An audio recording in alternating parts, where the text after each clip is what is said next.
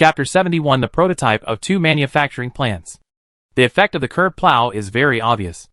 If it can be promoted in Shanlin Town and ensure that each village has several or even more than a dozen plows, whether it is to reclaim wasteland or to turn over fallow land, it will save a lot of manpower and material resources compared to before. Then Ronan can put the saved people into other production activities. Moreover, this deep plowing method, combined with the ridge plowing method that Ronan is about to promulgate, will definitely increase the crop yield of Shanlin Town to a higher level. But obviously, if you want to promote it comprehensively, you must first solve the problem of yield. The blacksmiths in Shanlin Town are only Kales and his son, still an apprentice. In the case of being unable to cast the plow shovel, Kales can only hammer it alone. So the speed of making the plow shovel and plow wall is a bit slow. As for the production of the plow body, it is not as complicated as making weapons and armor with black iron trees. Ram, a half-baked carpenter apprentice, can complete it. Finding a few people to practice and operate it a few more times should not be a problem. Anyway, there are more birch trees in Shanlin Town. Karuz, I bought 2,000 kilograms of wrought iron this time. I need you to help me make at least 30 of these curved plows. The reason why there are 30 is not because there is not enough iron, but because there are not so many cows in Shanlin Town.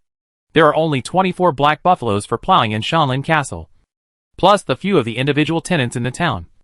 There are about 30 of them. Oh my god! 30? Karuz's eyes widened in shock. He had never received such a large order. Yes, this is just the initial stage, and it will need to be made later. Ronan added, I will provide both wrought iron and wood, and I will also provide you with 4 people to help you.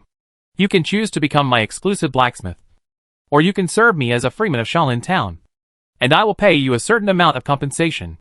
Of course, if you choose the former, I will give you a salary of 10 copper coins a day. In addition, your son Ball is a blacksmith apprentice.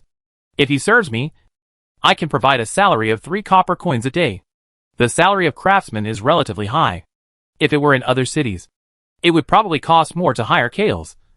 But in Shanlin Town, a remote and poor place, the price would naturally be lower. Kales hesitated. It is natural for the people to serve the Lord, but in his current state, he can take the Lord's work and earn other people's odd jobs. But if he becomes the exclusive blacksmith of Shanlin Castle, generally speaking, he can only serve the Lord. However, the salary offered by the Lord is indeed high. It would be good for him to earn 10 copper coins a day 10 days out of 336 days a year. Sir, I am very tempted by the salary you mentioned, but I don't know when you usually settle my salary. Ronan gave Chahar a look, and the butler immediately understood. Don't worry, Carls. The master is the most kind lord. He never owes anyone salary. As he said, he took out the 1 silver and 68 copper coins he had just received in the morning from his pocket, and said proudly, see, the master will settle the salary of last month for everyone on the 6th of every month. The cowherd, Gallon and others next to him also took out money from their pockets. Chahar continued, just this morning, the servants of the castle, the professional knights and magicians of the castle, and the guards, all settled their salaries for last month. He emphasized, please remember, the master is the most benevolent, trustworthy, and kind nobleman. No one else. Ronan was a little embarrassed by such praise, but he was also surprised. Why did these people carry money with them? Isn't it inconvenient to walk with a jingling sound? When Kaluz saw the scene, he no longer hesitated and immediately performed the gentleman's salute. Then Kaluz is willing to be your exclusive blacksmith. Okay, I won't treat you unfairly. Ronan laughed. If you are willing to take an apprentice. If you do, I will give you an extra 5 copper coins per day. Karuz's eyes lit up. I am willing. Sir. Ronan looked at Gallon. Go and inform Wilson to pick 3 men and 1 woman from the slaves. Remember to find those who are a little smart and look like they can learn something. At the same time, let Wilson tell the slaves that as long as they are willing to serve me down to earth for 10 years, I can give them a certain degree of freedom and let them become my serfs. Okay. Sir. Gallon received the order and ran out. Karuz looked at the lord in front of him with some surprise. You are such a kind person. Kindness? For Ronan, it was just to give this group of people a little goal and motivation. And 10 years was too long. Karuz, I found that your forging speed was too slow. I will teach you a new iron smelting method later, so that you can quickly produce farm tools. The blacksmith was stunned for a moment, thinking that he had heard it wrong. But seeing the lord's serious look, he was confused. My lord, I learned the art of ironworking and forging from my father. Kaluz explained. My father's master is a famous blacksmith in Wishan City. Please believe that the technology he taught us is the most advanced. Craftsmen always stubbornly believe that their skills are the best.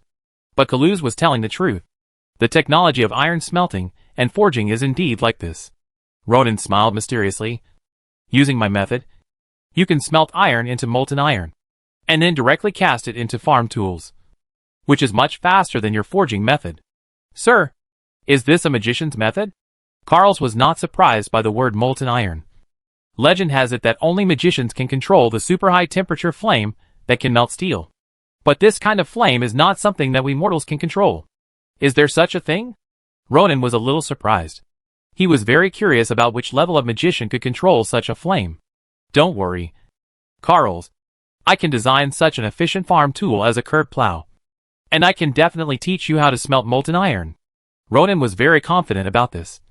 Before that, you continue to use your method to make the plow shovel and plow wall, and assemble the curved plow.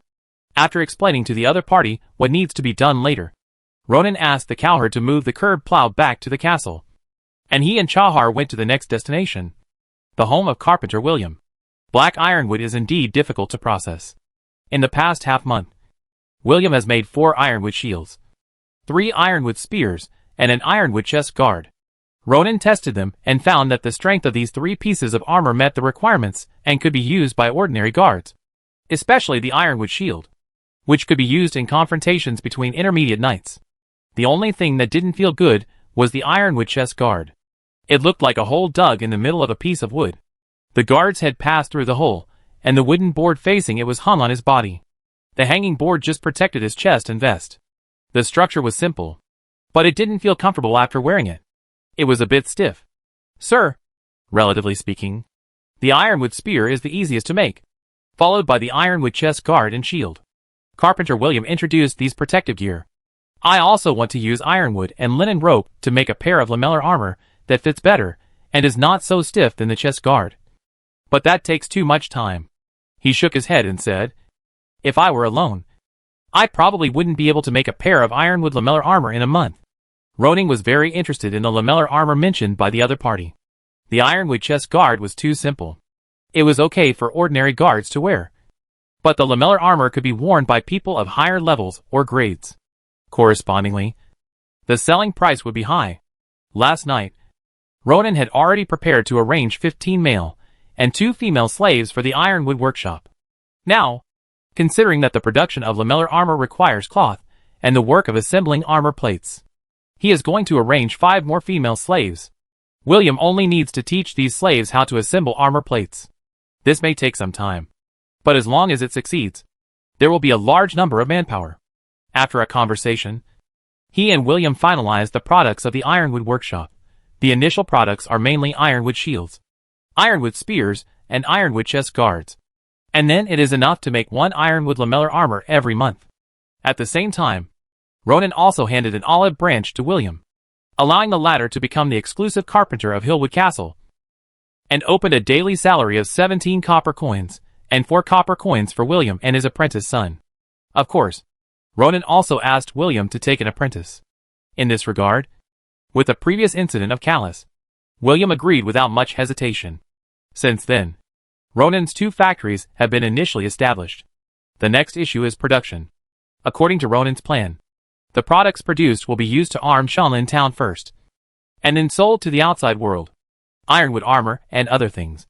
Because of the special nature of the black iron tree, outsiders cannot copy them, so Ronan can sell them boldly. But the curved plow is different. This thing does not have a very high technical content. I believe that a blacksmith with a little skill can quickly copy it after buying one. If Ronan spends a lot of time hoarding a batch of goods, he may sell some at the beginning, but soon there will be imitations outside, and in the end the goods in his hands may not be sold even at a reduced price. What's more, Ronan currently does not have the ability to produce quickly and stock up. When the iron smelting technology is optimized later, and the plow shovel and plow wall can be quickly produced by casting, We can think about this problem again. Therefore, he was not going to work hard on selling the actual curb plow for the time being.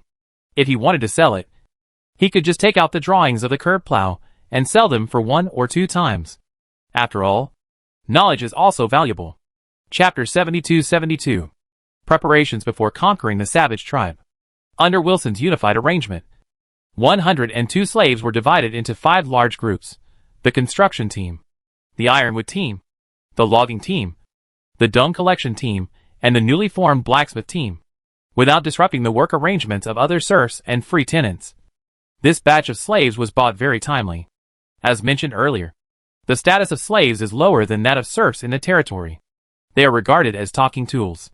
Although serfs are not in a high position and are bound to the land and cannot easily leave or change their status, they can still enjoy certain independent families, marriages, and economic rights at the legal level. As the owner of this group of slaves, Ronan has the power to decide their identities.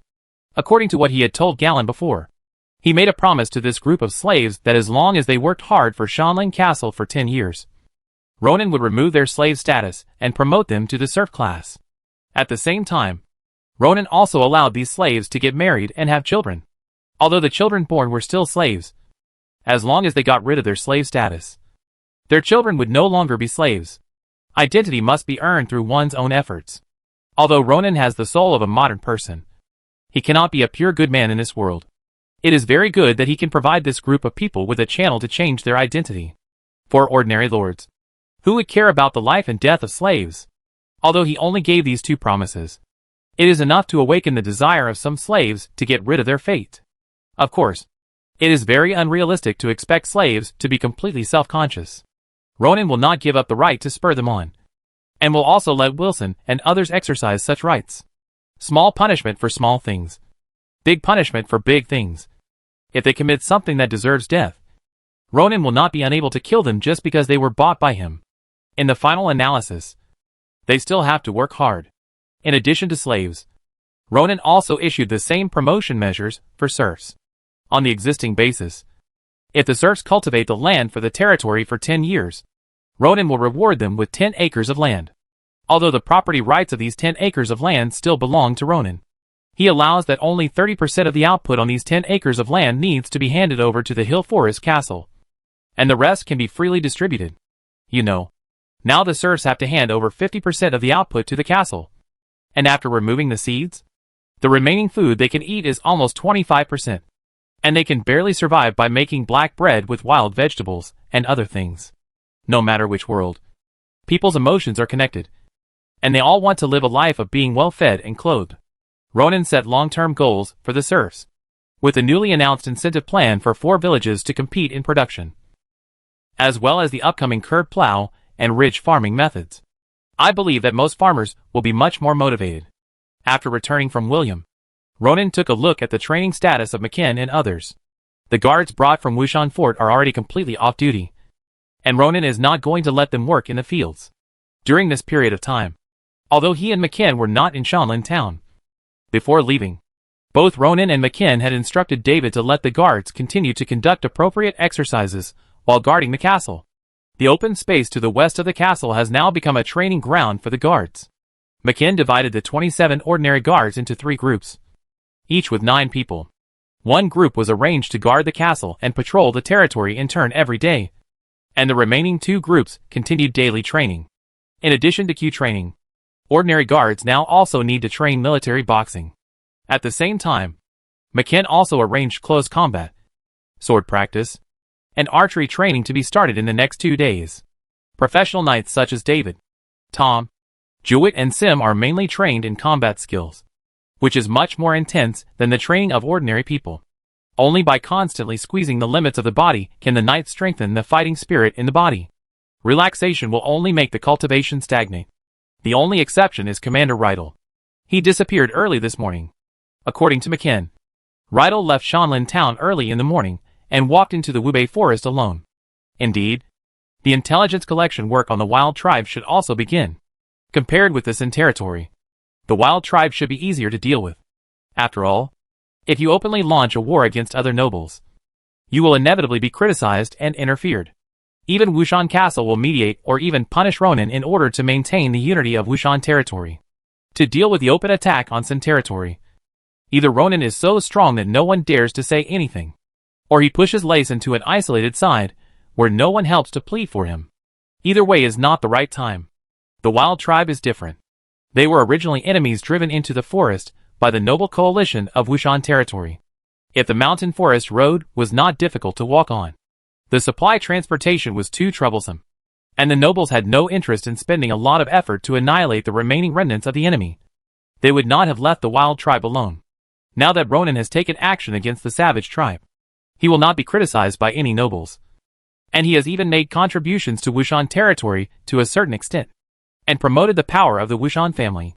Over the years, it seems that Wushan Castle has not done anything remarkable. Since Mr. Lowlands retired and handed over the matter to Wiggins, the family has become quiet. Ronan looked at the knights and guards, who were practicing from a distance.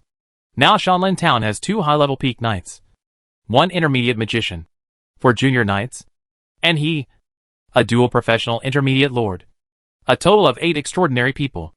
A few more extraordinary people can form a knight team. When selecting guards in Wushan Castle, Ronan looked at Sir Garmin and wondered when he could have a knight team himself. But he didn't expect that only a month had passed, and this idea had become within reach. My lord, you are here. McKen and others stopped immediately when they saw Ronan coming. I just came to take a look. You guys continue training. Ronan waved to McKen. Carpenter William has made a batch of ironwood armor and weapons with black iron trees. You can arrange 2 people to move them over and equip the guards. The shields are of good quality. You should be able to use them. McKen knew about the existence of the black iron tree. They discovered it when they accompanied the lord to inspect there that day. At that time, McKen was only an intermediate knight. He didn't even cut the black iron tree with a sword. The armor made of this thing definitely has a certain degree of defense. I didn't expect William to process the black iron tree so quickly, McKen said with a smile. I'll have someone move it over later, and equip the guards first. You will be responsible for distributing the ironwood armor, plus the 5 sets of full-body armor obtained from Pedro and Prince. Ronan glanced at the 2 new knights who were practicing. Give more guidance to Jewett and Sim, as well as David and Tom, during this period, and improve their combat effectiveness. After Retta collects intelligence on the wild tribe, we will be ready for battle. McKen's face became serious. Okay, sir. I understand. While the 2 were talking, a guard ran towards Ronan. Sir. McKen looked over. It's the guard guarding the castle today. Ronan was a little confused. The guard must have something urgent to come here. Last time, it was Philiton who visited. Could it be that someone else came today? The guard ran to Ronan panting. Sir, several knights said they wanted to visit you. Someone really came, and the mountain forest town became lively. But he couldn't think of who would be bored enough to come here. Is it the Philiton Knight of the Shan Order? No. It's a knight from the horse-herding city. The guard panted and replied. The leader said his name is Rogna Ironhoof. Chapter 73 Unexpected News. Ronan didn't know the knights of the horse-herding city, but when he heard the name Rogna Ironhoof, he knew the identity of the visitor. He was from the Ironhoof family of the Viscount of the horse-herding city. He searched for information about this name in his mind, but he only knew that this Rogna was the second son of Viscount Marvin, and there was no more information. Ronan himself had no contact with the Ironhoof family. If he had to say it, he would only spend thousands of gold coins on their land this time. So what did the people of the Ironhoof family come here for? Come on. Accompany me to take a look. It was not polite to keep others waiting for a long time when the nobles came to the door. So Ronan didn't delay any more and called McKen to go back to the castle together. At this moment, there were 5 people standing outside the castle, 3 of whom looked like guards, and the leader was a man and a woman, both wearing light armor and equipped with weapons, and they looked like professional knights. This was the first time Ronan had seen a female professional knight, but he paid more attention to the man with a black horse emblem on his chest. The man was sturdy and stood straight, his hand on the long sword at his waist, and he had a fierce aura. He was looking up at the castle in front of him, not knowing whether he was comparing it with the castle of the Ironhoof family or estimating the defense of the Hill Forest castle in his mind. Ronan. They are coming. The woman beside him caught a glimpse of Ronan and others walking in the distance and reminded him in a low voice. The man who was looking up at the castle came to his senses and quickly looked to the left. His eyes locked on the young man with silver hair. "Good morning, Baron Ronan." He swept away his fierce aura and became very pleasant. "I am Roner Ironhoof from the horse-herding city. Please forgive me for my sudden and presumptuous visit." Ronan took a quick look at the other person. With black hair and black eyes, he looked friendly, but unfortunately his skin was relatively white. "Welcome to you, Lord Roner." Ronan walked up and hugged the other person gently with a smile. "It has been a long time since Shanlin Town has had guests. I am very happy to see you." Roner was a little surprised. The Baron Ronan in front of him seemed to be different from the legendary eldest grandson of the Marquis. Although they only met for a moment, he felt that the person in front of him was more stable. "Ronan, this is Miss Cromie Snow. She is my fiancée." "Oh!" This time Ronan was even more surprised. Why did the other party bring his fiancée to this remote place? It can't be that he brought his family to pledge allegiance to him. "Right? Nice to meet you, Miss Cromie." Ronan smiled and nodded to the other party, and said to Roner, "You have a beautiful fiancée." "Ha! I think so too." Roner scratched his head and laughed, making Cromie beside him a little uncomfortable. After a few greetings, the second son of the Ironhoof family walked aside and led out a handsome black horse. "We only learned in the past 2 days that you came to the Horse City a while ago.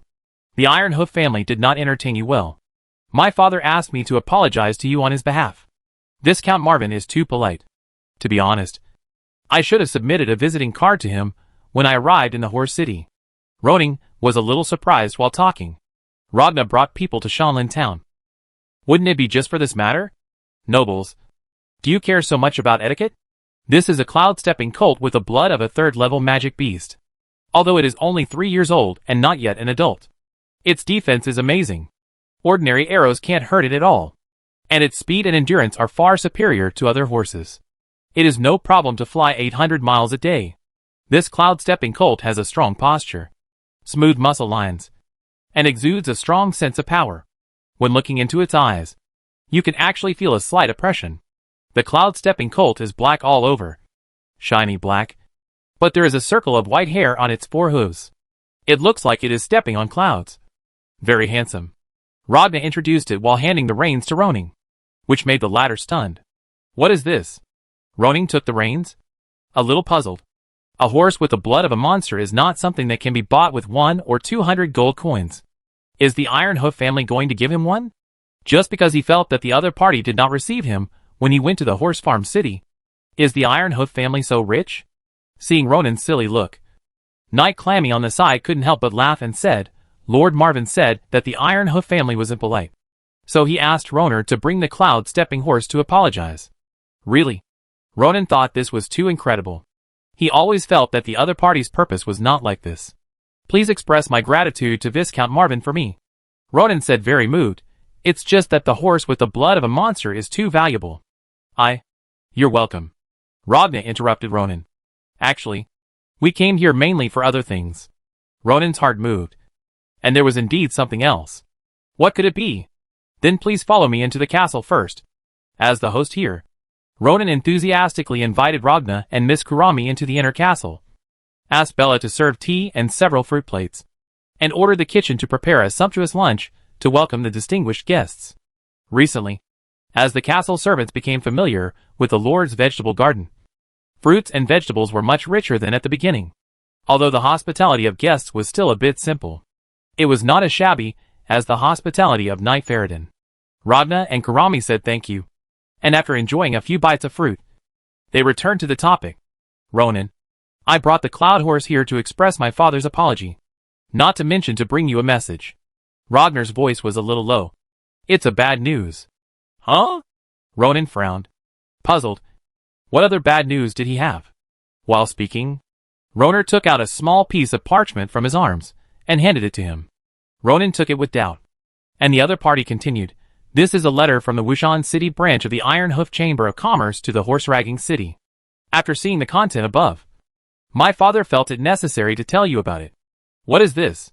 Ronan spread out the letter in his hand with doubt and read the content quickly. "You don't know until you see it. You will be shocked when you see it." The letter actually said that the Earl of Wushan City, Ronan's father Wiggins, was assassinated and his life was in danger. If it weren't for the fact that the parchment had the black horse emblem of the Ironhoof family, and was personally sent by the son of the Viscount of the horse-herding city. Roning would have suspected that some bad guy was maliciously spreading false information. But since Viscount Marvin passed the news to him in this way, he used the reputation of the Iron Hoof family to guarantee the authenticity of the news. Roning looked up in disbelief. What on earth is going on? The letter did not specify the specific reason. Rodney explained, You should also know that the 28th of last month was Earl Orson's 70th birthday, and many nobles in Wushan sent people to celebrate. As his son-in-law, Lord Wiggins would naturally not be absent. Although the banquet went very smoothly, no one expected that Lord Wiggins would be assassinated by an unidentified killer on his way back to Wushan Castle after attending the birthday banquet. Rodna was very sad. It is said that there are 2 silver knights among the assassins this time. Even if Sir Toru Viner, who is protecting Earl Wiggins, is a gold knight, he can only barely hold these 2 people. Not to mention that the other party also has a bronze knight and several senior knights. Roning had heard of the name Toru Viner. The other party was the leader of the first knights of Wushan Castle, Gammon Stout, who had met him at the beginning, was his subordinate. The outside world thought that Toru was only a silver knight. When did he break through to become a gold knight? Of course, this is not the most important thing. Under the protection of the gold knight, Wiggins was still seriously injured and in critical condition. The opponent's assassination was obviously well prepared. Roning couldn't believe it. Earl Wiggins, my father. He's dead? Chapter 74 Uncertain of Life and Death. For Shanlin Town, the visit of the son of the Iron Hoof family was a very unexpected event. And the news he brought was even more unexpected. I don't know the specific injuries of the Earl. Roder shook his head and said, This is the information sent by our family chamber of commerce. Lord Wiggins was already dying when he returned to Wushan Castle. As for after entering Wushan Castle, I only know that all the knights of the First Knight Order were on alert nearby, and the news inside was not spread. However, including my father, many nobles in Wushan territory will set off to Wushan territory in the near future after receiving this news to visit Lord Wiggins' situation. Some nobles may just be there to see a doctor or eat melons, but some may want to confirm Wiggins' life and death so as to make other preparations. Roning frowned. They can actually dispatch 2 silver knights and 1 bronze knight at a time. What are the origins of these killers? The higher the professional level of the extraordinary person, the more or less there is power behind him. Either a noble, a chamber of commerce, a rich man, etc. Being able to dispatch such a high level and number of professional knights to assassinate Wiggins at one time shows that the other party's origin is not simple. Ragna shook his head. How could he know such a thing? Even if he had his own guess. He dared not speak nonsense in front of Roning without evidence. If Roning told Wushan Castle about his guess, which aroused the anger of Lord Lillands and started a war, he and the Iron Hoof family would be put on the cusp of the storm. Although Ragna did not say much, Roning had his own guess in his heart. In this kind of assassination, it depends on who will benefit the most from the death of the person involved. And that person may be the murderer. Wushan family. Marquis Lillands is seriously ill and retired. It is said that he will not live for a few years. When he dies, his son, Wiggins, the current Earl of Wushan City, will inherit the title of Marquis. After several years, when Wiggins dies, who will inherit the title of Marquis of Wushan Territory? It must not be Roning who has been deprived of the right of inheritance, but his younger brother Breton, the grandson of Earl Orson Hyde. Now that Wiggins is dead, when Lillands dies in a few years, Breton will directly ascend to the title of Marquis, which will save at least 10 or 20 years compared to waiting for Wiggins to die. So after such an analysis, it is very obvious who will benefit from assassinating Wiggins. I am afraid that the Hyde family wants to get the title of Marquis as soon as possible by supporting their grandson, and even want to kill the seemingly useless son-in-law as soon as possible? Roning couldn't help thinking that if he was not afraid of Lillands' meteor-level strength, I am afraid that the first person to take action should be Lillands instead of Wiggins. However, is it really what he imagined? Ronan dared not guarantee it. After all, he could think of this situation. And so could other nobles. And even Lu Lands of Wushan Castle could think of it. Under this situation, Orson Hyde still wanted to assassinate his son-in-law, which only meant that he had no regard for Wushan Castle. Would the other party really dare to show his cards like this before Lu Lands died? Ronan thought that this matter still had to be questioned. Ronan, when are you going back to Wushan City? Ragna changed the subject. If you leave now, We can escort you out of the forest in the south. And when you get to the horse-herding city, you can be with my father, which will make the journey safer. Ronan came back to his senses and said in surprise, "Why? You are not staying here today. And you are going back? It is almost noon now. Even if the other party leaves immediately, he will not be able to return to the horse-herder city today." Ronan originally thought that the other party would stay in Shanlin town. "I'm sorry. It's not that we don't want to rest here for one night. But my father is still waiting for my news in the horse-herder city," Ragna explained. "If you are willing to join us, then we will set off together from the horse-herder city. If you have other plans..." I have to go back and reply to his message. It seems that Marvin Tiety wants to leave for Wushan Castle as soon as possible. Ronan thought about it and did not give an answer immediately. "Please let me think about it." Ragna and Kurami, the two knights, met each other and saw the surprise in each other's eyes. They thought Ronan would leave immediately, but they didn't expect that the other party would still look unhurried. Could it be that Ronan was still angry about being deprived of his inheritance rights? And even when his father was dying, he was unwilling to go back to Wushan Castle to visit him. This is too willful. After all, Ronan is the blood of the Wushan family. Ragna and Kurami thought so in their hearts. But they didn't say much.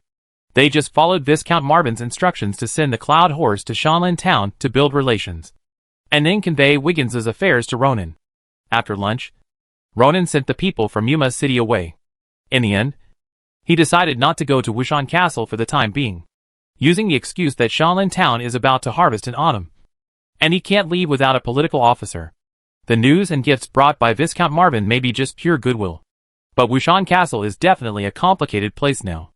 In the next few days, all the nobles of Wushan territory will gather there. If Ronan goes there at this time, he will undoubtedly join this vortex on his own initiative. If he is manipulated by someone with ulterior motives, he may even be pushed to the front. Ronan finally settled down in this remote mountain forest and finally faded out of the sight of many people. Only then did he have time to develop steadily. He didn't want to be remembered so soon. Moreover, Ronan believed that Wiggins was most likely rescued by Wushan Fort and was not dead. After all, if he really died, Ronan might have brought a letter from Wushan Fort. If Lu Lanz asked Ronan to go back, he would leave immediately.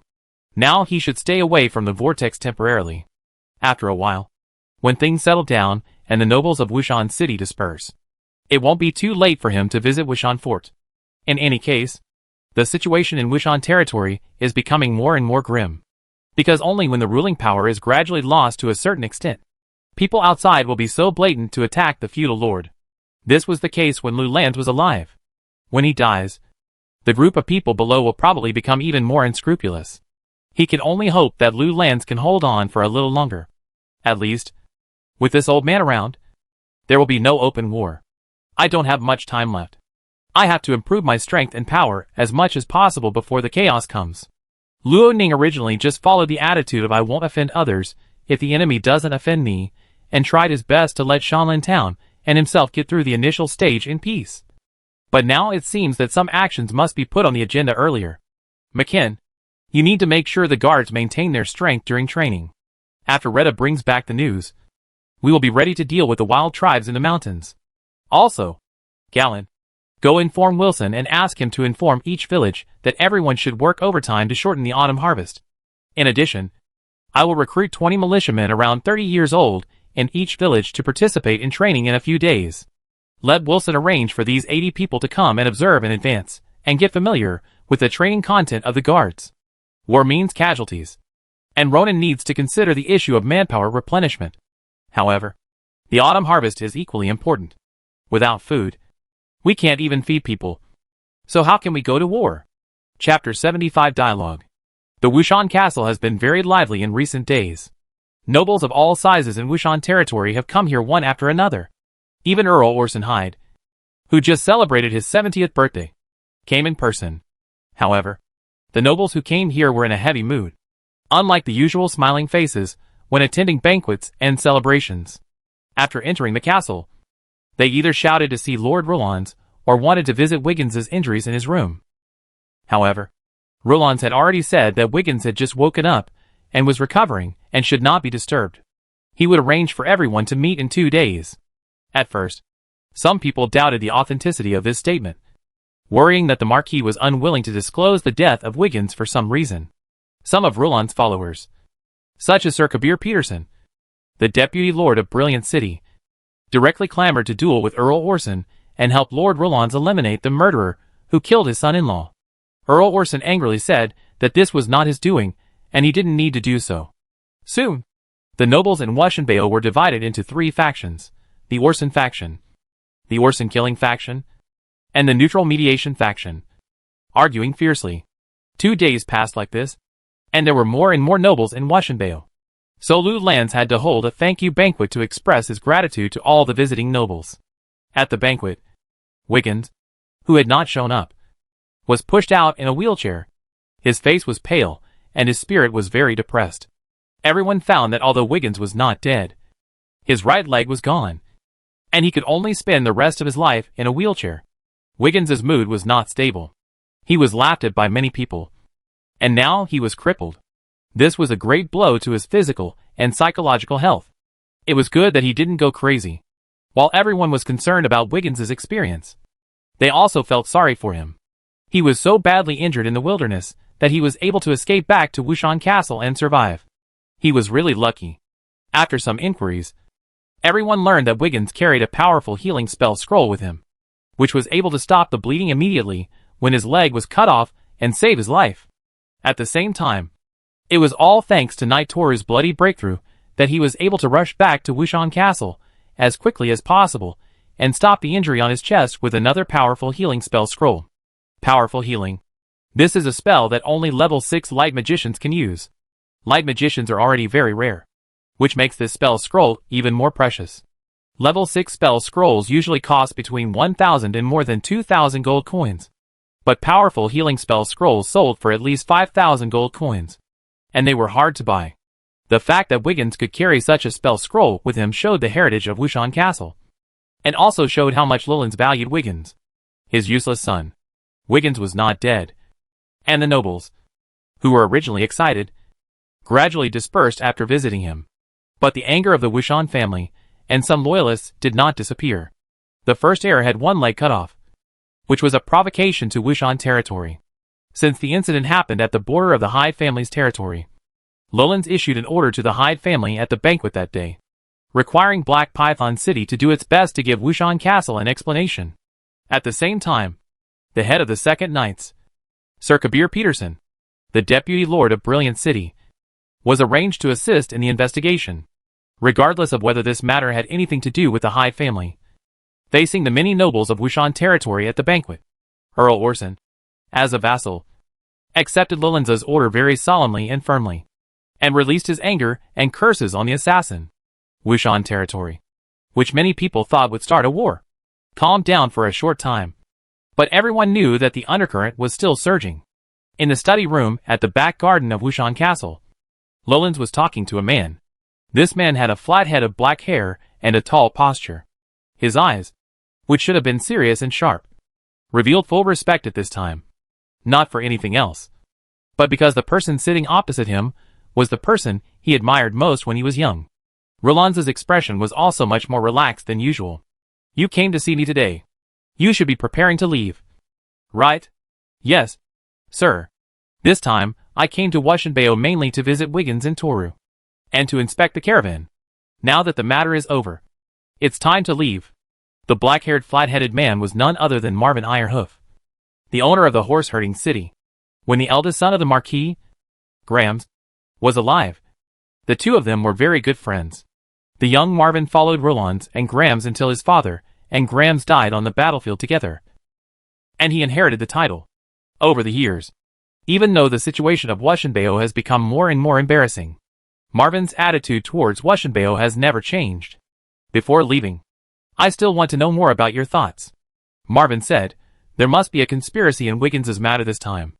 No matter how Orson defends himself, I feel that he has more or less some connection." His eyes were sincere.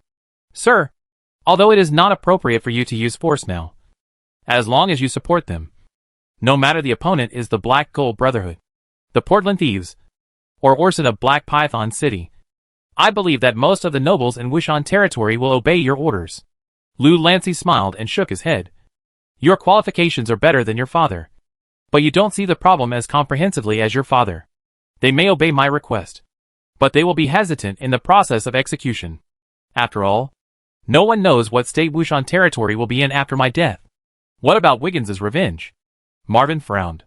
Lou Lancey said, the assassin who assassinated Wiggins came from a killer organization called Skull and Bones Society. I don't know if this organization has any relationship with Orson. But even if it does, Orson should not allow the other party to attack Wiggins in the Earl's territory. The ruling power of Wushan Castle has declined. And there are always some strange organizations in Wushan territory. For example, the Black Gold Brotherhood and the Portland Thieves Group are thorny organizations that have emerged and gradually become stronger in recent years, occupying a large area in the southeast.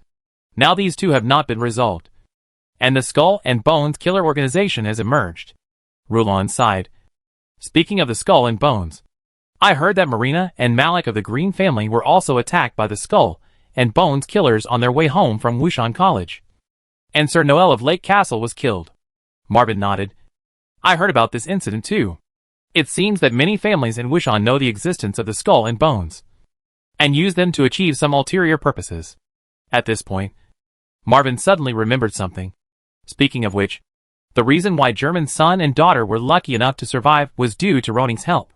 If he hadn't happened to pass by, Baron German would have experienced the pain of losing his son and daughter again. Marvin looked at Lou Lanz. Sir, what do you think of Roning? This kid. Lou Lanz leaned back, and the whole person seemed to shrink in the soft sofa.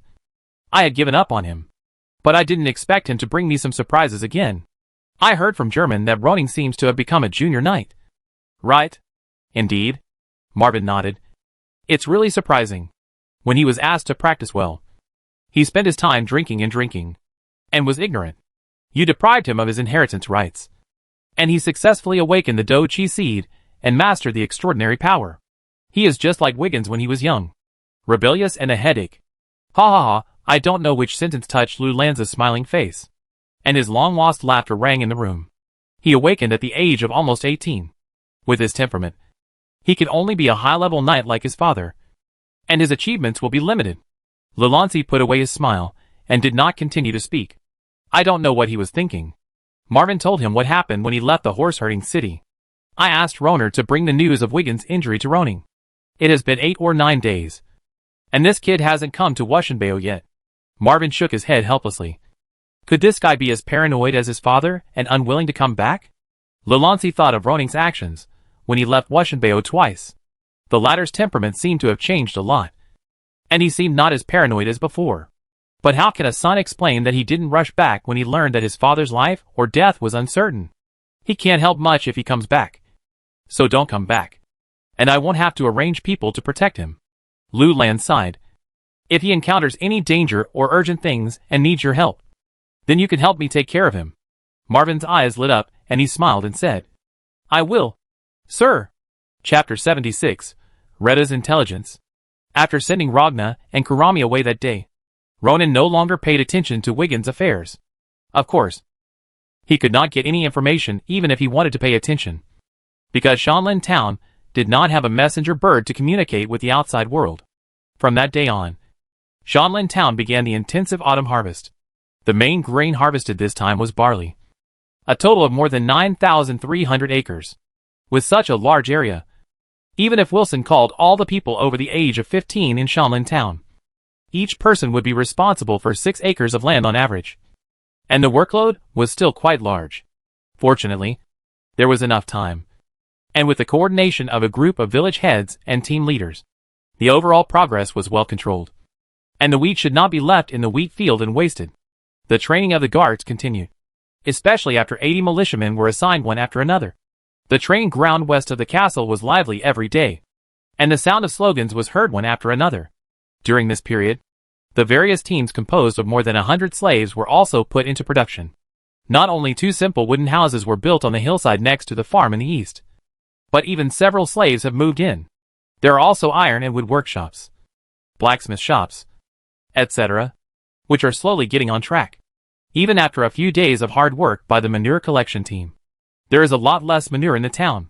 During this process, Wilson and several village heads reported the laziness of slaves. For those who want to be lazy and not work, Ronin is merciless. After a lesson and 1 or 2 meals of hunger, those people became much more honest. They also understood that the Lord's kindness is conditional. And if you don't work hard, you don't deserve this kindness. During this time, Ronin was busy learning magic, making scrolls, and sparring with Makin to improve his combat experience. In addition, he spent more time on improving iron-making technology. If you want to mass-produce farm tools, you need to increase the temperature to produce liquid iron. Generally speaking, the melting point of iron is as high as more than 1,500 degrees. It is a bit difficult to melt it under the current conditions, but there are ways to obtain liquid iron. In a high-temperature furnace, iron absorbs carbon when it is reduced, and the melting point of the carbon-iron alloy formed will decrease accordingly. And the more carbon absorbed, the lower the melting point. When the absorbed carbon reaches about 4%, it only takes 1,200 degrees to melt the iron. With the help of bellows, high-grade charcoal and blast furnace, this temperature can be achieved. So during this period, Ronin mainly did 3 things: designing piston bellows, traditional coking, and making iron blast furnaces. The piston-type bellows is easier to operate than the small leather bellows used by Kales, and it can also save energy. The amount of air sent in is relatively increased, which greatly increases the temperature in the furnace. Traditional coking is actually to use wood materials to make high-quality coke, concentrating the energy of wood. As for the iron blast furnace, it is actually a simple furnace made of less. It is not very high, and is only used for preliminary verification. All along, Ronin has left the impression of being clean to the servants in the castle. They never thought that the master has not only been close to the manure collection team recently, but also played with coke and mud himself. Ronin didn't care about these. He made the coke and connected the bellows to the furnace, and then started to try. After several experiments, the temperature in the furnace was indeed raised through the bellows. After repeatedly adding charcoal to maintain the high temperature, it seemed that the iron could be melted. But a problem arose. Ronin had no container to hold the hot molten iron. He wanted to use a ceramic cup to hold the iron block directly to burn, but found that the ceramic cup could not withstand the temperature in the furnace and cracked directly. So the problem of iron smelting was transformed into the problem of making refractory ceramic cups. Fortunately, Shanlin town is not short of clay. Ronin used several different clays, and finally fired a ceramic cup that can withstand high temperatures, which is the crucible in the modern sense. When the blacksmiths Kales and Bar watched Ronin pour the molten iron in the ceramic cup into the pre-made mold, and quickly formed a small dagger, their eyes were directly straight. Kales did not expect that the Lord's words that day, "It can allow ordinary people to master the temperature of molten iron," were not a joke, but a real thing. But Ronin knew that this kind of cast dagger could not be used for fighting. It was too brittle. The method of casting with molten iron can at most make use of the hardness and wear resistance of pig iron to make farm tools. And it is best to undergo high-temperature decarbonization. Of course, this crucible method also has great disadvantages. If the blast furnace iron making can be moved here, it would be even better. But this requires him to spend more time to study. Although this method is too crude at present, it is also a core secret. Ronin asked Kales and Balmore to observe, and at the same time asked them to keep this secret for him. In this era when iron making is still in the traditional way, bellows and future blast furnace iron making are all core technologies. So Ronin asked Kales and Ball to sign a confidentiality agreement. If the secret was leaked, they would pay the price with their lives. In a blink of an eye, it was September 15th, and Rydar, who had disappeared for nearly 10 days, finally returned to Shanlin town. When he left, the other party was still a handsome young man. But when he came back, Rydar had become a middle-aged uncle in a mess. After Ronin asked him to go back to the room to take a shower, he called Makin and others to the hall of the fortress for a meeting. The woodland to the north and east of the town is very large. At the beginning, I just searched aimlessly. It was not until I walked about 10 miles north of the town that I found traces of human activities. In the fortress of Shanlin Castle, Rydar told what he saw and heard slowly. After finding traces of human activities, he searched for another day or two, and finally found a village in a bamboo forest in the north. The dense bamboo forest concealed Rydar's figure, and the rustling sound of bamboo leaves covered his footsteps. After a detailed observation, Rudel found that the village had only 100 houses, and was not very large. There were cultivated fields in the north of the village, and it was unknown whether the crops grown there could be self-sufficient. After Rudel marked the village, he walked along the path northeast of the village and happened to meet 3 hunters while crossing the mountain. There was nothing to say. Rudel attacked almost as soon as he saw the other party, killing 2 immediately and leaving 1, and successfully learned the news of all the wild tribes in the forest from the hunter. According to the hunter's account, there were 8 tribes in this forest at most. But after years of natural extinction and annexation, there are only 4 tribes left, namely, Black Collar Tribe, Gray Soil Tribe, Green Bamboo Tribe, and Purple Fruit Tribe. Among them, the Black Collar Tribe has developed very fast in recent years, launching many attacks on the other 3 tribes and absorbing a lot of people, in order to prevent being annexed by the Black Collar Tribe. The remaining 3 savage tribes formed a tripartite alliance and presented a posture of confrontation. When Luo Ning heard this, he was stunned. No wonder the savage tribe did not invade Shanlin town. It turned out that they were also engaged in a civil war. These 3 hunters are from the Purple Fruit Tribe. According to them, their tribe has the smallest population, with less than 300 people left. The Grey Earth Tribe is the strongest in their 3-party alliance, but its population is only more than 400 people. As for the extraordinary people, there are very few of them, and the strongest is only a senior knight. After speaking, Rydar took a sip of water from the cup beside him. After I disposed of their bodies, I searched for 2 days according to the route they said, and now I have determined the location of these 3 tribes. The Black Collar Tribe mentioned by the other party is located on a relatively flat plain. There are the most houses and fields there, and they are the most widely distributed among these tribes. The autumn harvest is also underway. After hearing that Rydar had finished telling the intelligence he had obtained, everyone sitting at the long table of the fortress showed admiration. Ronan was no exception. He admired Rydar's courage and decisiveness, patience and tenacity. Ronan couldn't help but praise loudly. Rydar, you are the bravest person I have ever seen. Your intelligence is of great help to our next action, and I deserve your applause. Led by him, the others in the hall also applauded, expressing their admiration for Rydar's spirit and achievements. Rydar nodded to everyone with a smile, and when the applause stopped, he looked at Ronan. Sir, the strength of the wild tribe is not strong.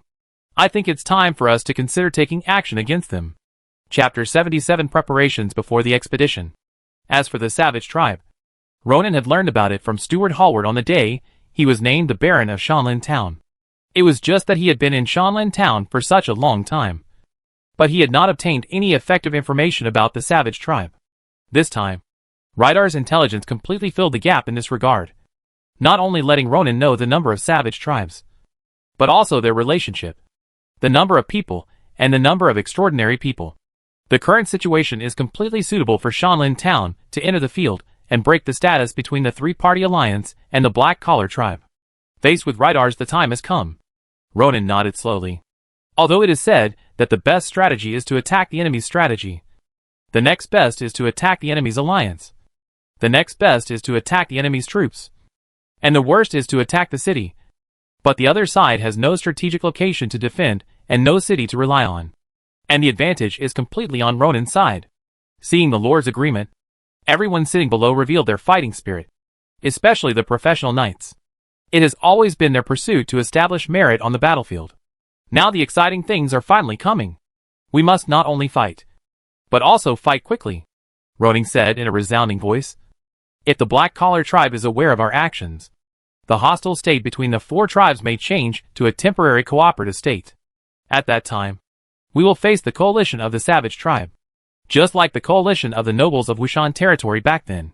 So once we attack, we must take down the Grey Earth Tribe, the Green Bamboo Tribe, and the Purple Fruit Tribe as quickly as possible, and take down the 3-party alliance before the Black Collar Tribe has time to react.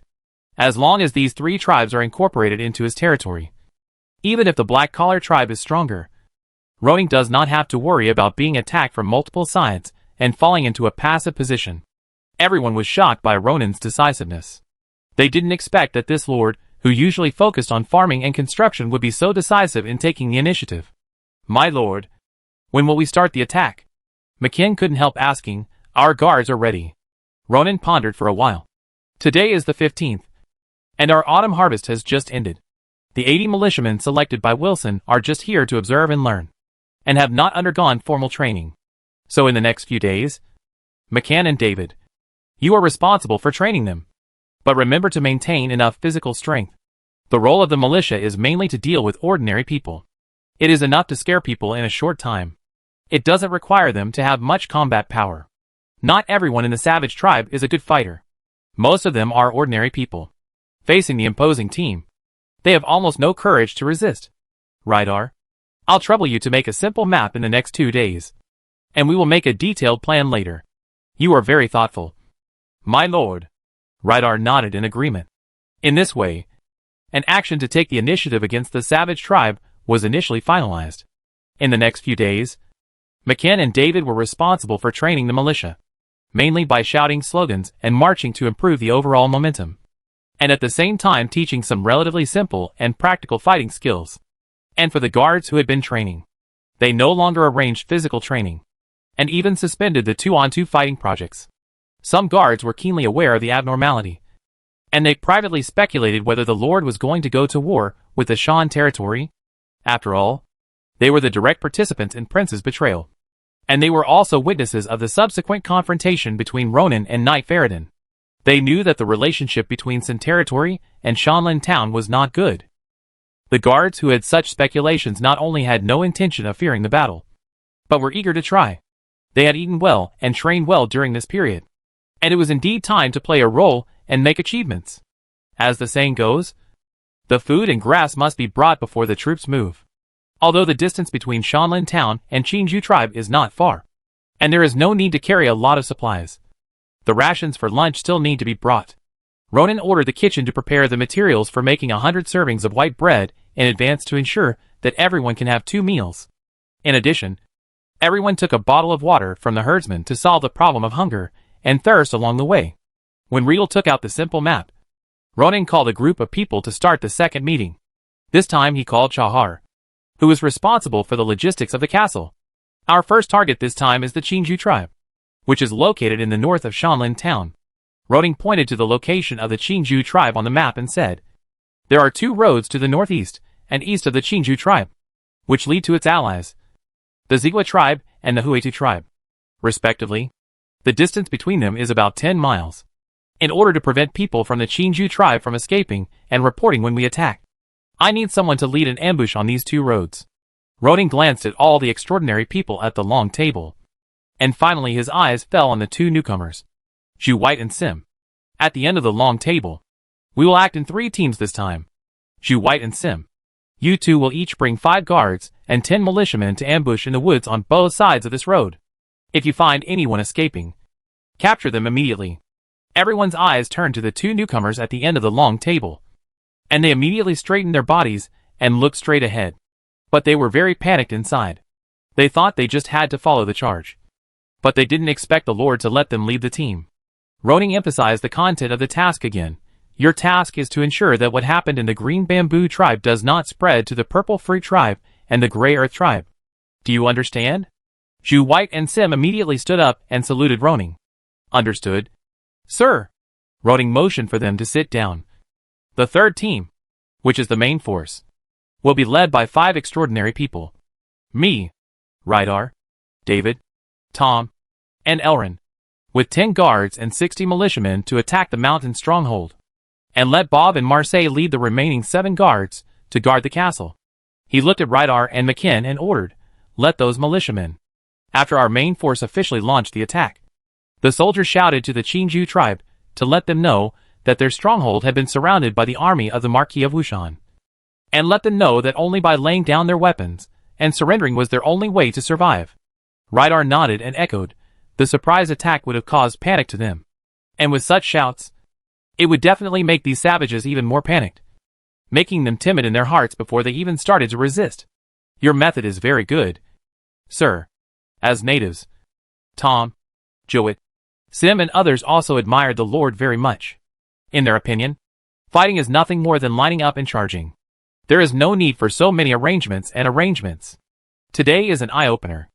Luo Ning chuckled and accepted the praise from everyone. Morale is still very important. Doing so can make our own morale high and the other side's morale low. In this way, we will win faster and suffer less losses. There are not many extraordinary people in the Qingju tribe.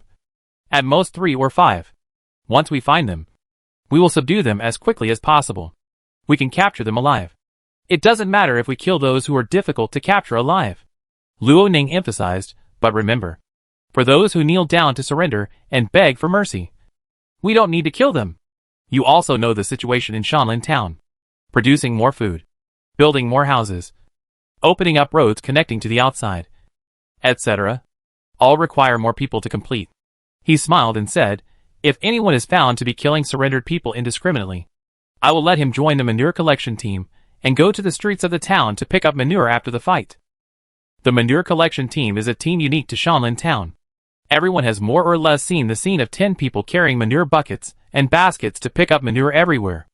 As soon as they thought about the possibility of doing this, they quickly kept the Lord's instructions in mind. Roding discussed some details with everyone before officially ending the meeting. Today is September 19th. We still have 1 day tomorrow to prepare. Let the guards and militia rest well for 2 nights. Roding stood up. At 4 a.m. on the 21st, everyone will gather outside the castle for breakfast and set off on time at 5 a.m. Now get ready. This is the first battle that Shanlin Town has taken the initiative to fight against the outside world. Roding doesn't want any accidents to happen. Choosing the 21st ensures that he can receive the second warm gift package in September, so that his strength can be improved as much as possible. Chapter 78 March. For a whole day, Rydar and McKin were formulating the tasks for the guards and militiamen.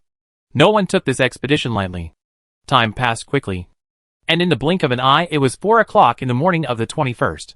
At this time, Ronan, Rydar, McKin, Elrin and other extraordinary people, 27 guards, and 80 guards were all gathered in the open space outside the castle. The servants of the castle also went out and distributed freshly made bread to everyone, some to eat and some to take with them. As breakfast time passed, everyone was ready to go. Ronan looked at the soldiers standing in front of him. Some of them were holding inferior long swords. Some were holding ironwood spears. And some were holding bone spears or even wooden sticks. As for protective gear, it was good enough to wear ironwood chest guards. Most people were basically without protective gear. There was no way. Ronan could not take out so many weapons at one time. But he only asked this group of people to scare people with their momentum, and did not expect them to have much combat power. Moreover, not everyone in the savage tribe on the opposite side has weapons and protective gear. He slowly drew out the long sword from his waist. This flowing flame sword was a reward for the 5th day of the 7-day login. He took it out after Luo Ning entered the intermediate level, and was able to release Doji. Using it can amplify the skills of Doji, and it can emit flames with a casual wave of the hand. The power is not bad, and it should be a magic weapon or an inscription weapon. Everyone. Luo Ning raised the long sword in his hand, and as Doji poured into it, red flowing flame surged on the sword body, like magma that can evaporate everything, illuminating the square. Let's go! In the dim light before dawn, this army of 100 people quietly set out on the journey. Chahar took the servants up the tower and looked at the direction where the army left, with blessings and prayers in his eyes. The maid Bella had tears in her eyes. Mr. Butler, do you think the master can return victorious?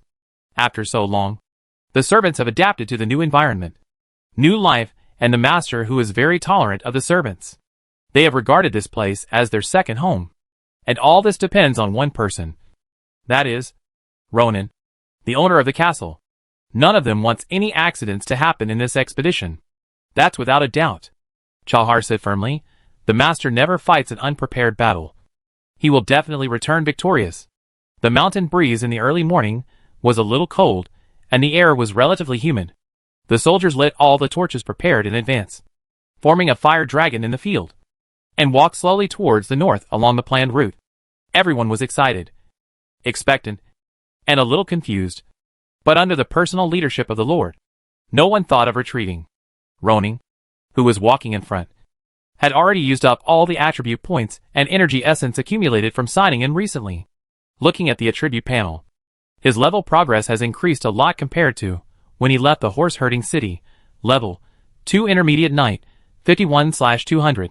2 Intermediate Magician, 300 out of 300. Now his magician level is full, and his knight level has reached a quarter. Although he is only an intermediate knight, relying on the 2 long-range attack magics of Wind Blade and Fireball, his deterrence is not lower than that of a high-level knight. In addition to his improved strength, McKinn has increased his cultivation by 2 points through his own practice, and has now reached 284/300.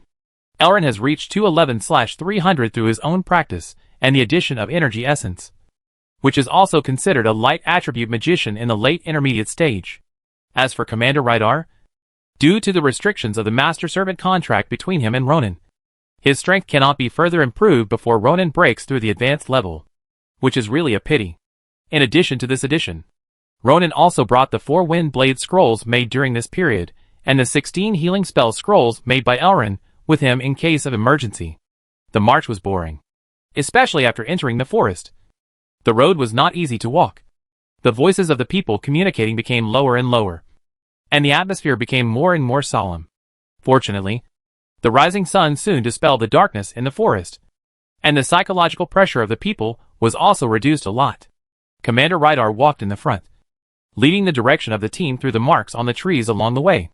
Ronan felt more and more that Riedel was worthy of being the commander of the legendary Flame Expeditionary Army.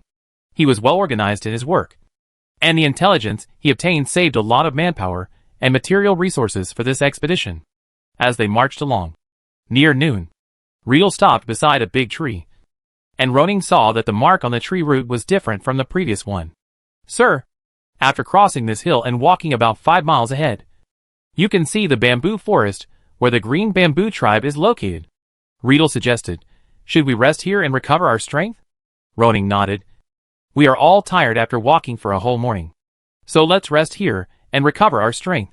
He paused and continued, "We only need to reach the Chinju tribe before dark, so everyone can rest here for a long time. Pay attention to arranging people to be on guard, and at the same time order the soldiers not to walk around or talk loudly.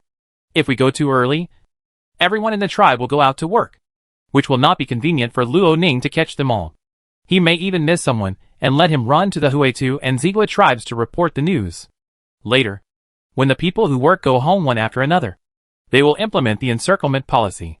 While everyone was looking for a place to rest, Luo Ning came to the top of the mountain and looked into the distance. He didn't know how far north he had to go to see the sea in the north. Looking back, he found that the distance between Shanlin town and the savage tribe was not as far as he imagined. From the town to here, it is only 15 or 16 miles at most, plus the 5 miles behind. It is only 20 miles. The relative dispersion may be one of the reasons why the Wushan Alliance army did not kill this group of people completely. The bigger reason may be that the nobles felt that, after killing the fleeing enemy leader and the remaining enemy remnants hiding in the deep mountains and old forests, it was a bit too much of a loss to spend too much energy and money to encircle and suppress them. The nobles were not interested in things that were not profitable. Time passed little by little. Everyone ate bread, drank water, and waited for the sun to set. And then the army of 100 people set out again. Compared with the previous time, everyone walked more carefully this time, trying to use trees, grass and terrain to cover their bodies. Fortunately, the fields of the Chinju tribe were not distributed here, and the other parties seemed to be busy with the autumn harvest, and no one was patrolling, which made Luo Ning and his party arrive outside the bamboo forest without any surprises. "Wait, Sim, you take your own people along this valley, and go around to the east to ambush on the roadside you are responsible for, the Lord, and we will wait for you here for half an hour." Rydar took over the command. "In half an hour, we will take the initiative to attack. If there is an accident on your side, let someone run over immediately. Don't worry, Commander. Even if we meet someone, we guarantee that he can't shout." Wait and Sim made a solemn promise, and then led their own troops to move. The sun set in the west, and the light in the mountains and forests gradually dimmed, and it would soon be dark. In such a mountainous area, at this point, I believe that the working people will return home one after another. Roning's eyes passed through the woods in front. Wait and Sim should be here soon. We should act. 5 extraordinary people stood up first and walked in front, and the 70 soldiers behind them all followed. Such a large team marched in the bamboo forest, and there was no other noise except the sound of stepping on the ground. No one spoke. No one talked. Everyone walked forward in silence. This is the discipline emphasized during training. The extraordinary people also have to be cautious when facing a well-trained and well-equipped ordinary army. The General Junior Knight can only fight 7 or 8 well-trained ordinary soldiers alone. They are not invincible. Chapter 79 Encountering the Enemy. The bamboo leaves rustled, and the team quickly passed through the bamboo forest. If it was the season for digging winter bamboo shoots, they might encounter a few people. But now they passed without any obstacles. It can be said that the Chinju tribe did not invest any manpower and material resources in preventing foreign invasions. I don't know if they are confident in their own strength or more confident in Shanlin town. Soon, faint human voices came into everyone's ears. Through the gaps in the forest, everyone's eyes easily saw a relatively open area under this bamboo mountain, where dozens of wooden houses were unevenly located. Roding also saw many farmers carrying farm tools to return to their families. They seemed to be thinner and more tired than the farmers in Shanlin town. Elrin reminded softly. My lord, there are people on the sentry tower over there. Roding looked in the direction and saw a 3-story sentry tower standing on a relatively high slope. Indeed, people could be seen moving on it. The question is, what is the use of building a sentry tower in the mountain village? Luo Ning was a little puzzled. He had already walked here, and the other party hadn't noticed it. What was the point of building a sentry tower? Use my fireball spell as a signal. After bombing the sentry tower, everyone will act immediately. Crossing the bamboo forest, everyone came to the open area. Luo Ning mobilized his mental power and magic power to condense on his palm and draw the spell pattern of the fireball spell. But when the spell pattern was successfully drawn, the fire element between heaven and earth surged and gradually condensed into a fireball with a diameter of 0.5 meter on his palm. What is that? At the same time, the sentry on the sentry tower of the Chinju tribe finally discovered this scene, mainly because it was getting dark, and the sudden appearance of the flame was too attractive. The sentry's eyes widened. He clearly saw a large group of people standing behind the fireball. The black collar tribe is attacking. The sentry reacted subconsciously, but before he could remember to shout out his thoughts, he saw the fireball flying towards his sentry tower at a very fast speed. He could even feel the hot air waves on the fireball. Boom! The fireball with a diameter of 0.5 meter hit the sentry tower, blasting the wooden pillars below into pieces. The platform above lost its support and fell from midair. The sentry also fell from the air, and his life or death was unknown. Charge! Rydar drew out his long sword, shouted loudly, and rushed out like an arrow from a string, followed by McKen and a row of soldiers. Tom, David, and the rest of the people were divided into 2 teams, and they encircled from the left and right sides. Invader. An unidentified person stopped in front of Rydar. This person's clothes looked better than the others in the Chinju tribe. It was unknown what his identity was. Get lost. Rydar didn't even look at the other person. He just burst out his fighting spirit when he passed by, and the other person was knocked away like a kite with a broken string. Everyone listen. Rydar jumped and came to the roof of a house. You are now surrounded by the Baron's army. If you don't want to die, kneel down and surrender immediately. Otherwise you will be killed without mercy. According to his roar, McKen and other guards also responded. Kneel down and surrender. Kneel down and surrender. The unified caliber, consistent speaking speed, and the roar blessed by fighting spirit. Almost the entire Chinju tribe can hear it. The savages who thought that the Black Collar tribe was attacking the mountain stronghold finally realized that it was not the Black Collar tribe, but the legendary noble army outside the forest. It had been many years, and they had forgotten the nobles' extermination of them. Some of them even thought that the nobles would not come. Until this moment, the terrifying memories came to their minds again. They were chased by the noble coalition and fled in the forest. At that time, they had no base and could run away at will, letting the noble coalition chase them without a target. But now it is different. They have their own mountain stronghold and base camp, and they are all gathered here. I surrender. Some people knelt on the ground in fear. They were already scared by the enemy's momentum. At this moment, it was like a lone boat facing a 100-meter high wave, without any resistance. I surrender. I surrender. All of a sudden, a large number of savages on the road knelt down. Seeing this scene, Ronan was in a good mood. This battle was easier than I thought. Elrin, who was also not charging, smiled and said, your arrival brought them hope and gave them the opportunity to get rid of their identity as wild men. They should thank you instead of resisting. They don't realize this. Ronan smiled and said, they were just scared by the strength of the soldiers. As the two were talking, a ball of fire attribute fighting spirit formed a blazing slash that cut through the void and hit Retta standing on the roof. The commander chopped with a sword and directly cut the blazing slash into pieces. But the exploding fighting spirit turned into a shock wave, which collapsed the thatched roof. Rydar landed on the ground. He saw a woman holding a child in the house, shivering in the corner. "Hide there. Don't move. Lady. I won't hurt you." He retracted his gaze and looked directly at the group of people rushing in front of him. It was obvious that the other party was the extraordinary people of the Chinju tribe. "Who are you? Why are you attacking my Chinju tribe?" Some of those who knelt on the ground and surrendered immediately showed hope when they saw the newcomers. "It's Lord Willie. It's Lord Willie. With Lord Willie here, we won't lose. Damn the invaders. Damn the nobles." Although some people stood up and prepared to resist, more people still knelt on the ground in a daze, not daring to move. At this time, the people led by David and Tom had almost surrounded this area of the village. If the other party wanted to resist, it would be nothing more than a fight of trapped beasts.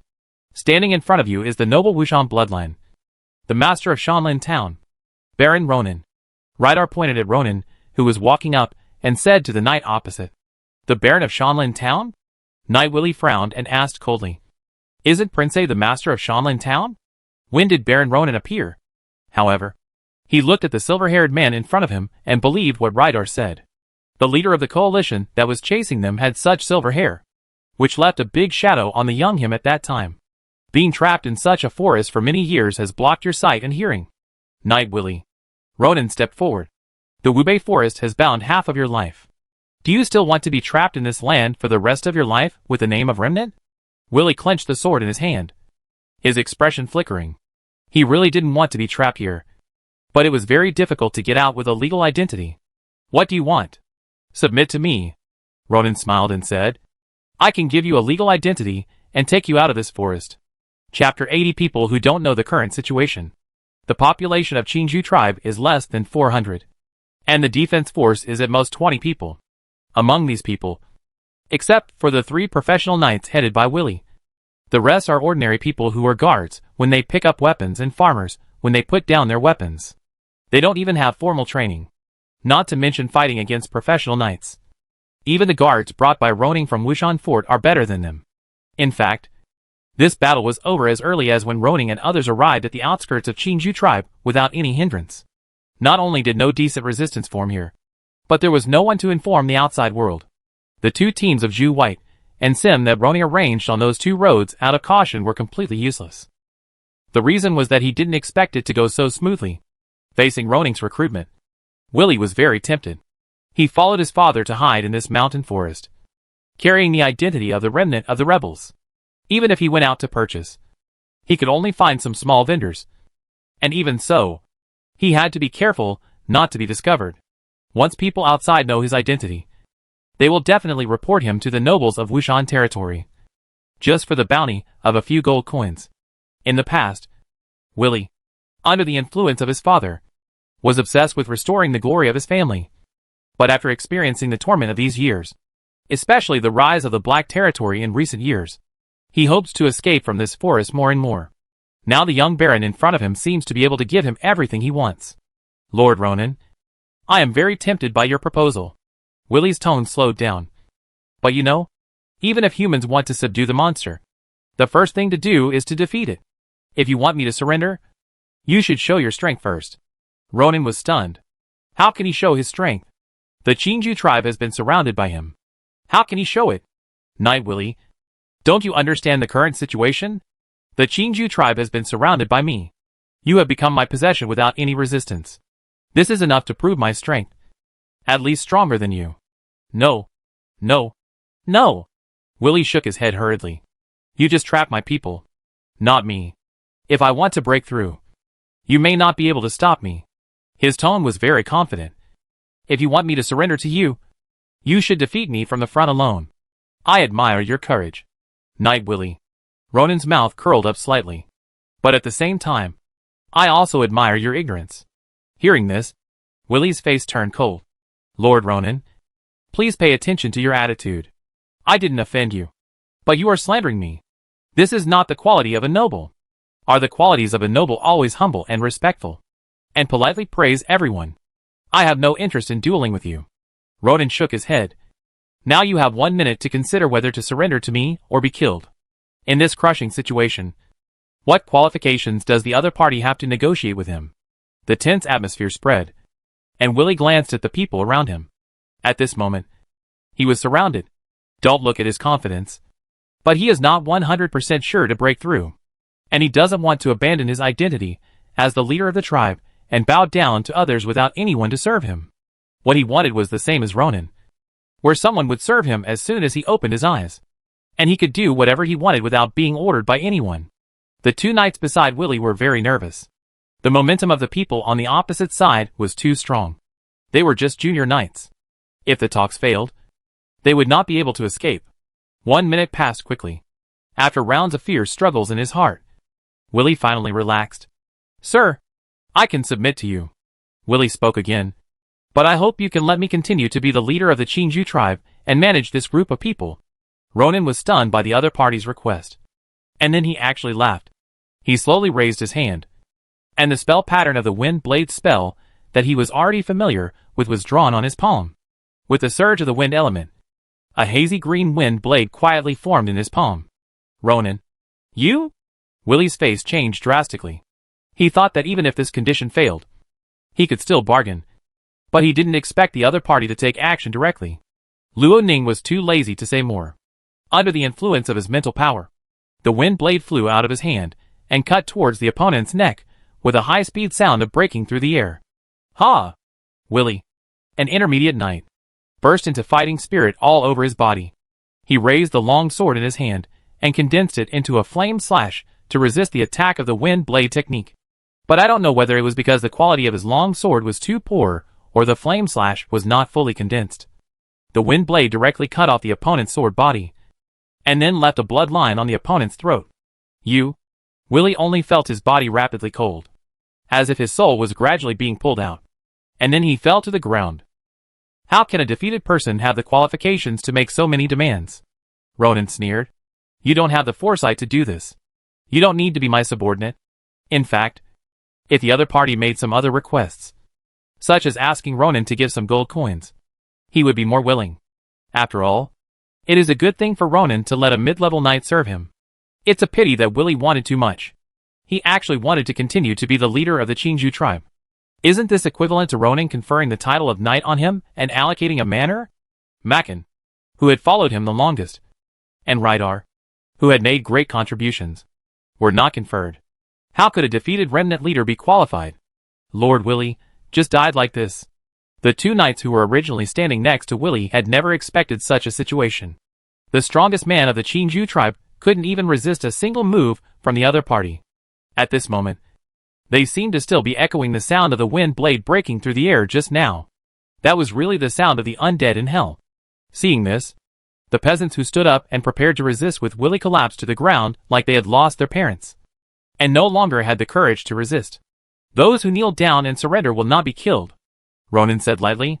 Rydar and Makin pointed their long swords to the sky and shouted loudly. Those who kneel down and surrender will not be killed. After this battle, even the two professional knights under Willie were frightened and knelt down to beg for mercy. How could anyone dare to resist? They all knelt on the ground and trembled, begging for forgiveness from the nobles. Fortunately, before the expedition, Ronan asked Rydar and Makin to do a lot of ideological work on the guards, and finally imprinted the rule of strictly prohibiting the indiscriminate killing of prisoners in the hearts of the guards. Even when facing the surrenderers, the soldiers were at most a little rough, but they did not kill anyone indiscriminately, nor did they cripple anyone. It is still very necessary to train a team that obeys orders. David, Tom, bring your men to gather all the people from the Chinju tribe. Luo Ning emphasized, remember to search carefully, regardless of gender, age or status. Don't miss anyone. Chapter 81, Subjugation and Absorption. With the death of Knight Willie, the leader of the Chinju tribe, the rest of the things can be left to the guards and militia led by Tom and David. The role of the team composed of ordinary people was also reflected at this moment. Their combat effectiveness was not as good as that of the knights, but they were superior in number and could suppress more ordinary people, driven by the loud shouts of the soldiers. Men, women, old and young stumbled out of the thatched houses, trembling and gathering on the dirt road. Some timid women and children had begun to cry.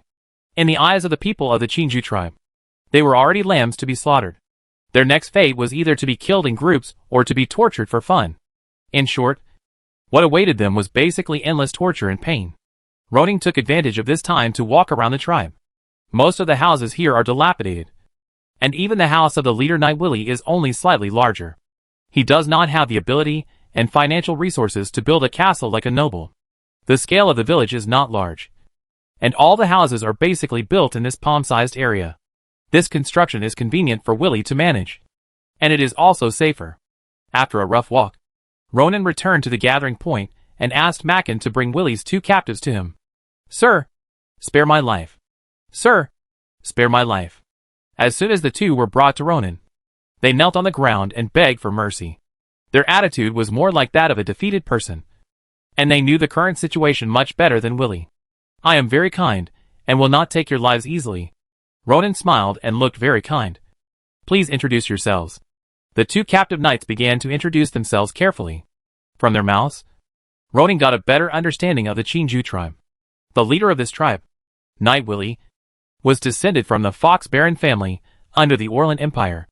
In a series of disputes, the Fox family and many nobles stood on the opposite side of the kingdom of Alduin, and were surrounded and hunted down by the noble coalition led by the Wushan family.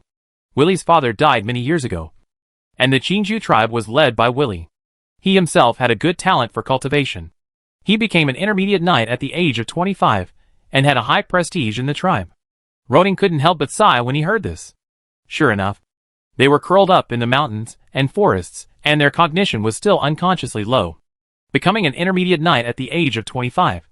Such a talent can only be said to be average, far from the evaluation of good talent. As for the 2 captives in front of him, their qualifications are even more average. Whether it is Warden, who is 23 years old, or Dandy, who is 21 years old, they accidentally activated the Do Chi seeds at the age of 19, which is similar to Zhu White in Shanlin Town. At most, they can only become high-level knights when they are about 40 or 50 years old, and this can only be achieved through hard training. If they are a little lazy, they may not even be able to become mid-level knights. "I heard that your Chinju tribe has reclaimed fields in the north. How many acres?" Luo Ning asked. "How is the harvest this year?" Warden and Dandy looked at each other, and both of them flashed panic in their eyes. They couldn't answer this question. Dandy tentatively answered, "I'm sorry, sir. We don't know much about this question. Maybe you can ask Ceres?" "Ceres?" Ronin looked at Mackin, who immediately understood and walked into the crowd of captives, bringing Ceres over. "Sir, spare my life. Sir." When Ceres arrived, he knelt down and begged for mercy like Warden and Dandy. Ronin noticed that he was trembling all over. "Don't worry, Ceres." Ronin comforted him kindly. "I heard that you are more familiar with the food situation of the Chinju tribe. Tell me, how many acres of land have you reclaimed? And how is the harvest this year?" Ceres was afraid that he would be beaten if he answered slowly, so he answered without thinking. "Sir, we have reclaimed more than 980 acres of land here, and the grain harvest is not very good. Only more than 70 kilograms per acre, which can't feed more than 360 people in the tribe.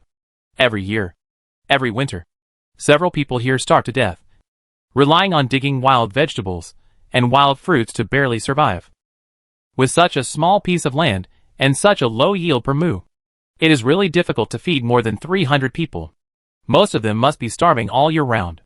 But even so, Willie still covets the control of the Chinju tribe and wants to be the king of the mountain. The temptation of power and status is too great. Warden, Dandy, Ceres, you are now my captives." Ronin said lightly, "There is only one way in front of you. We are willing to surrender." "Sir, we are willing to surrender." Before Ronin finished speaking, the 3 of them immediately kowtowed and shouted like pounding garlic. With Willie's example in front of them, they were afraid that if they said one more word, their necks would be cut off by Ronin's terrifying wind blade. Especially Ceres. His tone was the most sincere. "Sir, from now on I am your slave. I will do whatever you want me to do. Even if you let me eat shit, I won't frown." Luo Ning was stunned by these words. There is an old saying that goes, "A man who knows the times is a hero." "I am very satisfied with your performance." He stood up, walked a few steps forward, and climbed the high slope next to him. On the road below him, more than 300 captives all knelt on the ground, and the crying of children and the sobbing of women were mixed together. They were captives. When a noble treats captives, he will select those who can be used and keep them. If his territory is not short of people, then these people will be sold to the slave exchange.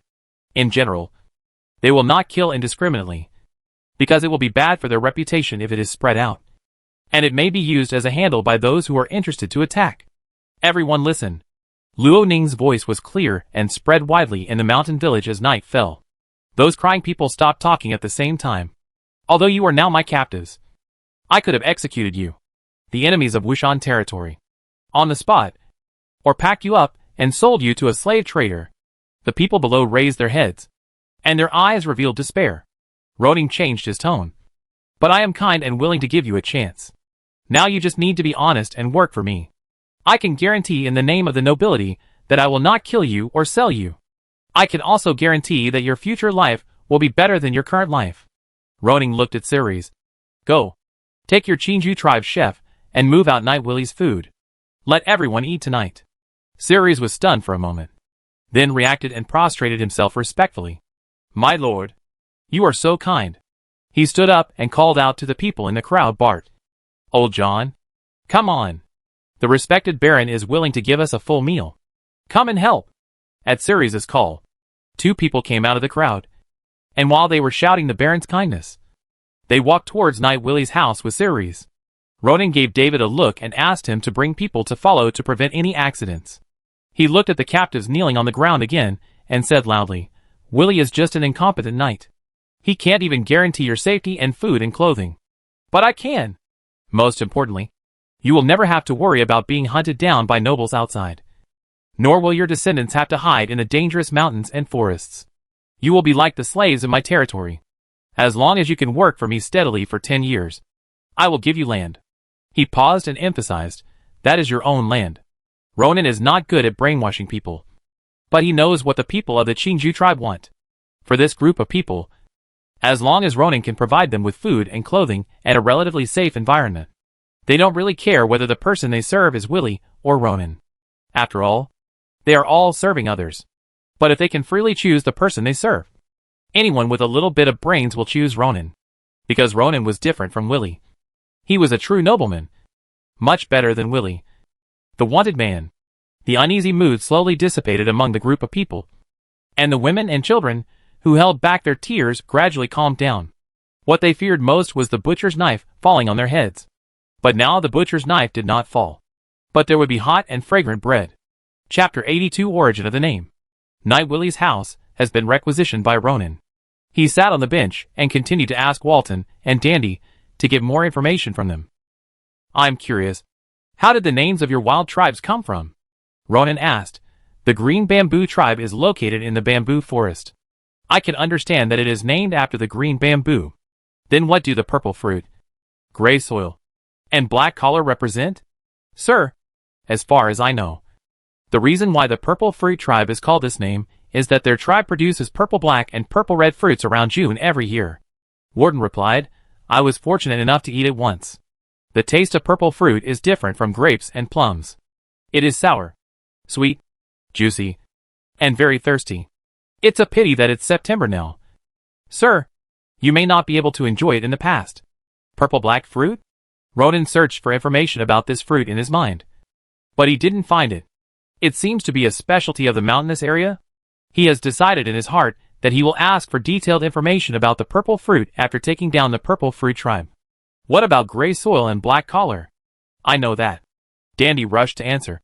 The gray soil tribe is called this name because there is a kind of gray-white soil in their tribe. Because it can be seen everywhere, it is called this name. The black collar tribe is very similar. Their soil is relatively black, so it is called black collar. Ronin nodded slowly. It turned out that the names of these two tribes were related to soil. Do you know what these two kinds of soil are used for? Ronin asked. Dandy shook his head at this question. It seems that there is no special function, but it is a little special and can attract people's attention. Is that so? Luo Ning tried to recall. He didn't have a deep impression of the gray-white soil, but he knew the black soil. Could it be black soil? He always felt that the soil quality in Shanlin Town was good. Otherwise it would not have such a high yield with such sloppy planting technology. If this black soil is black soil, then he occupied the black collar tribe. And the food issue in the territory would not be a problem later. Okay. I have asked almost all the questions I should ask. Since you have surrendered to me, and are willing to offer your loyalty, I will give you two a chance. Ronan looked at the two knights in front of him. Today is the 21st. And you will be in my probation period until the end of this month. If you pass the probation, I will accept your loyalty, and give you a daily salary of 20 copper coins each according to the standard of the probation period. If you have no other intentions in the next 3 months, and perform well in the tasks assigned by me, the commander, and the guard officer, then I will allow you to become a regular employee. And then you will receive a daily salary of 30 copper coins. Salary? 30 copper coins per day? Warden and Dandy's eyes were straight. Although they have lived in the Chinju tribe for these years, they would go out to secretly purchase some daily necessities, such as salt every once in a while. Money. They are not unfamiliar. It's just that the money has always been in the hands of Knight Willie, and they have no chance to touch it. But now Ronan actually offered them a salary. And it was 20 copper coins, which was enough for them to buy a pound of Gaza salt. What's more important is that these 20 copper coins were only the daily salary. So how much would it be in a month? They subconsciously counted on their fingers, but found that they couldn't figure it out. At this time, Ronan's voice interrupted their chaotic thoughts. You don't have to doubt that I'm lying to you. He pointed to Tom beside him. His name is Tom. When I defeated the person he once served, he chose to surrender. At the beginning, his daily salary was also 20 copper coins. But in view of his excellent performance, I let him become a regular employee in advance. Now his daily salary has reached 30 copper coins. It is more convincing to have specific examples. Of course, Ronan would not let Walton and Dandy become regular employees in advance, because they were not as good as Tom. But this sounded different to the other two. They couldn't help but look at Tom, as if they were seeking confirmation. Tom straightened his chest. Yes, the Lord not only forgave my sins, but also gave me everything I have now. If you can work for the Lord sincerely, I think you will do the same as me. After Tom's confirmation, Walton and Dandy were completely relieved. Thank you for your kindness, my lord. I, Dandy, Warden, will be your loyal follower from now on. They have made up their minds to work hard and strive to become regular employees as soon as possible. Ronan smiled and motioned the two to stand up. At this time, Elrin, who had been busy for a long time, came in from outside. My lord, I have already counted the exact number of people and casualties of the Chinju tribe. Ronan adjusted his sitting posture. You say, there were originally 362 wild men here. In the battle just now, including Knight Willie, a total of 8 people died. In the end, the remaining 354 people all became your prisoners and are now being intensively guarded. 8 people died? Ronan didn't expect so many people to die. He thought that at most only Willie and the sentry he had knocked down would die. As expected, once the battle started, many things that happened during the process were uncontrollable and unpredictable. What about our casualties? Ronan asked. Elrin smiled. Congratulations, sir. No one of us was seriously injured in this battle, and no one was killed. The only regret is that 4 militiamen were slightly injured, 2 of whom fell from the slope because they did not see the road clearly. He added, this battle against the Chinju tribe can be said to be a great victory. Reel on the side also smiled, but he seemed to be unsatisfied. It's a pity that I didn't do much from beginning to end. I just consumed some fighting spirit and roared twice. You at least fought with that Willie. What about me? McKinn spread his hands helplessly. I didn't even have time to do anything. And the opponent surrendered. I feel that I followed you to the battle this time just to make up the numbers. Me too. Ha ha ha. I didn't even cast a healing spell. Hearing his men complaining to each other, Ronan also laughed. It seems that he made the most moves in this battle. 1 fireball spell, 1 wind blade spell, and took away 1 person each. You will have the chance to take action later. Ronan interrupted everyone's complaints with a smile. Warden and Dandy have just told us the details of the Purple Free tribe and the Grey Earth tribe. Since we have almost no casualties this time, let's take down these 2 wild tribes in one go. The Green Bamboo tribe, the Purple Free tribe, and the Grey Earth tribe are a tripartite alliance against the Black Collar tribe. As the few extraordinary people in the tripartite alliance, Wharton and Dandy are naturally considered to have entered the core layer. They know more than the hunter captured by Retta. According to the two people, the Purple Fruit Tribe has the least number of extraordinary people. Only two, who are a couple.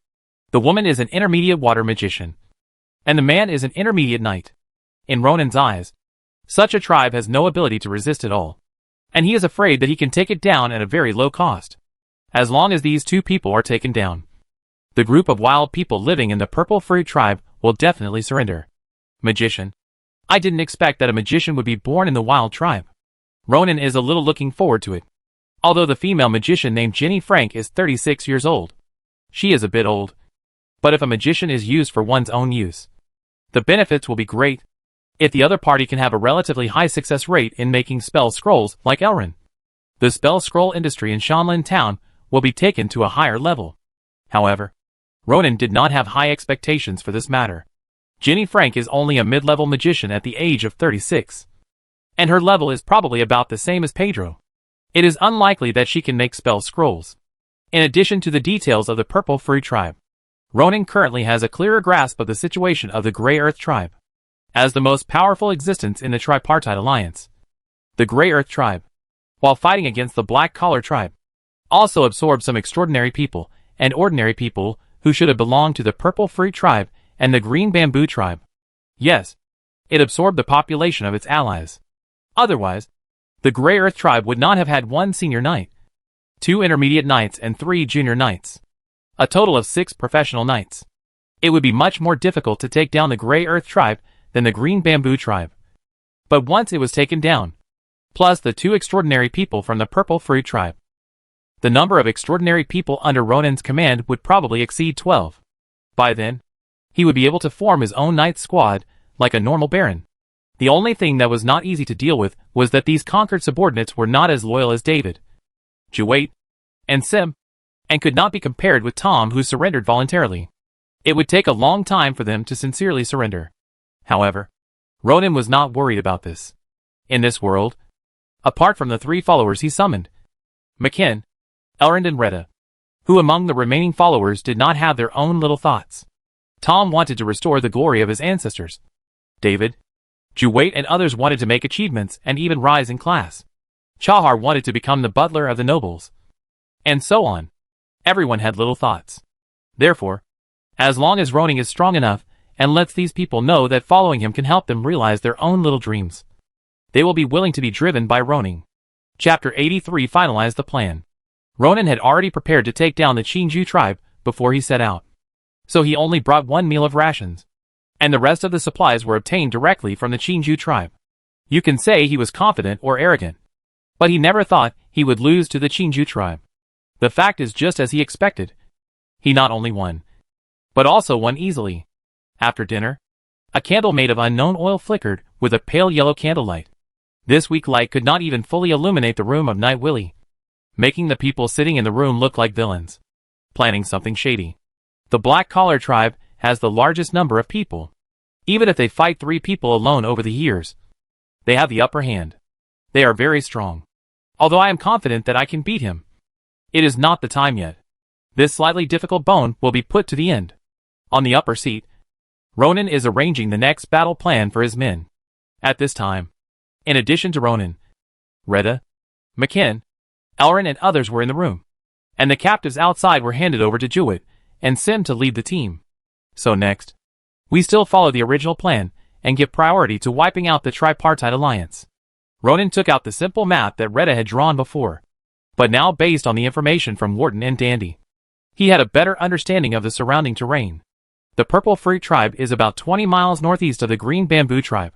The distance is relatively close, and the population is small, and the defense is very low. The Grey Earth Tribe is 50 miles away in the east direction. The distance is relatively far, and it not only has 6 extraordinary people, but also has built fortifications with certain defensive capabilities. Ronan pondered for a moment and made a decision. So the second savage tribe we are going to attack is the Purple Fruit Tribe. Rydar listened to Ronan's plan. He agreed very much, and suggested, "Sir, it is not difficult to see from the battle just now that as long as the leader of this group of savage tribes is captured by us, the others will kneel down and surrender. And the Purple Free Tribe has only 2 extraordinary people. And there are probably less than 10 soldiers who have been trained in combat. So I don't think we need so many people to deal with it. Yes, sir. McKen didn't work hard today. He really wanted to show his strength. And after hearing what Rydar said, he immediately agreed. I think I will take David and Tom there tomorrow. Sir, you and the commander will take the soldiers to rest here for a day and wait for the news of our victory. David and Tom agreed very much.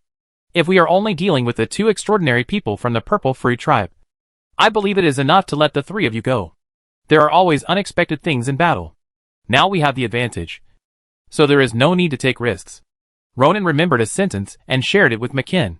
We can despise the enemy strategically, but we must take the enemy seriously tactically. Despise the enemy strategically, and take the enemy seriously tactically. It is the same in any world.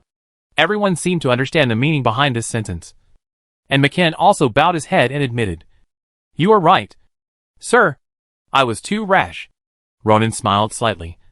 It's not rash at all. At least part of your point is correct.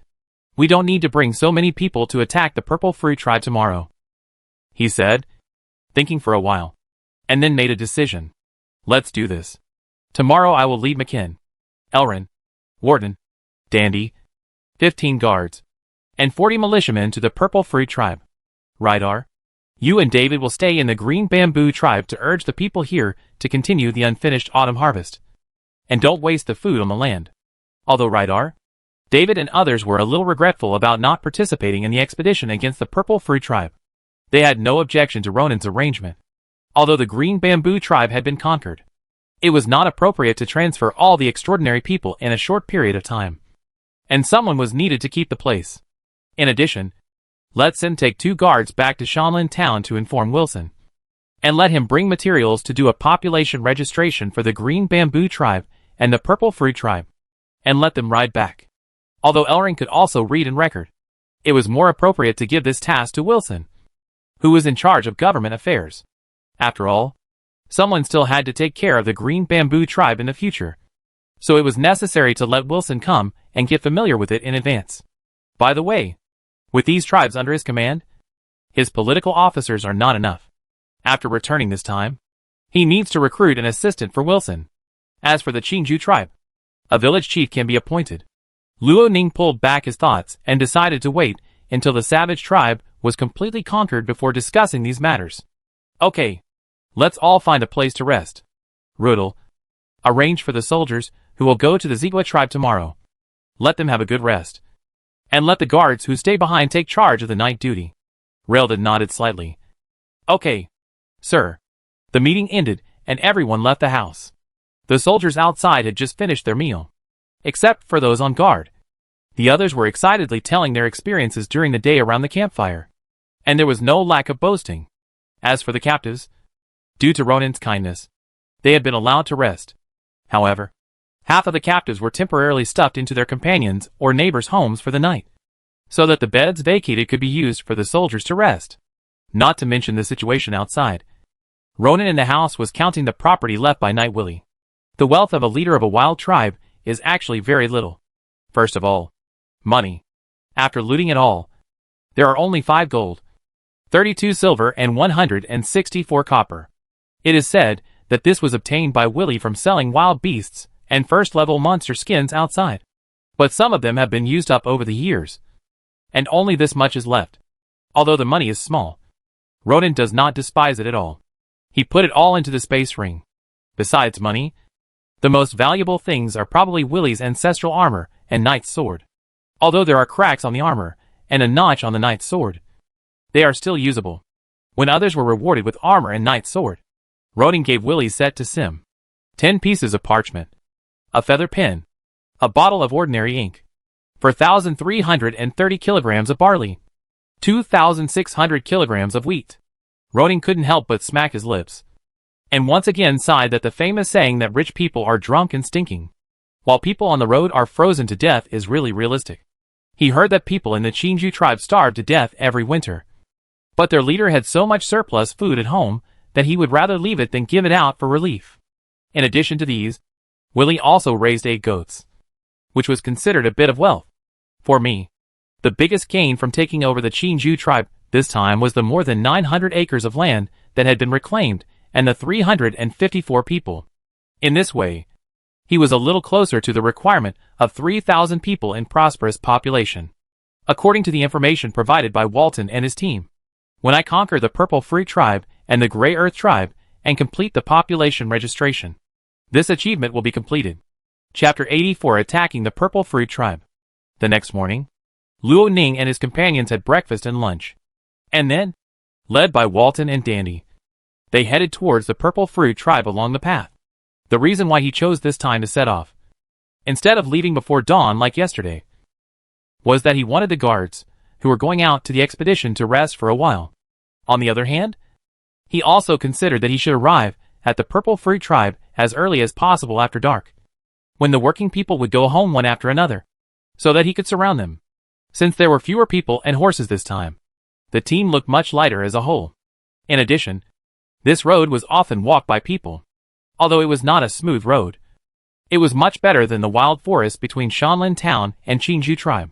Therefore, the marching speed this time was much faster and easier than yesterday. However, Luo Ning was not in a hurry. In order to keep the team in good physical condition, he deliberately slowed down the pace of marching. At the same time, he asked Walton and his companions to find a relatively secluded place not far from the Purple Fruit tribe to stop and rest, waiting for the best time to attack. Luo Ning looked at the undulating hills in front of him and couldn't help worrying about future development. Although he owned the endless forest and a vast amount of various wood resources, transportation was always a problem. Not to mention processing these woods into something and shipping them to other cities for sale. Even sending them from Chinju tribe to Shanlin Town was a big problem. The carriage couldn't go. If you want to be rich, you must first build roads. This is the same in any world. The Zigua tribe has the smallest population, and there shouldn't be many cultivated fields. When the time comes, they can all be moved to Shanlin Town to live. Those who are physically strong will form a road-building team to first open up the road connecting Shanlin Town and Chinju tribe. This was Luo Ning's initial plan. He did not intend to move all the people of the Chinju tribe to Shanlin Town. After all, nearly 1,000 acres of land had been reclaimed here, and he did not want to give it up casually. Moreover, the large area of Chinju forest was also a resource, which could be used in many places. In addition to the road between Shanlin Town and Chinju tribe, it would also be necessary to open up the road between Shanlin Town and Huitu tribe in the future. This was a huge project. Moreover, this was not Earth.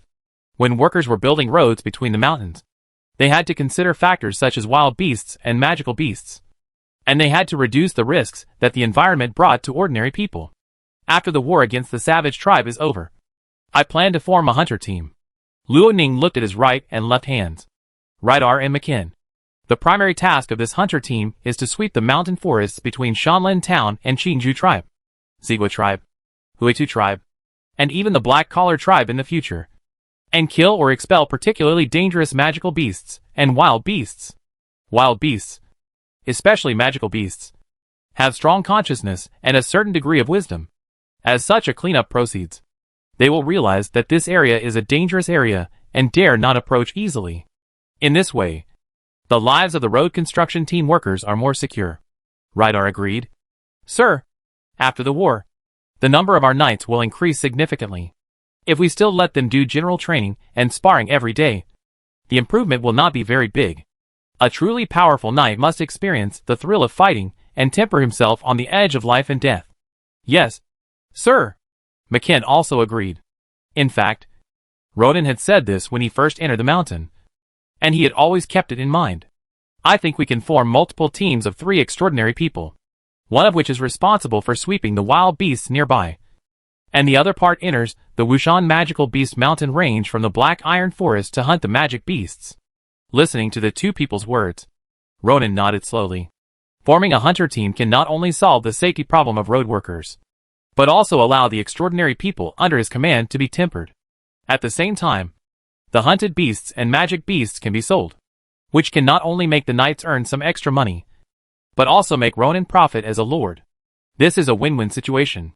Then I'll leave this matter to you too. But it should be noted that although the hunter team's affairs are important, we should not take the defense of the territory lightly. Ronan's eyes flashed with an expanding light. After all, there is a Shan territory in the southeast of our territory. Eyeing it covetously, it is said that there is a swamp in Shan territory. So the town is called Swamp Town. Speaking of swamps, it is also a very precious resource. But Baron Layson doesn't know how to use it. Rydell and McKinn kept Ronin's instructions in mind. As their base camp, Shanlin Town must be well defended. The reason why Ronin came out in full force this time was because on the surface, his relationship with Baron Layson was not torn apart, and the possibility of the other party attacking directly was very small. After all, now that Wiggins had just had that incident, Wushan Castle was just trying to establish its prestige.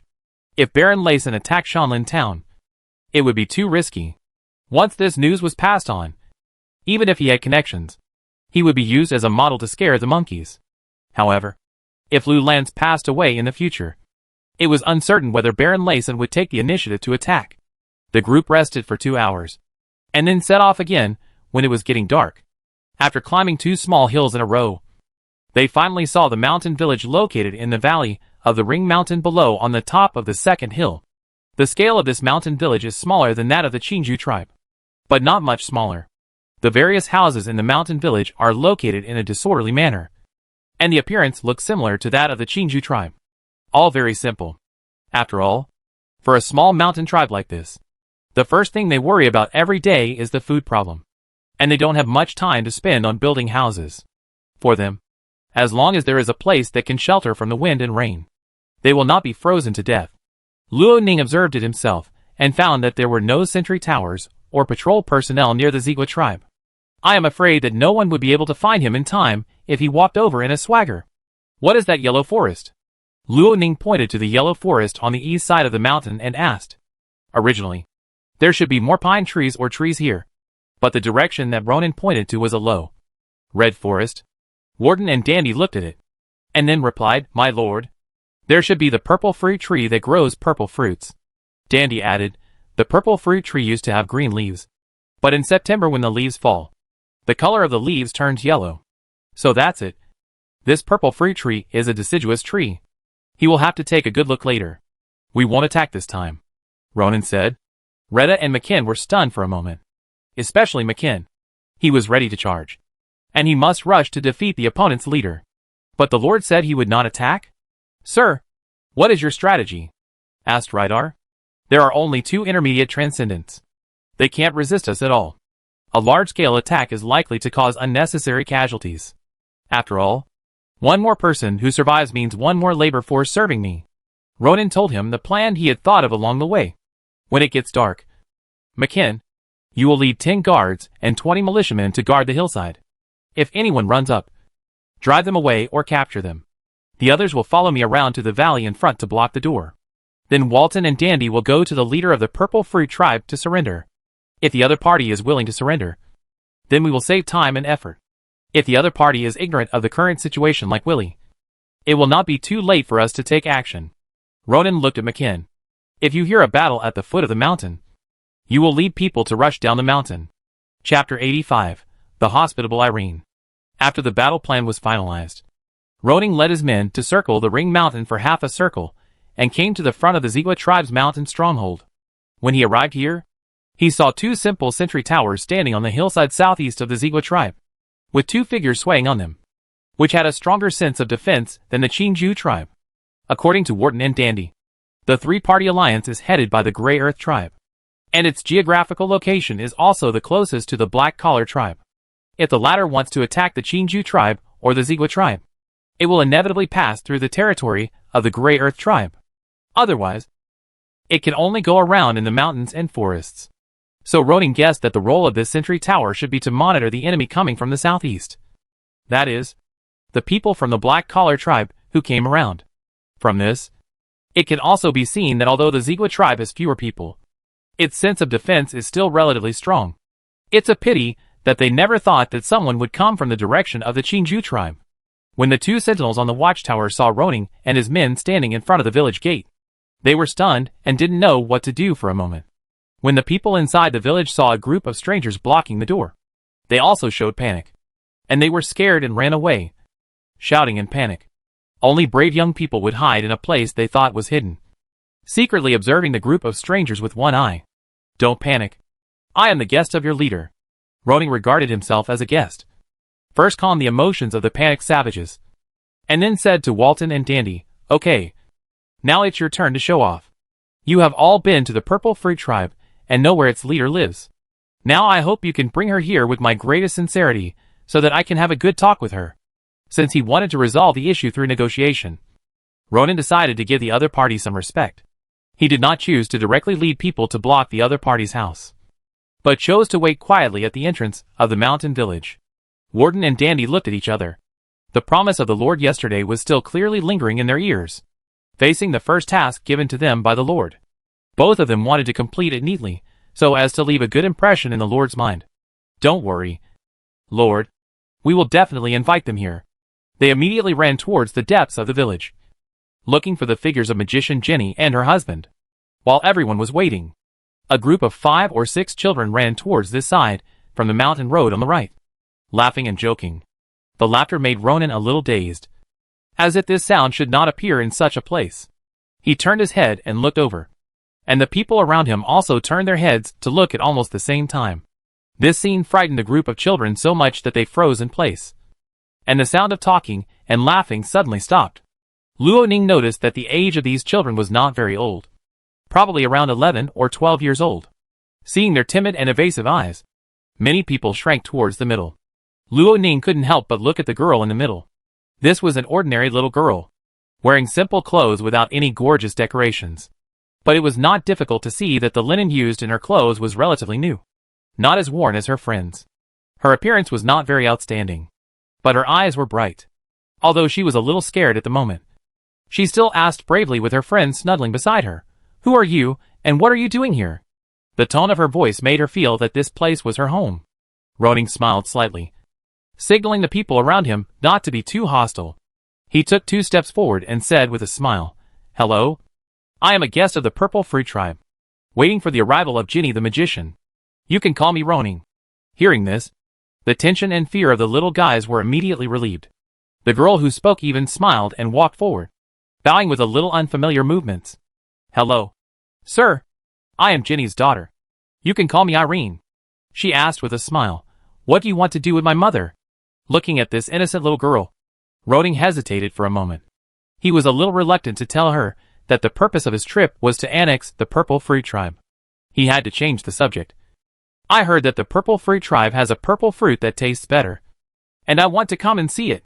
Hearing this, Irene laughed. "Then you came at the wrong time. There are no purple fruits in this season. If you come again in June next year, I will definitely prepare a big bag for you." At this point, she seemed to have thought of something, and her eyes lit up. "Oh, by the way, there are white fruits to eat now. Do you want to try them?" "White fruits?" Luo Ning raised his eyebrows. "There are so many fruits in this Purple Fruit Tribe. Sometimes purple fruits, sometimes white fruits. Are there also black fruits and green fruits?" "Okay, this is what you said. You have to give it to me to try later," Ronan said with a smile. "This thing is different from ordinary fruits. It needs to be fried in a pan." Aaron introduced enthusiastically. "It would be more delicious if you could add some oil.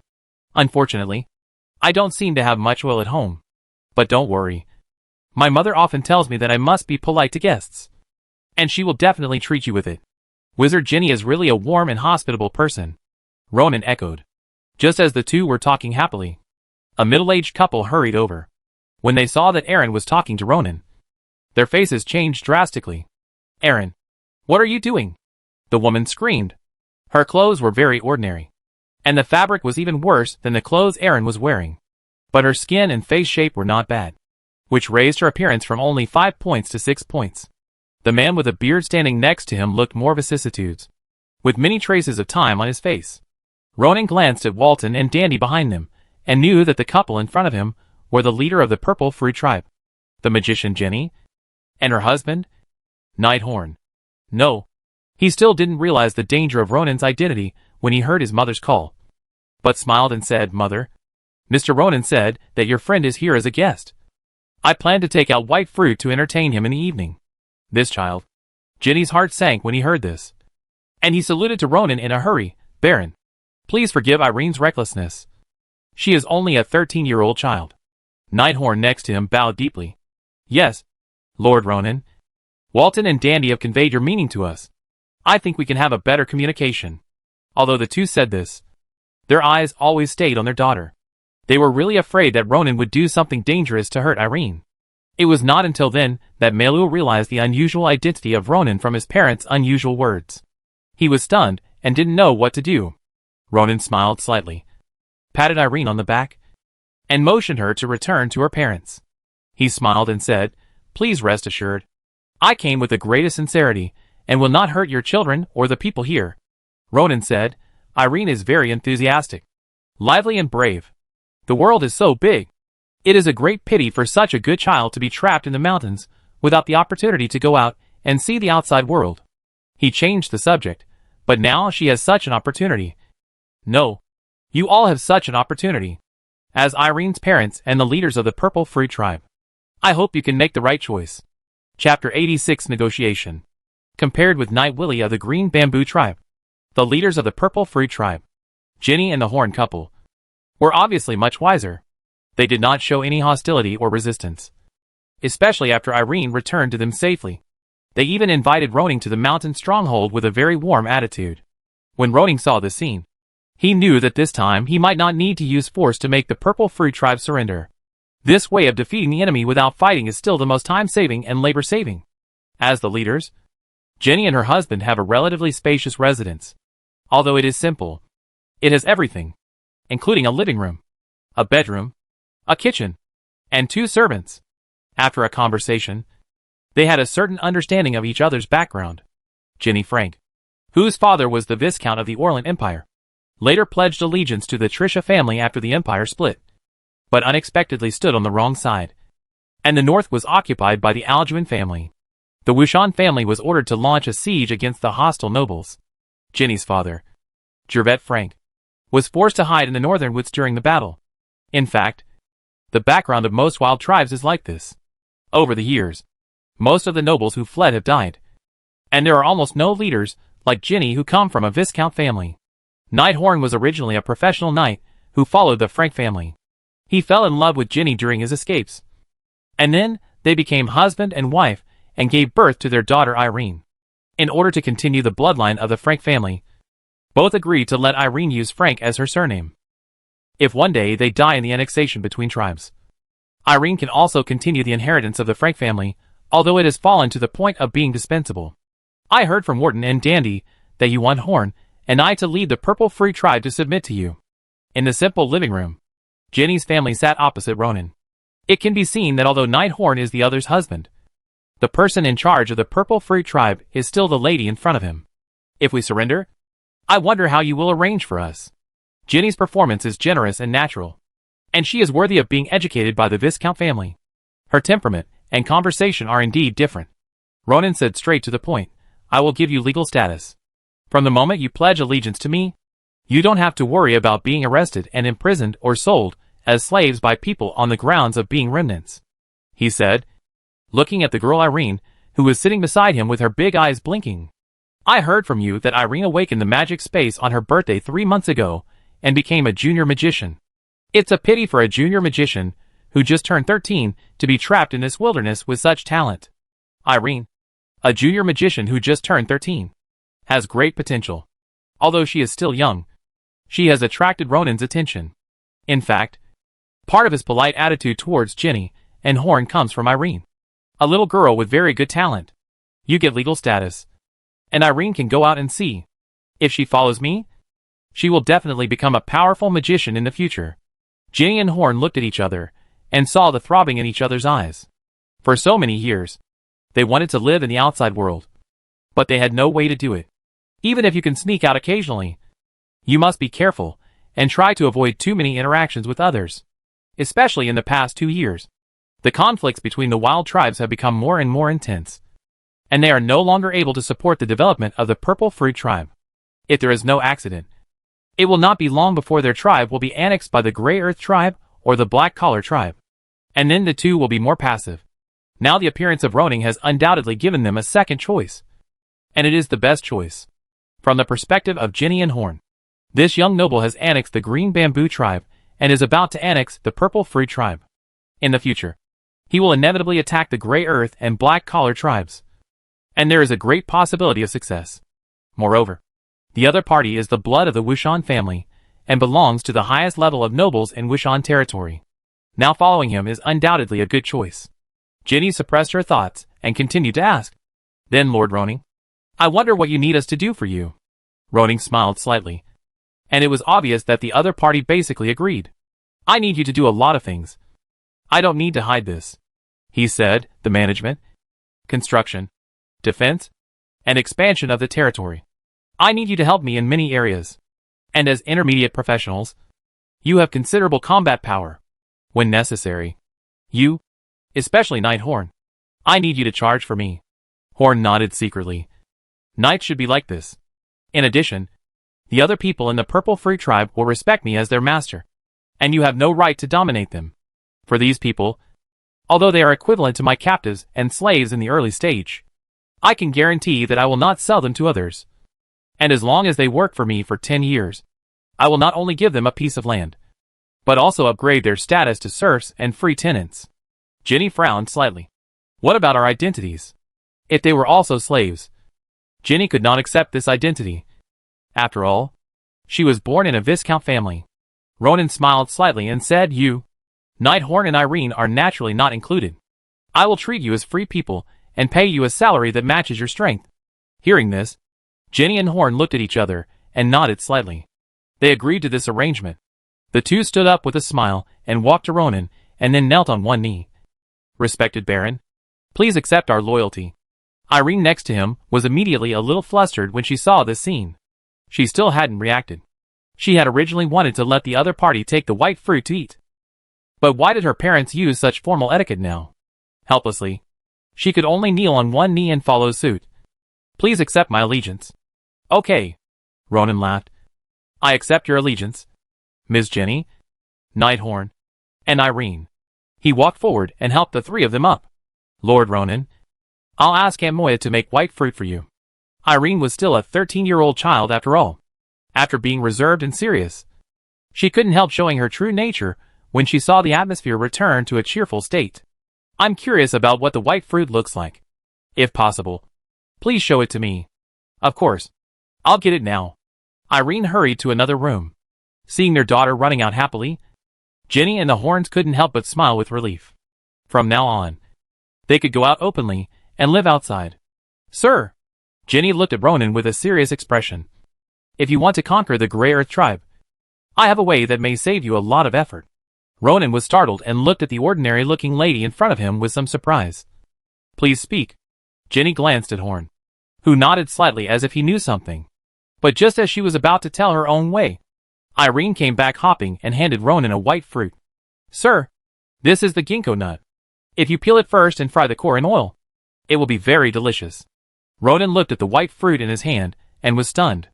This is not a fruit at all. This is clearly Chapter 87, An Unexpected Surprise. Ronan stared at the white fruit in his hand and was completely stunned for a moment. If he guessed correctly, this so-called white fruit was nothing else but the silkworm cocoon that Ronan had often seen in his hometown on Earth and had participated in raising when he was a child. What's wrong? Aaron blinked and stared at Ronan, not understanding why he was so surprised. Could it be that he felt that the white fruit was too delicious and couldn't help it? Ronan came back to his senses and asked hurriedly, Is this white fruit you were talking about made by a worm? Also, you just said that you peeled it open. Are you eating the pupa inside? Is that thing called pupa? We have always called it core. Nighthorn spoke. Compared with Jenny, who didn't work much, he often shuttled outside and knew more about white fruits. Sir, as you said, white fruit is indeed made by insects. I don't know if there are insects in other places, but there are quite a few in the purple fruit tribe. Ronan's eyes lit up. Come on. Tell me, Nighthorn said. When Ginny and I brought the team here, we found the purple fruit forest outside. I saw a lot of gray fat insects under the leaves. I named them big gray insects. Later we settled here. I observed them for a while and found that these insects feed on the leaves of the purple fruit tree. When they grow up, they will spit out this white pulp to wrap themselves. One day, I peeled off the white shell out of curiosity and found the core inside. Speaking of this, he chuckled. When I first settled here, it was too hard and there was nothing to eat. So I tried to cook this thing and eat it. I found that it was not only non-toxic, but also could replenish the body. So this thing became the unique food of my purple fruit tribe. Ronan was completely sure that the so-called white fruit was a silkworm cocoon. The big gray worm mentioned by Nighthorn should be a silkworm. But it is different from the domestic silkworm, which grows outside.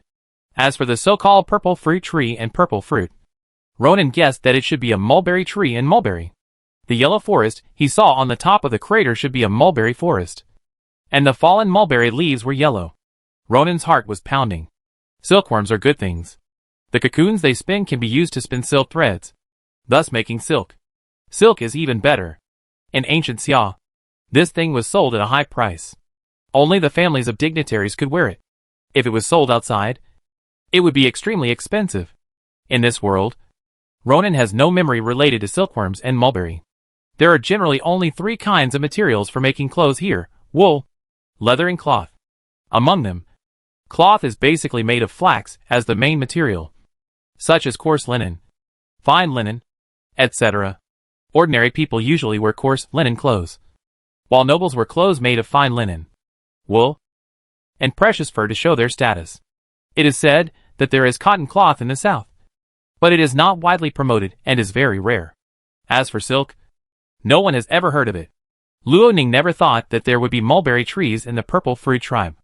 If he can make silk from these cocoons, it will be the signature industry of Shanlin Town in the future, which is much more reliable than the black iron tree.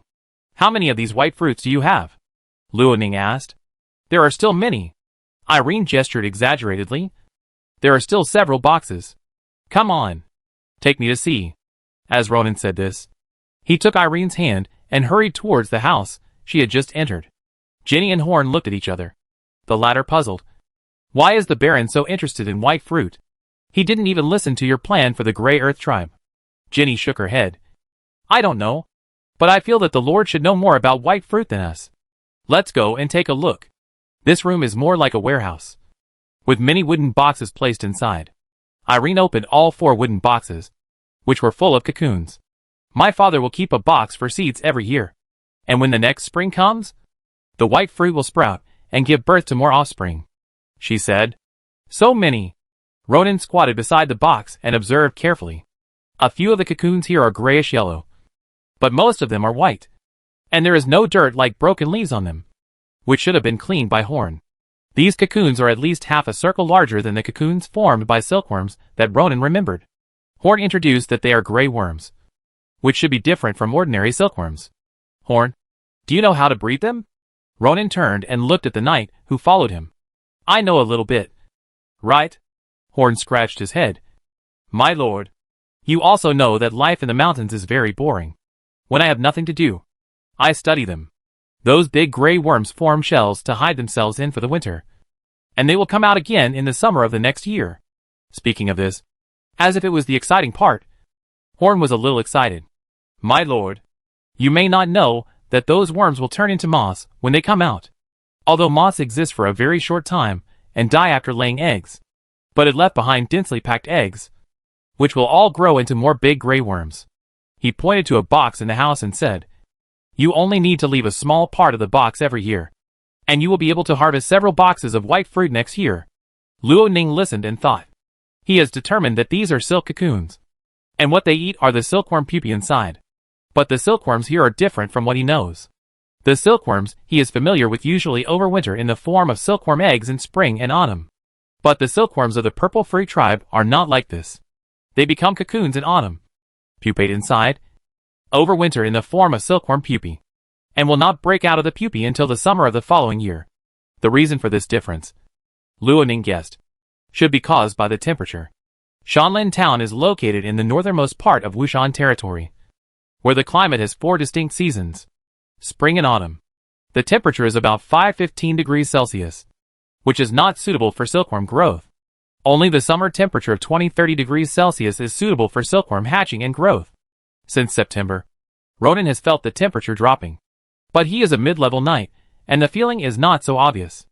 In other words, in the purple fruit tribe, Silkworms can only be raised for one season a year under natural conditions.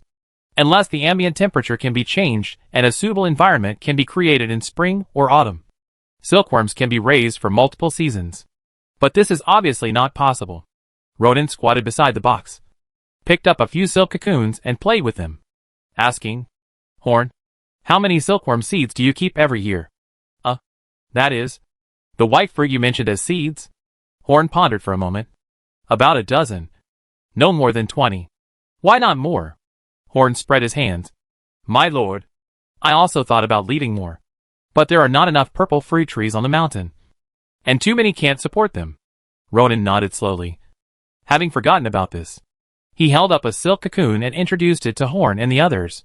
"What you call white fruit is actually called silk cocoon. And the fruit core inside is called silkworm pupa. Silkworm pupa can be eaten. But silkworm cocoon has other wonderful uses." "Oh!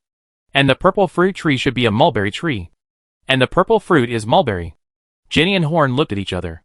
They really guessed right. The Baron in front of them knew a lot about purple fruit. "Your erudition deeply impressed us, my lord," Ginny smiled and said. "From today on, we will revise these names." Erin blinked her eyes and was a little surprised. "Then should we call it the Mulberry Tribe?" Ronan couldn't help but smile after hearing this. "It doesn't really matter what it's called," he said. "Originally I was going to move all of you to Shanlin Town. But now I've changed my mind. Since the Ziegler tribe has silkworms and mulberry trees, we should make good use of these resources." Luo Ning has already made up his mind. He wants to replace wheat with mulberry trees in the Ziegler tribe. Chapter 88, Offering a Strategy. Ronan had a certain understanding of the scale of the Ziegler tribe in the previous conversation.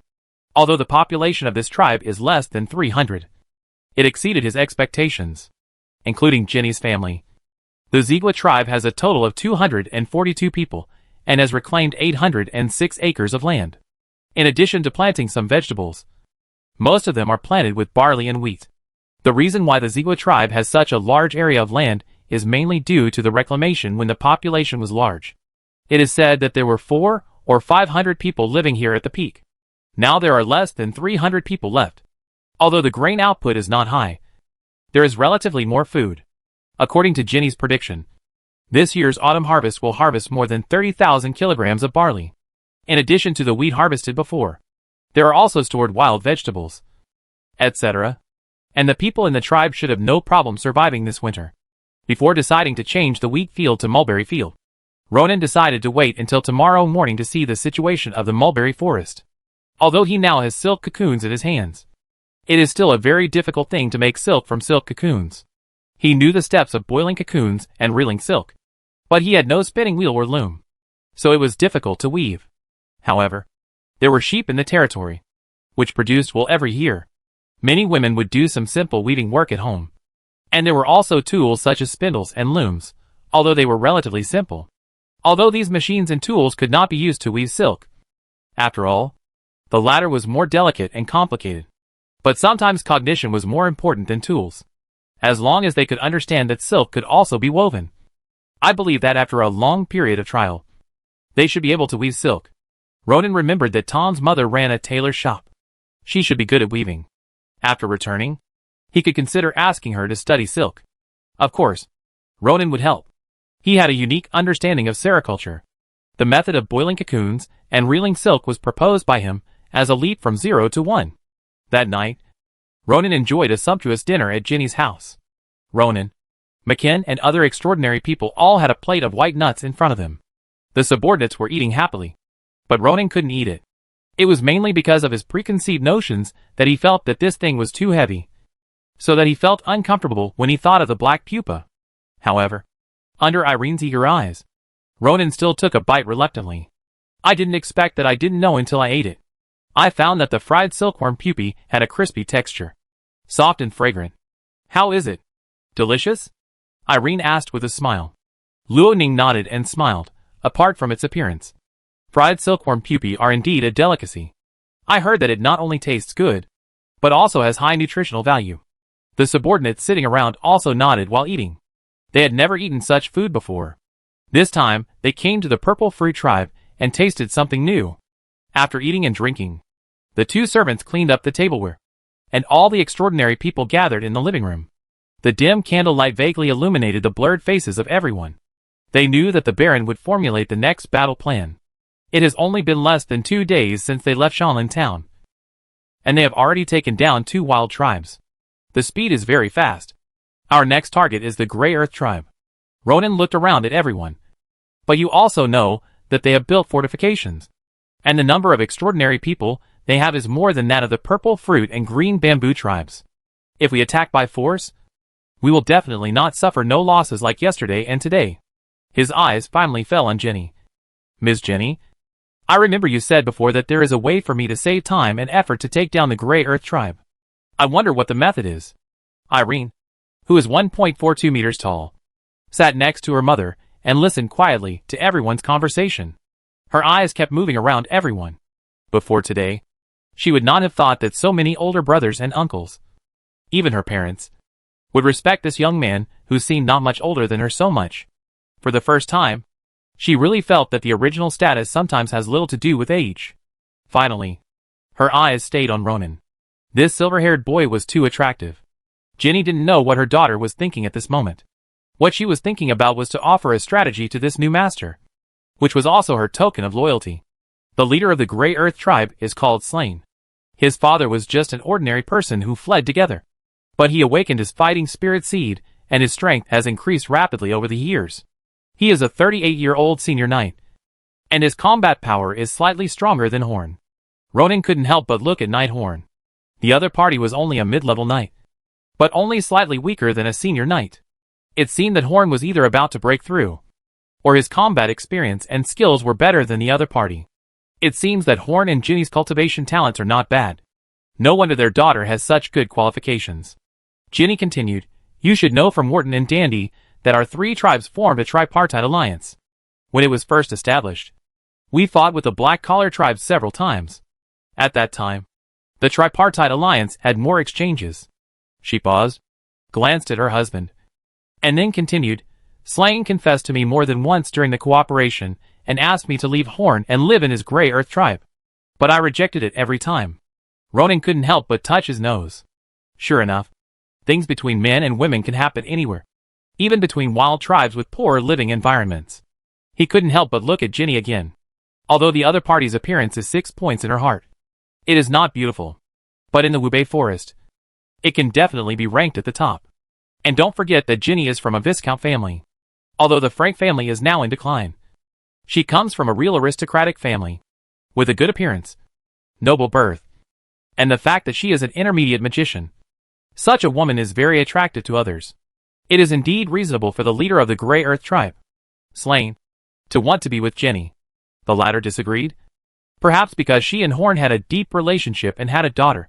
Or perhaps she simply looked down on people like Slain. Ronan glanced at Horn, and the other party's expression did not change. Obviously, he knew about this matter, and it was even possible that Horn had fought with Slain. After all, Jenny just said that Slain was stronger. How could such a result be achieved without comparison or fighting? Looking back at Jenny, Ronan asked with a smile, So, you are going to use the beauty trap on Slain? Beauty trap? Everyone's ears moved. It was the first time they heard this word. Thank you for your compliment, sir. Jenny was a little embarrassed. Although it's the first time I heard of the beauty trap. Your meaning should be similar to what I think. For a moment, Ronan didn't understand why the other party suddenly felt embarrassed and thanked him. After thinking about it, he realized that Jenny thought he was praising the other party's beauty. My lord, Horn and Slain have a very bad relationship. Jenny continued, Perhaps I can write a letter to Slain, saying that Horn has been promoted to a senior knight, and he is dissatisfied with being inferior to me and the humiliation he has suffered from him. He seems to have changed and has imprisoned Irene and me like crazy. I hope Slain can send someone to rescue us. Horn looked at his wife helplessly. How could such an honest and simple man who loves his wife and daughter become a pervert? But McKen was secretly shocked after hearing these words. It turns out that women's words cannot be trusted. Look at this plan. It's too tricky and cruel. Ronan nodded, and he knew that the other party's plan was like this. But he was still a little hesitant. Will Slain believe it? Yes. Jenny was very sure.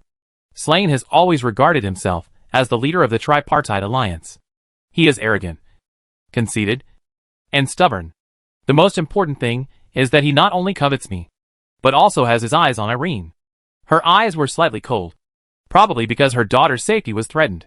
After receiving my letter for help, he can not only kill Horn, annex the Purple Free Tribe, but also bring us mother and daughter under his command. He will definitely not be able to resist. Ronan frowned and looked at Irene, who shrank into her mother's arms. He didn't expect there was such a story in between. Now that I think about it, the reason why Jenny and her husband surrendered to me so straightforwardly was partly for Irene's safety. However, no matter what the reason and purpose of their surrender to me was, Ronan approved of the other party's strategy. Okay, Ronan affirmed. We can give it a try according to the strategy you mentioned. Chapter 89 Inspection of Sandy. After Ronan affirmed Jenny's plan, the next question was who to arrange to deliver the letter. First of all, this person must be from the Purple Free Tribe. Secondly, it would be best if this person could be recognized by Slane as Jenny's confidant, so as to deepen the credibility of the other party's request for help. Jenny recommended a suitable candidate. That is Lauren, the descendant of the butler who has followed the Frank family since the previous generation. The other party has always been loyal to Frank and now serves as a servant and a political official in the Purple Free Tribe. Lauren is loyal and smart. In the Purple Free Tribe, apart from Horn and Jenny, he is the most suitable person to deliver the letter. After the meeting, Ronan was arranged to rest in a clean room that was temporarily cleaned. It is said that there are several such empty houses in the Purple Free Tribe that are still well preserved.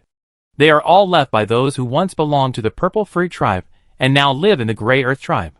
You will arrange a few guards to rush to the Chinju tribe at dawn tomorrow and notify Retta and Tom to come over. In the room, Ronan instructed McKen. Are you afraid that I can't beat that Slane? McKen couldn't help but straighten his chest. Sir, although I always lose to Commander Retta in sparring, it's because Retta is strong, not because I'm weak. I can guarantee that this Slane is definitely not my opponent.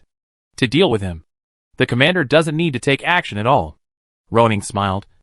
Of course I know your strength, but it's better to be safe than sorry. If the Grey Earth Tribe hides its strength and several high-level knights come out at once, we will be very passive. McKen was stunned for a moment. Then he understood Ronan's intention. Okay, I'll make arrangements now to ensure that Retta and the others can reach the Purple Free Tribe before tomorrow evening. Remember to keep it secret. Watching McKen leave, Ronan stretched and lay down on the bed to rest. In fact, the reason just mentioned is only one aspect. He is also worried about Jenny and Horn of the Purple Free Tribe, although both of them have expressed their loyalty to him. After all, they have only known each other for less than a day, and Ronan still understands the principle that you can know a person's face, but not his heart. Jenny's strategy is very good, which can lead Slane and his subordinates out of the fortifications of the Grey Earth Tribe, saving Ronan the trouble of attacking the city, and definitely reducing losses. But there is one thing to note. If Jenny and Horn are only loyal on the surface, after Slane brings people over, the two sides will cooperate inside and outside, and then Ronan will be in a passive situation. Although this possibility is very low, who can guarantee that this possibility will not happen? When he can avoid being in a passive situation, Ronan will certainly choose to avoid it. As he said, it is better to be safe than sorry. One night passed quietly. The next morning, the three guards arranged by McKen left the Purple Free Tribe at dawn and headed for the Green Bamboo Tribe. At the same time, Jenny asked the housekeeper Lauren to take her letter and set off for the Grey Earth Tribe. Although Lauren would rush there as quickly as possible, it would probably be afternoon when she arrived at the Grey Earth Tribe. Even if Noslane immediately dispatched people to the Purple Free Tribe, he could only arrive around dusk. This period of time was enough for Retta and Tom to come from the Green Bamboo Tribe. After all, Ronan's side was much closer than the distance between the two sides. After breakfast, Nighthorn gathered all the people of the Purple Free Tribe and introduced Ronan's identity. At the same time, he stated that in the future, these people would serve the young nobleman in front of them. After the people of the Purple Free Tribe learned that their leaders had surrendered to Ronan, they had no more objections. They immediately knelt on the ground and offered their loyalty to the new lord. The benefits of actively recruiting Jenny and others to surrender were reflected. Ronan did not need to spend time and effort to implant his identity and image into the hearts of these people. He only needed to tell Jenny and Horn to arrange things, and they would arrange them in place. However, the people of the Purple Free Tribe have recognized Jenny and Horn as their leaders for so many years. And this phenomenon still needs to change. After the encirclement and suppression of the savage tribe, Ronan needs to migrate and exchange the population of several tribes to weaken their perception of the old leaders and establish Shanlinbale and his image. Jenny, I hope you can help me prepare a census of the Purple Fruit tribe. After the meeting with the tribe members, Ronan went to Sandy to check the mulberry trees accompanied by Jenny and her family. Census? Jenny asked in confusion. What do you need to know? It's very simple. It's to count the names, genders, ages, and marital status of all family members, and mark out those with special skills, such as carpenters, masons, blacksmiths, and other craftsmen. The reason why Ronan asked Jenny to do this was that she was from a Viscount family, and her knowledge was definitely much better than Wilson's, so she could complete this task. Secondly, he also wanted to save Wilson some time so that the population registration could be completed as soon as possible. At this time, Irene jumped out. Lord Ronan, let me help you with this. You? Ronan looked at the little girl in surprise. Are you sure you can do it well? Can you write? I can do it. Irene patted her chest and was very confident. My mother taught me to read and write when I was 6 or 7 years old, and I know a lot of things. This is very rare. Okay, then I'll leave this to you. Ronan smiled and said, if you do well, I will reward you. Just call me Brother Ronan. He originally wanted to say that he would reward a silver coin or a gold coin, but he felt that it was not appropriate to give money to a child, so it would be better to make some gimmicks. Okay. Irene agreed immediately, turned around and ran back home to get paper and pen to get ready to work, and was not going to accompany him to inspect the mulberry forest. Miss Jenny, I didn't expect that you didn't reduce your efforts in nurturing Irene in this deep mountain. Ronan turned and said, perhaps when she grows up a little bit, I can get her help in many places. It is our honor and Irene's honor to serve you. Jenny smiled and said, this child is lively and loves to learn. She should learn a lot by following you. Then let her follow me in the future. Ronan said, you two can also live in Shanlin Town. But I still hope that Nighthorn, you can help me manage the sericulture industry. So I hope you will continue to stay in the Purple Fruit tribe. Perhaps I can change the name of this place to Purple Fruit Village. Ronan looked up at the mountain and saw many mulberry trees. It has been nearly a month since the official start of autumn. Some mulberry leaves are still a little green, but more have turned yellow. Obviously, these mulberry leaves are enough for Horn to expand the scale of breeding. The reason why he did not breed more silkworms is probably because of insufficient manpower. When we conquer the Grey Earth tribe and the Black Collar tribe, these villages will be connected. Although I asked you to stay here, you can go somewhere else at any time. Everything is up to the adults. Horn smiled. When people reach middle age, they always have some strange hobbies. Although he is a knight, his biggest hobby besides charging is this. In fact, I still like to study these things here. I just didn't expect that you are also interested in these things. Silkworm cocoons can be made into silk, and silk can be made into fine fabrics and comfortable clothes. Ronan told Horn and Jenny about his understanding of silkworms and mulberry trees, which made Horn and Jenny confused. They really couldn't think of any connection between ginkgo and cloth. They really couldn't understand. Otherwise, they wouldn't only eat the pupae in the cocoons. As they talked, they walked into the mulberry forest. According to Horn's introduction, Luo Ning knew that the mulberry trees in the Zigua tribe were scattered on a few acres of land, one here and one there, without any planning. Most of these mulberry trees grew naturally, and only a small part grew from mulberry seeds, and they are not very tall yet.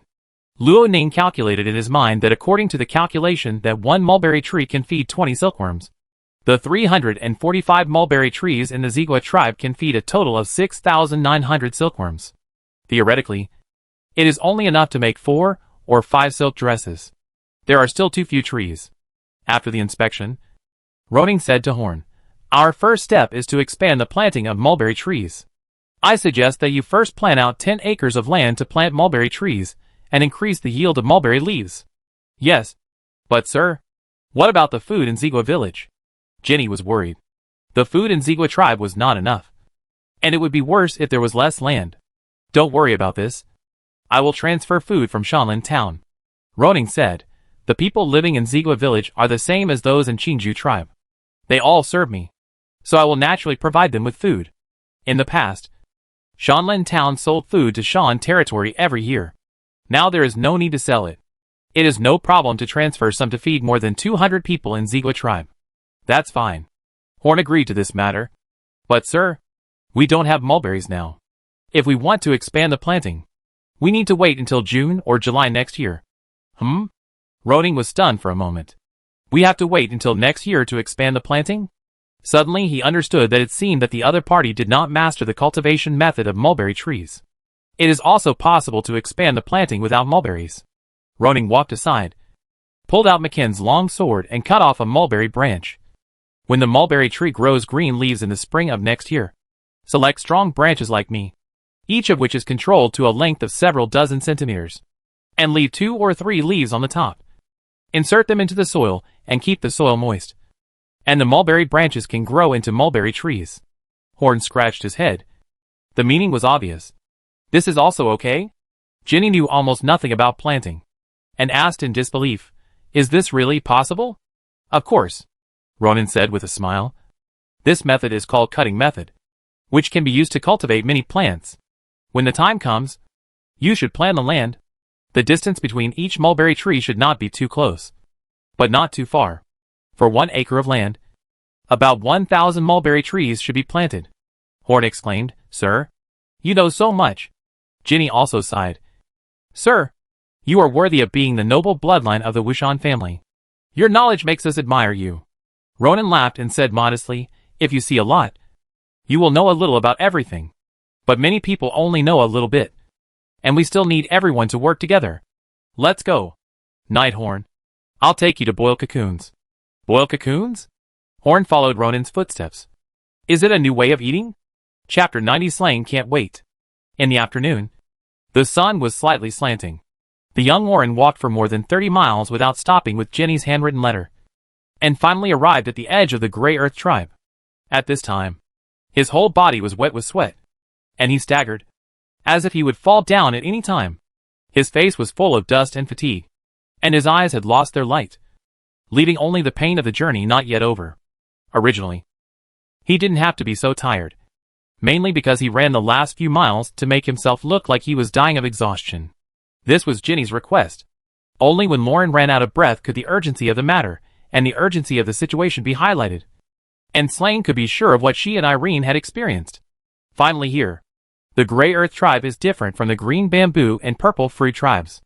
There are many people here, and they are on the front line. There will be several patrols of 2 people patrolling the periphery. Lauren happened to see one and stumbled over. Help! Help! Help! The 2 patrolmen heard the sound and saw Lauren's figure. Who? Lauren quickly took out the handwritten letter from his arms. Purple Free Tribe. Magician Jenny. Seeking the help of Lord Slane. He ran 2 steps, and fell to the ground with a thud. The 2 patrolmen ran over immediately. They knew the Purple Free Tribe, and they were allies. They had also heard of the beautiful female magician, Jenny, who was exactly the woman their leader had dreamed of. Hurry! Help him to see the chief! The 2 did not dare to delay, and carried Lauren on the left and right, and ran towards the fortress. The fortress of the Grey Earth tribe can be regarded as the most primitive aristocratic castle. Many places are wooden structures. If Ronan saw it, he would definitely think of using fire attack and would greet him with fireball. However, the tower and fortress in front were built of stone, which looked very thick and solid. The stones and arrows shot from above were still a great threat to Ronan's soldiers. If they attacked by force, there would be certain losses. At this time, in the hall of the fortress, Slane, the leader of the Grey Earth tribe, was sitting in the main chair. He was burly and had a rough appearance, but his eyes were small, which looked a little uncoordinated. At this time, he was staring at a middle-aged man next to him and asked anxiously, "How is it, ma'am? What is written in the letter?" It's no wonder that Slane was anxious. He was really illiterate and couldn't even write his own name. Ma'am in front of him used to be a member of the Purple Free tribe. Later, he had a good relationship with Slane during the cooperation and joined the Grey Earth tribe. Ma'am can read? My lord. This is indeed Ginny's handwriting. The content is just as Lauren said. She and Miss Irene were imprisoned by Horn and abused. She wrote a letter specifically, hoping that you can help save them. As a thank you, she will agree to your previous request. Ha ha ha. Okay. Slane laughed heartily, thinking of Ginny's appearance and the appearance of little girl Irene. The smile on his face became brighter. As the leader of the tripartite alliance, self-proclaimed, he did not get the best woman in the tripartite alliance. This was something he could not accept. This is a rare opportunity. Ma'am, go inform Baburin and the others. Take a few strong ones. We will ride on horses and go to the Purple Free Tribe to save Ginny and Irene. My lord, I think this matter is a bit strange. Ma'am frowned slightly. As far as I know, Horn doesn't seem to be someone who would abuse Ginny. He seems to be very honest and respects Ginny very much. Hee. What do you know? Horn looks honest, but he may have a lot of bad intentions. I'm afraid he has been very dissatisfied with Ginny in his heart.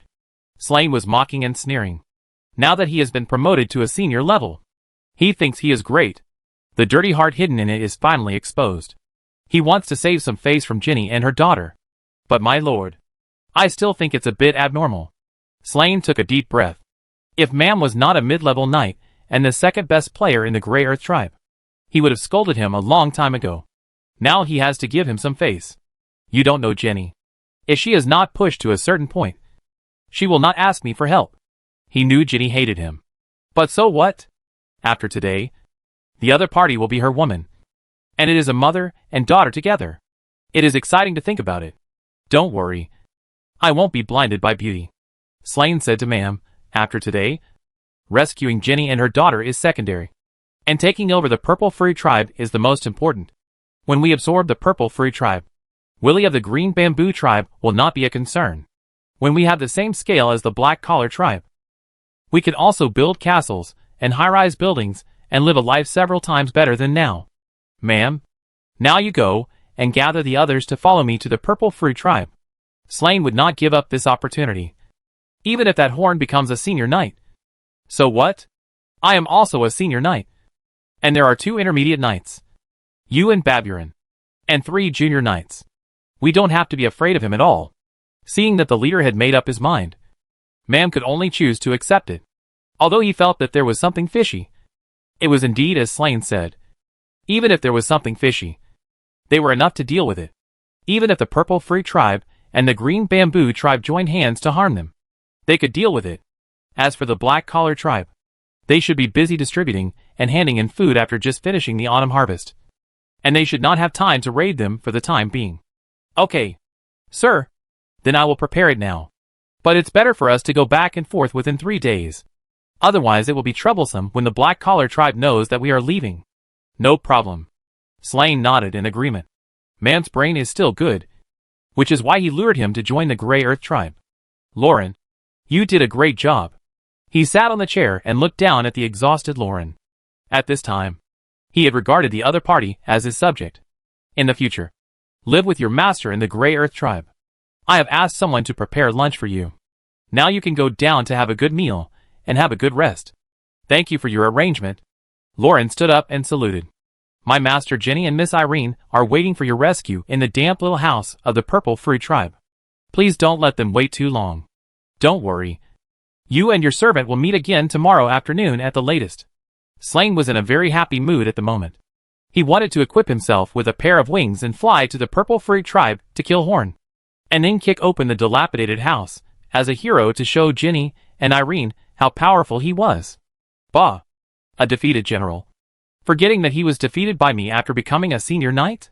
Slane was very disdainful of Horn in his heart, and never regarded the latter as his opponent. This time, I will show you what a real senior knight is. Soon, Ma'am had gathered everyone. In addition to himself, Slane and Baburin, there were 3 junior knights and 5 cavalrymen on this trip. These 11 horses are all the property of the Grey Earth Tribe, which was obtained by exchanging prisoners with the Black Collar Tribe several times and purchasing them from outside. This is also what Slane is proud of. After all, he is the only one in the 3-party alliance who has horses, and this is what attracted Ma'am to join. 11 people can defeat the Purple Free Tribe, but it is a bit difficult to control the people there. Fortunately, this time, they are going to rescue the leader of the Purple Free Tribe. As long as Ginny is rescued, the people of the Purple Free Tribe will surrender. Slane glanced at the team, his eyes bursting with heroism. Let's go! Chapter 91 Opening Cotton. Purple Free Tribe. Ginny's kitchen. Roning took Horn to try to boil cocoons. At first, Roning did not think about spinning, but chose to go in the direction of opening cotton. To open cotton, you need to put soda ash or baking soda into the pot during the cocoon boiling process. But he didn't have these things temporarily, so he could only make some with ash on the spot. This thing is also an alkaline substance. Although it looks a bit black, it will adhere to the cocoon after being added to the pot. However, during the boiling process, the wood ash will react with the saracen and debris on the cocoon, and can eventually be washed away without dying. Since it was the first time to boil cocoons, Roning only selected a dozen cocoons for trial. He first removed the floating silk on the outside of the cocoon, then threw it into a small pot, added clean water and wood ash, and started to boil over high heat. After boiling for more than half an hour, Roning saw that it was almost done, so he picked up the boiled yellow cocoon and washed it with clean water. The moment it came into contact with the clean water, the yellowish cocoon turned white at a speed visible to the naked eye, which attracted Horn's amazement. Next, in his disbelief, Roning peeled the cocoon, removed the dead silkworm pupa inside, and then stretched it with his hands and put it on the cotton ring made of a bamboo stick in advance. Although he failed several times, practice makes perfect, and Roning quickly mastered the routine. At first, a thin layer of silk was not visible, but after Roning stacked 7 or 8, a piece of cloth appeared in front of everyone. This step is called opening the cotton. Stacking these dozen cocoons together like this can form a silk bag.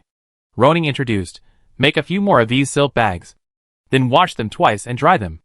After that, you can cut, stretch, spread them out, and stack them together to get a silk quilt.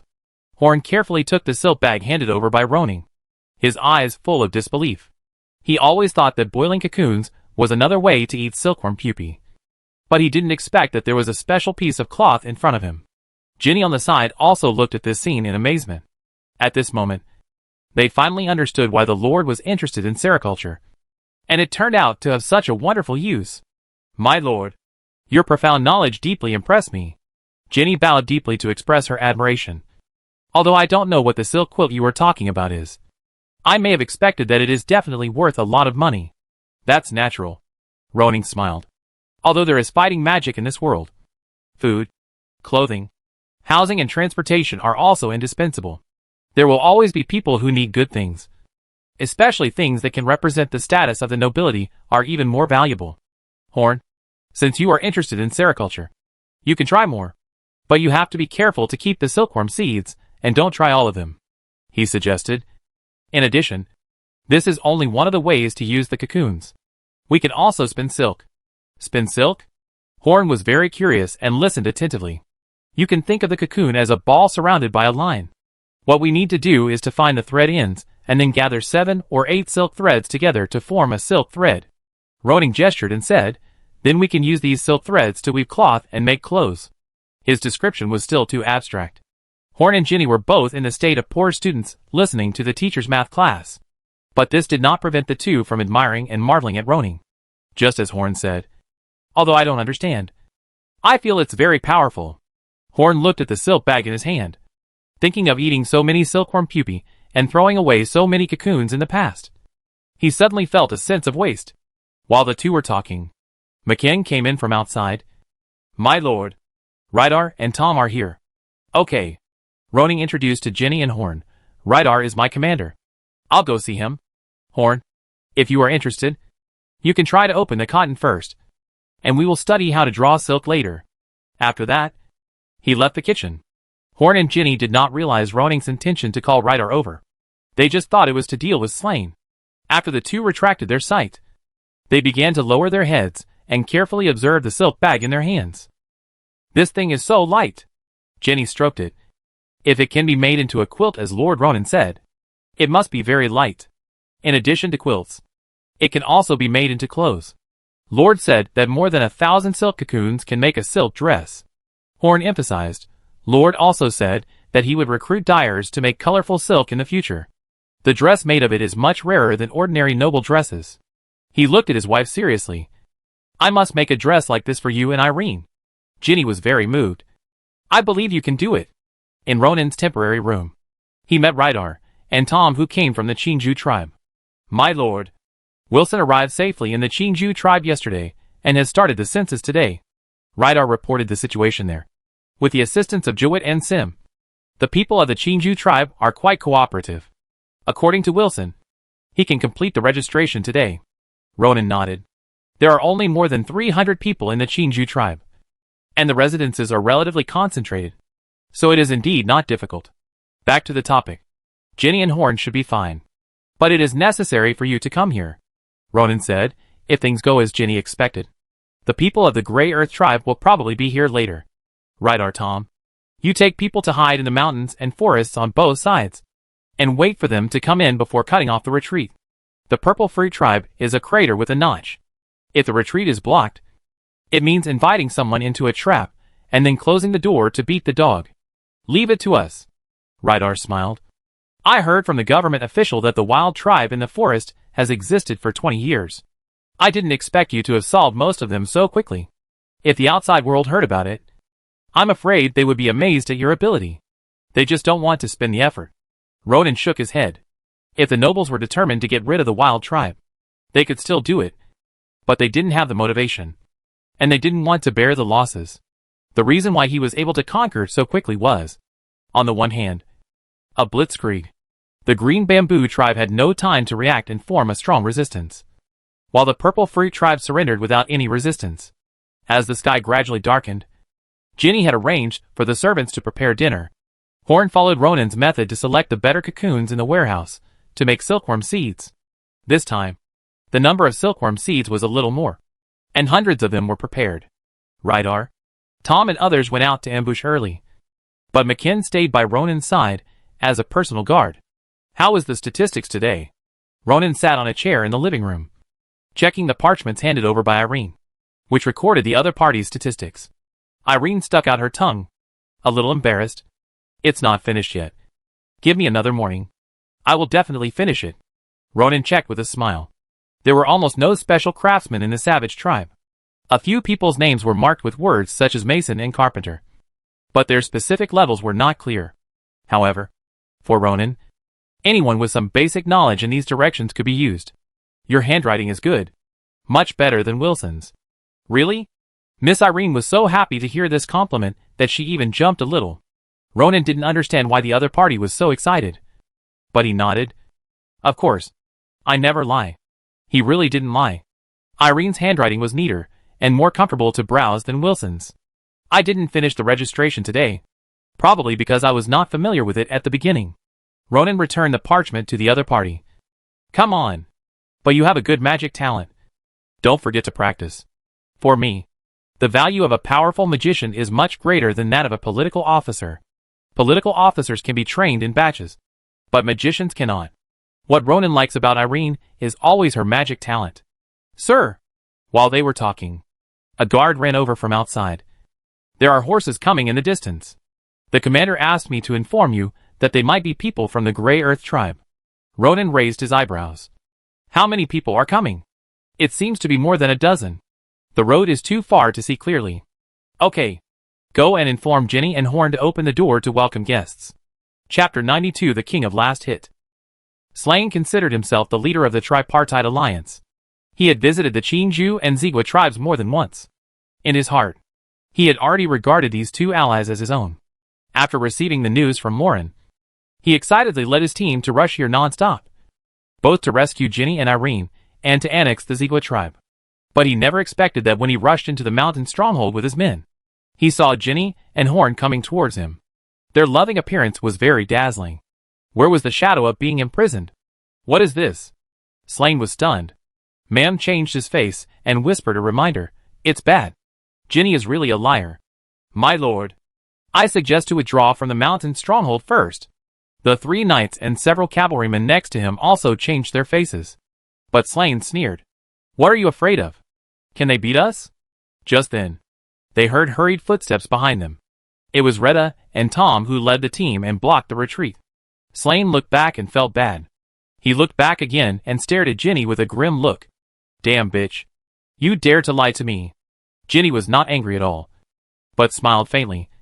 I'm sorry, Slane. I did lie to you. However, I also brought you an opportunity to get rid of your identity as a savage. She stepped forward. This is Baron Ronan. He is the lord of Shanlin Town, and the blood of the Wushan family. He has conquered the Qingju tribe with his strength and killed Knight Willie. And I also led my followers to submit to him. Now it's time for you to choose. As a former ally, I kindly remind you that swearing allegiance to Lord Ronan is your only choice. The people of the Grey Earth tribe were shocked by Ginny's introduction. Especially ma'am. He had imagined that the Purple Free tribe and the Black Collar tribe would unite. But he never expected that a noble would suddenly appear in the Wubei forest. And this noble was a family member of the Lord of Wushan territory. Baron of Shanlin Town? From the Wushan family?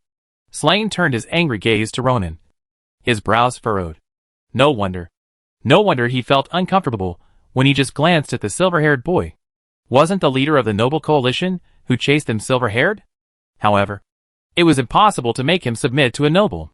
Slane's greatest wish was to be a noble himself. Or, if he couldn't be a noble, to be the leader of a party, which was much happier than swearing allegiance to others. Even for him, surrendering to the Black Collar tribe was more comfortable than swearing allegiance to the nobles. He slowly pulled out the long sword hanging on the horse, narrowed his eyes, and said coldly, "Silver-haired kid, you want me to surrender to you? Dream on. Go!" Slane suddenly clamped the horse's belly and actually charged directly, leaving no chance for negotiation for Ronan. Ginny was right. This man was confident, arrogant, conceited, and had no brains. "My lord, be careful," Ginny exclaimed, and the Night Horn next to her was ready to take action. Their surrender was real, and they didn't want to see anything happen to Ronan. But someone was faster than them. McKin, who had always been guarding beside Ronan, had already taken action when the other party started charging. He trampled the earth violently, and the surging fighting spirit poured out, and the ground shook violently. Halfway through the opponent's charge, the ground suddenly rose up, forming an earth wall barrier. "Break it for me," Slane roared, and slashed a sharp sword with a sword and blasted it on the earth wall, breaking it apart. At the same time, the fighting spirit wrapped around him and his horse, forming a huge galloping armor. Leaping on his horse, Slane stepped over the broken earth wall and broke out. Ronan's eyes lit up. This Slane's fighting style was very brutal. If he could subdue the opponent, he would also get a fierce general. But soon, this idea of his was quickly extinguished. Mackin was not afraid at all, even without a warhorse. His speed was extremely fast in a short-range burst. The two sides came towards each other and almost collided in an instant. "Die!" Slane looked down from above and stabbed Mackin with a sword. He didn't expect that this knight was so fearless that he dared to send his sword down. When Mackin passed by the opponent's horse, he seized the opportunity to attack and face the opponent with a powerful sword. The long swords collided, and the overwhelming power burst out on the swords. Mackin was shocked and flew back, and Slane was knocked out like a kite with a broken string, fell heavily to the ground, and spit out a mouthful of blood. The horse he was sitting on was also overturned by the force of this blow. Because of inertia, it plowed more than 10 meters on the ground and stopped a few meters away from Ronan. "Elrin, hurry up. Go and treat this horse," Ronan hurriedly ordered. Elrin has finished making the healing spell scrolls in the past 2 days. In addition to practicing, he will see if there are people in the Qingju and Zigua tribes who need his treatment. If there is, he will cast a healing spell, which can not only make the injured get up, but also spread the Lord's kindness. Now I didn't expect that his healing spell would be used on the horse. Well, the horse is indeed a bit expensive. As you wish, sir. The light magician happily accepted the order. When the horse was rescued here, Slane climbed up from the dust. He was terrified and his expression changed drastically. This baron was a little strong. "Ma'am? Attack. Everyone come together. Kill this noble. We are still the king of the forest." The roar awakened Ma'am, who was shocked by the battle just now, and his mind turned quickly. For him, surrender is also not a good choice, because he betrayed Ginny. Now Ginny surrendered to Ronan first, and also offered such a good strategy, which must have won the favor of the Baron. If he surrendered now, he would most likely be asked to be executed by Ginny. At that time, the young Baron would most likely agree to this request. If Slane dies, then so be it. As long as I lead my men to break through, I can be the leader of the Grey Earth tribe. Then I can cooperate with the Black Collar tribe. With the power behind them, I don't have to be afraid of this Baron. Instantly, Ma'am thought of a way out. Babylon. And everyone else. Slain is already dying. If you want to live, rush out with me. Those who stay behind will die. That Baron and Ginny will not let you go. Without any hesitation, he immediately turned his horse's head and rushed out. Instead of following Slane's words and charging at Ronan, Babylon, the other 3 junior knights, and the 5 cavalrymen were stunned for a moment. And then without hesitation, they turned their horses' heads and followed Ma'am to charge out. Many things in the Grey Earth tribe were arranged by Ma'am, and they believed in each other's judgment. Betrayal? Damn it. You dare to betray me. Slane roared. His eyes were red, and the fighting spirit on his body became extremely manic. Kill! Now he couldn't care so much. He had to break through McKinn's defense line and capture Ronan as a hostage to have a chance to survive. However, no matter how he charged or how he changed his offensive, he was defended by McKinn and couldn't move forward at all. On the other side, Ma'am and others who were about to rush out were greeted by a large cloud of fire. This fire cloud was like a red cloth covering the sky. Covering them. The warhorse neighed in fear and immediately lost its pace.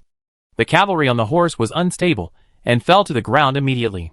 Ma'am, who reacted a little faster, raised his sword and chopped out the fighting spirit, but was blown away by the impact of the fire cloud and fell off the horse. Rydar swung his sword. Take them down. Tom, Walton, Dandy and others led the guards and militia to surround them immediately. The battle ended quickly. Under Rydar's leadership, none of Ma'am and the other 10 people escaped. They were all taken out and pressed to kneel on the ground. 2 swords were placed on their necks, and they dared not move. At the same time, Slane, who was completely beaten by McKinn, was also beaten to the ground and could not stand up. Ginny and Horn looked at the battle in front of them in shock. They didn't expect that Ronan could win so easily against these people from the Grey Earth tribe. Their eyes moved around McKinn and Rydar. The combat power these 2 people just showed was too strong. They definitely had high-level peak strength and could even be compared with bronze-level knights. On the other hand, Ronan never made a move from beginning to end. This calm state shows that he is very clear about and trusts the strength of his subordinates. Ginny and Horn were very lucky that they surrendered on their own initiative that night. Ronan walked to McKinn's side. How do you feel about letting you use your fists and feet this time? McKinn smiled with lingering satisfaction. Thank you for the opportunity. Sir, but this guy is too weak. I'm afraid I can defeat him when I'm an intermediate knight. Slane, who was next to him, heard Ronan approaching and turned his head to stare at Ronan. A few hours ago, he was still enjoying the service of others and the leader who could decide the life and death of hundreds of people. But now, he has become a prisoner of others. And the initiator of all this is the silver-haired guy in front of him. I want to kill you. Slane clenched the sword on the ground, and his extreme hatred made him unable to let go of his obsession. If he hadn't been unable to stand up, he would definitely pounce on Ronan. Should I praise you for being a real man? Or should I say you don't know the current situation? Ronan took the sword from McKinn's hand. Originally, he wanted to try to use the other party for his own use. But now there is no need. First, the other party is not strong. Just a mindless charge. Second, and most importantly, Slane's extremely hateful eyes just now made Ronan feel very uncomfortable. And this kind of hatred cannot be eliminated by measures such as restoring his free citizen status. Taking all factors into consideration, even if such a person is left, he may become a disaster in the future. Puff! Ronan pierced the opponent's throat with a sword, ending Slane's life. King of Killing achievement achieved. Attribute points plus 80. Energy essence plus 160. Please call me the King of Finishing Blows. Ronan thought. Chapter 93 Unexpected Intelligence. The last time the King of Killing achievement was triggered was when I killed Pedro, the Skull and Bones magician, on the way to Shanlin Town for the first time. Today, Ronan also took the opportunity to kill Slane to complete the requirement of killing a level 3 supernatural unit. He checked the achievement interface and found that the King of Killing achievement had been updated. King of Killing. Kill any level 4 supernatural unit. Reward. Attribute points plus 200. Energy essence plus 400, although the reward this time is much higher than the previous 3 times. The level 4 supernatural unit, if it is a human, is a bronze knight or a great magician. Supernatural people of this level generally have some status and background, and it is not a simple matter to kill them. For example, A family has a bronze knight. Even if he has a feud with Ronan and is killed. If the feud is not serious enough to cost his life, then Ronan may face serious accountability from the family. However, if it is a warcraft, it is easy to say. Anyway, finishing off the enemy can also complete the achievement. Ronan will go into Wushan a few times, and he should be able to encounter a level 4 monster. Right? Sir, what should we do with these people? Rydar walked over and pointed at the people of the Grey Earth tribe, who were controlled and kneeling on the ground, and asked. Ronan walked over and scanned the group of people. Which ones are professional knights? Me. I am. Me too. Me too. Including ma'am. A total of 5 professional knights responded one after another.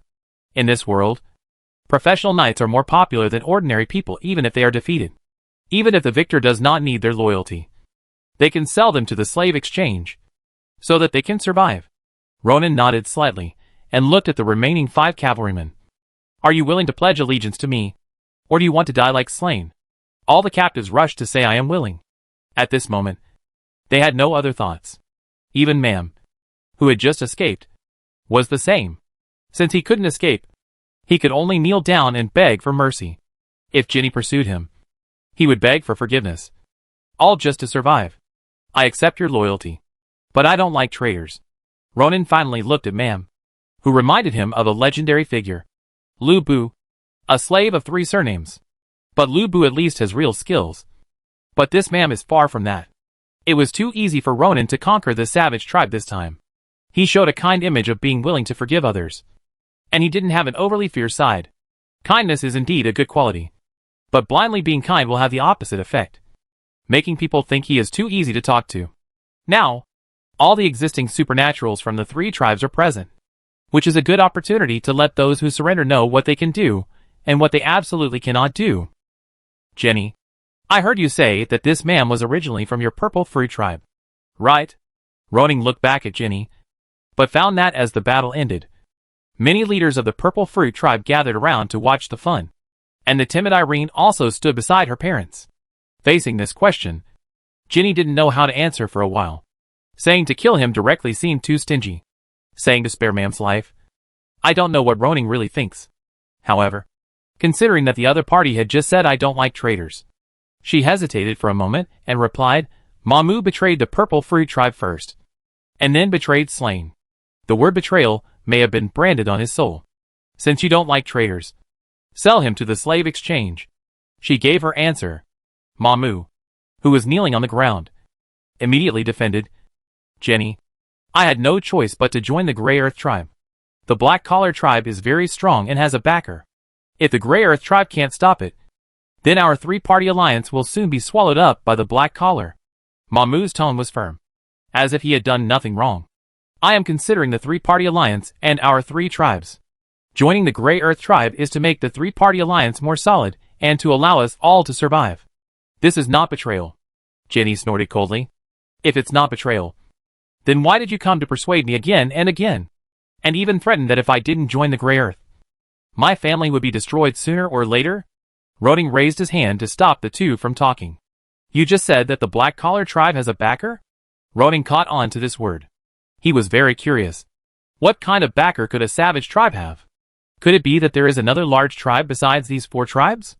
Dear Baron, the Black Collar tribe does have a backer. Ma'am's tone of fierce rebuttal to Jenny immediately turned into respect for Ronan. Baron Layson of the Shan territory is his backer. If it weren't for the support of the Shan territory, the Black Collar tribe wouldn't have developed so fast, and could have challenged the 3 of us alone. Ronan was surprised and wanted to laugh. Well, after all the twists and turns, he actually involved the Shan territory. Is that so? Ronan confirmed again with a little doubt. That's right. Sir. Dense beads of sweat oozed from ma'am's forehead. He was under a lot of pressure now. He just hoped that this useful information could change the Baron's attitude towards him. This is what Slain told me. He said that Joffrey, the leader of the Black Territory, had used this excuse to win him over. But unfortunately Slain wanted to be the leader himself. So he refused. He pointed to Baburin beside him, and said, I hadn't joined the Grey Earth tribe at that time. But Baburin was there. And he knew it. Ronan looked at the middle-aged captive, who was also kneeling on the ground. Really? Yes. Sir. Babylon lowered his head, and dared not look Ronan in the eyes. I was indeed there at the scene, and heard it with my own ears. Ronan nodded slowly, and was considered to be sure of this information. It seems that Baron Layson not only wants to get involved in Shanlin Town, but also wants to annex all the wild tribes in Wubei Forest. Perhaps the other party has the same idea as Ronan, and wants to absorb the northern part of Wushan territory into his territory, and become the strongest ruler in the north. Although you made up a somewhat convincing reason for betraying the Purple Free Tribe, you deserted the battlefield and ignored your master. The fact that you betrayed Slain is obvious to all. The topic returned to the treatment of Mam itself. I don't like to use traitors, and I don't want to be betrayed by my own men one day. I don't accept your plea for mercy. Nor do I intend to sell you to the slave exchange. No, you can't. Mam trembled all over. My lord, although my strength is not the strongest, my management ability and my wisdom are better than theirs. As long as you are willing to give me a way out, I will definitely follow your footsteps until death. Management? Wisdom? Ronan really couldn't tell. He waved his hand. It's better for the traitor to die. You? Mahmu's eyes widened, and he wanted to struggle to resist. But his throat was cut by the cold sword. He felt weak all over, and then fell softly to the ground. The bloody smell floated in the mountain village of the Purple Free Tribe. Mahmu's body lying on the ground drew a red line for those who surrendered to Ronan in recent days, letting them know that some things cannot be done. Makin, these prisoners are left to you to deal with. Use them if you can, and deal with the dishonest ones yourself. Ronan ordered. Rydar, you will take them to take over the Grey Earth Tribe tomorrow. Oh, by the way, if Wilson has completed the census of the Green Bamboo Tribe, take him there too. This time he did not go to the Grey Earth Tribe in person, but chose to let Rydar take over. He still had some things to deal with here. After the place was settled, he would go over and show up and inspect it. Since the Black Collar Tribe has the intervention of Lord Sin, it cannot be dealt with simply. If the other party reports his annexation of the Savage Tribe, and the higher-ups arrange a pioneer knight or a small baron to take over the land, there will be unnecessary trouble. It is better to maintain the status quo for a while, and wait for the right time, so that Ronan can legally take over all the land in the north of Shanlin Town. By then, he should be a Viscount. Right? The Viscount of Wubei territory. Jenny, Horn, the cleanup is left to you. Ronan ordered the two of them easily. No problem. Sir. Ronan laughed and looked at Irene on the side, but found that there was some fear and evasion in the other's eyes. Could it be that what happened just now made this little guy feel afraid? A word determines a person's life and death, which is indeed easy to make people afraid. Ronan smiled and touched Irene's head, then walked into the house. Elrin, come with me. Chapter 94 Personnel Arrangement. Among Ronan's three subordinates, Makin, Elrin, and Retta, the one who urgently needs to be improved is Elrin. The second extraordinary person who followed him is still in the state of an intermediate magician, 212/300, and he is a little short of progress to be promoted to the advanced level. After completing the achievement this time, Ronan obtained a full 160 energy essences. He divided them into two parts, and invested 88 energy essences in Elrin, allowing him to break through the advanced level. How is it? After some operations, Ronan asked Elrin, did you get anything new? Yes. Elrin's eyes were shining, and he was in a very good state now. My lord, I got two kinds of magic, Holy Shield and Light Binding. Oh! Ronan became interested. Tell me about it. Holy Shield, a third-level light attribute magic. Simply put, is to apply a light shield to the target, which can absorb the damage of magic and fighting skills, but cannot resist physical attacks. The light binding spell is a kind of confinement magic. In Elrin's words, it uses the tentacles of light to bind the limbs of the person being cast, making him unable to move. In this breakthrough, Elrin still has no offensive spells, but he has made great progress in defense. Come, cast the light binding spell on me, and see how strong the binding force is. Ronan stood up and decided to experience it for himself. Elrin stretched out his fingers and carved the spell pattern of the light binding spell in the void. It can be seen that this magic is much more complicated than the previous one, and there are probably more than a dozen light nodes. As the spell pattern was carved, Elrin pointed at Ronan, and golden tentacles of light suddenly stretched out in the void beside the latter's limbs. They wrapped around Ronan's legs and hands like a python, The binding force seems to be quite strong? Ronan moved casually and found that his limbs were tied up, and he couldn't move at all. He was so angry that his arm muscles were tensed. He wanted to pull out one hand, but found that the binding force was greater than he thought.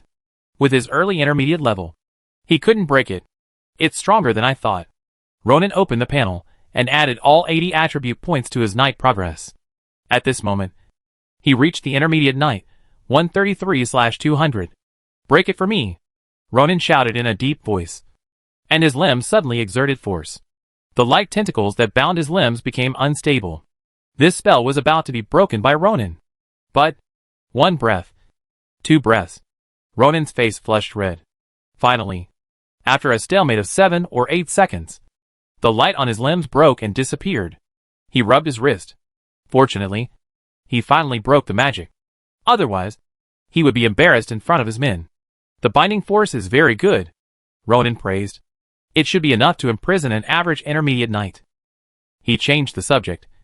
By the way, when Mackin broke through to the advanced level, his memory was awakened. What about you? Have you gained anything new? When summoning Rydell, the other party said that he claimed to be the commander of the Flame Expedition. Afterwards, when Mackin broke through to become a senior knight, he awakened a memory and claimed to be the leader of the 7th Knights of the Flame Expedition. Now that Elrin has also broken through to the advanced level, I wonder if he has awakened any memory fragments. My lord, I also got a piece of information. Elrin nodded. This information tells me that I am from the Flame Expedition like Mackin and Rydell. I serve as a holy doctor in this army, specializing in treatment and assistance. The skills he now mastered, such as the Invigoration, Flash, Healing, Holy Shield and Light Binding, were all of a healing and auxiliary nature. The title of Holy Physician was more appropriate, and it would be more appropriate if it was changed to Holy Assistant. Ronan finally confirmed that the 3 people he summoned were definitely connected, and as their strength increased and their memories recovered, they might bring him some information unknown to the world. After Elrin withdrew to digest the enhancement effect, Ronan was completely idle. From the expedition on the 21st to the evening of the 23rd today, in just 3 days, he could be said to have taken down 3 wild tribes. Although the Grey Earth tribe has not been completely controlled, with the native Baburin and the other 3 junior knights, it should not be a problem to control the people there. At that time, it would be nothing more than promoting his policies again, and at the same time, with small favors, he could win the hearts of the people. As long as the living conditions of these wild people are not allowed to deteriorate in a short period of time, and as long as many of them have seeds of hope for the future, everything will be easy. I didn't expect things to go so smoothly. For the next period of time, as long as the Black Collar tribe didn't actively invade him, he wouldn't bother them. According to his plan, he would first digest the territory of the Tripartite Alliance, build a prototype of the industries here, and then make plans for the next step. This is not to say that it will take forever. In fact, the attack on the Black Collar tribe will not be delayed too long, and it is estimated to be after the spring plowing next year. I am a little slow in getting my dual professions to advanced levels. He is still 67 attribute points away from breaking through to the advanced level. After reaching the advanced level, the knight level needs 300 points, and the magician level needs 400 points. In other words, he still needs 767 attribute points to become a bronze knight and a great magician. If it is done step by step, it will take about 5 months, which is almost exactly after the spring plowing. By then, when he breaks through, Shanlin Town is likely to have 4 level 4 extraordinary professionals at the same time. Even if the Black Collar tribe has the support of the Shan Lord, it will be difficult to resist Ronan's offensive. Let Retta take Tom, Jowett, Sim, and Baburin to the Grey Earth tribe to monitor the movements of the Black Collar tribe. Retta's strength is much stronger than Slain, and it is completely no problem for him to be in charge of the Grey Earth tribe. Letting Tom and others go is also to let people he trusts use them. As for the defense of the Qingju and Zigua tribes, with Rydar in the front, there is no danger here. Let Horn and Ginny stay in the Zigua tribe and take care of the defense of the Qingju tribe. Ronan brought Irene with him, so he didn't have to worry about the 2 people having any ulterior motives. Moreover, from this experience, it can be seen that the Horn couple surrendered willingly. As for the rest of the people, they were all taken back to Shanlin Town by Ronan. So far, in addition to himself, The extraordinary people in Shanlin Town include McKin, Elrin, Irene, David, Warden, Dandy, and the 3 knights of the Grey Earth tribe who surrendered but whose names are still unknown. A total of 9 people. These 9 people are not only more than enough to take charge of the defense of the territory, but also can take time to form a hunter team to go out hunting. Ronan didn't expect that in just 2 months he could gather so many extraordinary people by his own strength. Once horses, weapons, infantry, archers, etc. are trained, he can form a regular night team. So, the next day, according to Ronan's plan, Rydar took people to the Grey Earth tribe to take over the people there. Ronan stayed in the Purple Fruit tribe to show Nighthorn how to spin silk from silk cocoons. In fact, this process is simpler than opening cotton, and even wood ash is not needed when boiling cocoons. The only problem is that there is no spinning wheel at hand, only a spindle, which is inconvenient to operate. He decided to let Ball make a few spinning wheels when he returned to Shanlin Town. As for the loom, he had to see what the looms in this world looked like. In the morning, the little girl Irene completed her census as promised, and a total of 242 people in the Purple Fruit tribe were all registered. In order to reward the other party, Ronan allowed the other party to call him brother. But this little guy didn't know whether he was afraid of Ronan's deterrence yesterday or a little shy. He hesitated for a long time without making a sound. Although he didn't call his brother, he did call Wilson. After so many days of separation, Wilson missed the Lord a lot and was afraid that something might happen to him. So he was very excited to see him in the Zegwa tribe this time. While greeting him cordially, he exaggeratedly praised Ronan's strength. This time, Wilson also brought the results of his census in the Chinju tribe, including Morton and Dandy. There were 354 people in the Chinju tribe, all of whom were registered. So far, the population of Ronan's territory has increased to 2,725. Ronan praised Wilson's efficiency and assigned him a task at the same time. Train more village chiefs and send them to the Chinju village, Zegwa village and Huetu village, which he renamed. It would be best if they master the ridge farming method. For him, the extraordinary only needs to be responsible for defense and does not need to intervene in construction. When Wilson heard that he was going to be the political officer of so many territories, his eyes were shining, and he immediately said that he would train and select the most suitable ones as soon as possible after returning. Of course, the first thing the hardworking government officials have to do is to complete the census of the Grey Earth tribe. I believe that soon, the achievement of prosperous population of Ronan will be completed. Chapter 95 Population Breakthrough. After the intense offensive rhythm ended, Luo Ning's pace of life slowed down again. Although the days in Zegwa village were not as comfortable as those in Shanlin Town. In order to teach Horn the 2 planting methods of mulberry tree cutting method and layering method, Luo Ning needed to spend a lot of time and patience to demonstrate, especially the latter method. He only saw others use it, but he had never tried it himself. During the past 2 days, Luo Ning also inspected the reclaimed fields in Zegwa village, and selected 10 acres of land to plant them as mulberry planting bases. Mulberry planting also requires ridge cultivation, and compared with wheat planting, the ridges of mulberry trees need to be higher. Luo Ning taught this method to Horn in advance, and told him to keep a distance of about 80 to 90 centimeters between 2 plants when planting. Oral teaching is ultimately just a guide. The specific extent to which the expansion of mulberry tree planting can be implemented depends on Horn's operational ability. Seeing that the other party is very serious and is still making detailed records, there should still be some expectations. Luo Ning did not expect this to be completed within a year, which was not very practical. He was only 17 years old this year, and time was on his side. He had a long time to improve the conditions and eventually bring silk out of this mountain forest. 3 days later in the afternoon, Luo Ning, accompanied by Horn, came to the northernmost part of the Zegwa tribe. The Wubei forest is not small, and there is a large area further north, but there are no humans living there, let alone wild tribes. That is to say, some nobles who fled took their people to the north and took root there to form a tribe like yours. But later on, these tribes all disappeared? Ronan stood on a high slope, looking towards the north. He seemed to see the sea surging in the sky. It is said that the north of Wushan territory is surrounded by the ocean, but it has always been undeveloped, which is not common. In theory, shouldn't the seaside be more prosperous? For example, the pointed city in Wushan territory is the port city of Wushan Territory. Port Dennis connects Wushan Territory with the Kingdom of Aljuan. The trade is extremely frequent, and it pays tribute to Wushan Castle every year. It is a bit surprising that the north is surrounded by the sea, but has not been developed. He spread out the map and took a look. It may also be that the protruding area in the north is too isolated overseas, and the trade routes with other places are very long. In addition, no very profitable development objects have been found, resulting in no human footprints in the north. Yes, sir, Horn said. I went to the north to explore at the beginning, and there were indeed traces of human activities there.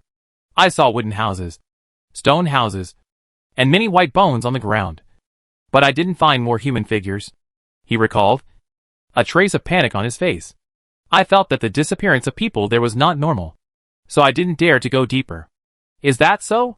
Roning frowned and looked at the guard officer McKinn, who was guarding beside him. The latter understood. Don't worry, sir.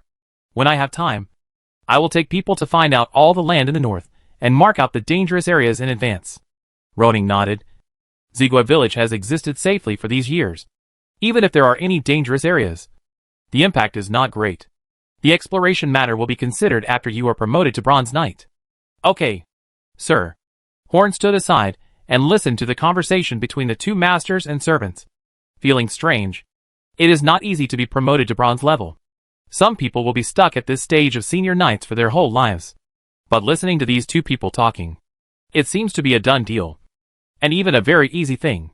Could it be that this Mackin has reached the edge of a breakthrough? Horn thought of the scene where Mackin completely beat Slane a few days ago, and nodded secretly in his heart. It is really possible. Duh. The sound of horse hooves sounded, and several people looked up, only to see that it was Irene and Ginny riding horses. Roning left 3 of Slane's war horses to Ginny's family. They have been learning riding skills these 2 days, and now it seems that they have mastered it well. Not long after, 2 horses came to the crowd. Irene got off the horse lightly and said with a smile, Brother Luo Ning, your political officer Wilson is back from the Grey Earth tribe. After a few days of getting along, Irene still couldn't resist the temptation to call him brother, and finally called him out. Oh! Luo Ning smiled. It seems that Wilson has registered all the people in the Grey Earth tribe. Yes, sir. Ginny got off the horse. Wilson said he would report to you about his work. In addition, Ju White has also brought back a large bag of the Grey Earth tribe's specialty Grey Earth, according to your instructions. The specialty of Qingzhou village is bamboo, and the specialty of Zigua village is sericulture. Luo Ning really wants to know what the Grey Earth tribe's specialty Grey Earth is that Baburin and others said. Then let's go back. Luo Ning couldn't wait, so he took Irene's horse and rode on it. Little Irene, do you want to get on? Irene blushed, hesitated for a moment, and then said weakly, I'll just ride my mother's horse. Ha ha ha. Ronan laughed. Playing with children can still bring him some fun, but it's a pity that the little girl is too young. McKinn, you accompany Irene and the others back. He turned his horse's head and galloped towards the village. Not long after, he came to the living room, where Wilson and Jewett were waiting for him. As soon as Ronan came in, the 2 of them hurriedly stood up to greet him. Ju White said, My lord, Rydar asked me to tell you that everything is going well in the Grey Earth village. All the people in the village already know that you are their master. You can come to inspect it any time. I know. You have done a great job to stabilize it in such a short time. Wilson handed over the booklet he had sorted out. My lord, this is the census result of the Grey Earth tribe, compared with Qingzhou village and Zigua village.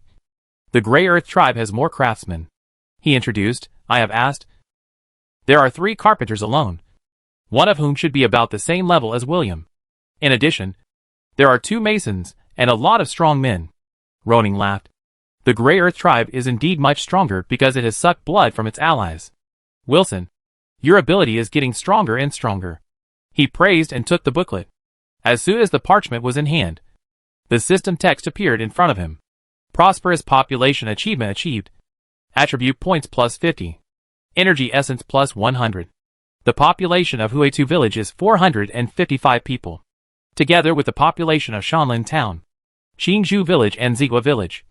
The number of people Luo Ning has now reached 3,180, exceeding the 3,000 mark required by the achievement. Luo Ning opened the achievement interface and the information on it was updated. Prosperous population. The registered population of the territory has reached 5,000 people. Reward, attribute points plus 100. Energy essence plus 200. The number requirements have not increased much at one time. Only 2,000. Which does not seem to be difficult. If Luo Ning conquers the black-collar tribe and buys some slaves, he may be able to complete this achievement. Chapter 96 Gray Soil. In the living room of the wooden house, Jewett opened the linen bag beside him, revealing the soil inside. Sir, this is the gray soil you asked us to bring back. Ronin squatted down and opened the mouth of the sack, carefully observing the gray soil inside. He found that the soil was not really gray, but grayish-white, and it existed in the form of small lumps of soil. Ronin stretched out his thumb and index finger to pick up a small piece, and the soil broke with a little force. Twisting it carefully, he found that the gray soil was in the form of fine powder with very small particles. Ronin was not a geologist, and he had not learned relevant knowledge, but he could still judge that this soil was very different. How much of this kind of soil is there in Huetu village? Juite replied, Sir, there are a lot when I go to collect it. It feels like half of the mountain is covered with this kind of soil. According to the people there, some people used to eat this kind of soil to satisfy their hunger. But later, it was found that people who ate it had a big stomach and couldn't defecate and were suffocated to death. So no one ate this thing anymore. Guayin soil? Luo Ning naturally thought of this word. But soon, it was replaced by another word, and his eyes suddenly lit up. Is this Kalen? Wilson, go give me a bowl of water. Luo Ning hurriedly ordered. Wilson heard the urgency in this sentence and hurriedly ran into the kitchen to bring a bowl of water. Luo Ning took a handful of soil from the sack and put it on the ground, then poured a little water on it and mixed it a little. Soon he found that the gray soil that was not sticky at all became sticky, and the fineness of the soil became more and more obvious at this moment. This is probably really kaolin. Luo Ning was surprised and delighted. Kaolin is a non-metallic mineral. The higher the purity of kaolin, the whiter and finer it is. It has good plasticity and fire resistance. In the history of Xia, it was because of the discovery and good use of kaolin that porcelain in the civilized world came into being. If porcelain can be made, Luo Ning's mind became active. Most of the noble tableware and utensils in this world are made of silver, such as silver wine glasses, silver tableware, etc. Some nobles also use glass products or crystal products, but the latter two have not been promoted on a large scale. As for porcelain, let alone, it is very likely that it has never appeared. Not to mention, the high temperature of 1200 C required for firing ceramics is difficult for anyone to master. Otherwise there would be no pig iron. It seems that the bellows he made in Shanlin town a while ago can now be used not only for smelting metals, but also for firing ceramics.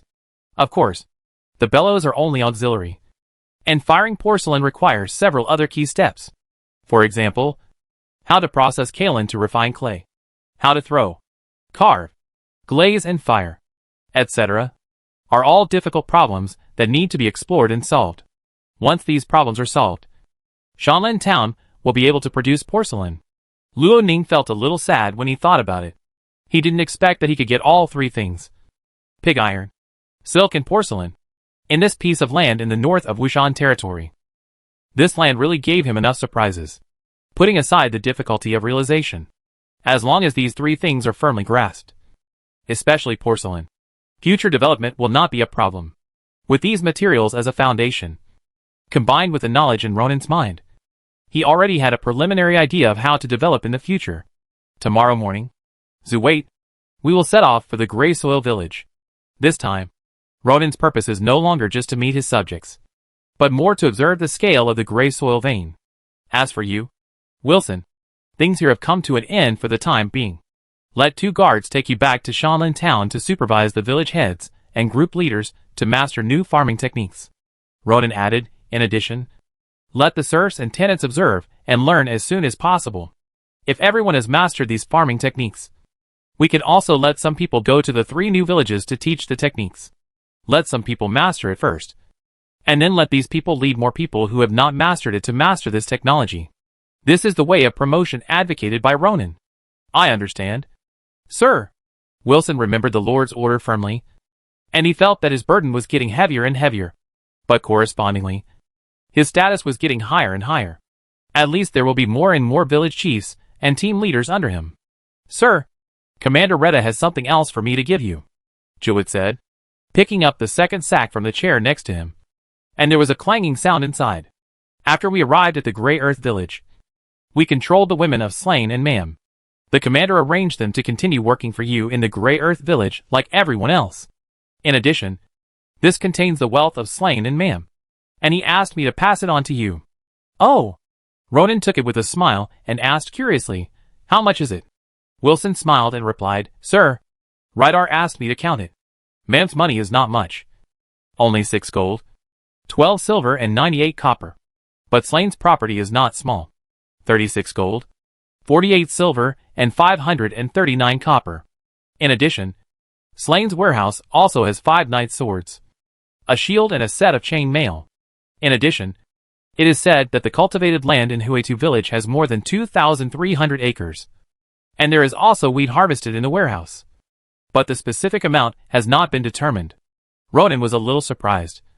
Slain is a really generous leader. As the leader of the same wild tribe, the deposit of the killed Knight Willie was only equivalent to 8 gold coins.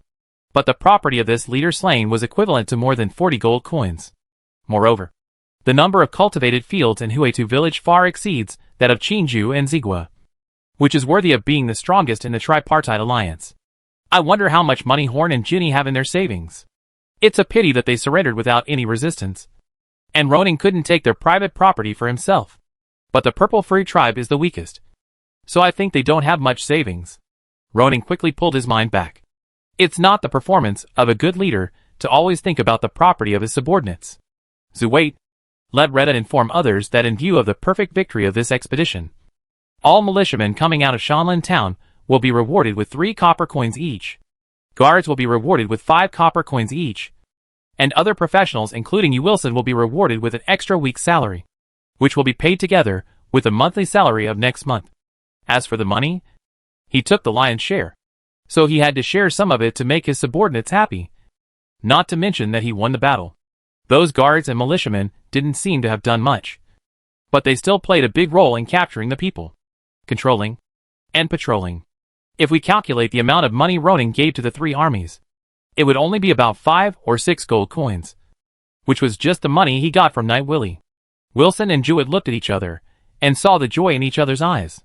Sir, you are really a lord who rewards and punishes clearly. Thank you for your gift. Chapter 97 Return. The next morning, Ronan brought Mackin and arrived at the Grey Earth tribe, which was renamed Grey Earth Village, under the leadership of Zu White. This place is worthy of being the strongest party in the tripartite alliance, as the front line facing the enemy. The larger number of people in Grey Earth Village is just an appearance. The proportion of lightly armed labor here is extremely large, and the proportion of elderly people over 50 years old is extremely low. I don't know if they are all dead or moved to Chinju village and Zigua village. For Ronan, the more young and strong people here, the better, so that he can run Grey Earth Village well. And he doesn't need to transfer people from Shanlin town. In addition to the population, Grey Earth Village also has a lot of defensive fortifications, especially the place where Slain lives, which is really a bit like a noble castle, although the area is a bit small. It has a fence outer wall made of wood, and there are also solid towers and fortresses built of mud and stone. If there were no intelligence and strategies provided by Ginny, it would take some effort to lure Slain and others out to fight and capture this place. After arriving at the Grey Earth Village, under the arrangement of Retta, Ronan had lunch with everyone. When things here are over, he will return to Shanlin town, and all the houses in the Grey Earth Village will be handed over to Retta for management. In fact, not only defense, anything here can be handed over to him. In Ronan's mind, people with some level qualifications, and who are unlikely to betray him are worth training. Now let Retta learn some experience in the Grey Earth Village, and when the territory is expanded in the future, he can be made a frontier official. In fact, not only Retta, but also Elrin and McKinn can play this role. By employing these 3 people, Ronan doesn't have to worry about them becoming more powerful and starting to be distant from Wushan Castle like Orson did. Of course, Ronan only handed over the management of Huetu village to Rudel, not enfeoffment. In the future, when he becomes a viscount or earl, whether he needs to grant fiefs and titles to his followers is still a question worth thinking about. To be honest, compared with enfeoffment. He prefers centralization. In the afternoon, under Rudel's advance arrangement, Roning met with all the people in Huetu village as a noble and master, letting these people know who they need to be loyal to. At the same time, Roning has experience in Shanlin Town, Qingzhou village and Zigua village. When he faces these new people now, he can naturally say a series of inflammatory words, which can not only calm the anxiety and uneasiness in the hearts of these people, but also inspire some people's expectations and yearning for the future. In fact, the ideas of these people are not complicated. After changing the master, as long as they are not sold, not killed, and have food, everything else is easy. As for whether he worked actively or slacked off, that is a story for another time. Sir, this is where the ash soil is found. After meeting with the people, Roning came to the northeast of the village under the leadership of Rydar. I have made a simple survey. From this hilltop, extending northward for a few miles, if you dig 4 or 5 meters deep underground, you can see such soil blocks, which is what you call kaolin. Rydar made a simple survey during his free time in the ash soil village these 2 days. Considering Ronin's interest in the ash soil, although digging 4 or 5 meters deep is a bit difficult for ordinary people, he can still do it with his fighting spirit and long sword. That is to say, this soil mine extends for at least several miles. Ronin looked at the top of the mountain. Although it sounds small, it has not been fully surveyed after all, and there are still many uncertainties. But no matter what, the current amount of kaolin is enough for Ronin's initial development. When you have time, survey it carefully to see what the length, width and height of this soil mine are, he ordered. Okay, sir. Rydar learned from Juwait how much the Lord valued kaolin, but they didn't know what the specific use of this soil was, and they were all very curious. Sir, how are you going to use this soil? Are you going to make pottery? Ronin smiled mysteriously. If it's just used to make pottery, it would be a waste. Wait and see, Commander. Its value is beyond your imagination. Rydar only felt that the young lord in front of him had endless knowledge in his mind, and he was afraid that the function of kaolin was another area he didn't know. Since this kind of soil is very important, we should protect it. So should we stop cultivating the wheat fields next to it? Luo Ning thought for a while. Stop it if it's 1 mile closer to here. If there are no soil mines involved and the land can still be used, use it. Also, arrange a few people to pack a few more bags of kaolin. I will take it back to Shanlin Town for research. Luo Ning knew the general way to make porcelain, but there were still many problems he needed to try to solve from knowing to making it. When he got the way through, he would build a porcelain manufacturing base here and create Jingdajun in another world. After I go back, I'll leave the things here to you. Roning instructed. I will arrange people to promote new farming techniques in a while, and you can cooperate with them then. In addition, you can follow the example of the construction team, logging team and manure collection team here, he said, pointing here. We can first build a batch of houses with better quality near the kaolin vein, which we will use later. Roning told Riedel what Huetu village was going to do next, and asked him to arrange people to refer to Shanlin Town's way of doing it. The efficiency can be a little lower, but the foundation must be there. In addition, Huetu village has 3 carpenters and 2 masons. Roning kept one of each and took the rest back to Shanlin Town.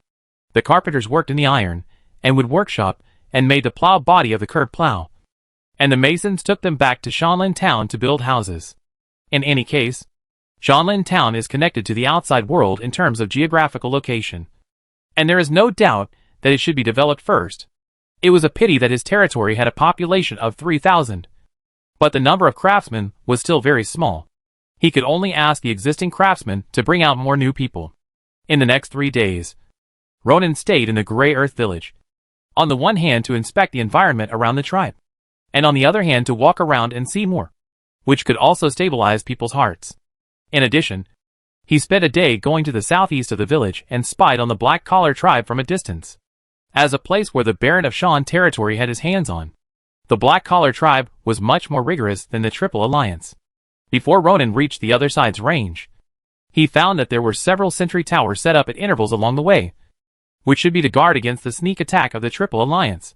With such defense, and the fact that there must be stronger fortifications inside than the Grey Earth village, it was very wise for Ronin to temporarily suspend the attack without enough intelligence. He has accumulated more than 200 energy essences now.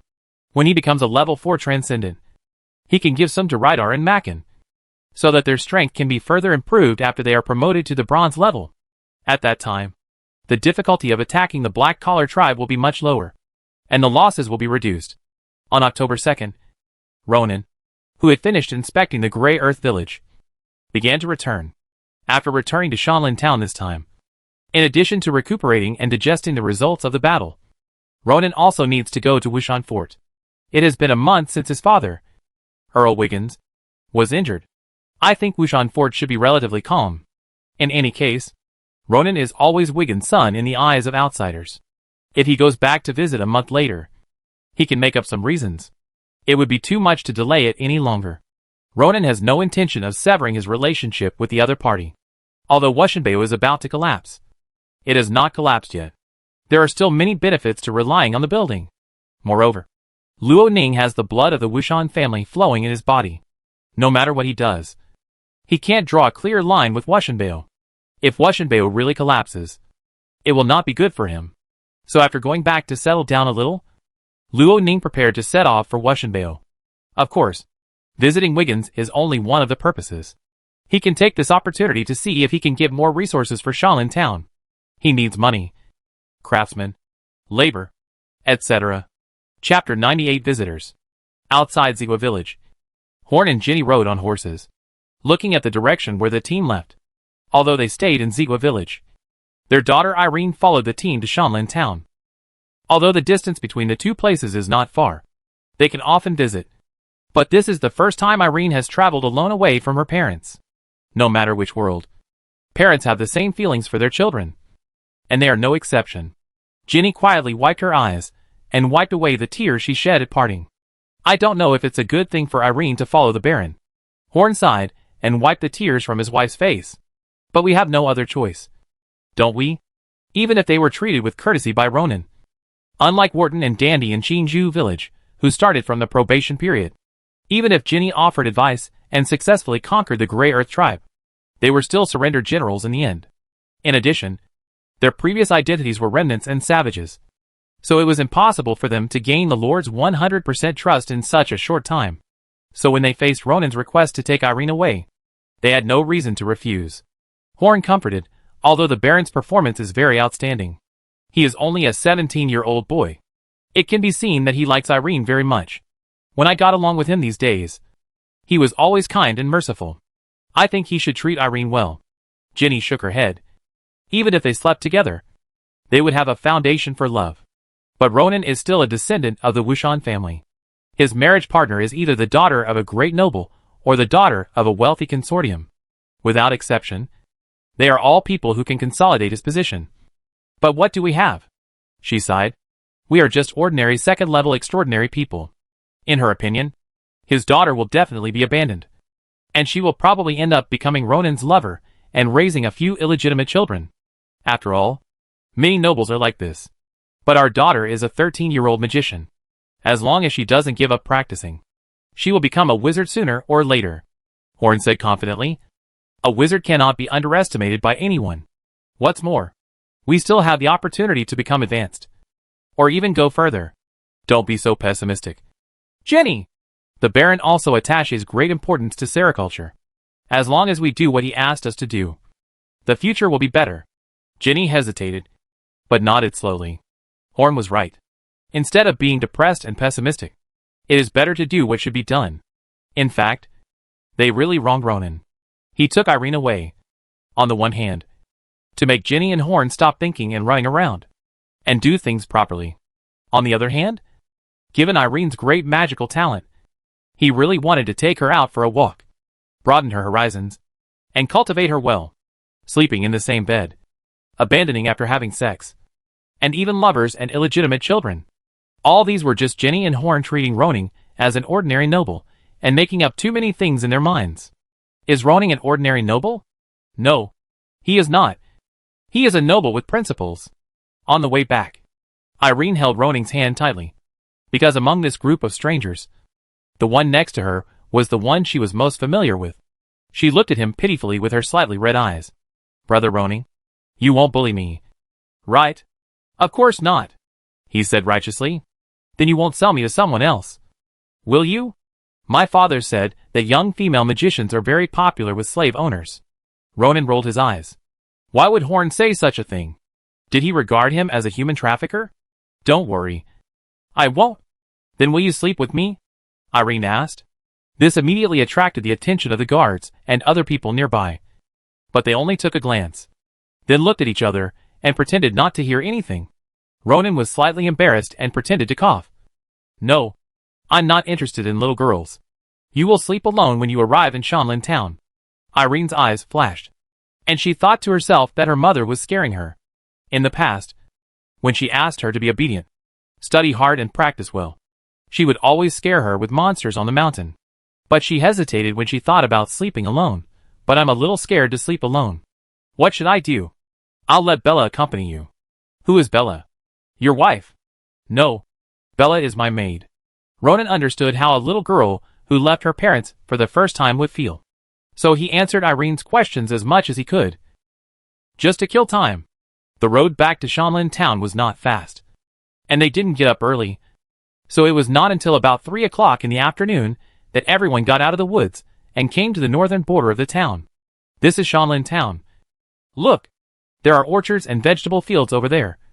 And there are pastures for grazing over there. Ronan pointed to several areas in front and introduced them to the girl in his arms, but got no response.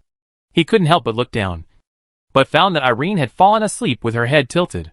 The road from Ziegler village back to Shanlin town was not short, and many places were not easy to ride on horseback, so they had to walk. This journey was indeed very unfriendly to Irene, a weak magician, and it was natural to be tired. He looked back at the team, and not all the people who went there came back this time. In addition to the extraordinary people, only 7 of the 27 guards came back, and the rest were left to Rydar to help him train the new recruits recruited from the 3 villages. All the 80 militiamen in Shanlin town were brought back, because they still had families and land here, and it was not appropriate for them to stay there.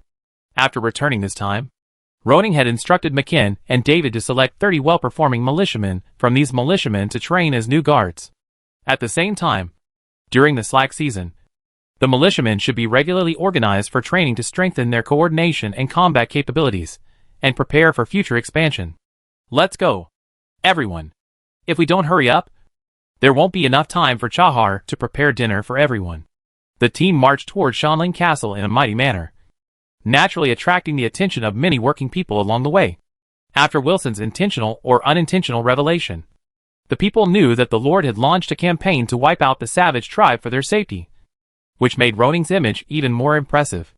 In addition, Wilson, who had returned to Shanlin town 2 days ago, boasted that the Lord had defeated 3 savage tribes in a row and achieved an unprecedented victory.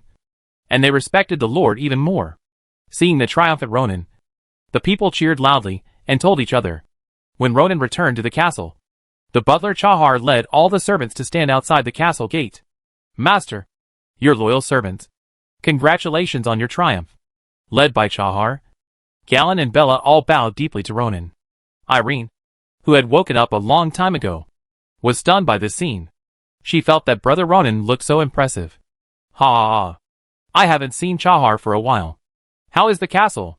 Ronan walked into the castle with a smile, and the people behind him followed him through the drawbridge and the gate one by one. Master, don't worry. Everything is going well in the territory. The barley harvested in this autumn has been dried almost completely, and most of it has been stored in the warehouse. Very good, Ronan smiled and said. To celebrate our victorious return, I will hold a dinner in the castle tonight. You go and inform Mrs. Bandler and ask her to prepare it.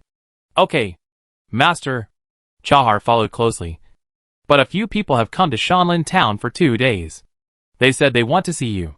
I wonder when you are going to meet them. Oh! Ronan stopped. Who is coming? Chapter 99. No money. The last time Ronan went to Muma City to purchase, he visited the Silva Magic Chamber of Commerce. At that time, he made an appointment with the other party's salesperson Hooker to come to Shanlin town to pick up and deliver the goods in early October. Ronan didn't expect Hooker to be so punctual. He said that he would arrive in Shanlin town on the first day of October.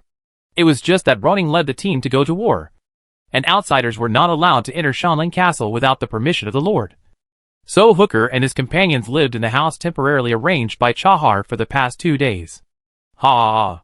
Dear Baron Roning, long time no see. Hooker, who was brought into the castle by Chahar, came up enthusiastically and opened his arms to hug. He was really tired from traveling and sleeping poorly recently.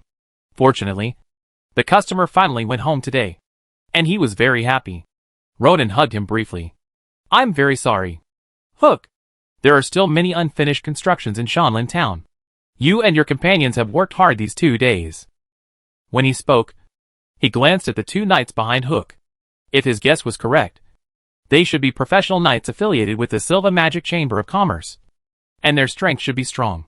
To be honest, Earl Wiggins is a little confused to let you live in such a dilapidated town. Hook didn't say polite words. The environment he lived in these 2 days was really not flattering. I heard that you defeated 3 wild tribes in a row during this expedition. With your strength, you should have a better town, or even a big city, instead of condescending to this place. Ronan smiled slightly. Shanlin town is a good place, although it is a little dilapidated now. It also belongs to the territory of the Wushan family. This is also what I should do to make up for the mistakes I made before. I admire your broad mind. Hook bowed and returned to the topic. Sir, according to the agreement you made with me last time, I brought enough spell ink and monster leather. I wonder how much you need this time. Ronan only bought materials for 1 month last time. Now he and Elrin have used up all those materials. If they want to make spell scrolls, they can only buy them again. Let's not talk about this matter for now. Ronan glanced at Elrin next to him. The latter understood, and quickly brought out the spell scrolls he had made and placed them on the long table next to Hook. These are the spell scrolls we made this month, including 18 healing spells and 4 wind blade spells. Please count them. In so many times of making, Elrin failed a total of 7 times. Although Ronan only failed once, he only made a total of 5. If he made more, there would definitely be failures. Hook walked over with surprise and took his people to check. After finding that everything was correct, he showed a satisfied smile. Mr. Elrin's ability is amazing. Hook praised, you can make 22 spell scrolls in 1 month. Your success rate is amazing. He didn't know that the wind blade spell scroll was made by Ronan, and thought that Elrin was a dual-element magician. Faced with such praise, Elrin felt a little guilty. He made it 25 times in total, failed 7 times, and the failure rate reached 28%, which is still quite high. However, he has now been promoted to a senior magician. If he makes a healing spell scroll again, the failure rate should be much lower. My lord, we have counted the spell scrolls. According to the price agreed before, we will pay you 367 gold coins and 2 silver coins in one lump sum for taking them away. The 367 gold coins are just gross profits. But even after deducting the cost of 270 gold coins, Ronan still made a net profit of 97 gold coins. This amount of money may not sound like a large amount, but it is enough for Ronan to pay for nearly 3 months' salary. Now we can discuss what to buy from you. Although he wanted to pocket all the more than 300 gold coins, he still needed to purchase from Hooker if he wanted to continue making spell scrolls. The other party came to Shanlin town in person, probably to sell more things. Hooker smiled. This time, I brought you hundreds of bottles of second-level spell ink and dozens of second-level monster leathers that you bought last time. If you think it's not enough, I can trouble Knight Calder to go back to the Horse City to pick it up for you. Ronan looked at the knight the other party pointed to, and Calder saluted Ronan. I am willing to serve you at any time. It can be seen that Hooker's preparations this time are very thorough. But Ronan can't eat so much. Apart from other things, just 100 bottles of second-level magic beasts cost 600 gold coins. And his savings plus the 367 gold coins he just sold only amounted to 530 gold coins.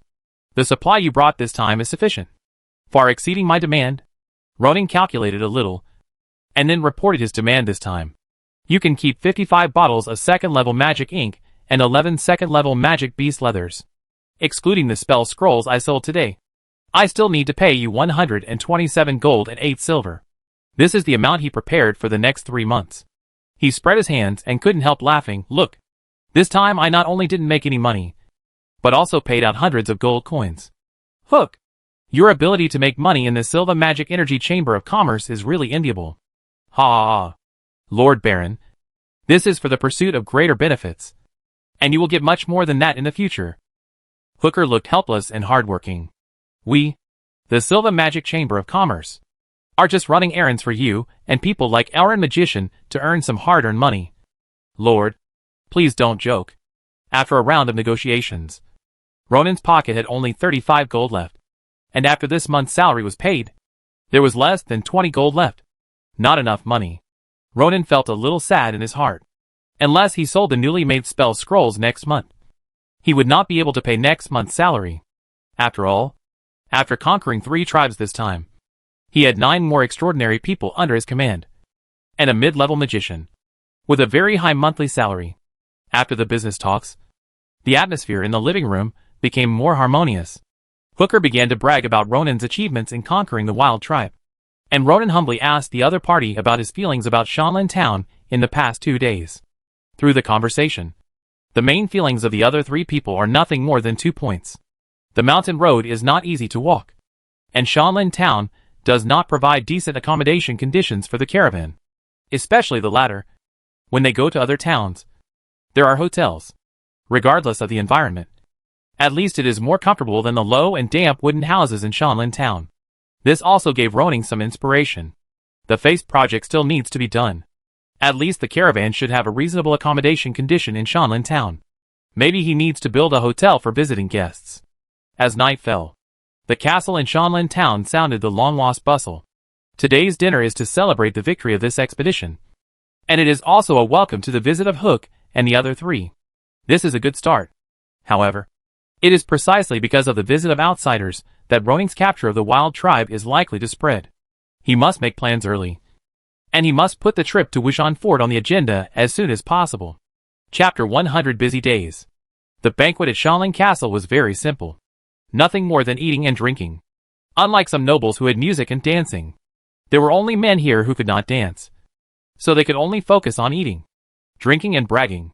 For this, Ronan paid a pig, 6 sheep, a dozen chickens and ducks, and an unknown number of fish.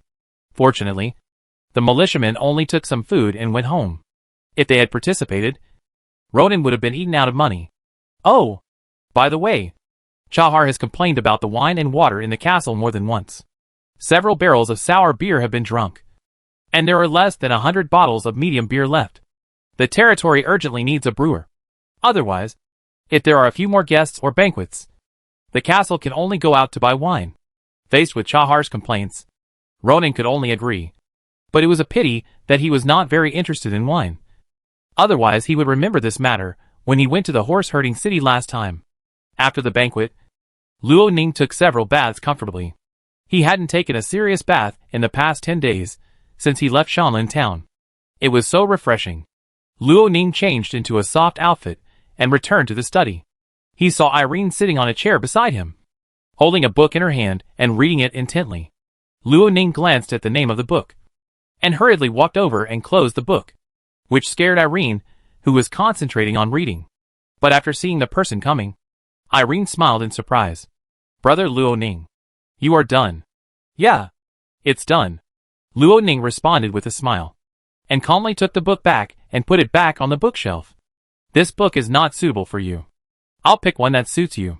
Although the plot of this novel called Princess Fina's Secret Garden is acceptable, the male and female protagonists often quarrel with each other, and the description is quite in-depth, which is not suitable for little girls. Ronan picked a history book from the bookshelf and handed it to Irene. Read this: A Brief History of the Empire more, and broaden your horizons. A Brief History of the Empire records the events of the Orlan Empire, but unlike traditional history books, most of the records here are miscellaneous events of royal nobles, and even the quarrels between 2 great nobles are recorded. Although there is not much valuable information, it is at least more suitable for girls to read than the night novel just now. Irene took the book doubtfully, and her mind was still on the previous book. She asked in confusion, "Why is that book not suitable for me to read? Knight Ivan is dueling with someone for Princess Fina. Will he win? Of course he will win. And in the end, he will live with the princess forever." Ronan smiled and spoiled a little. "Okay, Irene. Bella has prepared a room for you. She is waiting for you outside. Don't let her wait too long." Irene's attention was pulled back from the book. "Okay. Then good night." Brother. After that, he quickly left the study. Ronan shook his head helplessly, and then began to review the documents submitted by Chahar and Wilson on the table. It includes the production situation of each team, the autumn harvest results of each village, and the grain statistics of Shanlin Town, etc. He focused on the latter too. The total amount of barley harvested this time is about 830,000 kilograms, which is similar to previous years, in addition to the seeds reserved for next year. If each person consumes 1 kilogram of staple food every day, it can support the people of Shanlin Town for nearly 10.5 months. However, in reality, the staple food consumed by the serfs is less than 1 kilogram, and other black technologies are often mixed in, such as wild vegetables. In other words, so much barley can fully support the people of Shanlin Town to live until the next year's wheat and barley harvest, and there will be no problem in getting through the year when there is fertilizer next year. And then the planting technology is promoted, and a lot of new fields are reclaimed. There will be no problem with food. After breakfast the next morning, Luo Ning rode on the cloud horse to start the inspection. With his achievements and the attribute points accumulated by signing in recent days, he has now entered the 3rd level extraordinary stage. Level 3 Senior Knight, 30/300. 3 Senior Magician, 0 out of 400. Looking at the entire Shanlin Town, Ronan's strength can already be ranked in the top 3. Now he doesn't need anyone to escort him when he travels. At most, he will bring Chahar, who is in charge of the manure collection team, and Galen, who runs errands, and Irene, who wants to follow him to visit Shanlin Town. The first stop Ronan went to during this inspection was the fertilizer base. This base was planned when Ronan established the manure collection team. The address was chosen in the woodland near the pasture in the northwest, which is far away from the living area of the people, and also avoids water sources. In the past few days, the construction team has built a simple shed here. Although it looks rough, it can block rain, and will not interfere with the organic fertilizer in the decomposition stage below. Facing the Lord coming to the fertilizer base to inspect in person, the 10 slaves who were turning the piles stood aside in fear. Apart from greeting the Lord at the beginning, they didn't know what to say. It was the male servant Galen who kept urging Ronan to leave this place quickly. After all, as a noble, it was really beneath his dignity to come to this place where there was a lot of gasps.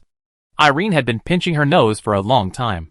If she hadn't seen that Brother Ronan hadn't left, she would have turned around and ran away. The dung collection team had been picking up dung for so many days, and transported it all to this place. The smell was naturally very unpleasant. If possible, Ronan didn't want to come here, but the composting technology was only in its infancy, and he needed to come here in person to guide it. Sir, according to your instructions, we have mixed useless hay, leaves, straw and other things with dung and piled them together. Now we will turn these dung piles every 3 days. Chahar reported respectfully. He didn't like doing this job either, but he still completed Ronan's instructions meticulously. Luo Ning nodded slightly as he looked at the dozens of organic fertilizer piles that were being decomposed in the fertilizer base. Remember to put hay on top when composting to keep it moist. Generally speaking, they need to prepare straw mats or cloth, but these 2 things are too wasteful to use here, so it's okay to use hay for the time being. He walked to a pile of fertilizer and moved his hand a little closer. The temperature was still quite high, indicating that it was still in the fermentation stage. In the absence of a catalyst, this natural fermentation process will last a little longer, about 1 to 3 months. When the temperature of the fertilizer pile is stable and the odor dissipates, such fertilizer can be used. Ronan talked to Chahar and the members of the manure collection team about some problems encountered at work. Except for Chahar, most slaves dared not express themselves. Only a female slave named Maxon asked a few questions. From Chahar, he learned that this woman was serious about her work, paid attention to details, and was as strong as men. So Ronan appointed her as the second person in charge of the fertilizer base and reported to Chahar, which also reduced the burden on the housekeeper. After all, the storage of grain in the castle alone would take a lot of energy to deal with, and later it would be necessary to coordinate the distribution of grain with the 3 villages outside. People like Chahar, who are literate and have good calculation skills, will naturally play a greater role. After inspecting the fertilizer base, Ronan went to William's Iron and Wood Workshop and Kales's blacksmith shop to check the production of iron and wood equipment and the forging of curved plows. This time, Roning brought back 2 carpenter slaves from Huetu village. Muter, who had good skills, was assigned to the ironwood workshop, mainly responsible for the production of ironwood slings. The less skilled one was asked to help Kales and his son make the plow body of the curved plow, and strive to build more curved plows for each village before the spring plowing. In the next few days, Roning inspected the situation of each production team, and asked the political officer Wilson to organize the people who were idle in the north to cut trees and open up a road to Chinju village as soon as possible.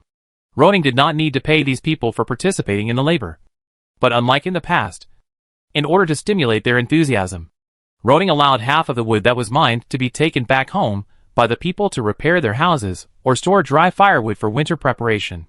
He did not want the people to freeze to death in winter. In addition, Roning also went to Tom's mother Leah's tailor shop to observe her spinning wheel and loom. On this basis, he made a modified design drawing and asked Pierre to make a small spinning wheel for spinning according to the model. As for the loom, most of them are waste looms. Roning wanted to build a foot-operated loom, which required more detailed design and experiments. He just told William, Pierre and his slave Mata the principle and simple structure diagram, and let the latter try it first.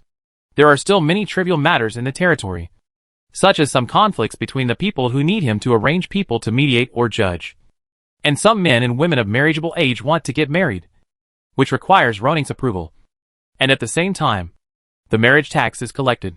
Roning directly exempted the marriage tax, which is not conducive to population growth, and replaced it with a free day of work. After being busy for several days in a row, he finally made all the arrangements. On October 8th, Roning took a few guards, traveled lightly, stepped on the morning sun, and embarked on the journey back to Wushan Fort. Chapter 101, Return to Wushanbao. After more than 2 months, Luo Ning went to Wushanbao again. Unlike when he first came, his personal strength has reached a high level.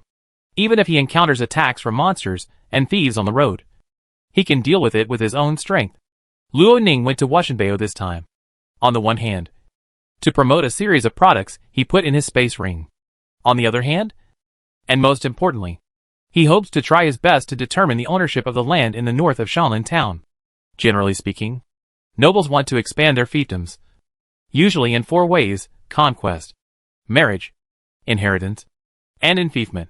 Among them, enfeoffment requires vassals to make great contributions to their fiefdoms, so that the fiefdoms will grant new land. Luo Ning has now conquered the wild tribe, which can be regarded as a contribution to Wushan territory. He can use this matter to express his wishes to Lu lands, even if he does not grant those lands to him in the end. At least, he should consider him as his grandson when enfeoffing others. Although Luo Ning is outside now, he knows that he is still a member of the Wushan family in Lu Lan's eyes. After all, the direct bloodline of Wushan Castle is now dwindling. Wiggins is useless, and there are only 3 people in the 3rd generation. The eldest granddaughter McKinney Wushan, Ronan's biological sister, married Sir Kabir Peterson, the leader of the Second Knights, 6 years ago, and was considered an outsider. The only 2 grandsons who inherited Wushan's bloodline are Ronan and Breton. But these 2 people are different. Ronan has no complicated interpersonal relationships behind him. His mother's Suri family was destroyed in the war that broke out in the south. But Breton has an Earl grandfather behind him, and the other party's ambition is not small. After Breton inherits the position of Marquis, it is hard to guarantee that the Hyde family will not support new people, and finally spend 1 or 2 generations to completely eliminate the blood of the Wushan family. The reason why Lu Lands gave up Roning at the beginning was more out of helplessness. And now, if Roning shows enough potential, so much so that Lu Lands thinks he has a great chance to continue the glory of the Wushan family, so much so that Lu Lands decides to take action against the Hai family, it is hard to say who will really inherit the position of Marquis in the end. This is just Roning's idea. For him, he doesn't want to rush to show his great potential. As the saying goes, the tree that stands out in the forest will be destroyed by the wind. As long as he behaves too extraordinary, he will be noticed by those who are interested, especially the Hyde family. Once the other party feels that he threatens Breton's position, a new round of targeting him will begin. And this time, it is not just a simple false accusation and blaming. So Roning should keep a low profile as much as possible, and try to gain time for development. In short, the strategy of building high walls, storing up food, and slowly claiming the throne should still be implemented. The journey was rather boring. But this time the people accompanying him were Mackin, Warden, and George, one of the 3 knights of Grey Earth Village. The 4 of them were professional knights, and all rode excellent war horses. Ronan even led out the cloud-stepping horse sent by Ragna from the horse-herding city, and they traveled at a fast speed. 5 days later in the afternoon, they passed through Wushan City and arrived outside Wushan Castle. Although Ronan was the grandson of Roland and the son of Wiggins, as a family member who had been in theft, according to the rules, he still needed to be informed when he wanted to enter Wushan Castle during a normal meeting. Standing in front of Wushan Castle, Walton and George, who were accompanying them, only raised their heads in amazement. They were all from the savage tribe, and had rarely seen luxurious buildings in their lives. Everything in front of them shocked their eyes, which made them more determined to follow Ronan. They knew that there were many junior knights on the market, but few had the opportunity to enter the noble castle. For ordinary knights without background, only with the right people can they have superclass contact. Soon, the steward of Wushan Castle strode out with a bright smile. "Welcome home, Master Ronan." Hallward came to Ronan and saluted respectfully. "Your return has brought new vitality to the entire Wushan Castle. I have prepared the most comfortable room for you and prepared hot water for you to take a bath. I hope to wash away your fatigue on the road and let you feel the warmth of home." Ronan's expression was a little strange. Why was Hallward so formal? "It's been a long time since I last saw Mr. Hallward. I heard about my father's experience, and I was very worried. I wonder how he is now." Hallward's expression on his face was awkward for a moment after hearing this. He couldn't see the slightest worry on Ronan's face. And it had been a month since this happened. Wiggins's broken limb wound had healed. The master's injury is much better now. Hallward changed his look to a sad one inside. "It's just that the master lost a leg. He can no longer charge into battle for the rest of his life, and can only sit in a wheelchair." Ronan looked gloomy. "That's really sad. Let's go. Take me to see him first." "Master." Hallward hesitated for a moment. "Master Breton came back this morning, and he should be with Lady Diane at the master's place now." Ronan raised his eyebrows slightly. He had not seen this brother in person since he came here. "Then take me to take a bath first, and you can notify me when it is convenient. Oh, by the way, please tell Master to see when it is convenient for me to visit Grandpa." Hallward smiled and nodded, and he got to know this young master more and more in his heart. Compared with the time before he was deprived of his inheritance rights, Ronan is now a completely different person, much more mature and stable. "Master, please follow me." Hallward bent down and made a gesture of invitation, and then took Ronan and others into Wushan Castle. After settling Ronan, McKen and others, he went to 2 places. The first was Wiggins, telling him the news that his eldest son had returned. Wiggins did not have any expression of surprise or anger, but just said lightly, "He still knows to come back," and then asked someone to prepare a dinner and meet at the dinner. The second place Hallward went to was the backyard of Wushan Castle, where he informed the old housekeeper master of Roning's return. When Lowlands learned the news, the corners of his mouth curled up, and he didn't know whether he was happy or what he was feeling. To be honest, when he received the information from Yuma City that Baron Roning of Shanlin Town had conquered 3 wild tribes in one go, he was really shocked. He originally thought that it was good enough for this grandson to live patiently in Shanlin Town, but he didn't expect that the other party not only adapted to the life there, but also launched a war against the outside world. Although he heard that those wild tribes had almost no power to resist, they had the courage to walk out with swords, which made Lowlands look at Roning with a new eye. He became more and more certain that depriving Roning of his inheritance this time was to wake him up completely, which was a good thing for the Wushan family. "Go and inform Roning and ask him to come to see me before the dinner." Chapter 102 Questions and Answers. Ronan had just settled down and was about to take a rest while waiting for the dinner, but he didn't expect the old butler to send someone to bring the news that Lu Lands had summoned him. He came to Wushanbeo this time mainly to see Lu Lands, so he went to the backyard without stopping. "Mr. Most, long time no see." At the door of the backyard, Ronan saw the old butler standing there, seemingly waiting for his arrival. So he went up to greet him enthusiastically. "Long time no see, Master Ronan. You seem to have grown taller and become more mature than before you left last time," he praised with a smile. "The master is very impressed with your conquest of the wild tribe." Ronan's heart moved. After contacting Hooker of the Silva Magic Energy Chamber of Commerce that day, He knew that the news of conquering the wild tribe would spread, but he didn't expect it to reach Wushanbao so quickly. The savage tribe has long lost the ability to resist head-on after years of destruction.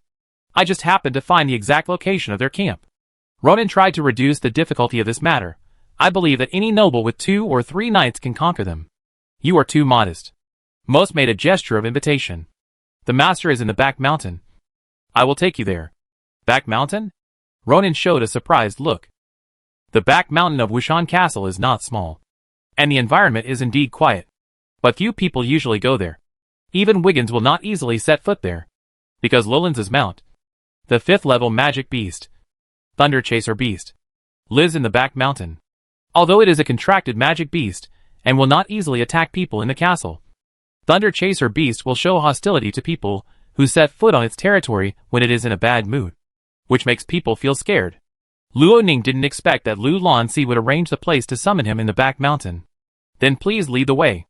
The two of them followed the bluestone road into the back mountain. Although his predecessor had lived here for more than 10 years, he had not come to the back mountain many times. Luo Ning walked and looked around, as if he was taking a walk in the forest park. A luxurious house was built halfway up the back mountain. This was where the Thunderwind Chaser lived. After Luo Ning approached, he carefully observed the house. There were reliefs, shining agates, gems, and magic crystal lamps hanging on it. It felt that the house he lived in Shanlin Town was not even as good as the house of the Warcraft. You are here. Lu Lanzi sat on a bench outside the house, leaning on a cane with his back to the mountain. Without turning his head, Most bowed slightly, then turned around and walked down the mountain. Ronan walked over quickly, bowed and said, Grandpa, long time no see. Lulanzi nodded slightly, and looked Ronan up and down at the same time. Compared with the last time, you have grown a lot taller and more mature. Most just said that to me. Ronan smiled and said, It seems that I have indeed changed a little. Not a little, but a lot. Ronan almost didn't recognize me. It's not about appearance, but about speech and behavior. Ronan used to be like a child at the age of 17. He only obeyed his discipline verbally in person, and forgot it completely when he turned around, which made people feel helpless. I don't know if it's a psychological effect. He just feels that Ronan now looks reassuring. I heard that you conquered 3 savage tribes. Lulanzi pointed to the bench opposite and motioned Ronan to sit down. Come, tell me about your conquest of them. Ronan naturally didn't mind telling the story, which would help him get closer to the old Marquis. However, he concealed some things while telling the story. First of all, he couldn't talk about sericulture and ceramics. After all, the 2 pieces of land had not really become his property. Secondly, he only vaguely mentioned his own strength. After all, it was too unbelievable to tell others that he had become a dual professional high-level extraordinary person from an ordinary person in just 2 months. Ronan had to put as much credit as possible on McKin, saying that McKin was a high-level knight with strong combat power. As for Commander Rydar, he was directly hidden by Ronan and didn't say it. McKin? Lulanzi was surprised. Is it the knight who had a contact with Wiggins when you came back with the betrayer that day? I thought he was just a junior knight. McKin has good qualifications, but he lacks opportunities to show them, Ronan explained. He broke through shortly after arriving in Shanlin Town. Lulanzi nodded silently. Although you didn't contribute much in the battle, it can be seen that you have good insights in command. Otherwise you wouldn't have taken down 3 tribes in less than a month. Command requires intelligence acquisition, intelligence analysis, and combat mission arrangement capabilities. From these 3 points of view, Ronan is much better than Wiggins. Lulanzi sighed secretly. If he had known that his grandson had the ability to command, he should have sent him to the Knights to train with him instead of studying at Wushan Supernatural Academy. Grandpa praised me too much. Ronan shook his head. In fact, the defense capabilities of the savage tribe are too weak. They don't even have a sentry tower, and are simply vulnerable. Haha. You are much more modest than before. After the laughter, there was a brief silence between the grandfather and grandson. They had not sat down to communicate like this for a long time. What are you going to do about those 3 tribes? Here it comes. Finally bringing the topic to the territory. Ronan was just thinking about how to bring up this topic, but he didn't expect Lulans to take the initiative to mention it. He thought about it, and decided to be bolder. Grandpa, A total of 1,051 people from these 3 savage tribes have been accepted by me. The disobedient supernaturals have been killed by me. The remaining supernaturals have chosen to be loyal to me. And the others have worked for me as slaves. Llewellyn's eyes flashed. Ronan said this lightly, but he heard from the latter's attitude towards the enemy. At least, he did not willfully execute everyone. Knowing how to absorb and grow is sometimes a good thing. Although I can transfer all these captives to Shanlin Town. The savage tribe has reclaimed a lot of land in recent years. And I don't want to give it up. Ronan paused, looked directly at Lu Lands, and stated his purpose. So I hope that Grandpa can give me the land where these 3 tribes are located and include it in the territory of Shanlin Town. He added, by the way, I also found a large tribe that threatened Shanlin Town. It is called the Black Collar Tribe. After I conquer it, I hope to include it in my territory. From the beginning of this conversation, Ronan obtained a lot of information. First, the location of the conversation. Then the other party asked him how to conquer the savage tribe. And the final evaluation, etc. All this shows that Ronan's previous guess is likely to be correct. He still has a certain position in Lu Lan's heart. That's why Luo Ning spoke out his purpose like a lion. Even if the other party didn't allow it, it didn't matter. Anyway, there were only him and Lu Lands on this mountain. And no one would spread his ambition. Lu Lands looked at his grandson seriously, and the smile on his mouth became more and more obvious.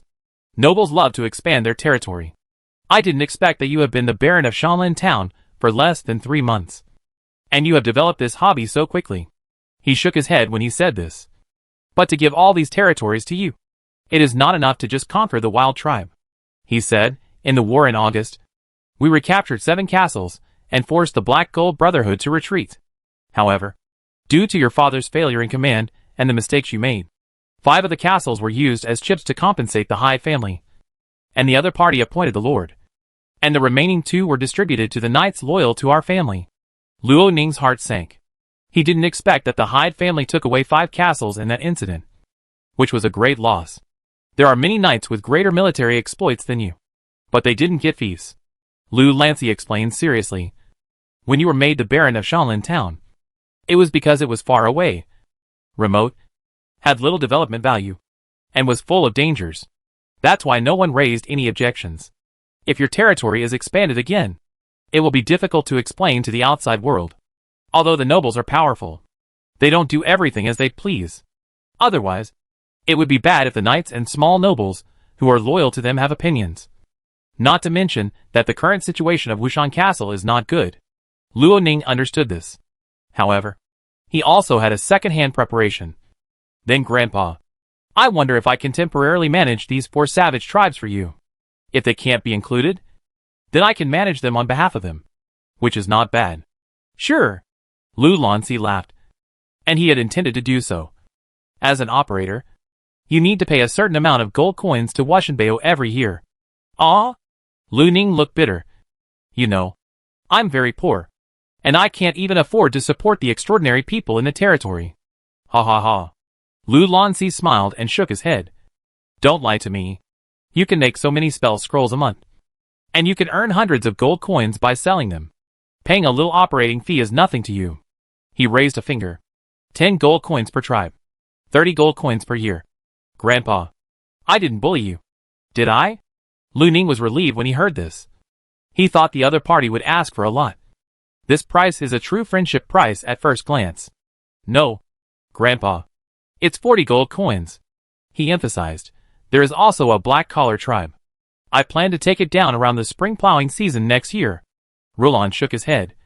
You may not have a chance. The smile on Ronan's face disappeared. And he looked suspicious. Why do you say that?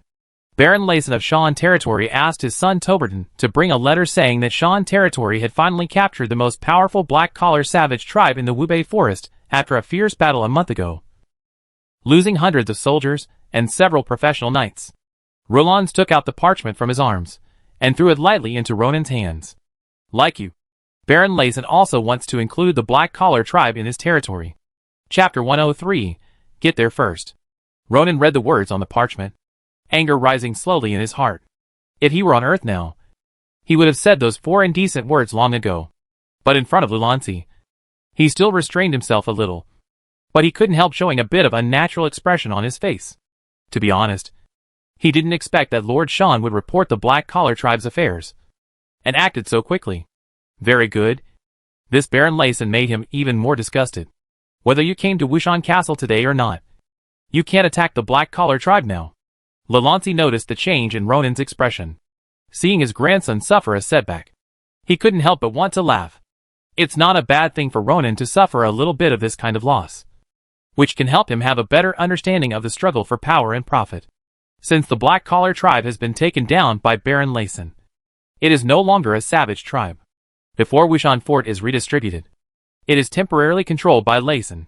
If you attack the black-collar tribe, it is equivalent to unilaterally provoking a war against Sun territory. Baron Layson can then launch a denunciation against you in Wushan City according to the laws of the nobles. And then, you will face a joint trial by many nobles including Wushan Fort. Ronan suppressed his anger, and thought about what Lulan said. Indeed, after the black-collar tribe fell into the hands of Sun territory, he lost the initiative, no matter whether he came to Wushan Fort or not, and whether Baron Layson sent the letter or not. Ronan's rash attack meant a declaration of war. He was also very glad that after conquering the Grey Earth tribe that day, he did not lead the team to directly attack the black-collar tribe. Otherwise he would be very passive. Lilans continued, so, I can only give you the management rights of the 3 tribes. But similarly, I will temporarily give the management rights of the black-collar tribe to Sun Lord. He smiled and said, however, since the black-collar tribe is the most powerful wild tribe, with a large area and a large population, I will charge Baron Layson an operating fee of 500 gold coins every year. Ronan was stunned for a moment. Then he wanted to laugh, and the anger in his heart gradually subsided. For a baron, it is still very painful to take out 500 gold coins. So Baron Layson may have to sell a lot more cows. Thinking from his perspective, Layson is probably also very angry with Ronan. After all, the other party has probably controlled the black-collar tribe for a year or 2, and was originally planning to slowly erode the other 3 tribes. He never expected that Ronan would come to Shanlin town. He didn't expect Ronan to act so quickly, and occupied the 3 tribes before he had time to react. If Baron Layson was given a chance, he would definitely lead his army to take down the 3 tribes in one fell swoop. Now it is not easy for Ronan to attack the other party, and similarly, it is not easy for him to attack him. So he can only maintain the status quo for the time being. For Ronan, he and the other party have long had a feud, which is a life and death feud. When the right time comes, he will overthrow Baron Layson in one fell swoop, and even swallow up the Shan territory, leaving him as the only nobleman left in the northern end of Wushan territory. And there is another thing worth noting. Baron Layson's letter was very interesting. He first sent the letter to his son, and then asked his son to send it to Rulans through Breton's relationship. In other words, Breton is behind Baron Layson? Or is it the Hyde family? Anyway, tell Lulans or Ronan that he has a backer in Shan territory. After discussing this matter, Ronan's purpose of coming to Wushan City was half achieved, and he began to chat about family matters. Grandpa, what happened to my father? He asked. Now more than a month has passed. Have you found out who did it? It's a killer organization called Skull and Bone Society. You have heard of its name. Ronan nodded. On the way to Shanlin town, the magician Pedro, who assassinated the brother and sister in Lake Town, was from the Skull and Bone Society. Unexpectedly, Wiggins's matter was also related to this killer organization. It, like the Black Gold Brotherhood and the Polish Thieves Group, developed in the chaotic area in the south of Wushan territory. Lulans added, this is the result of the Hyde family's investigation. They judged that the Skull and Bone Society is a branch of the Black Gold Brotherhood. Black Gold Brotherhood. Ronan has heard this name many times since he crossed over, and he was a little surprised. What kind of organization is this brotherhood? It has taken so long to eliminate it, and it keeps coming back. Lu Lanzi turned the cane in his hand.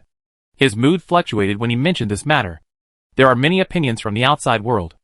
Most people think that it is an organization established by powerful knights who are unwilling to be loyal to the nobles. Their goal is to create chaos at the border between Wushan territory and Vera Principality by force, and then establish their own territory. He sneered. But I understand that this is just an appearance. Behind the Black Gold Brotherhood, there is definitely the support of Vera Principality. Ronan was secretly shocked. The Principality of Vera is adjacent to the Marquis of Wushan. Earl Orson Hyde is called the Border Earl, and this border refers to the area bordering the Principality of Vera. However, the relationship between Wushan and the Principality of Vera is very bad, and they even fought a war 30 years ago. The final truce was based on the mediation of the royal family of Aljuan. The grudge between Wushan and Vera, in the final analysis, is still the Battle of Misty City. That time was a battle for the true king between the royal family of Aljuan and the royal family of Trisha in the south. At that time, the Wushan family and the Vera family were both earls, and both made great military achievements.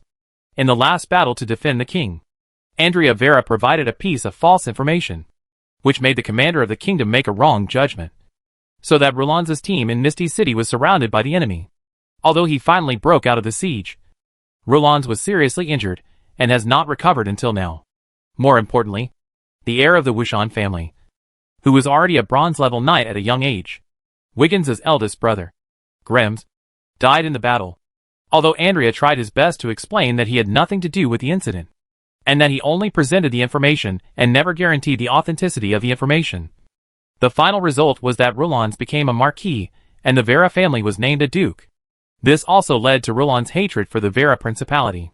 When he mentioned this matter, his heart, which should have been calm, was still turbulent. The old marquis sighed. He didn't want to continue to talk about this matter, so he changed the subject. After learning this information, Wiggins and Breton both advocated launching a new round of war against the Black Gold Brotherhood in the spring of next year to avenge the broken leg and show the strength of Wushan Castle to the outside world. He looked at Ronan. Do you think we need to do this? Is he asking for his opinion? Ronan thought seriously and said after a while, I don't know much about the situation of the Black Gold Brotherhood, but launching a large-scale war before the spring plowing is not a good choice. Besides, my father was assassinated in Earl Hyde's territory. Even if a new round of crusade against the Black Gold Brotherhood is to be launched, the main force should be dispatched by the Hyde family. This is what he should do as a vassal of the Wushan family.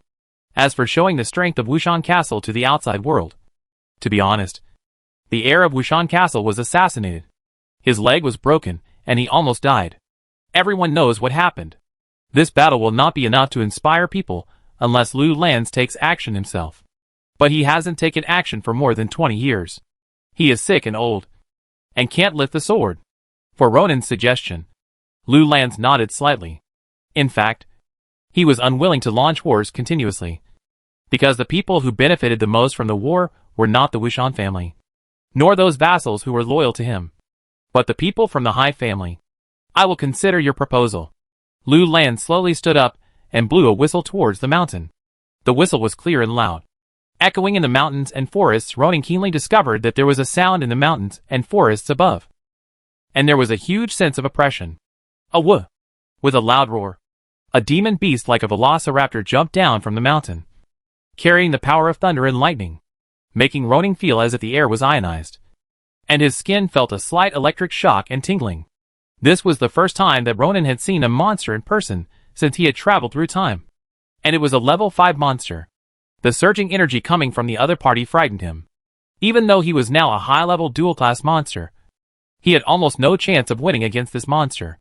Lolans raised his hand and stroked the head of the Thunder Wind Chaser, which lowered its head slightly and nudged it affectionately, like a docile puppy. I have rested for so many years, and my old friend is also very bored. Lolans laughed. When I rode it to fight, the fierce aura it exuded could scare extraordinary people directly. He smiled at Ronan and said, How about I give it to you? Chapter 104 Attitude. Ha ha ha. Don't take it seriously. You can't give away contracted monsters. That was just a joke from Lu Lans. To contract a monster, in addition to the contract scroll, you also need to defeat it. Even if I want to give it to you, it won't want to. For monsters, human noble titles, fame, bloodlines, etc. are all empty. They only recognize strength. If you want them to agree to sign a master-servant contract, you basically have to defeat them in terms of strength first. Ronan obviously couldn't do it. Lu Lans raised his hand and patted the Thunder Wind Chaser's head. The latter understood and slowly walked into its house. Crawling on the bed, staring at the grandfather and grandson outside the house with copper bell-like eyes, Ronan spread his hands, Relieved. When did you joke? In fact, he didn't know how to answer at that moment. Say no. This is a level 5 monster. Although its level is equivalent to that of a silver knight. Its skin defense is amazing. Not to mention the silver level. It can even withstand the attack of ordinary gold level knights. If you want it, it's too cool. The nobles of Wushan territory all know that the Thunder Wind Chaser is Lu Lan's mount. Now the old man has given it to a grandson, who has been deprived of the right of inheritance. What does it mean? How can Ronin keep a low profile? Fortunately, Lu Lan's was just joking. Grandpa, did you catch this Thunder Wind Chaser in Wushan? Ronin asked. That's not it. Lu Lan's eyes flashed with a gleam of reminiscence. When I was young, I traveled in Misty City. There is a misty mountain range over there. This guy is the one I happened to meet in the mountains. Talking about his experiences when he was young. The old man seemed to be quite interested. He sat down again and told Ronin a lot of adventures. Ronin originally thought that Lu Lan's used his personal connections to buy the contract scroll from a powerful magician.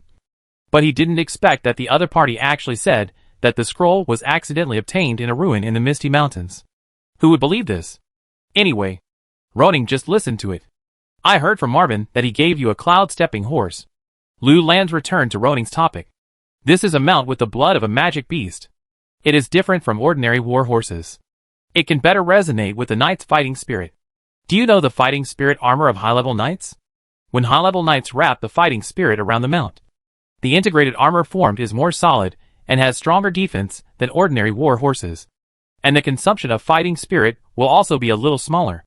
Ronin remembered that Slain of the Grey Earth tribe used Do Chi to wrap his warhorse through the earth wall of Makan. But the opponent was riding an ordinary warhorse. He really didn't know that the warhorse with the blood of Warcraft had such an effect. Ragna didn't tell him when he gave it to him. You awakened the Do Chi seed and became a professional knight after you turned 17. Even if you work hard in cultivation, you may have to wait until you are in your 30s to reach a high level. Just like your father. Lulans felt a little regretful about this. If Ronin was 1 or 2 years younger, it would be better. The earlier he awakened, the better his potential. So you can reward this cloud-stepping horse to your subordinates according to the situation. Such as the brave and warlike knight Makan. This can not only make people more loyal to you, but also make the resources in your hands more effective. Lu Lanzi felt that the cloud-stepping horse was a bit of a waste in Ronin's hands. But he didn't know that Ronin was already a high-level knight. If it weren't for the fact that it was not appropriate to reveal the real strength. Ronin really wanted to give the old man a little shock. I'll consider it. Ronin patiently listened to Lulans's advice. To be honest, he rarely gave guidance since he felt that his grandson was useless. It was rare for him to say so much today. This also indirectly showed that Lulans had changed his view of Ronin and had expectations. By the way, Grandpa, there are some knights in my territory who don't have fighting skills. I wonder if the family can support me a little. There are 2 water-attributed magicians among my subordinates. They only know the 2 magics of water gathering and water arrows. I wonder if you have any related magic books here. Low-level magic books are not expensive, and Ronin can buy them. But in line with the principle of saving, he will use the free ones if he can. Ronin was surprised. How could this grandson have these people under his command in such a short time? In addition to the light-attributed magician, there is also a water-attributed magician. 3 magicians in a small mountain town are really rare. These are all trivial matters. I'll ask Most to send you some when you leave. But you should be careful to identify those surrendered ones. Don't be deceived, Rollans reminded him. Also, I think I should find a suitable time to change your last name back to Firestorm. It was Wiggins's request to change the last name in the beginning. And it was Rollans's request to change it back now. What does this represent? Ronin is not stupid. He can understand it naturally. It's all right. Ronin smiled and said, no matter what my surname is, the blood of the Wushan family is always flowing in my body. And my roots are always in Wushan Castle. Ha ha ha. Lu Lancy couldn't help laughing. And this sentence made him very happy. He has been worried about the continuation of the family for many years. But there is no time, no place, and no people. So sometimes he can only accept his fate. If Ronin now says that he can see hope for the family, it is absolutely not. And it is far from enough. But Lu Lancy is still very happy that the descendants of the family have such a change. While the 2 were talking, Most, who had left, returned again. Master, Master, Hallward told me that the dinner over there is ready. And Lady Diane invites you to go over. Okay. Let's go. Lou Lancy walked in front along the mountain path with a cane. Roning hurriedly caught up and supported the other party, although the other party did not need support at all. Grandpa. I found a special tree in Shanlin Town. I named it Black Iron Tree. It is very hard. Although the equipment made of it cannot be compared with iron weapons and equipment. It has a certain defensive ability. It should be enough to arm ordinary guards. There is such a tree? Lou Lands was surprised. I was also shocked when I found it.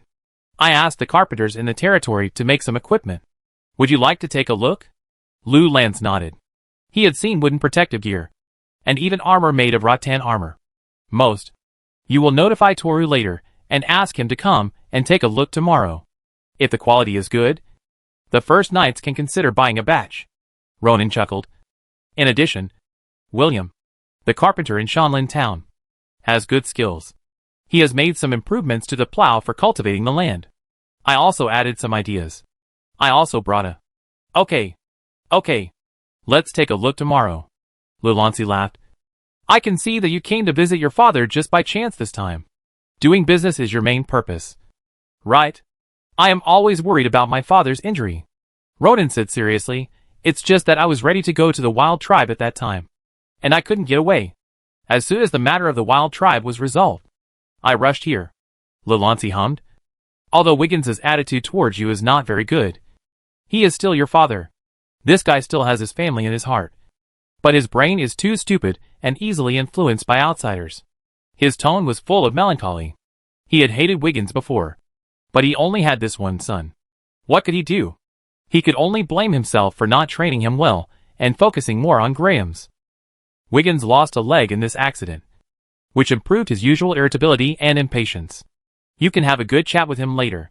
As the head of the family, Roland still hopes that the family can be more harmonious, especially between father and son. Chapter 105: A Harmonious Dinner. The restaurant in Washenbao is quite luxurious. The towering ceiling is inlaid with intricate carvings, and the gems of various colors sparkle under the illumination of the huge magic crystal lamp, showing an unparalleled noble atmosphere.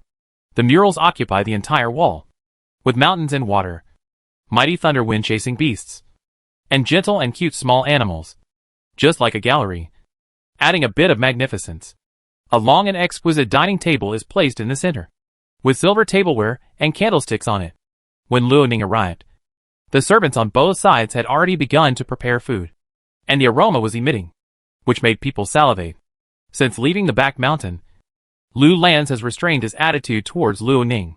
He didn't say anything along the way, especially after entering the restaurant. He went straight to the main seat, without the kind of talking and laughing on the mountain. This was obviously intentional, and Luoning also let it go, walked to the side by himself, and found a seat to sit down. Haha. Long time no see. My dear brother.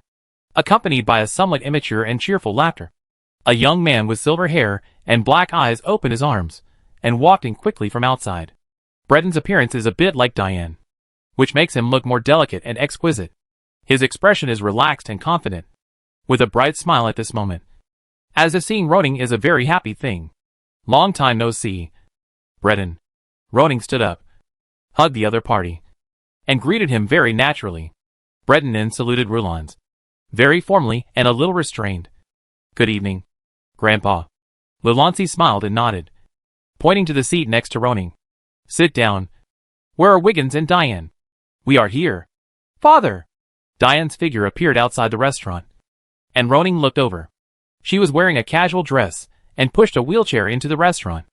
On the wheelchair, Wiggins, with a stubble on his face, sat on it, a little decadent. Father!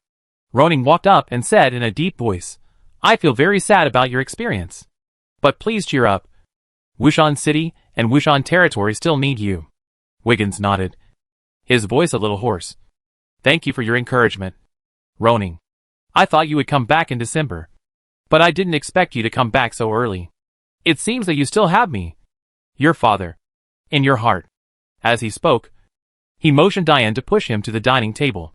The latter nodded to Roning, and continued to push the wheelchair. After taking her place, she greeted Lulancy. Roning heard the sarcasm in Wiggins' words. The other party was complaining that he didn't come to visit him as soon as possible. However, it can be seen that this blow has indeed changed Wiggins's temperament. If it were usual, the other party would definitely jump up and curse a few words. But now, he is just sarcastic. "Since you are all here, let's start eating," Lulan said, as his voice fell. The servants waiting on the side opened the lid of the silver dinner plate. Some servants cut roast lamb. Some servants cut steaks. And some servants poured a glass of wine for the masters at the table. "It's rare that our family has the opportunity to sit together." Lulan picked up the glass. "Cheers for Wushan. For Wushan. For Wushan. For Wushan." Several people raised their glasses and drank them all. Then, there was a drinking session. But most of them just raised their glasses and nodded. Then drank them all. Without saying much.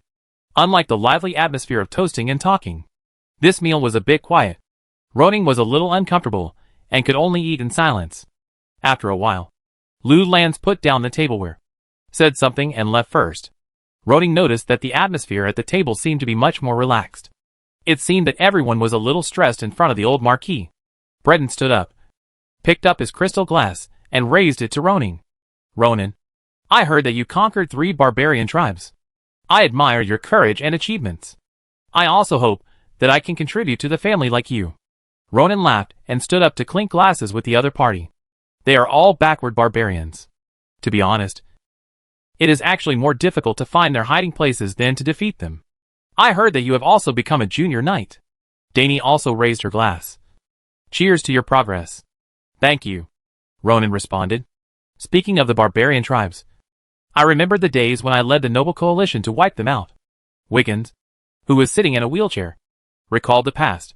At that time, he was young and energetic. And he was much more energetic than before his leg was broken. It was a pity that he did not wipe out the fleeing nobles in one go, which made him feel very frustrated. "You conquered 3 barbarian tribes, and with Sean leading Lace to conquer one. Those criminals in the north were finally cleared out, which also relieved my worries." Wiggins raised his glass. "You did a great job." Ronan raised his glass again. It was the first time he heard words of praise from Wiggins. He didn't seem to have received such praise in his previous life. "Brother, my grandfather has found out that the assassination of my father was done by the Skull and Bone Society, which is a branch of the Black Gold Brotherhood, in order to avenge and to regain the dignity of the Wushan family. My father and I believe that we should send troops to the Black Gold Brotherhood in the spring of next year." Breton turned the topic to the assassination of Wiggins. "In the past, my father led the expedition, but he is not convenient now. And my mother said that I am too young and not old enough to go to the battlefield. So, how about you represent our Wushan family in the expedition next year?" Breton's expression was very serious. The team needs a commander who can represent the Wushan family. Ronan's heart trembled. This topic jumps a bit. But if you analyze this sentence carefully, it is correct. Now, there are only 3 people who are suitable to represent the Wushan family in the war: Lulan, Ronan, and Breton. Lulan will not go out easily, so he is eliminated first. Breton is only 13 years old and does not meet the conditions for going to the battlefield, so he is eliminated second. Finally, it is obvious who is the most suitable. "Will you go to the battlefield in the early spring of next year?" Ronan pretended to be surprised. "Has it been determined?" Wiggins nodded. "It should be about the same." Ronan did not comment. Lulan has not made a decision yet, and it is too early for them to be so sure. However, facing such a question, combined with the character of his predecessor and Ronan's current situation, he laughed and said, "The battlefield is dangerous. And Breton, as the heir of the family, is young. It is indeed not suitable for going to the battlefield. My father's injury has not healed yet, and he is not able to move around easily, so it is not suitable." He drank the wine in the glass. "It is my honor to contribute to the family, when we are sure to go to war next year. If Wushan Fort still needs me to command, I will definitely not refuse." After saying this, Wiggins and the others smiled with relief. But they did not know what they were thinking in their hearts. Breton would think that this brother still gave him face. Diane would still think that Ronan was simple-minded, and the threat was still not great. Wiggins would think that this son had finally grown up, and was a little useful, and could take over when it was time. For Ronan, he was just saying nice things. Don't say that Lulan is not sure whether to fight in the spring of next year. even if he wants to fight. By then, he will be in Shanlin Town. There are many reasons to delay. At most, he can pay some money as a fine and be blamed.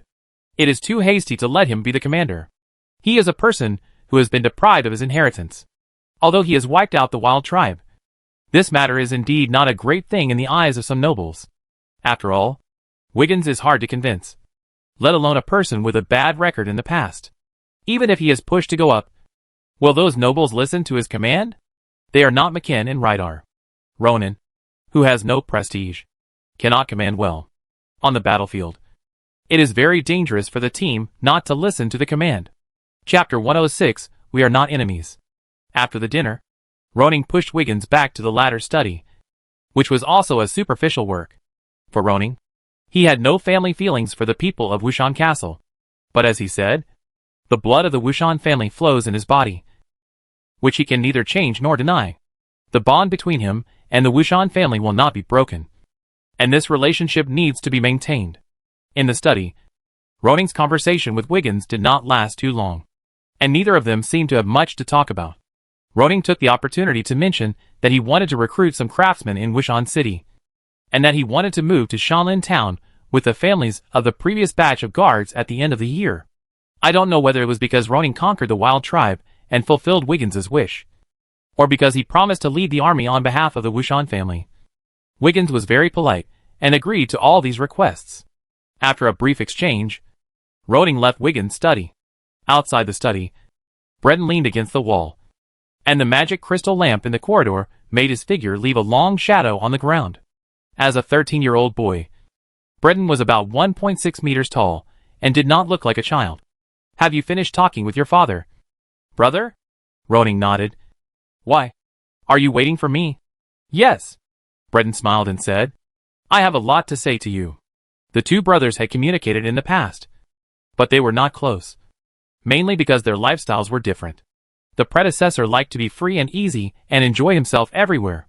Breton devoted most of his energy to practice and study, which was why he activated the fighting spirit seed at the age of 13 and became a professional knight.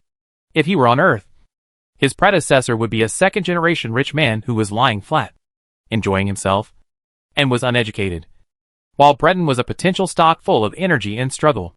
The current situation is that the second-generation rich man has fallen, and the potential stock has taken over. The two of them found a room at random, and the servants immediately held up candles to illuminate the room. Luo Ning waited quietly. He wanted to see what his brother, who was bringing him a glass of juice, wanted to say. Actually, I am very grateful that you can give up the inheritance rights.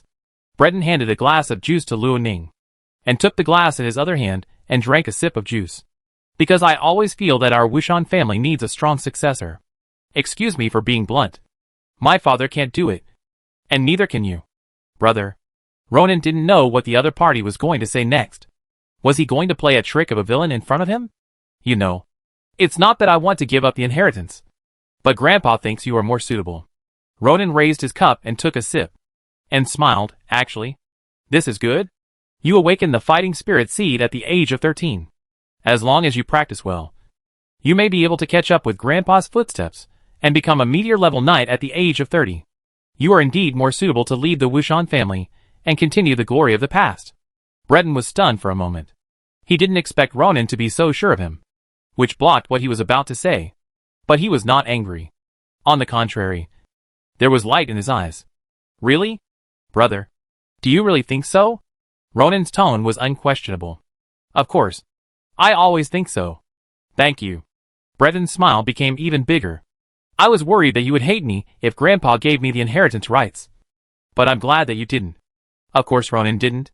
If he had lived in this world for more than 10 years and was deprived of his inheritance, he might hate Breton. But he was deprived of his inheritance the day he crossed over. To him, the inheritance was more like something irrelevant, and he didn't feel it deeply. As the saying goes, how can you talk about losing something if you haven't loved it?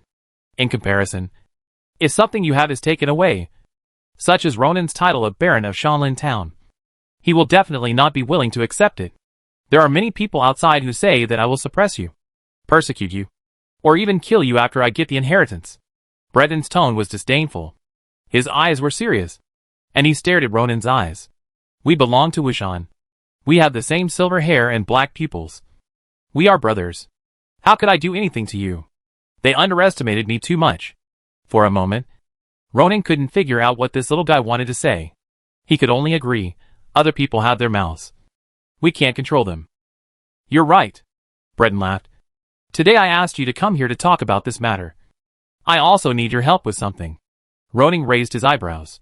You say. Breton pondered for a moment and said, I heard that your Shanlin town has a small population.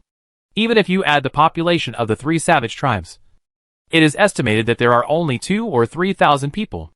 Such a small number of people is not enough to develop Shanlin town. So how about giving me the land of those savage tribes? Why? Do you still have the mood to manage those mountains? Ronan frowned slightly. These people don't know the value of sericulture and ceramics. Why do they come one by one to ask for these lands? Do you want to enclose the land and grow your own crops? Daily training and cultivation take up most of my time. How can I have time to do this? Breton shook his head. You know, there are many swamps in the Shan territory, and there is a lack of good land to grow food. If we can use the land of those wild tribes, the development will be faster, and it will bring me greater help in the future. So I plan to let Baron Layson manage those places. Well, in the end, Shan territory was pulled in. It seems that their relationship is really good, and Breton can even be a lobbyist. But the management rights of the land must be decided by Grandpa. Right? Ronan looked Breton up and down. Meaning that your words count? Breton patted his chest and assured, don't worry. Grandpa doesn't care about such trivial matters, and will only leave it to Father to decide. I can just talk to Father when the time comes. Indeed, many government affairs in Wushan territory were handed over to Wiggins to handle, and Roland's rarely asked about it. Ronan thought about it, but shook his head. Breton, I'm afraid you're too late for this matter. I've asked Grandpa for the management rights of the 3 plots of land, and he agreed to let me manage them. Breton was a little surprised. He didn't expect Ronan to act so quickly. It doesn't matter.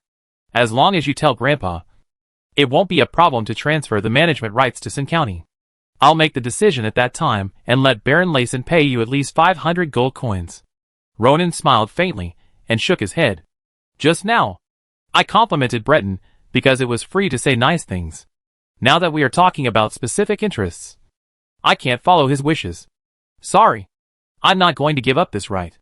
Besides, who can guarantee that I can run those places worse than the one run by Rayson in Shan's territory? Breton frowned slightly. But you only have so few people. Where can you find the manpower to run such a large place? Or do you think 500 gold coins are not enough? If so, I can help you talk about it again. Ronan saw hesitation and a flash of helplessness in the other party's expression. Maybe the other party didn't expect Ronan to refuse. So he didn't prepare a corresponding plan? He was going to test it carefully to see if Breton was targeting him. Breton, you just said that we are brothers. Ronan looked directly at the other party. Then why are you willing to help an outsider to persuade me to give up something that should belong to me? Breton suddenly felt that Ronan in front of him was so strange. Completely different from before. And the momentum coming from the other party made him a little overwhelmed. Baron Layson asked his son, my classmate Moravi, to let me talk to you. He explained, besides, I also think what the other party said makes sense. After all, the Shan territory has sufficient manpower and can quickly develop those places and bring more tax revenue to our Wushan family. Ronan's eyes softened a lot. After all, Breton is only a 13-year-old boy. Although he usually appears confident and calm, it is all the confidence brought by his cultivation talent. There is nothing special in other aspects. This is like a top student who has passed the math, physics and chemistry, but failed miserably in physical fitness. In terms of negotiation and lobbying, Breton is obviously not very good, and his personality does not seem to be strong enough. Don't worry. I will find a way to solve the problem of insufficient manpower you mentioned. Ronan said, I promise that I will run it better than him. Okay. Breton spread his hands. I said I am not suitable to be a lobbyist. Negotiating with people is much more tiring than practicing. Ronan smiled. I see. The atmosphere in the small room eased. Breton said helplessly, my mother told me that many nobles have disloyalty to Wushan Castle, and asked me to win over more nobles to stand on our side.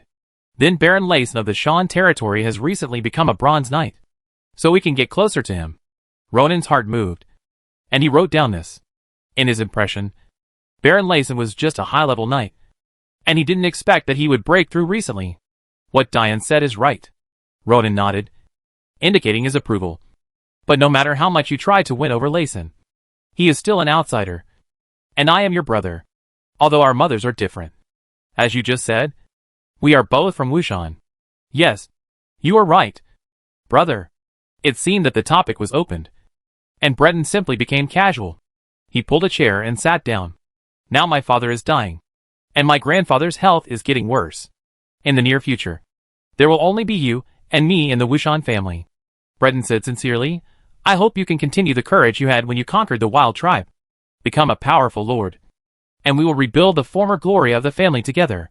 Chapter 107 Generous Lilans.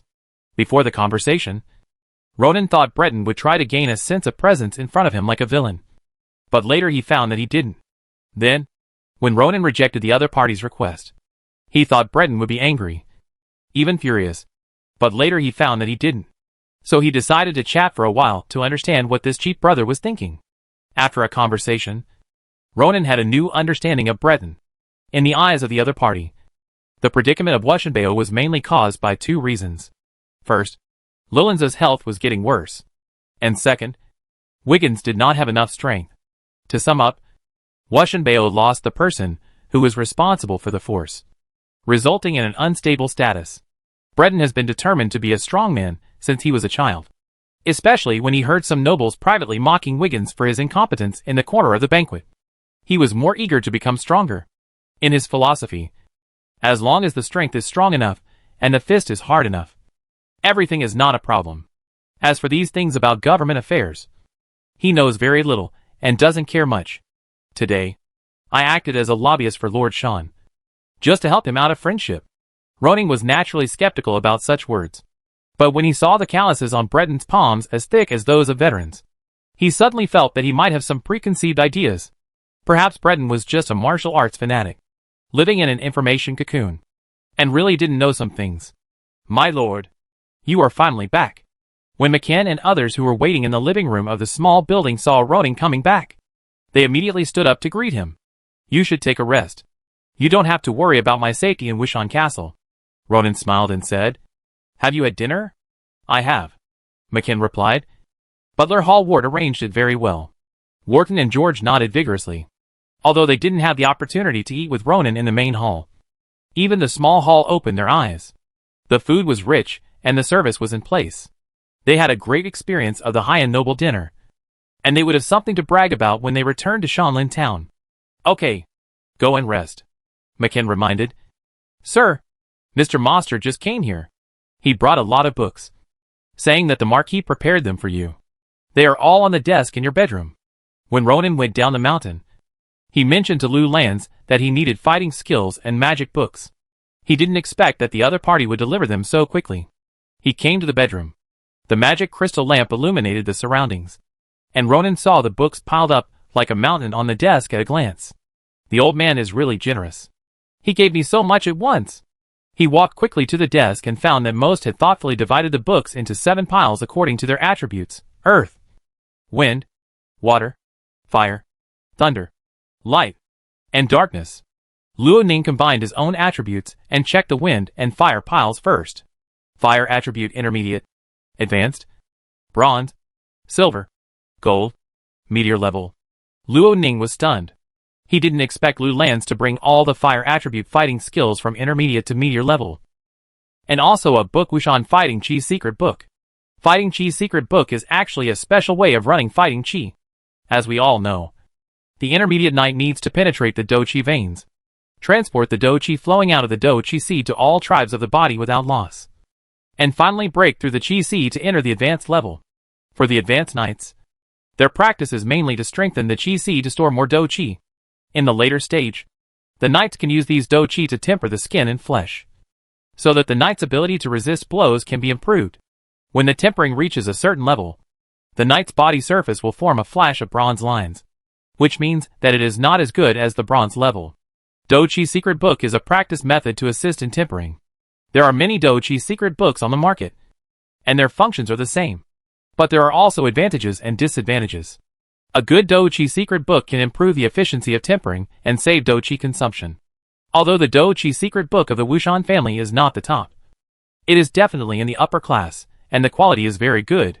Of course, for Luo Ning, he doesn't need this kind of thing. His strength only needs to be increased. Tempering day and night is not as good as adding an attribute point to the night's progress. It doesn't help much for Maken and Rita. They have their own set of things. But there are other professional knights in the territory. And when they reach a high level, they will need this thing.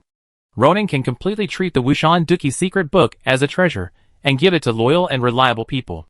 The old man is still very considerate.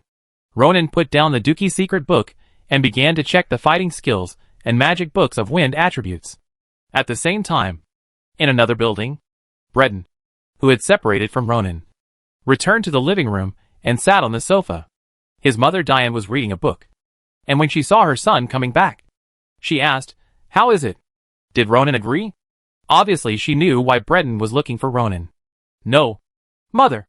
He didn't agree," Breton replied. "Ronan wants to run those places himself." Diane frowned and closed the book. "He? How can he run it with so few people in Shanlin town?" Breton objected. "I think brother Ronan can do it. He is very confident." "Oh, my God. Breton, are you crazy?" Diane was shocked by what her son said. "How can you believe Ronan's nonsense? Don't you know what kind of person he is? These lands will never be of any value in his hands." In front of outsiders, Diane would never belittle Ronan or anyone so directly. But when facing her son, she always spoke in a very direct way. Breton frowned. "Ronan has changed, hasn't he? He has conquered the wild tribes. I can conquer those wild tribes by pulling a line of infantry from the night squad. What does this mean?" Dani shook her head helplessly, her eyes full of disappointment. "I thought it would be no problem to leave this matter to you. But I didn't expect that you not only failed to do it, but also spoke for Ronan. It seems that your grandfather is right. You are only good at cultivation. You have no special skills in government affairs and negotiations." Breton lowered his head and did not refute. He felt that his mother was right. Dani sighed. "How many times have I told you that the land north of Wushling must be controlled by our people? Only in this way can we curb the nobles with ulterior motives over there." Breton was puzzled. "Isn't brother Luo Ning one of ours? He is your competitor," Diane said angrily in a low voice. "He has never been one of ours. Why don't you understand?" "Huh?" Breton shook his head. He felt that this question was too profound, and he couldn't understand it. In his opinion, he had clearly obtained the inheritance rights, and Ronan had promised him to restore the glory of the family. They were just talking and laughing. So how come they are no longer family members now? "Mother, who do you mean by we?" Breton's voice was a little tired. "Ronan and I are brothers. We belong to Wushan." "We?" "Enough," Dane shouted. "I don't want to hear this from you again." She looked at the latter with the eyes of a fool. "Remember, Breton, no one will support you forever. Except me. Except the Hyde family. No one else can do it. You can't trust anyone." It took her a long while to restrain her anger. And she said in a deep tone, "Child, there are some things you don't understand. When you grow up a little, you will know that everything I do is for your own good." Breton looked at his mother with a complicated look. And finally his momentum softened. "Okay. I know." Chapter 108 Display. Ronan is now a senior knight and senior magician, and can learn new fighting skills and magic. Among the books that Lulins gave him, there is exactly what he needs. The third-level fighting skill of Wind Attribute Fierce Wind Palm, which is a fighting skill that combines attack and defense. Although it is not as strong as the Wind Blade in terms of lethality, it can easily blow people away. At the same time, when facing large-scale attacks, such as arrows, using the wind-breaking palm can be a good defense. The fighting skill Fire Cloud of Fire attribute is known by Rydar, and Ronan can now learn it. In terms of magic, Ronan can learn Pyroblast and Wind of Detection. Compared with Fireball, Pyroblast has a larger range, stronger impact, and more powerful ability to cause damage. If a Pyroblast hits an unprepared senior knight, it will be fatal. However, this magic is very difficult to learn, and it consumes a lot of magic power. Most magicians really find it difficult to control it. The Wind of Detection is an auxiliary magic used to sense the surrounding environment, and the learning difficulty is relatively low. After the caster uses this spell, he can listen to the feedback information of the wind element within a radius of 300 meters, including magic fluctuations, fighting spirit fluctuations, and the heartbeat and breathing sounds of animals, etc. Due to the limitation of the venue, Luo Ning did not learn the fire explosion spell, and could only practice with the wind of detection first. The spell pattern of the third level magic is very simple, but compared with the spells of the first two levels, it has a lot more spell nodes. For example, the fire explosion spell has 20 spell nodes. If the magician wants to depict them with mental power and mana in one breath, he needs to have extremely strong control. The wind of exploration is much simpler, with only 12 spell nodes in total. After trying more than a dozen times, Ronin finally successfully outlined its spell pattern in front of him. In an instant, Ronin fell into a wonderful visual state. He closed his eyes and entered the hazy blue world, which was a special sensory world formed by the wind element. Here, he could not only hear his own heartbeat, but also the heartbeats of the three people downstairs, and at the same time identify their positions. Ronin looked further away, and he found the patrolling guards and the guards on duty in the castle. However, the closer to the 300-meter limit in the magic book description, the lower the accuracy of this perception. Level 3 spells still consume a lot of magic power and mental power. Ronin sensed the magic power in his body. After so many attempts and one official casting, the remaining magic power is estimated to support him to use the fireball spell 3 or 4 times. The main reason for having so much magic power is the blessing of attribute points.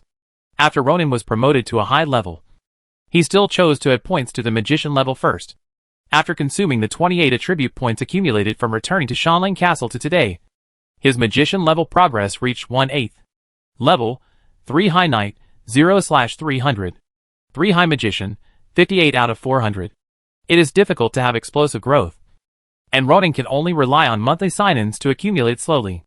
Although it seems a bit slow, it is definitely faster than Breton's training speed.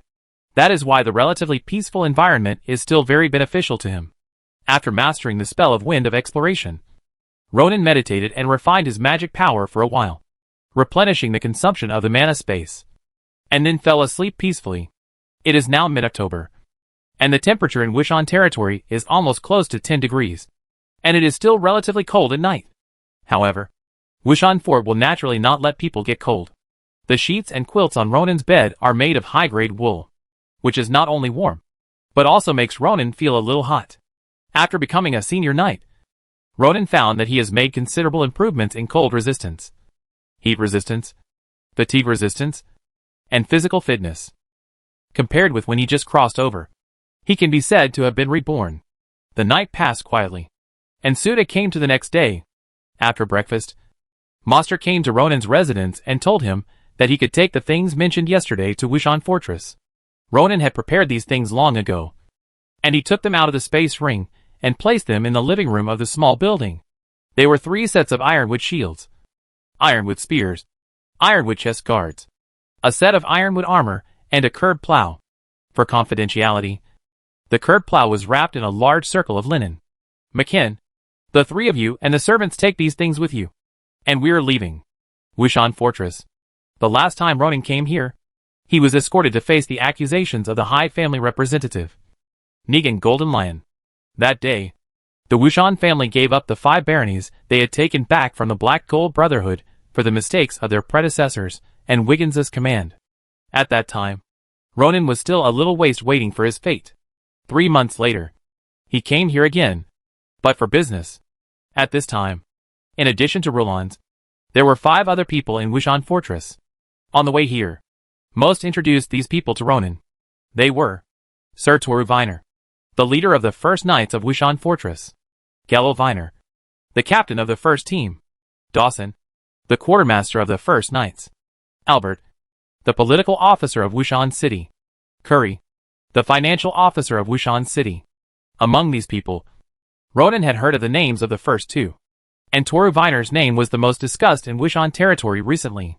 On the one hand, the strength of this knight's leader broke through to the gold level. On the other hand, it was Toru who escorted Wiggins to Black Python City this time. It was because of his protection that Wiggins had a chance to survive. Toru was also injured in that battle. Ronin could not see the scars on his body, but the scar on the other's left face was really hideous. The Viner family was not aristocratic, but only a knight. However, the Viner family had a good foundation and a promising future.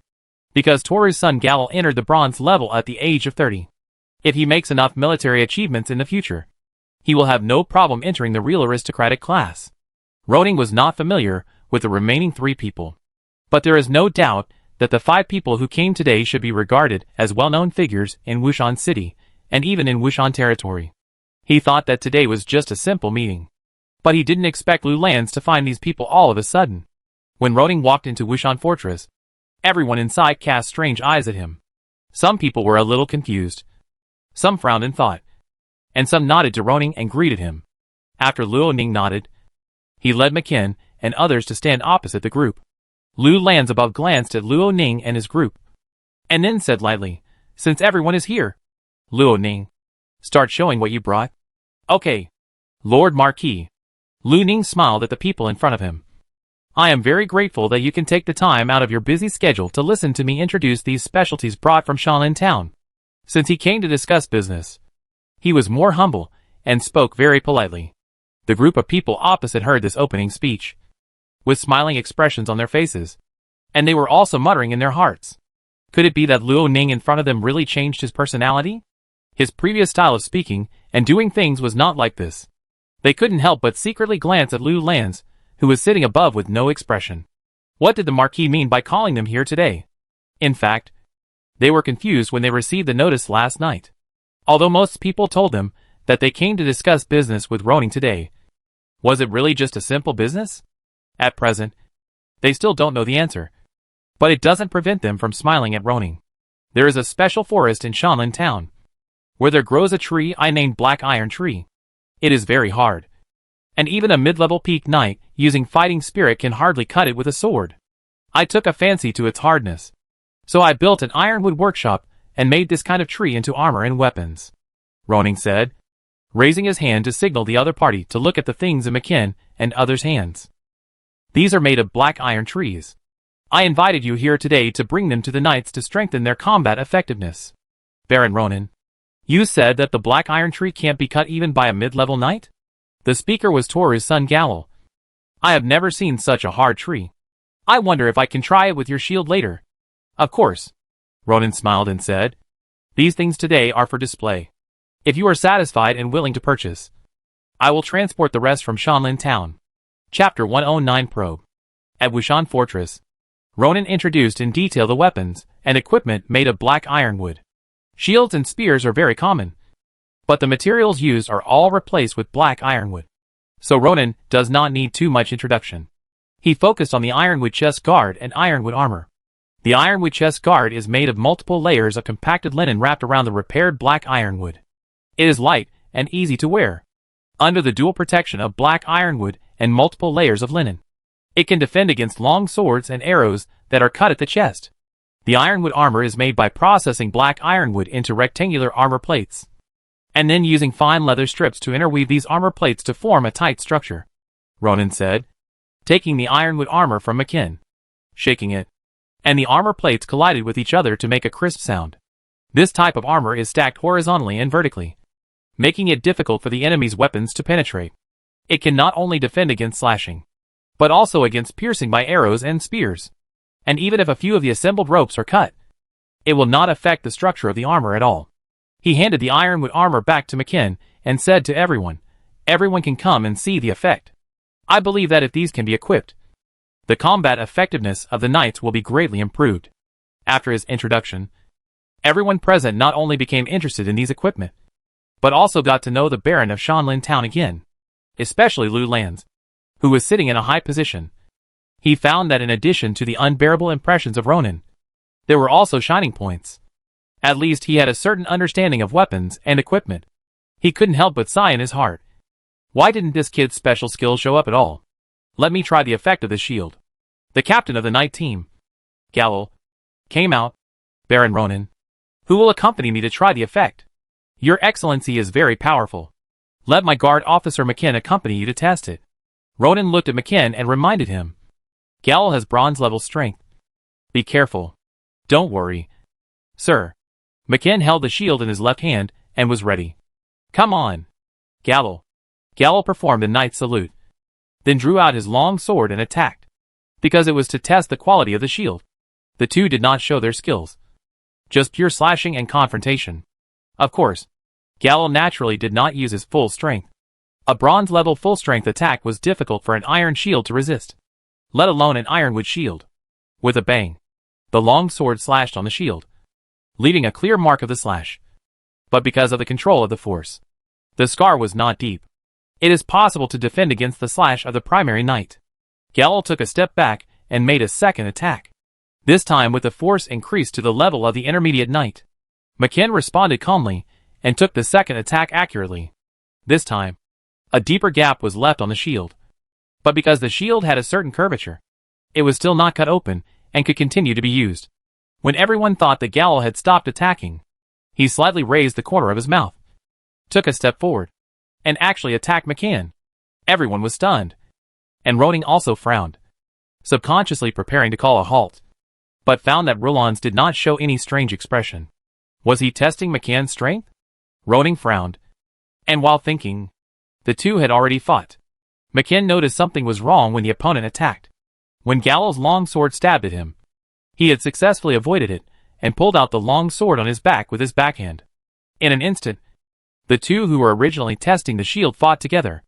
At first, the two did not use fighting spirit, but just competed purely in body skills and strength. But they found that they were evenly matched. Then, fighting spirit broke out. The fierce battle and collision set off waves of fluctuating airflow in Wishan Fortress. Even if fighting spirit broke out and greatly increased the explosive power, Gallo only had a slight advantage. Gallo's fighting spirit was running, ready to use fighting skills. But at this moment, Lilland, who was sitting above, spoke. Okay. Captain Toru also followed. Gallo, I asked you to test the shield. What are you doing? Gallo retreated after one attack and laughed. I heard that the conquest of the wild tribe this time was largely due to the brave fighting of Knight McKen. I couldn't help but want to give it a try. He nodded to McKen. I saw it today. It's really strong. McKen returned the greeting and then stood next to Ronan with the shield. Ronan laughed. Since it has been tested. Gallo, what do you think of the shield? Yes. Gallo nodded solemnly. It may not be able to defend against many attacks from intermediate knights, but it is completely sufficient for confrontations between ordinary soldiers, and even between ordinary junior knights. Toru nodded. Then you can equip some. He pointed to the Timbuktu armor that Ronan had just introduced. Compared to the shield, I value this set of armor more. Toru came forward and took the iron armor, pinched one of the armor pieces with his hand, tested its hardness, then repeatedly checked the craftsmanship and waited. Dawson, come and see how this armor is. The quartermaster came forward, greeted Ronan, and then took the iron armor and began to experiment, including stabbing and slashing with the dagger he carried with him. Ronan also asked Walton and George to cooperate in the slashing. My lords, the defense of the iron lamellar armor is sufficient. Quartermaster Dawson gave his opinion. The knights are currently equipped with plate armor, chain mail and cloth armor. Although we have seen this kind of lamellar armor, we have not equipped it. Chain mail and plate armor have strong protection, but they are too heavy and expensive to make. We do not prepare this kind of armor for all soldiers. Ordinary soldiers are generally equipped with cloth armor, but the defense is weaker and cannot be compared with the iron lamellar armor provided by Baron Ronan. Listening to the introduction of the quartermaster, Ronan nodded secretly. Chain mail, plate armor, and cloth armor are common armor. On Earth, cloth armor developed into composite armor, and its defense is not inferior to lamellar armor. But in this world, cloth armor is really just made of multiple layers of linen pressed together, and its defense is not strong.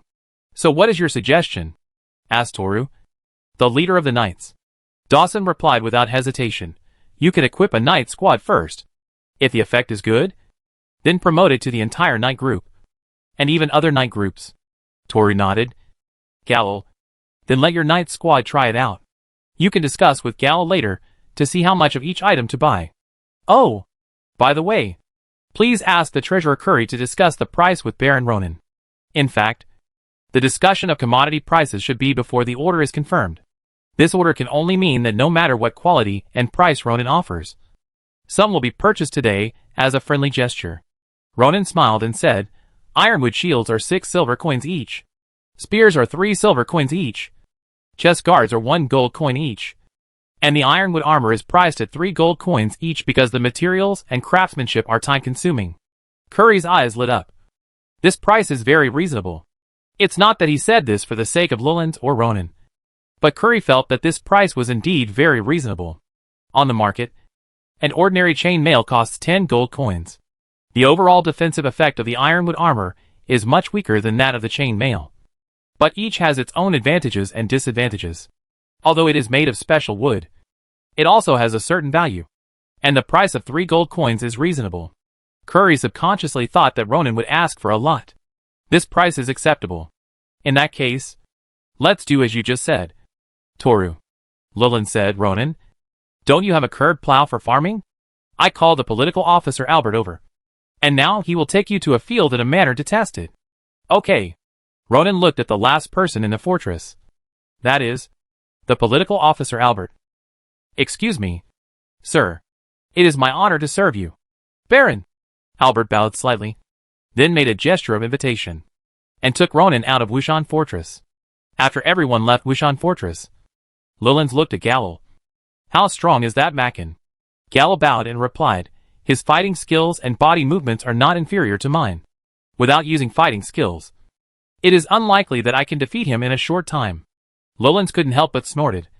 This kid actually told me that Makin had just broken through from the intermediate knight to the advanced knight not long ago. Galil shook his head when he heard it. Makin's strength is not to say that he has reached the bronze level, but he has definitely reached the peak of the advanced level. Toru asked, my lord.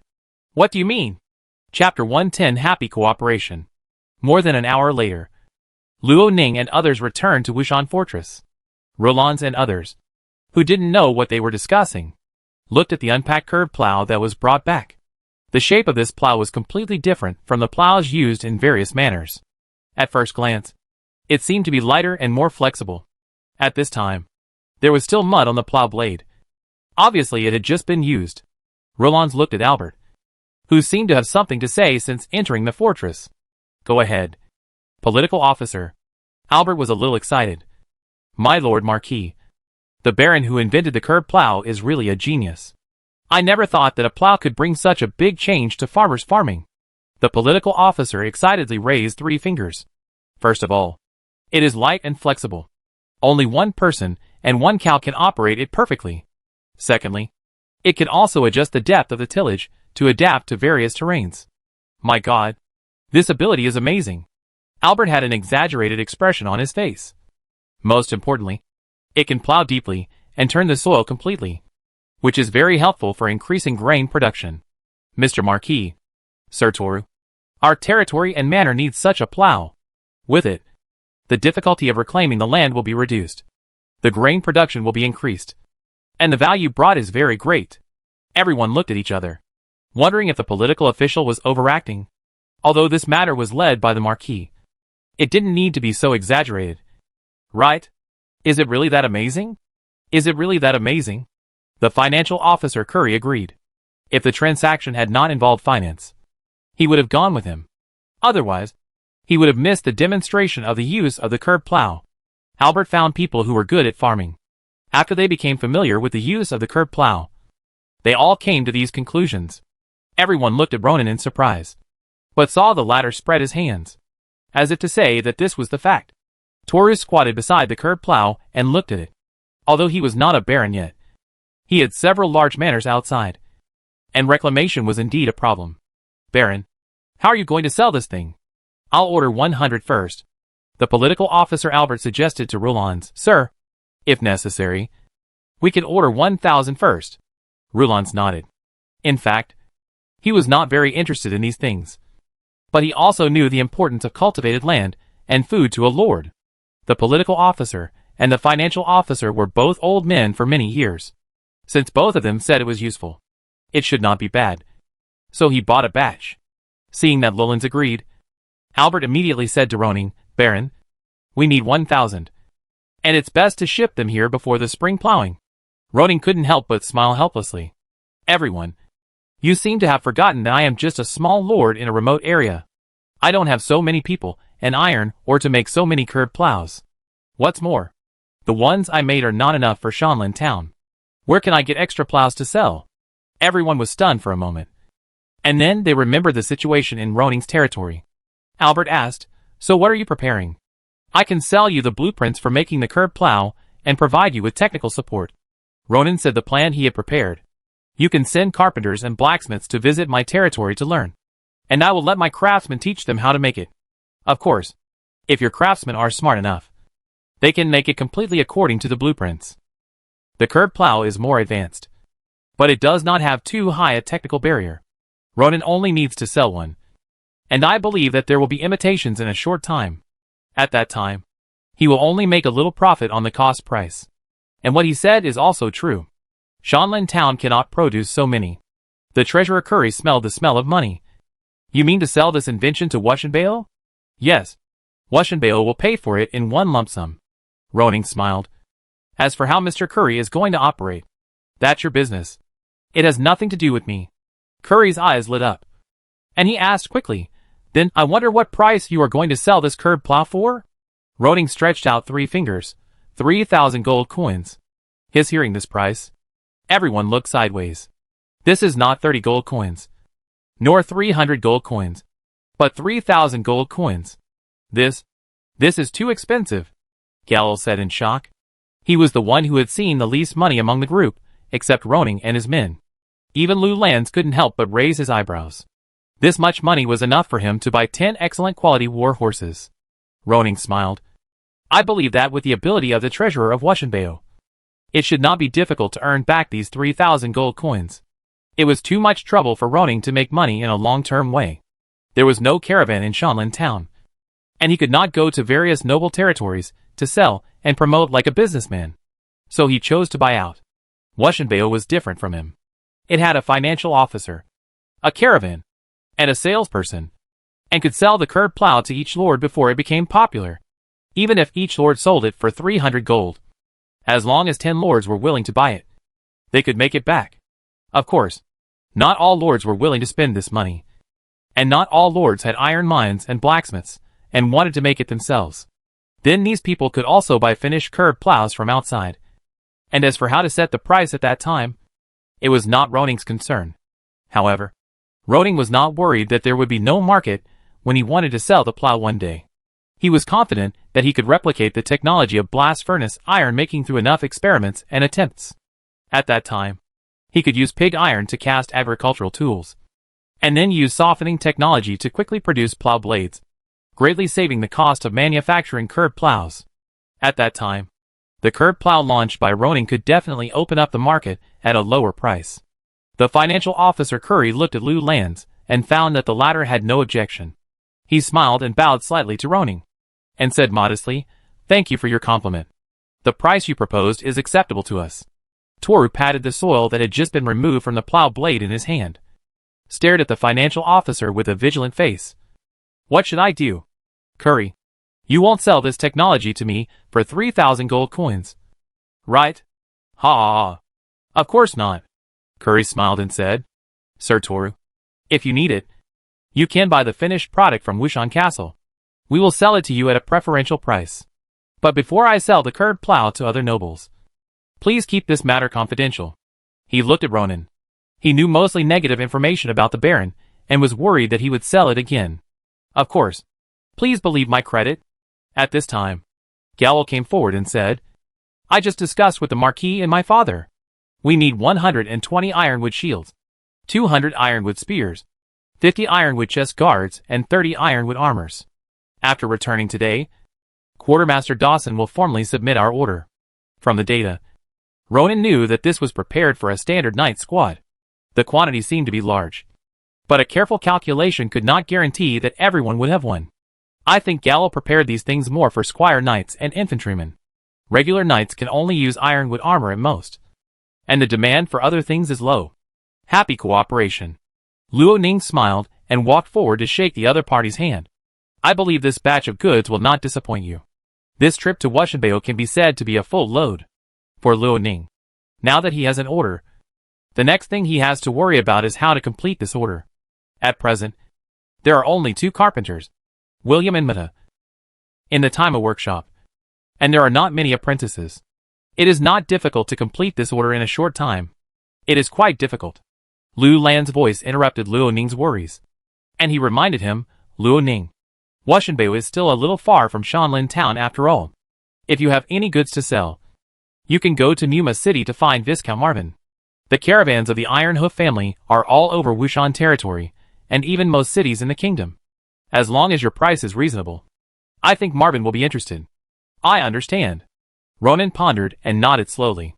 Sir, Treasurer Curry said, although Shanlin town is far away, it is only a day's journey at the speed of the carrier bird. If the Baron still has such business, he can use the carrier bird to send a message. I am willing to bring my men to Shanlin town to negotiate in person. Ha ha ha. Lu Lan's laughed. You old thing is still the same as before. You will go wherever you smell the smell of money. Curry chuckled. Why can't he make the money that Muma City can make? Besides, is the old Marquis reminding Ronan to discuss cooperation with Viscount Marvin? That's obviously not the case. So what Curry just said also has two meanings. But when it comes to the carrier bird, you reminded me. Lolans turned to Ronan again and said with a smile, after returning this time, let the bird trainer from Wushan Fort go to Shanlin town with you to build a bird path between the two places. Otherwise, I want to write a letter to Ronan and ask Muma City to forward it. Ronan's eyes lit up. This is good. After killing Prince A, he was particularly worried that Sin would launch a surprise attack. At that time, he thought it would be great if there was a messenger bird. It would also be a deterrent to Baron Layson if the news could be delivered in time. In that case, thank you very much, Grandpa. Chapter 111 Double Happiness. Ronan successfully sold the curved plow and promoted the products of the Ironwood Workshop this time. On the one hand, it was due to Lolans' leadership. And on the other hand, it was also due to the fact that these things of his were indeed valuable, and not just promoted out of thin air. After these two things were done, his trip to Wushan Castle was basically completed. After the financial officer Curry got 3,000 gold coins, and the quartermaster provided a formal order list, Ronan could plan his return trip with these two things. In the next 2 days, Ronan rested in the castle, learned the new magic, and sparred with Makin to improve his combat skills. All along, whether it was Makin or Rydar, Ronan was suppressed by the strength of these two subordinates. Even if they sparred, the other party would restrain some strength and killing moves, which made it difficult for him to experience the excitement of tit for tat. He could only wait until he was promoted to a senior peak knight to have a few full-fire battles with Makin. Sir, the treasurer, Mr. Curry, is here. The guards of Wushan Castle, who were waiting outside the courtyard, came in to report. He had arranged for Walton and George to go to Wushan City to recruit craftsmen. Whether they were formal craftsmen or apprentice craftsmen. Whether they were carpenters, masons, blacksmiths or potters. As long as they were willing to move to Shanlin town, or even move their entire family, Ronan was willing to pay the corresponding remuneration, and help them go through the formalities at Wushan Castle. Although he only had 35 gold coins on him at the moment, he would soon have money. Let him wait for me in the living room. Ronan put away his sword, asked the servants waiting outside the courtyard to bring hot water and towels to wipe his face, and changed his clothes before going to the living room. Good afternoon, Baron. When Curry saw Ronan coming out, he immediately stood up and saluted with a very respectful attitude. Ronan motioned Curry to sit down. Your Excellency, you came here today. Have you finished your business? The caravan has set out to various territories to promote the curved plow. There should be some gains, Curry said, waving to the two subordinates behind him. The two men immediately stepped forward and put all the 6 bags they carried on the table. The crisp sound from inside told everyone that it was filled with gold coins. Sir, this is 3,000 gold coins paid to you. Please count them. Ronan was in shock at this time. Not because of the other party's words, but because 2 lines of text appeared in his vision. Fortune and prosperity achievement achieved. Attribute points plus 50. Energy and spirit plus 100. Fortune and prosperity achievement achieved. Attribute points plus 100. Energy and spirit plus 200. After a moment of surprise, Ronan reacted. There is only one possibility for this situation to happen. That is, these 3,000 gold coins not only complete the current fortune and prosperity achievement, but also complete the advanced fortune and prosperity achievement. Luo Ning remembered that the current achievement requirement is to obtain 1,000 gold coins at one time. so its next level is likely to be 2,000 gold coins or 3,000 gold coins. He opened the interface and checked it out. The new Fortune and Prosperity achievement is Fortune and Prosperity. Obtain 5,000 gold coins at one time. Reward: Attribute points plus 250. Energy Essence plus 500. According to the reward value, the requirement for the previous level should be 2,000 gold coins. The two achievements require a total of 3,000 gold coins, which is consistent with the current situation. I didn't expect that I could complete them consecutively. Ronan smiled. He picked up a purse and weighed it in his hand, and said with a smile, I trust Mr. Curry's reputation, so I don't need to count these gold coins. I am honored by your trust. Curry said tactfully, I have asked the craftsmen of Wushanbeo to start making curved plows in the past 2 days, but after completing one, there is still a gap between it and the plow you brought. I wonder if you can go and give me some advice? Of course. Ronan said, as a matter of course. Providing technical support is the content of this business. Although the craftsmen in Shanlin Town are not here, I can also give advice. You arrange the time, preferably tomorrow or the day after tomorrow. If it's later, you may need those craftsmen to come to Shanlin Town to find me in person. Curry said quickly, then tomorrow morning? What do you think? Sure. I have time. After the two exchanged a few words, Curry left. Ronan opened the attribute panel. After signing in on the 14th and 15th, Ronan received the second warm gift package in October. With the 2 achievement tasks he just completed, he now has a lot of attribute points and energy essence. Level 3 Advanced Knight, 0/300. 3 Advanced Magician, 58 out of 400. Attribute points, 177 energy essence, 557 after this month. The number of energy essences will exceed 600 points. Ronan even suspected that after he broke through the advanced level, all these energy essences would be invested in Rydar or McKinn. Would they be promoted directly from Bronze Knight to Silver Knight? At that time, he would also face a difficult problem. Whether to improve Rydar's strength first or McKinn's strength first. He planned to send the former to the front line. The stronger the strength, the more he could calm the situation. The latter he planned to keep by his side as a guard. The stronger the strength, the more he could deal with certain emergencies. He made a simple analysis. The possibility of the enemy sending a silver-level assassin right at the beginning should be very low. Right? After all, to the outside world, he was just a novice who had just awakened his fighting spirit seed. And McKinn beside him was just a senior knight. Arranging a Bronze Knight to come was already very respectful. Night began to fall. The servants of Wushan Castle were preparing dinner for the masters who lived separately. Walton and George, who went to Wushan City to recruit generals, returned to the courtyard. Sir, George and I have achieved certain results in recruiting craftsmen today, Warden said, submitting a list. This is for the accompanying clerk to help record. Ronan took the list and said, I have a lot of professional knights under my command now, but not many can write. In fact, among those who surrendered in the savage tribe, only Jenny's family was educated, and the others were not very educated. Even Tom, who claimed that his father was a canonized knight, could only write the names of 2 or 3 people, and was almost illiterate. It's terrible to be uneducated. After returning to Shanlin Town this time, you too, David, Dandy, Thomas, and Giles Lay must learn from me. At least master the basic reading and writing of characters. Ronan thought for a while. Let Irene teach you listening, speaking, reading and writing. Irene won't be so bored. Wharton and George felt a little awkward when they thought of calling the 13-year-old child a teacher.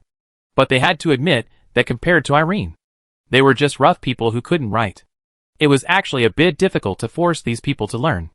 But among the short people, maybe one of them has a talent for learning, which will be easy to use in the future. He can't always arrange a clerk to accompany him everywhere.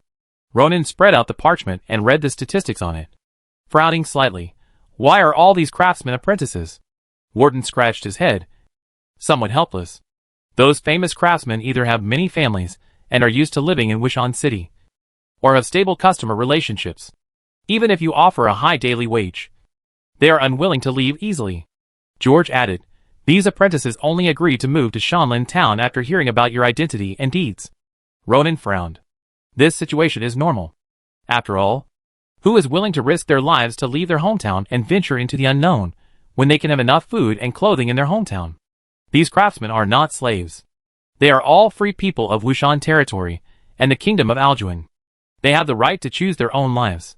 Of course, Ronan can take people to pull them away by threatening with force. But this is not only bad for his reputation, but also a handle for being criticized. Sometimes, nobles can ignore the laws of the kingdom. But if someone really wants to pursue it, it will be a very troublesome thing. For carpenter apprentices, 7 mason apprentices, 3 blacksmith apprentices, 2 pottery apprentices. Luo Ning shook his head. Too few. Not enough. We have to recruit more tomorrow. He knew that the daily salary of a few extra copper coins was not very attractive. If he wanted those skilled craftsmen to come to his territory to work for him, he needed to pay more money. Tell them that for all apprentices going to Shanlin Town, I am willing to pay 1 gold coin for relocation expenses, and 5 gold coins for ordinary formal craftsmen. This money will be paid before they complete the registration and leave Wushan City. In addition, I will take care of food and drink on the way. The annual salary of apprentices and formal craftsmen is about this price. The conditions offered by Ronan now are equivalent to that they can get a year's salary, as long as they are willing to go to Shanlin Town without doing anything. Ronan thought for a while and added, if there are craftsmen or master craftsmen, I will offer a higher price. Craftsmen and master craftsmen are all highly skilled craftsmen. They can apply their knowledge to other areas on the basis of mastering basic skills. Especially master craftsmen, who can use magic materials to create special products. For example, using warcraft scales to make special armor and weapons, building special fortifications like Wushan Fort, etc. But Ronan thinks that such people should not be willing to go to a small place like Shanlin Town. As you wish, sir. Wharton and George immediately responded. They believe that with this new condition, more people will definitely be tempted. Chapter 112 Gift. Ronan walked into Lulin's bedroom. As the weather gradually cooled, Lulin's physical condition became worse and worse. This was not because his condition worsened. In fact, he felt very uncomfortable every winter. The fireplace had raised the temperature in the house to a very warm level. But Lulin's was still covered with a thick woolen blanket, which looked hot. Grandpa, how do you feel? Ronan was very puzzled. What kind of disease would torture a meteor-level knight who had tempered flesh, internal organs and bones, and broken the wheel of the blade for so many years? Same as always. As long as you don't use fighting spirit. Ronan supported himself and sat up, leaning against the head of the bed. I heard you are leaving tomorrow? Ronan nodded. Today is the 17th. 2 days have passed since Curry gave him 3,000 gold coins, and he has been back to Wushan Castle for 5 days. I instructed the carpenters and blacksmiths in the city the day before yesterday, and now they can make curved plows. My men have also recruited a group of craftsmen and apprentices, and it's time for me to go back. Ronan smiled and said, there are still many things waiting for me to do in Shanlin Town. Haha. You are a good lord who cares about the territory. Lu Lans tilted his head and looked at his grandson sitting diagonally across the bed, his eyes flashing. I have also observed you these days, since experiencing Selena's incident and arranging you to be a baron in Shanlin Town. You have changed a lot. He shook his head. No. It's like a different person. Ronan's heart skipped a beat, and he kept praising the other party for his accurate judgment of people. He was indeed a different person. Fortunately, although there are extraordinary people here, no one has the ability to directly see through the changes in a person's soul. I read a passage in a novel that said that people may change their original habits and styles after experiencing drastic changes. Hardworking people will suddenly become lazy. Motivated people will suddenly become tired. And irritable people will suddenly become quiet, etc. Maybe I am one of them. Haha.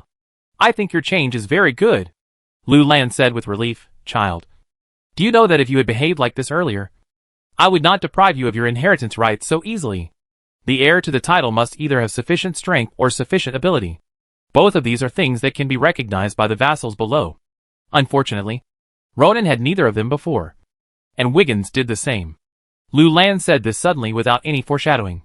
But Ronan would not find it unreasonable, because since he returned to Wushan Fort this time, he felt that Lu Lan's attitude towards him had changed a lot.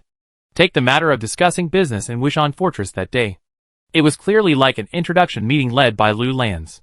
And finally, the other party told Luo Ning that if he had anything to do, he could go to Muma City to find Viscount Marvin. Actually, being a mountain baron is also good. I have enough time and space to do what I want. Luo Ning smiled. As for the succession of the marquis, there is still my father. Even if he gets old, Breton is not bad. With his qualifications, I am afraid that he will catch up with you by that day. Breton's qualifications are indeed good. Lu Lance did not deny this. If there is no such complicated relationship behind him, he is indeed the most suitable heir. But this child grew up with her mother, and he listens to her very much. And Diane. He was silent for a while, as if thinking about something, then shook his head and turned the topic back to Ronan. How about it? Are you still interested in being the heir now? Ronan didn't expect the old man to speak so directly. It's only been a few months since he was deprived of his inheritance rights. And he wants to be restored again? Why does it feel a bit ridiculous? Maybe the king has just approved the document for you to change the heir. And you are changing it now. So you can only... Rollans waved his hand. The king has no time to take care of these things. He is busy. Is Rollans as willful as Wiggins? And he does whatever he wants? Ronan was interrupted and was speechless. Could it be that Rollans also has a willful side, and does whatever he wants? He shook his head. I am not interested in the inheritance rights now. And if you really want to change it, then in the eyes of other nobles, Wushan Castle will have no prestige at all. Ronan's previous reputation was very bad, and he didn't have many supporters. Even so, there were many reasons to abolish him. Now the inheritance right has fallen on Breton, and it would be even more difficult to change it. He has a powerful grandfather behind him. And if things go wrong, he might start a war. And at that time, Ronan will be pushed to the front. So what does Ronan want an inheritance right without real power? Lu Lans looked at Ronan deeply, and nodded slowly after a while. It seems that you are really mature. Kid, if you had agreed without thinking just now, I would have thought that your steadiness was only limited to trivial matters. Sure enough, Lowlands was not as willful as Wiggins. Go. Bring the box on the desk. Box? Ronan looked over in surprise. There was indeed a long black wooden box on the desk not far away, which seemed to have been prepared by Lowlands long ago. What is it? He took the long box with curiosity. This is a gift for you at the time of parting. Open it, Lowlands said with a smile. This is such a surprise. Ronan has always been open to gifts. On the one hand, he lacks resources, and on the other hand, what should he do if he refuses others' kindness and makes the gift giver unhappy? Ronan opened the long box with expectation, and saw 6 scrolls lying quietly inside. What is this? He took out the top scroll in confusion and opened it. It was engraved with dense, mysterious and obscure spell patterns. If you look closely, you will feel a sense of effort. Ronan is familiar with this feeling. When he stared carefully at the magic circle that summoned McKen and others, he felt the same way. But it was even stronger at that time. Without a doubt, this is a spell scroll. He saw the text description in the lower right corner. Level 6 Magic Fire Dragon Swallowing the Sky. This is not a simple spell scroll, but a level 6 magic. Lu Lan's voice sounded at the right time. There are 5 spell scrolls in total, including 1 spell scroll of the level 6 Fire Attribute Magic Fire Dragon Swallowing the Sky, 3 spell scrolls of the level 5 Earth Attribute Magic Guardian Armor, and 1 spell scroll of the level 6 Light Attribute Magic Strong Healing Spell. Hiss. Ronan took a breath of cold air. This is too expensive. Ronan didn't really feel much about the gifts that Rollans had given him before. After all, a few 100 gold coins were nothing to the Marquis. Even if he had facilitated the deal for the curb plow, he had contributed to it. After all, if it weren't for the curb plow, he wouldn't have earned the 3,000 gold coins. But now, the value of these scrolls given by Rollans was too high, and even Ronan couldn't afford it no matter how thick-skinned he was. Let's not talk about anything else. Just say that this powerful healing spell scroll was sold for 6,000 gold coins, and Wiggins was able to save his life because of this. The total value of these 5 spell scrolls is probably tens of thousands of gold coins. No matter how rich Rollans was, he wouldn't take out so many precious spell scrolls at once to give to others. These things are of no value to an old man like me, and I have no chance to use them because I live in Wushan Castle all year round. Instead of wasting them, I might as well give them to you. Maybe they can be of some use. Lu Lancy said seriously, I am very optimistic about you, child. Even if you cannot inherit the title of Marquis of Wushan territory in the future, I believe that with your wisdom and ability, you can still become an excellent lord. Such an evaluation is quite high. Lu Ning tightened his hand holding the scroll. He didn't expect that he would be moved.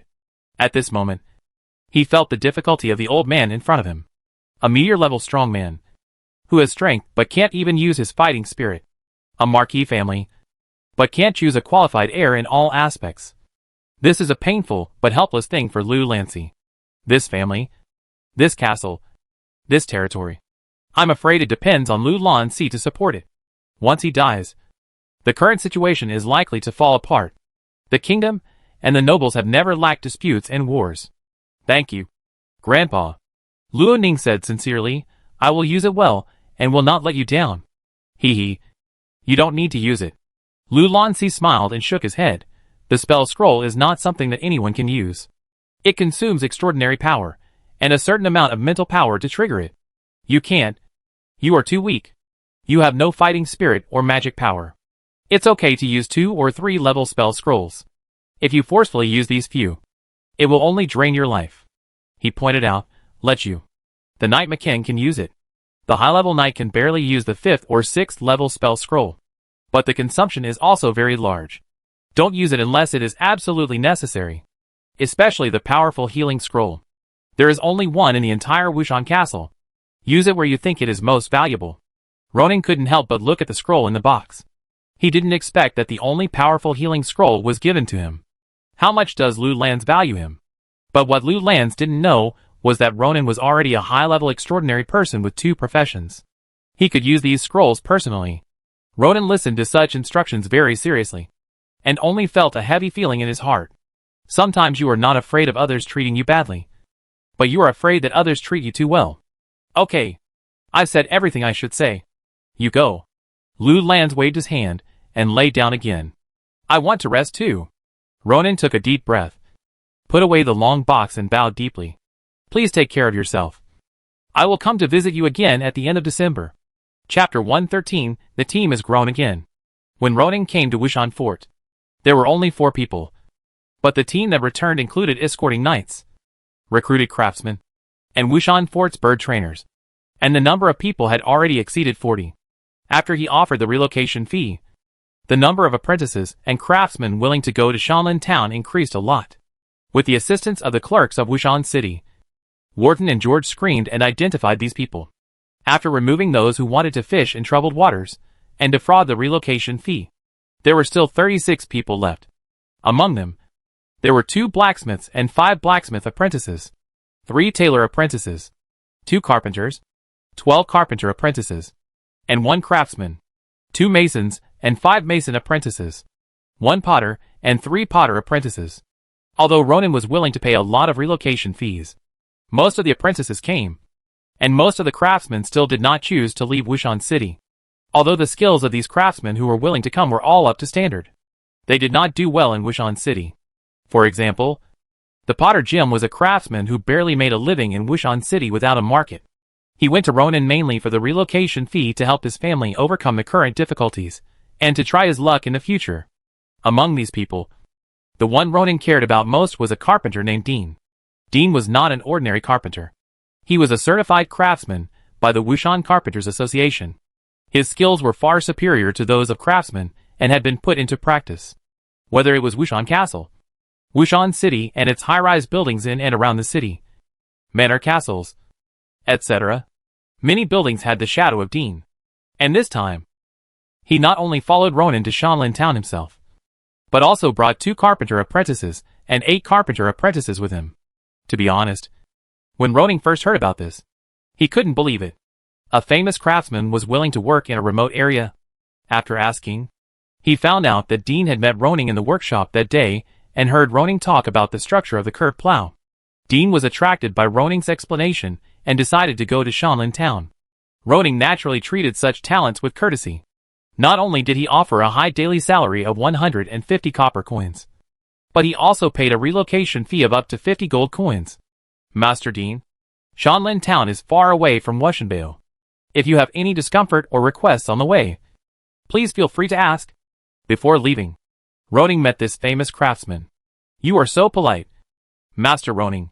Dean is not young, with a long beard on his face, but he looks energetic. In the eyes of us carpenters, you are a master craftsman who can design something as exquisite as a curb plow. Thinking of the scene of explaining the structure of the curb plow 2 days ago, Luo Ning's mouth curled up unconsciously. At that time, there were many people around him. When he explained the structure of the curb plow and mentioned a few words about force analysis, the eyes of those people were shining with admiration. Luo Ning had neither built a building nor joined any craftsman guild, but they called him Master Luo Ning one by one, and they all felt a little flattered. I think your comfort is very important, Luo Ning said sincerely, after arriving in Shanlin town. I still have many things to ask you to analyze and design for me. What he said was true. What Luo Ning wanted to make most at the moment was not the curb plow, but the spinning wheel and loom. He would never let a carpenter like Dean do assembly line work like assembling ironwood armor. He wanted him to make a loom according to his own ideas, which was the key to making silk. In addition to the loom, Ronan also thought of water wheels, windmills, and even ships behind. After all, there was a sea in the north of Wushan territory. It is my honor to serve you, sir. Dean's eyes were sharp. There were only 2 ways for a craftsman to become a master craftsman when his skills reached this level. Either he could master the method of using magic materials, but he was just an ordinary person and did not have such conditions, or he could only design unique and valuable new things. Dean saw this possibility from Ronan, which was why he chose to leave Wushan City and go to Shanlin town. Baron Ronan, can we set off? Night Gal rode a tall horse and approached, asking politely. This time back, Wiggins arranged 12 professional knights from the first night squad to escort him. According to Wiggins, the Skull Society is likely to attack Ronan or Breton, so he arranged a team to escort the two when they traveled, regardless of whether it was Wiggins' fear of assassination or his concern for him. Ronan did not refuse Wiggins' initiative. After all, he brought so many important people on the road this time, and it was very important to ensure that they arrived at Shanlin town safely. Okay, Galil, let's go now. Ronan ended the communication, turned over and rode on the cloud horse, waved to the 2 stewards who came to see him off, and then led the large army to Shanlin town. For this return trip, Ronan rented dozens of carriages from Wushanbao and bought food and items needed along the way, spending more than 40 gold coins, just to make this group of craftsmen feel more comfortable. Although he spent more than 100 gold coins, fortunately he made a lot of money this time, so this little gold coin didn't hurt Ronan. He looked at the mighty team. Compared with the last time, he brought more people back to Shanlin town this time. It's just that the quality of the personnel this time is uneven. The oldest is the craftsman Dean, who is already 47 years old. Considering his tolerance, Ronan can only take the initiative to slow down the pace. Because of this, the journey from Wushanbao to Shanlin town may take until early November. When we arrive in Shanlin town, it may take until mid-November for these people to settle down and put into production. Although Ronan is very anxious, there are no airplanes or high-speed railways here, nor are there flat highways. No matter how anxious you are, it's useless. Ronan is gone. In a training room of Wushan Castle, Breton, who was practicing swordsmanship, stopped practicing swordsmanship when he saw his mother coming. The news that Ronan brought magical farm tools to Wushan Castle has spread in the past few days. Breton really wants to see what the magic is about the curved plow that he has only heard of but never seen.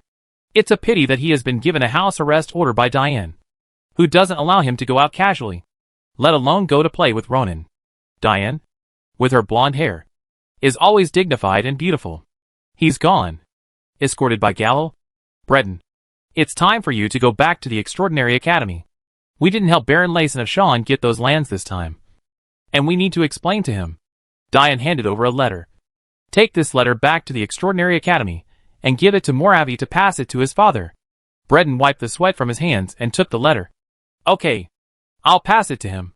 Diane did not tell him not to open the letter, because she knew her son's character and would not touch other people's things. This is basic courtesy. Okay, Sir Laurent. Please lead the team to escort Breton back this afternoon. Laurent Nolan, the canonized knight of the Hyde family, is said to have the strength to rival the silver-level knight. Since Wiggins was assassinated last time, Orson specially applied to Rollans to let Laurent Nolan become Breton's personal guard in order to ensure the safety of his grandson Breton. Although Wushan Castle has sufficient manpower to protect Breton, Rollans did not reject the proposal of the Hyde family. At least protecting Breden's safety is their common demand. I am happy to serve you, Madame Diane. Laurent bowed respectfully, but his eyes were filled with different emotions when he looked at Diane. Diane was beautiful in the past. No, even now, Diane is still beautiful. When she was not married to Wiggins, this girl was the dream lover of many knights in the Earl of Hyde, including Laurent. Diane avoided Laurent's gaze, walked up and stroked Breden's cheek, and reminded him, remember, when you arrive at the academy, don't just focus on training and practice, but also learn more from the teachers how to handle government affairs. I heard that Ronan has some insights in territory management. You can't be outdone by him. Understand? Breden nodded. I understand. I will learn from my brother. Diane's hand froze for a moment, and then returned to normal. Well, go. Breden left the training room under Laurent's escort. Diane looked at her son and sighed. Breden was very talented in cultivation, but he was not very good in other aspects. However, she was not in a hurry. With her help, she believed that her son could be a good master of Wushan territory. Chapter 114. Skip it, and it won't affect your viewing experience. Chapter 115. The monster invading Shanlin Town. After Ronan left, the government affairs of Shanlin Town were handed over to Wilson. The affairs in the castle were handed over to Chahar. The training of new guards was handed over to David. And the management of the overall extraordinary people was handed over to Elrin. So Elrin has been very busy recently. On the one hand, there are a large number of spell scrolls waiting for him to make, which will be delivered when he goes to the Horror City in December. On the other hand, he has to give Irene a magic class in advance to let the little girl get more exposure to the principles and requirements of making spell scrolls. At the same time, he occasionally has to check the work status of several new surrenderers who have joined Shanlin Town in preparation for the subsequent assessment. Recently, there is something that makes him even more annoyed. A monster may appear in the direction of the pasture in the northwest of the town. Are you sure that another sheep is missing? In the evening, Elrin stood outside the sheepfold behind the castle, looking at the 3 shepherds standing in front of him trembling. They were all recruited by Ronan when he first came to Shanlin Town. They have been working for Shanlin Castle for so long, so they are trustworthy. There is no reason for them to steal sheep and report themselves. Didn't I ask you to change the area for grazing? Why are they still lost? Elrin rubbed his temple fiercely. For 3 consecutive days, 1 or 2 sheep were lost almost every day. He had asked David to lead people to search the mountains over there, except for a suspicious pool of blood. No valuable clues were found. Could it be that this monster ate the sheep without leaving any bones? Dear magician, we have changed a small hill for grazing according to your instructions, and the 3 of us have increased patrols in the past 2 days. But we still don't know why the sheep are lost. The 3 shepherds were panicking at this time, although the magician in front of them was very kind. Whether it was a paralyzed patient or an injured farmer, he would lend a hand and use the sacred light to relieve their pain. But they had already lost many sheep. Even if they would not lose their lives, they would have to pay a fine. Right? I don't know what kind of punishment the Lord will impose on them after he comes back. Mr. Elrin, what should we do now? Chahar was a little anxious. There were only more than 100 sheep in the castle. A lot of them were consumed in several banquets, and there were less than 100 left. If they continued to lose them like this, they would really be gone. Elrin pondered and said, if it was really done by a monster, it must be a guy who knows how to hide. Mentioning monsters, everyone was more afraid. It's not winter yet. How come a monster came down the mountain? Fortunately, it only dared to attack the sheep, not people. Elrin was a little fortunate. He knew that the Lord valued the people, and even losing a few sheep was better than losing a strong labor force. But just as he finished speaking, there was a chaotic shout outside. Lord Elrin, hurry up. Save David. Elrin was shocked. He recognized the voice of Thomas, the strong man among the 3 knights of the Grey Earth. He turned his head and saw a group of guards carrying David over. What's going on? Elrin's face changed, and he immediately walked forward. His heartbeat slowed down. David's face was pale at this time, and his clothes on his chest were soaked with blood. The horrible injury directly frightened Chahar to a pale face. David was one of the first people to follow Ronan, and he stood out from the guards of Wushan Castle and became a professional knight. And he was trusted by Ronan. If David died, Elrin really didn't know how to explain to the Lord. What happened? Elrin asked while performing a healing spell, as a few milky white lights fell on the wound. The wound slowly stopped bleeding. My lord, we found the monster that eats sheep. Dandy looked horrified. David and I searched all the way to the west. Not long ago, we arrived at the woodland north of Wushan Lake. When we were searching the bushes there, we didn't expect the guy to hide in it. David didn't have time to react and was swept by it. Everyone's mood sank. Although there are still 4 professional knights in the territory, they are all junior knights. Although there are 2 magicians, Irene, a junior magician, only mastered the water-gathering spell, which is okay for baiting monsters, but it is absolutely impossible to cause damage. Elrin has advanced strength, but it's a pity that he can only use auxiliary magic. If the monster was of a higher level, it would be difficult to deal with. After a few healing spells, the bleeding of David's wound stopped completely and scabbed over. But due to excessive blood loss, he has not woken up yet. Elrin checked and said with lingering fear, fortunately, the monster did not attack only once, and it did not seem to use its full strength. Otherwise David would not have broken 2 ribs and left a few scars. Thomas, send him back to rest.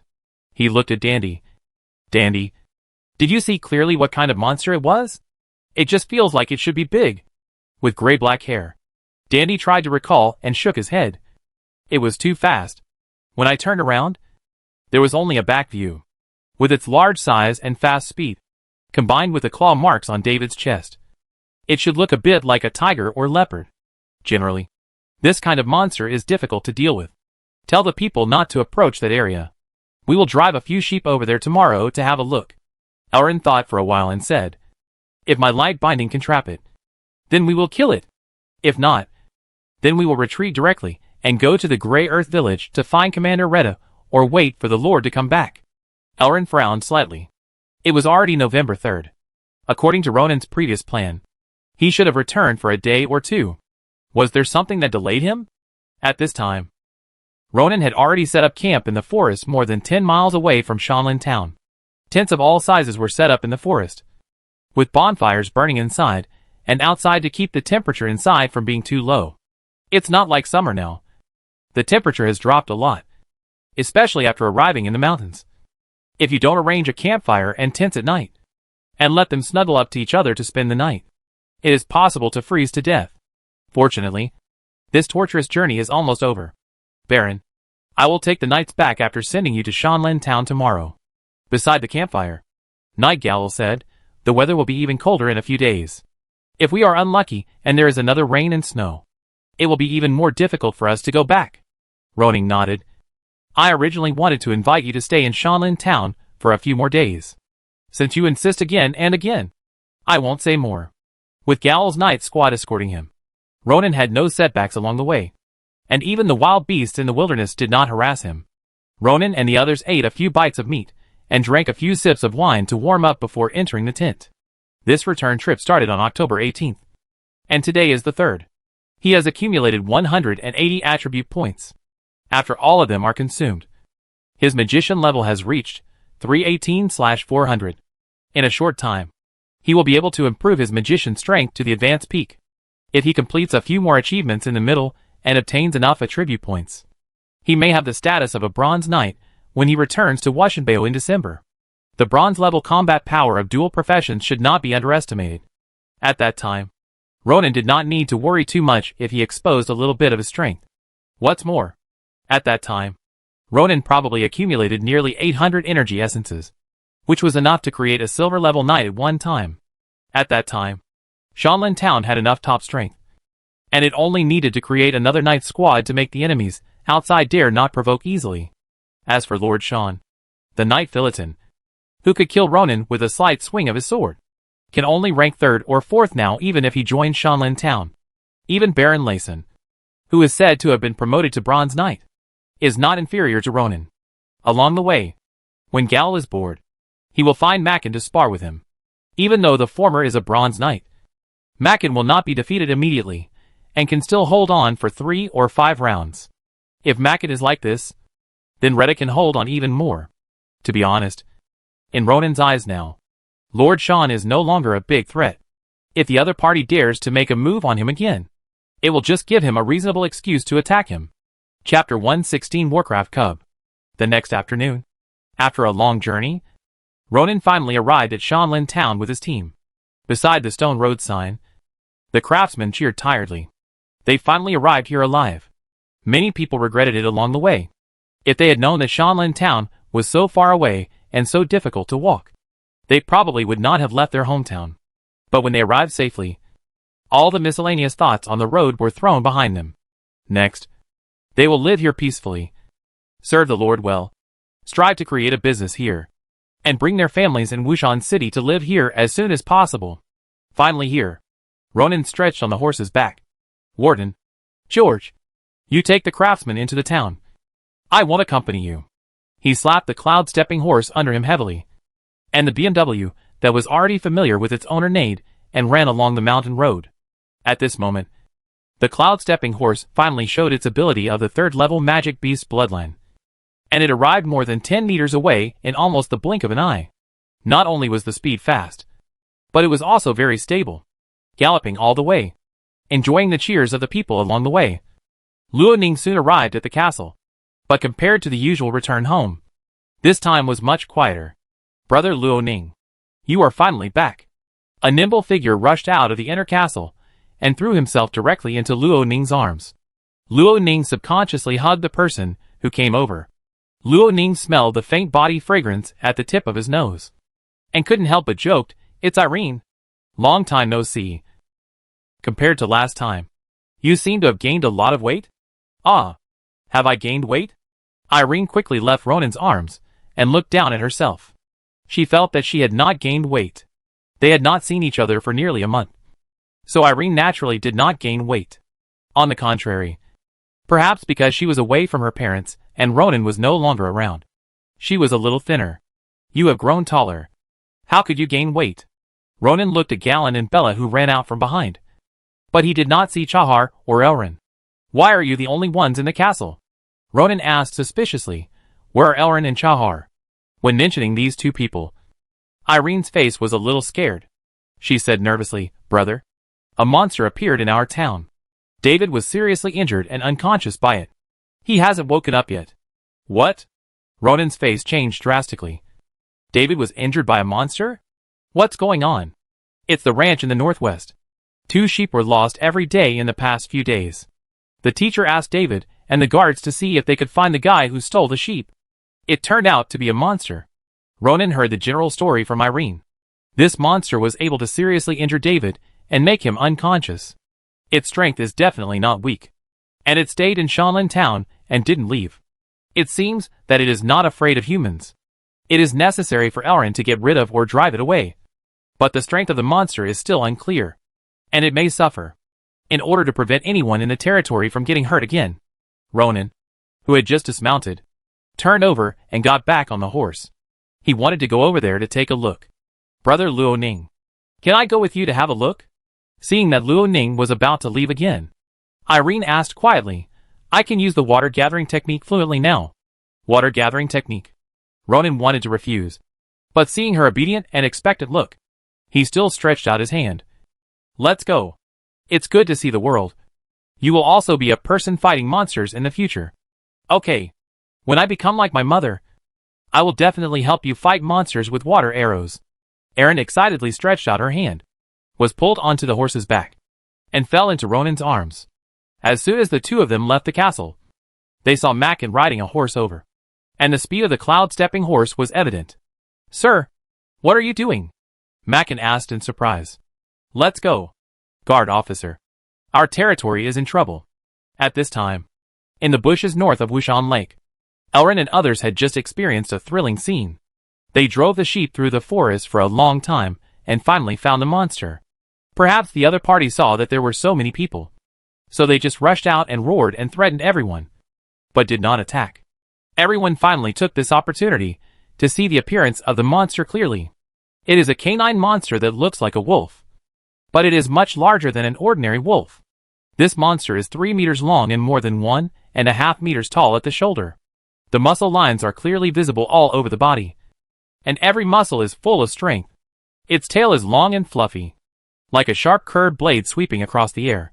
During the confrontation, Elrin successfully used the light binding technique, and 4 light tentacles bound the limbs of the giant beast, trapping it in place.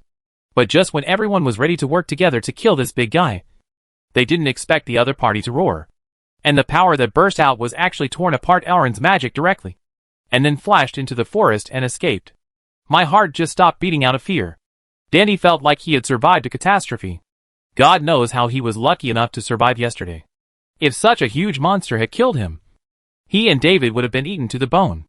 Others were sweating and panicking. Elrond was also in a state of fear, and was very worried.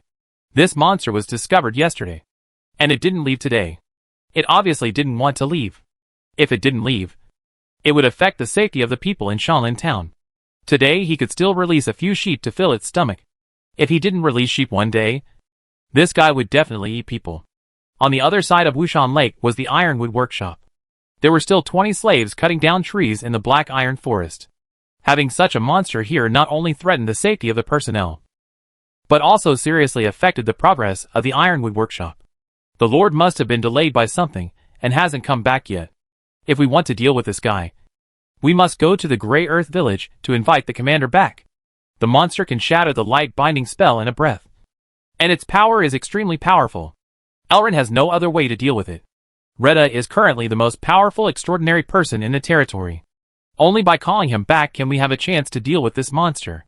Gisli and I are more familiar with the Wubei forest. Let me or Gisli go to inform the commander. Thomas from the Grey Earth village volunteered. The tall and thin knight Gisli next to him also nodded. It's better to bring 2 more people.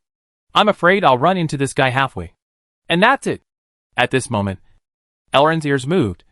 What's that sound? Everyone was stunned, and immediately stopped talking and listened carefully. Soon, they heard a whimpering sound coming from the grass not far away, as if a newborn puppy was crying. Baby monster? Elrond thought of this possibility instantly, and immediately led people to move over there. They carefully pushed aside the grass with a spear, and just happened to see a little beast with black fur lying there and crying. This little monster seemed to have just been born not long ago, and even its eyes were not open. It's really a baby monster? Everyone was shocked by this scene. No wonder the monster refused to leave Shanlin Town. It turned out that a baby monster was born here. What should we do? Should we kill it? Someone asked. Elrond didn't know how to choose. At this moment, the sound of horse hooves came from far away, and everyone's eyes turned over. Is it Irene? Elrond was sharp-eyed and said excitedly, No, it's the Lord who is back. Ronan brought Irene to the woods, and was relieved to see that everyone was safe and sound. My lord, you are finally back. Elrond came up excitedly. If you don't come back, I will go to Grey Earth village to find Rydell to go back to Mountain Forest Town for help. Ronan's heart moved. Did you find the monster? Yes, my lord. Elrond described the appearance of the monster, and Ronan searched for the category of this guy in his mind, but couldn't find the answer for a while. The previous life learned less about the knowledge of monsters, and he didn't have time to catch up. My lord, although the monster escaped, it left a cub here.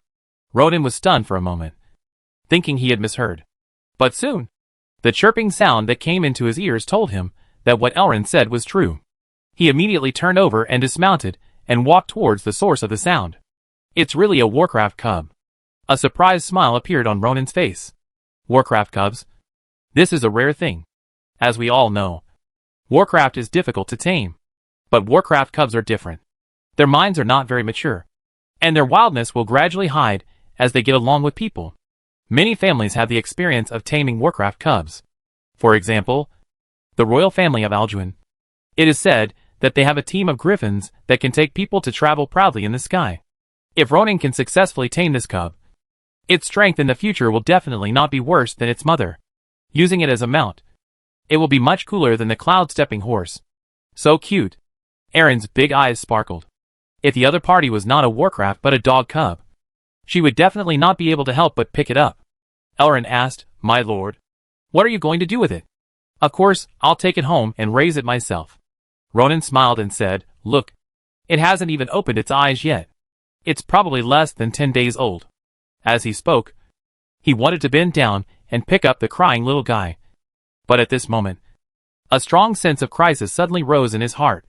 Chapter 117 Achievement. When Ronan wanted to bend down and pick up the little monster in the bush, a strong sense of crisis surged in his heart. He stood up suddenly and scanned the surroundings with cold eyes. but did not find any movement. What's wrong, sir? Elrond's heart trembled, and he immediately checked. The others were stunned for a moment, but soon reacted.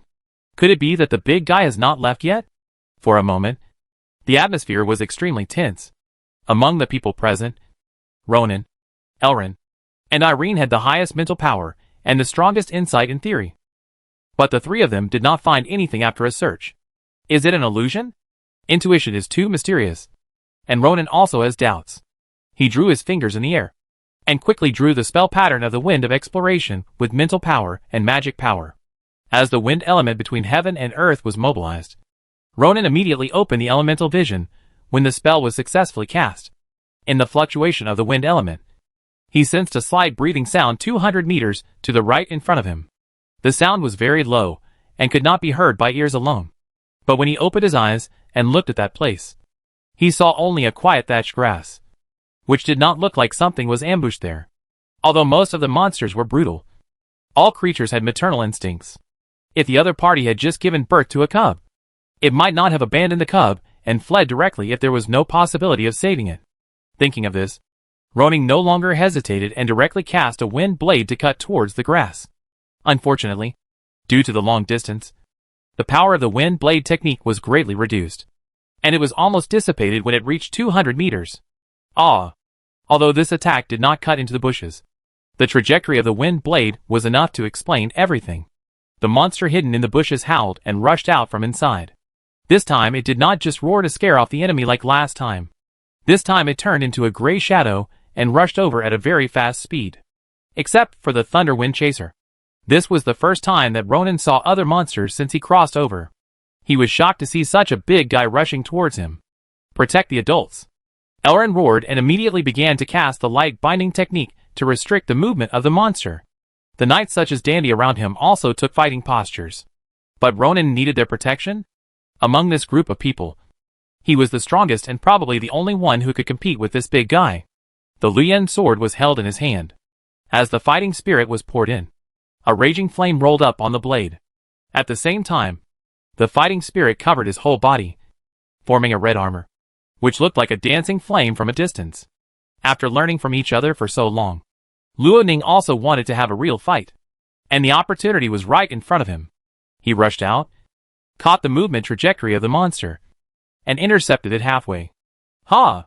The long sword swept across, bringing out a long flame sword light, and under the blessing of the Luyen sword, it turned into a fierce fire wave. The monster actually ignored it, showing its sharp claws with cold light and sweeping out sharp light, and actually tore the fire wave apart directly. It burst out from it, opened its bloody mouth, and wanted to pierce Luo Ning's throat with its sharp fangs. Luo Ning was horrified. The fur of this monster passed through the fire wave and didn't feel burned at all. Is its defense so strong? He tapped the ground with his toes, and while pulling away, he mobilized his Do Chi to condense on his left palm, and then slapped it out. The Do Chi condensed with wind attributes poured out, turning into a fierce gust of wind that hit the body of the giant beast, making it feel like it was hit hard. Its body, which had jumped forward in the air, instantly lost its speed, fell to the ground and slid back a distance. Ronan used the reverse force of the fierce wind palm to pull away. Sure enough, this guy is quite strong and has strong defense. Ronan looked at the other party's intact gray-black fur, and knew that the fierce wind palm just now at close range had not caused any substantial damage. At this time, the tentacles of light stretched out from the surrounding space and tied up the limbs of the monster again. My lord, I can tie it up for 2 or 3 seconds, Elrond shouted loudly. The monster, who had tasted the taste of light binding, was familiar with this magic. The moment it was trapped, it tensed its body, and the next moment its power burst directly toward the tentacles of light apart. Not to mention 3 seconds. Even 1 second is enough. Ronan, who was about to use the fireball spell, immediately stopped casting the spell because the monster attacked him again. This time, he keenly discovered that the speed of the monster seemed to have increased a lot. So fast. Ronan quickly retreated, and while pulling away, he used the light body spell on himself. And suddenly the whole person became lighter, and his speed also increased significantly. However, compared with the monster, it was still much slower. Swoosh! The monster lowered its body slightly while running, and after a short period of accumulation, it burst out at a faster speed. It came to Ronin in almost the blink of an eye, and stretched out its claws to grab him.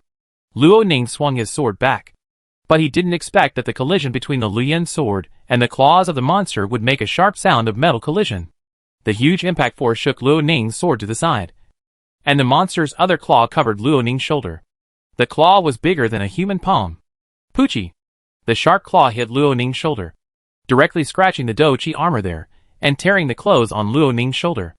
Luo Ning was hit by a huge force and flew out. When he was about to hit a tree, he adjusted his posture and kicked his legs on the trunk. The tree trembled, but Luo Ning stabilized his body with this operation and fell to the ground. He tilted his head to look at his shoulder.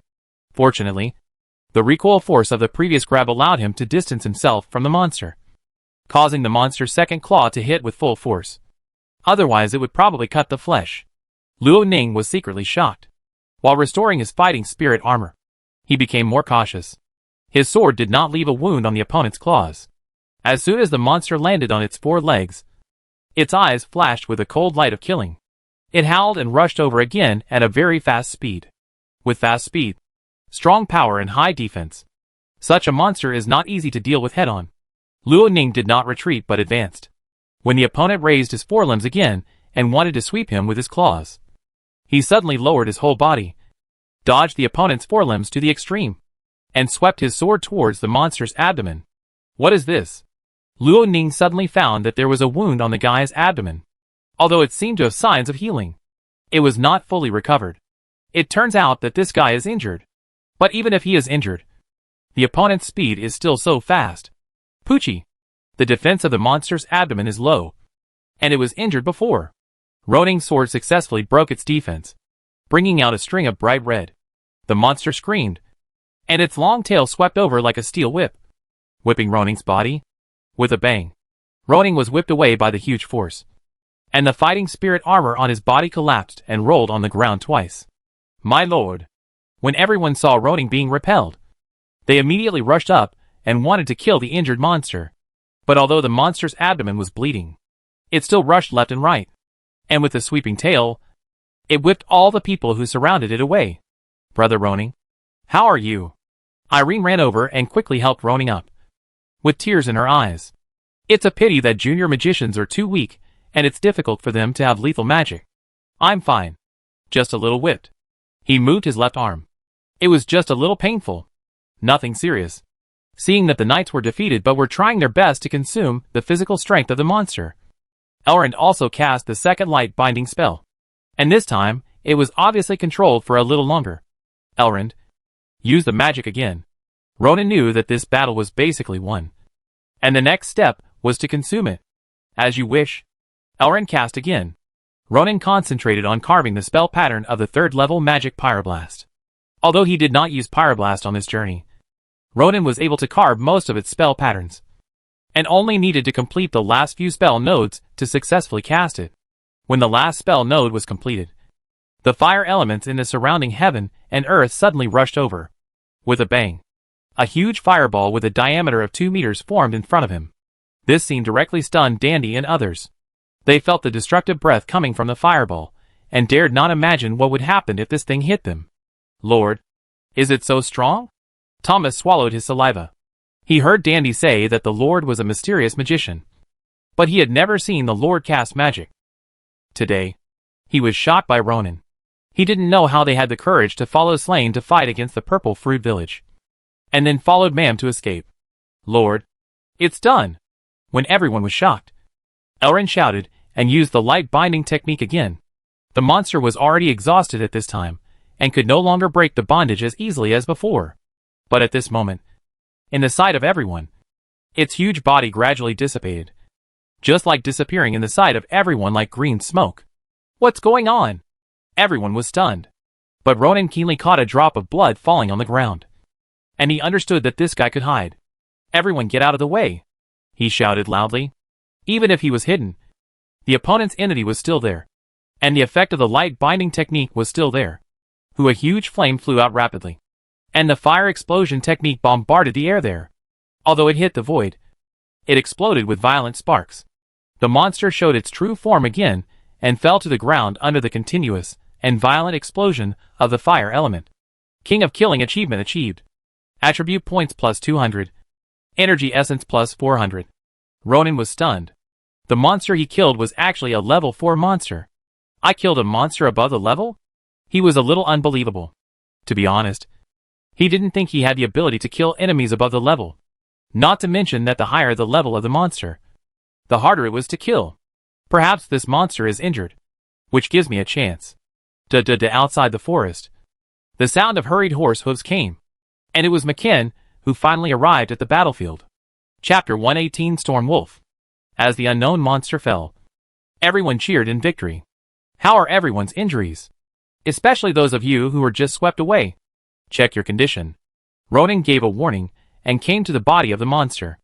Although this guy was not moving, looking at its huge body of nearly 3 meters still gave people a sense of oppression, especially under the choking smell left by the explosion of the fire element in the air.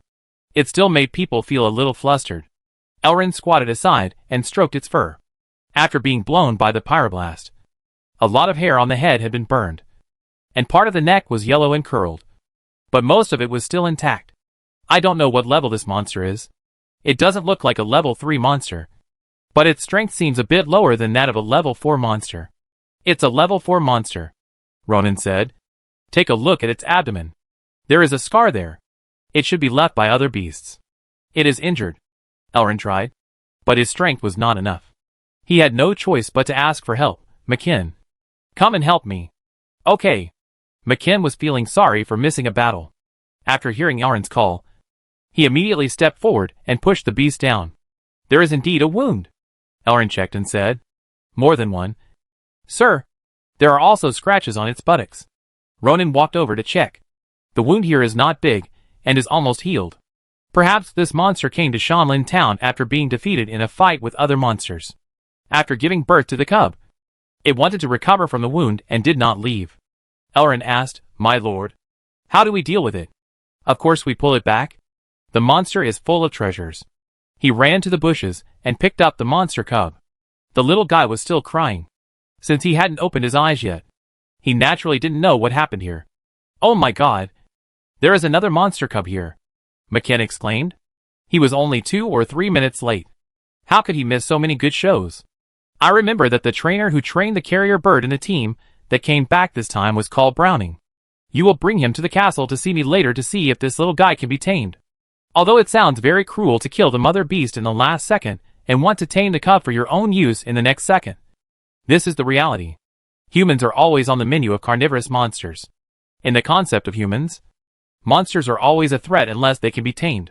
Luo Ning did have a magic beast contract scroll in his hand, but this was an extremely rare item that could only be made by a 7th level dark wizard. It was a bit of a waste to use it on a 4th level magic beast. He thought that this scroll could either be used to contract a magic beast with great potential or a powerful adult magic beast. But in any case, it was not suitable for this cub. So if he wanted to take it for himself, he could only rely on taming. Okay. Sir, I believe you can tame it successfully. McKen blessed. Can I hold it? Irene came over and asked timidly. Of course. The cub was only about 40 to 50 centimeters long, and Irene easily held it in her arms. It may be because the smell is very unfamiliar and the surrounding environment is noisy, so it keeps humming anxiously.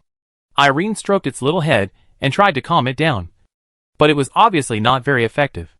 Maybe it is hungry. Let's go back first. Ronin whistled, and the cloud horse ran over. He jumped on the horse. Chahar, you should also come back as soon as possible. There are many new people in the territory, and you and Wilson are needed to settle them. Okay. Sir, I will go back now. After returning to the castle, Ronin ordered Gallon and Bella to prepare warm milk and goat milk. The Warcraft cub smelled the milk, but because it did not open its eyes, it could not lick it on its own. There was no way. Ronin could only take a spoon and feed the little guy little by little with Irene. The two spent a lot of time and energy to feed a bowl of milk. After eating, the cub stopped humming and began to sniff around and explore the surrounding environment. Master, the guard has brought Browning to the living room. Outside the room, Gallon said respectfully. Okay. Ronin stood up and said with a smile, Let's go. Let's go and learn from the trainer. Okay. Irene, who was wiping the milk spilled on the cub's mouth with a woolen cloth, happily picked it up and followed it out. In the living room, the servants had already served the trainer a fruit plate and tea. Chahar was very polite to this guest from Wushan Castle.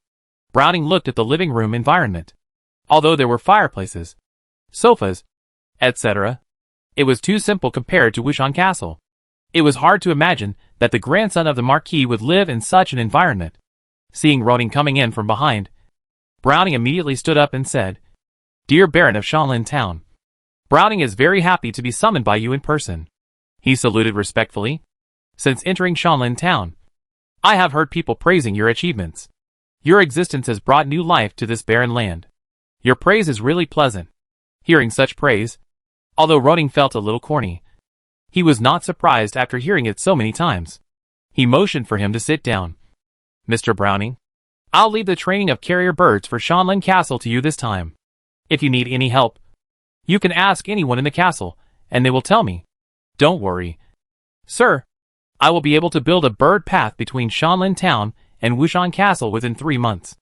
The carrier bird management team of Wushan Castle attached great importance to the matters personally instructed by the Marquis. They not only prepared a sufficient number of carrier birds for training, but also sent Browning, an experienced bird trainer. "I asked you to come here today for another matter." Roning gave Irene a look, and Irene, who was standing behind him, came forward with a monster cub. "Is this a dog?" Browning wondered. "Today I led the knights in the territory to kill a monster that invaded the territory, and this is its cub," Roning explained. "I would like to consult Mr. Browning. Is there any way to tame this cub for my use?" Browning's eyes widened, and he walked quickly to Irene in surprise. "Oh my God! This is not a dog. This is really a wild monster cub. And it hasn't opened its eyes yet. Can I hold it?" he asked. Ronan nodded. "We know nothing about this monster, and we don't know what type it is."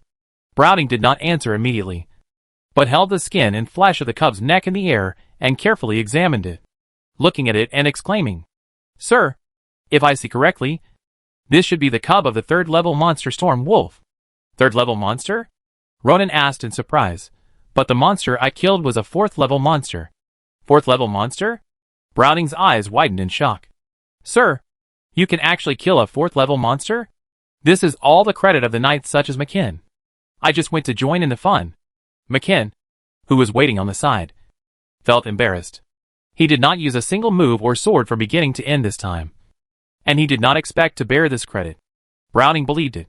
Along the way, he had seen McKin and the Night Gallo sparring, and knew that the sturdy guard in front of him had strong strength. The strongest individual Storm Wolf can only reach level 3, and I have never heard of a level 4. He hesitated. "Sir, can I see the dead wolf?" "Yes." Ronan nodded, and asked Irene to stay in the house with the cub, and he took the trainer to the outer fort. This is indeed a storm wolf. After seeing the dead beast, Browning was extremely sure. It's just that its size is larger than the average storm wolf. It's probably a mutant, which also explains why it is a level 4 beast. It's fast. Its claws are sharp. The defensive power of its fur is also very strong, and it can also use extraordinary power to attack, Browning said. Looking at Mackin with great respect, Guardian can kill it. Your strength is really amazing. You are too kind. Mackin scratched his head embarrassedly.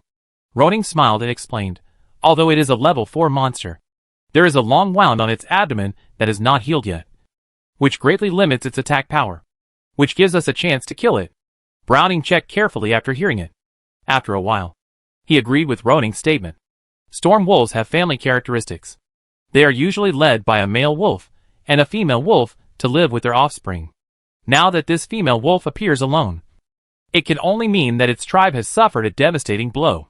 Browning analyzed and said, the head wolf of the tribe is definitely dead, and the remaining members may also be killed. So there is only a female wolf here. Roning frowned. In other words, there are monsters in Wushan over in Shanlin town that can destroy the Storm Wolf tribe? No matter how big the tribe of this Storm Wolf is, the opponent at least has the strength to defeat the level 4 monster.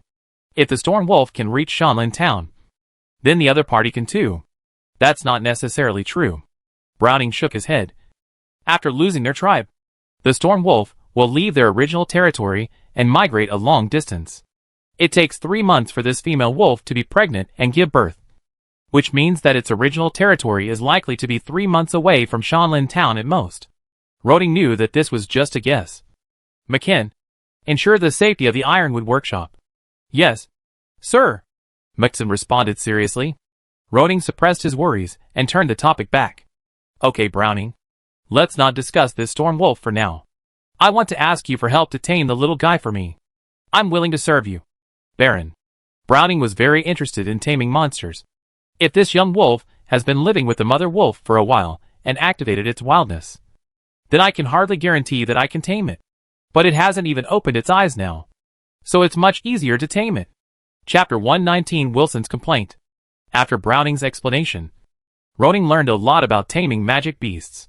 Generally speaking, the methods used to tame magic beasts are 5 sets of combined punches: starvation, endurance, beating, reward, and training. For some magic beasts with weak willpower, starving them for a meal and then giving them some food can make them surrender after repeated several times. With training, after 2 or 3 generations of reproduction, you can get a relatively docile pet. For fierce magic beasts, it is not so easy to tame them. After all, they are not only violent, but also have high intelligence.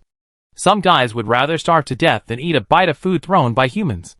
If you want to make them surrender, you can only rely on auxiliary props such as magic beast contract scrolls to establish a master-servant relationship from the soul. However, the storm wolf cub Roding obtained was a little different. First, it did not stay with the mother wolf for too long. And second, it was so small that it didn't even open its eyes. There is an unwritten saying in the animal training world that cubs will have a deep impression of the first person or animal they see when they open their eyes. So Browning suggested that Ronan should interact more with the cubs these days to ensure that he is the first person they see when they open their eyes. At the same time, he also gave instructions that Ronan should be close to the storm wolf cubs after they open their eyes. Interact with them in a gentle, friendly, and patient manner, and try to minimize interference with the cubs. In this way, the foundation of trust is established. And then through training, rewards, and punishments, the other party will be clear about Ronan's identity as the master. Storm Wolf is also a wolf. Humans can tame wild wolves into dogs, and it is still very feasible to tame magic wolves into magic dogs. After sending the trainer away, Ronan and Irene played with the Storm Wolf cub for a while. Let's give it a name. Brother? Irene gently stroked the cub's head, as if she felt that she had a new playmate in Shanlin Town. Maybe because she was touched so many times. The cub was a little resistant at first, but now it just hums and doesn't resist. Roding thought for a moment and said, I see it has black fur all over, so let's call it Little Black. Little Black? Erin tilted her head and thought for a while. Brother, can you change to a more domineering name? Little Black sounds weak. How about calling it Black Tiger? My father said that tiger-like monsters are very powerful. Black Tiger is also okay. Roding smiled and agreed, looking at its tiger-like appearance. It is appropriate to call it this name. Hee hee. Black Tiger. Black Tiger. Amid Erin's cheerful shouts, the butler Galen knocked on the door again. Master, the political officer Wilson is here.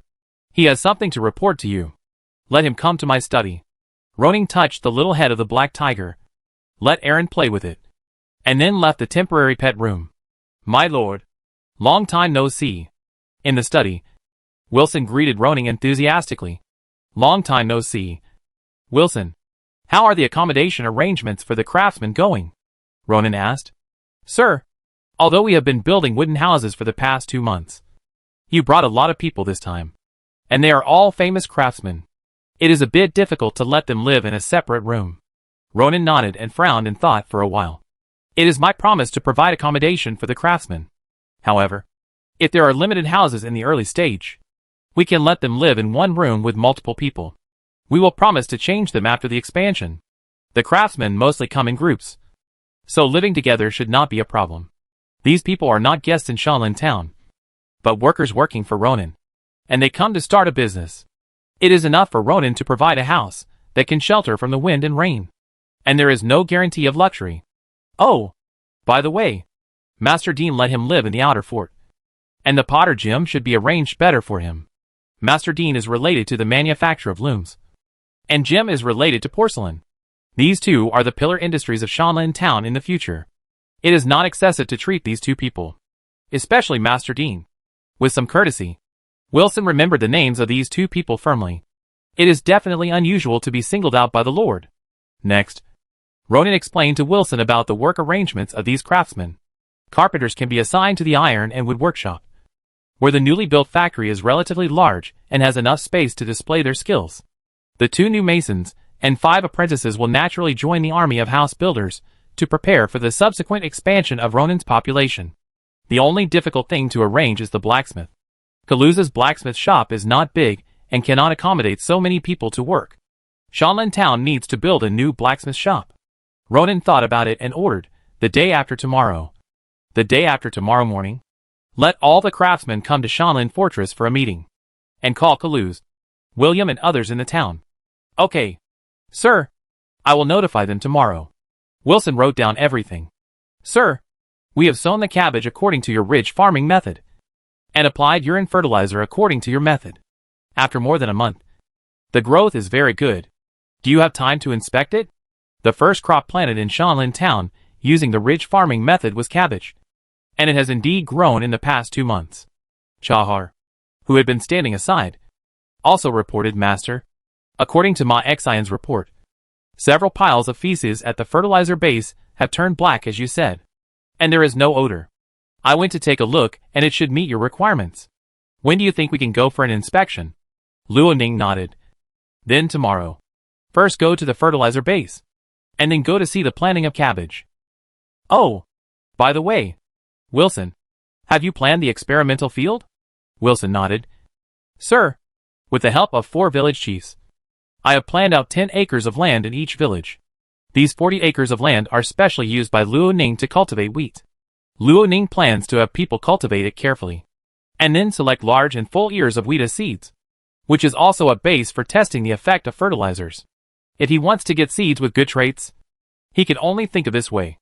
As for the other wheat fields, in terms of the original planting method, Luo Ning has asked the village heads and team leaders to take the lead in collecting dead branches and leaves and burning fire manure before spring plowing, and applying a little fertilizer at the same time, and then ensuring that the irrigation and weeding of the wheat fields can be carried out effectively.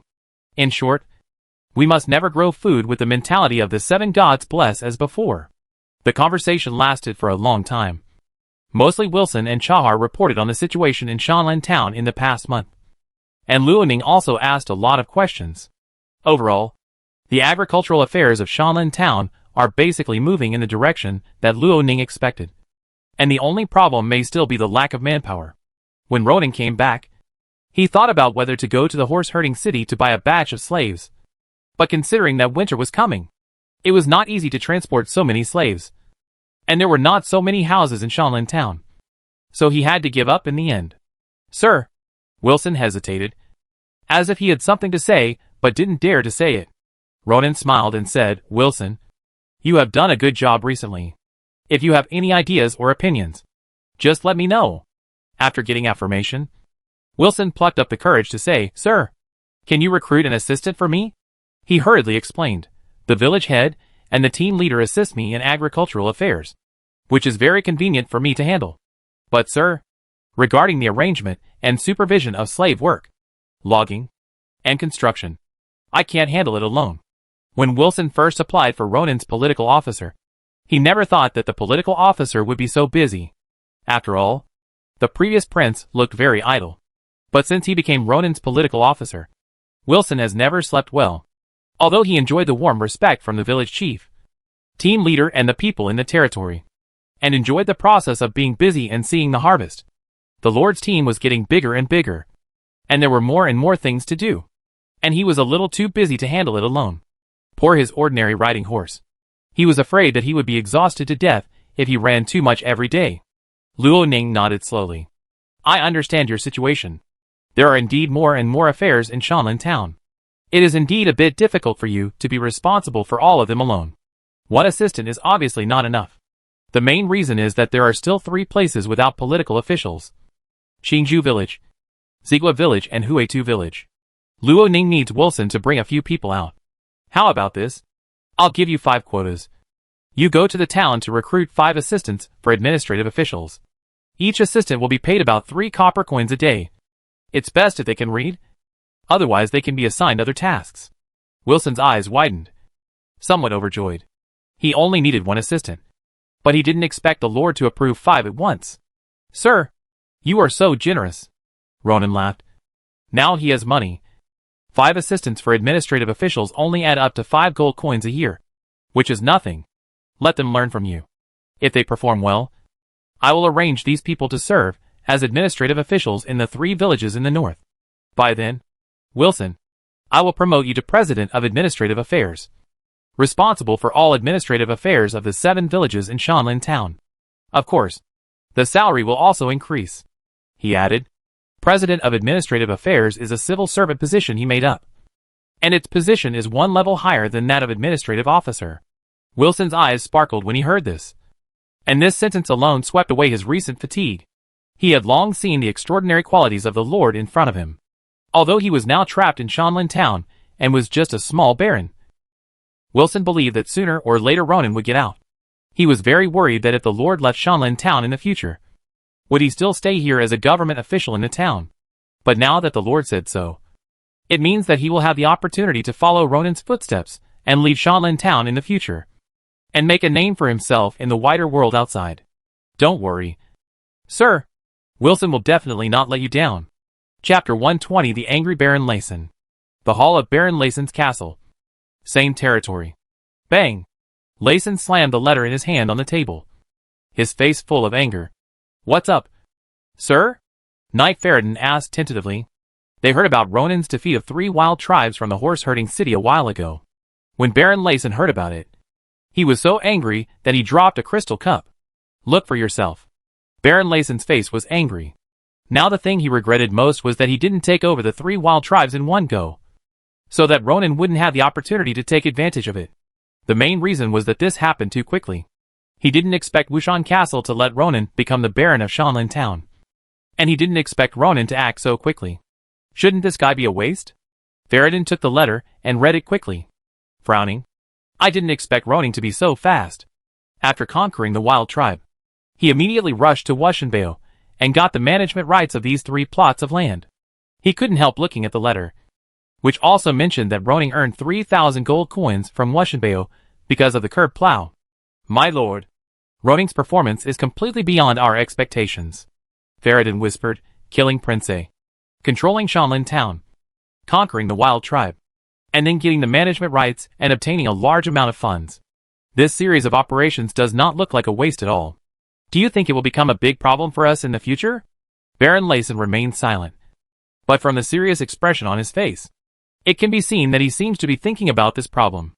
In their plan, the Shan territory controls the northern part of Wushan territory, and after it grows stronger, it can sandwich the horse-herding city with the Earl of Hyde territory. As we all know, when Marvin Ironhoof of the horse-herding city was young, he was not only good friends with Graham's, but also a disciple of Lilland's. He is loyal to the Lilland's faction of Wushan Castle, and has been very unfriendly to the Hyde family in recent years. To prevent accidents, the Shan territory will be the bridgehead against the horse-herding city in the future. But now there is suddenly a Ronan in the north. At first, Layson did not take Ronan seriously, thinking that he was lucky enough to survive in Shanlin Town. But he did not expect that he could give him a problem. My lord, what should we do? Ferreton asked. Layson pondered for a while and said, don't worry about Ronan himself. He was able to conquer 3 wild tribes so quickly thanks to his subordinates, the knight named McKen mentioned in the letter. But he is at most a high-level peak knight. He looked at Ferreton and said, in terms of high-level knights, we have 3. And I don't even count the bronze level. Ferreton nodded. Ronan is not as good as us in terms of knights' combat power. But whether it is Shanlin Town or the wild tribe, they are now Ronan's territory, and we have no reason to attack him.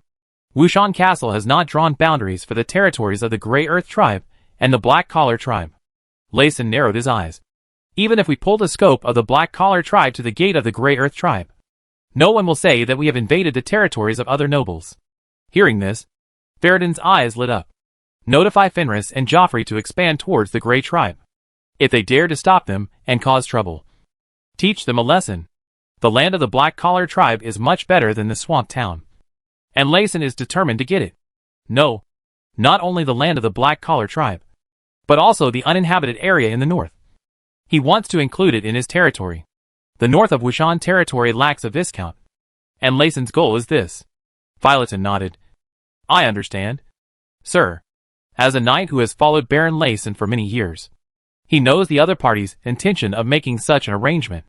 It is nothing more than provoking the Grey Tribe, causing bloody conflicts, and showing the strength of the Shan territory to Ronin.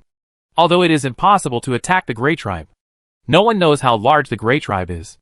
Fenris and his men just need not to break into the tribal village. Baron Layson showed a cruel smile. Ronin made 3,000 gold coins in Wushan Castle this time. And he took 600 gold coins from me. This kid is very rich now. If I don't give him some strength, he will think that I, Layson, was controlled by him. From the beginning to the end, Layson looked down on Ronin. He never thought that an unlearned person could change in just 3 months. Even if he invented the curved plow, it might be that he had occupied the design results of a carpenter in Shanlin town. I don't know how long Mr. Lulans can last. Baron Layson thought angrily in his heart. If the old Marquis died earlier, there would be no need to worry so much about doing some things. Midnight. Shanlin Castle. Why do some people like to stay up late? The answer is, because only when lying in bed can this time belong to him. This is what happened to Ronin now. After returning to the territory, he was busy all the time.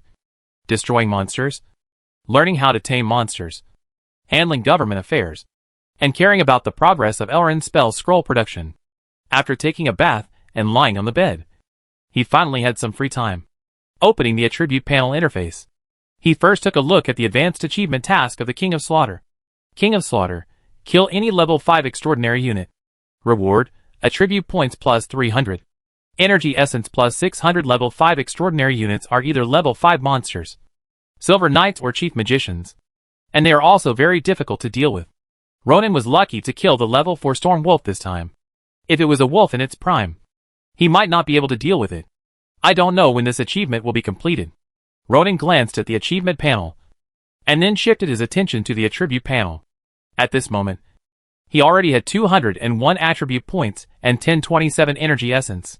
Looking at this energy essence, Ronin felt the same joy as a child who suddenly got 10 yuan.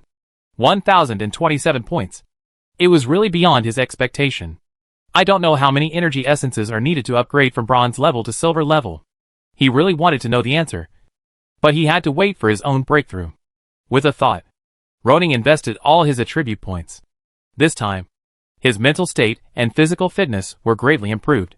He felt refreshed for a while, and he immediately recovered his energy even though he should have been tired. Level 3 Advanced Knight, 119/300. 3 Advanced Magician, 400 out of 400. Soon, he only needs to get 181 more attribute points to break through to the advanced level.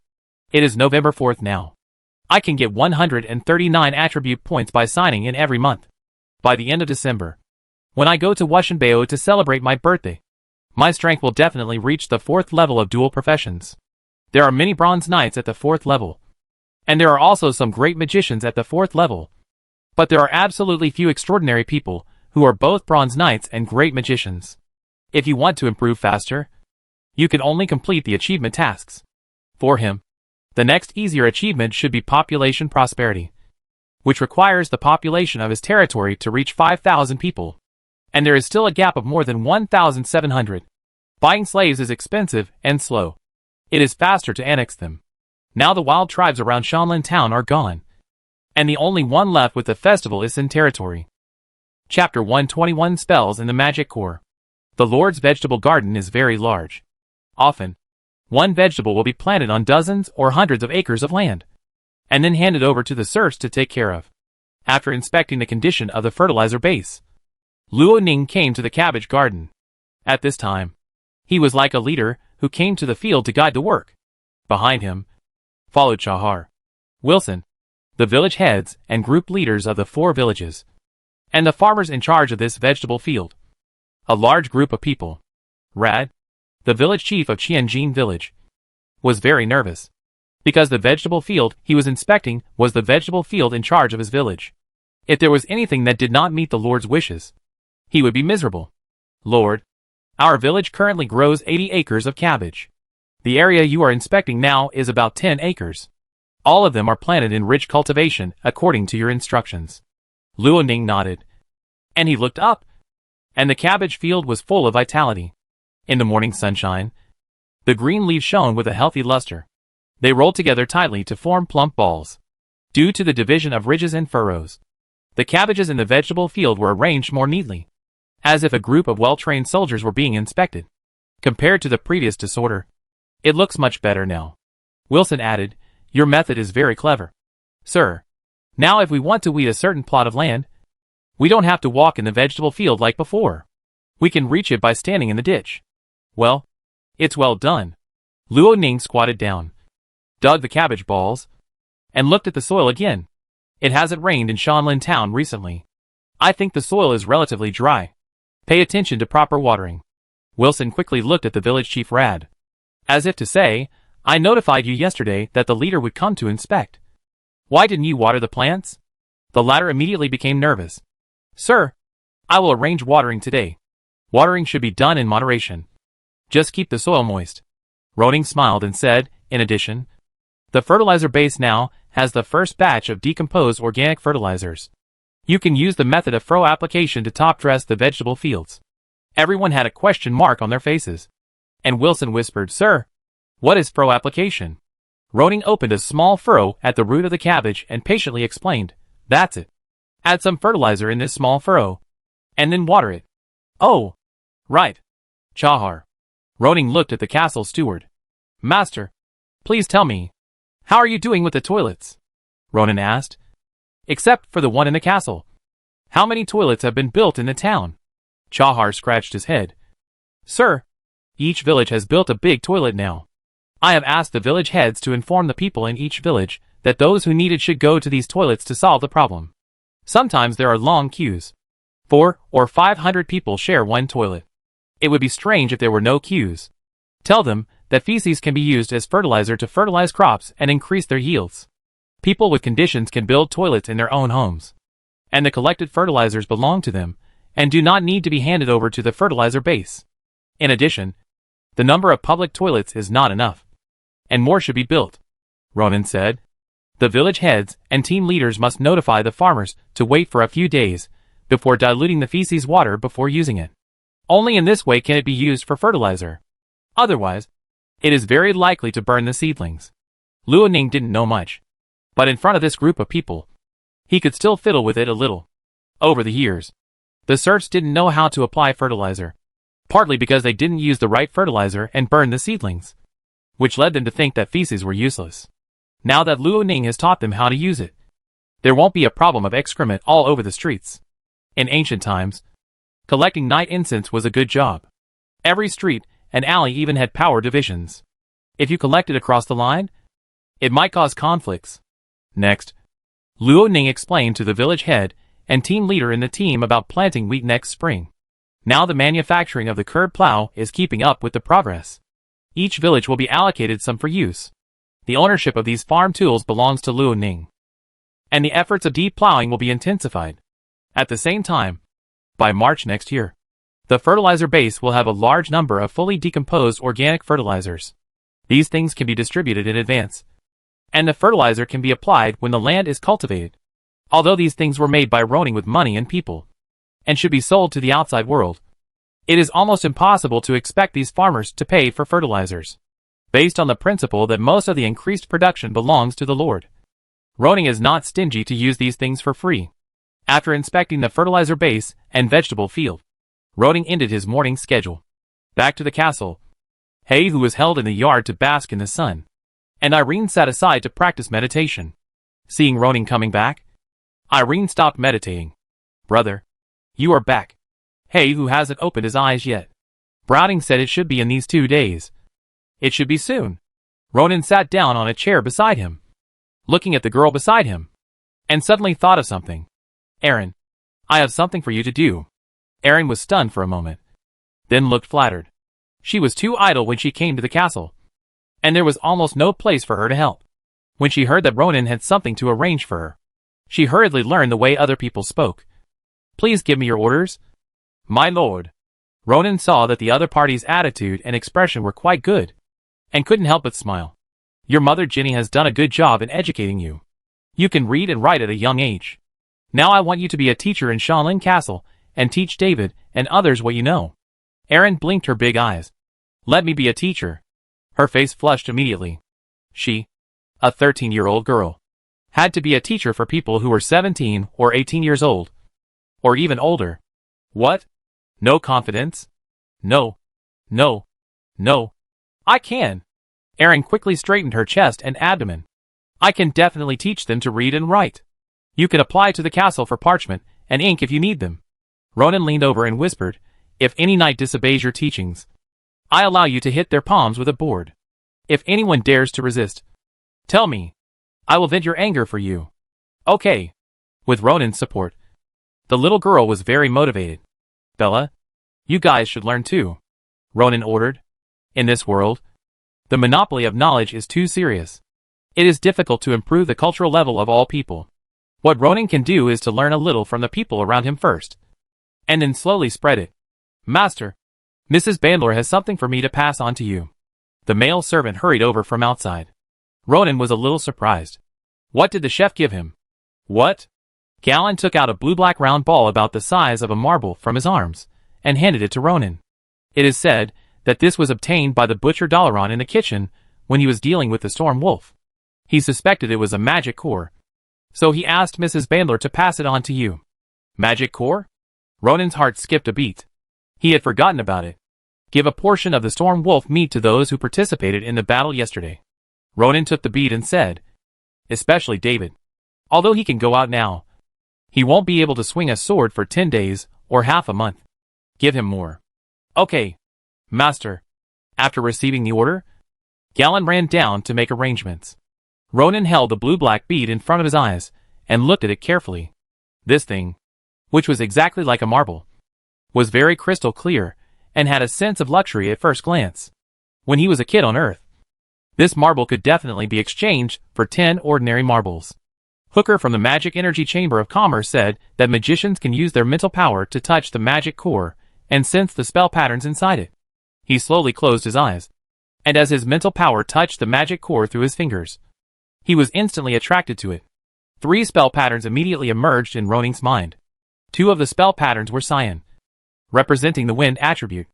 The remaining one was black, representing the dark attribute.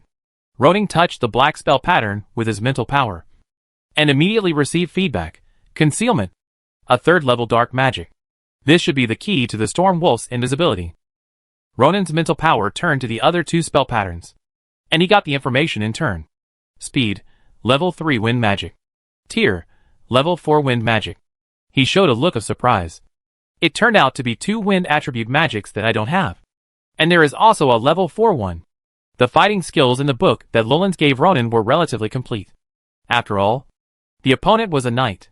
But in comparison, there were fewer magic books involved. And there was only 1 wind of exploration for level 3 magic. And there was no speed magic book. Recalling the battle with the Storm Wolf yesterday, this speed should be the main reason for the opponent's sudden acceleration. As for this tear, could it be the 3 rays of light that tore apart Ronan's first move? That power is a bit small. However, the spell pattern of this level 4 magic is much more complicated. Not only does it have 26 spell nodes, but there is also a curve. Putting away the research on magic tearing, Ronan turned his attention to speed magic. He can learn this. The speed-up effect of the speed magic is definitely better than that of the light body magic. With the assistance of this magic, Ronan's melee combat level will be improved to a higher level. At that time, it will not be impossible to challenge opponents of higher levels. Chapter 122 Provocation. As Ronan left the Grey Earth village a while ago and stopped attacking the savage tribe, Retta stayed here as a garrison, except for occasionally exploring the southeast. He spent the rest of his time either training Tom, Jewett and the guards, or walking north along the Kaelin mine. To be honest, his life was a bit boring. On this day, he was riding a horse to supervise carpenters and masons building houses outside the Kaelin mine, according to the instructions of the Lord when he left. This place will be a factory for developing kaolin and making porcelain in the future. Although Retta didn't know what porcelain was, the Lord valued it so much, so he naturally had to pay attention to it. Commander. While Retta was patrolling the area, Jewett rode a horse and ran over quickly. Retta could hear some anxiety in the other party's tone. Could it be that the troublesome serfs had another dispute? Or had wild beasts appeared in the mountains again? During this period of time, the serfs did quarrel and even fight. But it was basically Slane's family members, or lovers, who were dissatisfied with the hard work and took the lead in making trouble. However, after Retta gave them 2 beatings, they calmed down. There was also an incident where wild boars destroyed the vegetable fields. Retta did not take action that time, and Baburin took the guards to deal with it. Generally speaking, such trivial matters do not need to be handled by the commander. Now that Zewade is here, could it be that the Lord has come to the Grey Earth village? What's wrong? Zewade pulled the reins and said anxiously, "My lord, the people of the Black Collar tribe actually built a sentry tower in front of our village. Just now, Tom and Baburin led people to stop them, and it looked like a fight was about to break out." This unexpected news made Redar stunned for a moment, and he asked in disbelief, "Are you saying that the people of the Black Collar tribe built a sentry tower at our door?" "Yes." Jew White responded affirmatively. Redar's face turned cold. The Black Collar tribe actually built a sentry tower at the door of the Grey Earth village. Are they crazy? Come on. Take me to see it.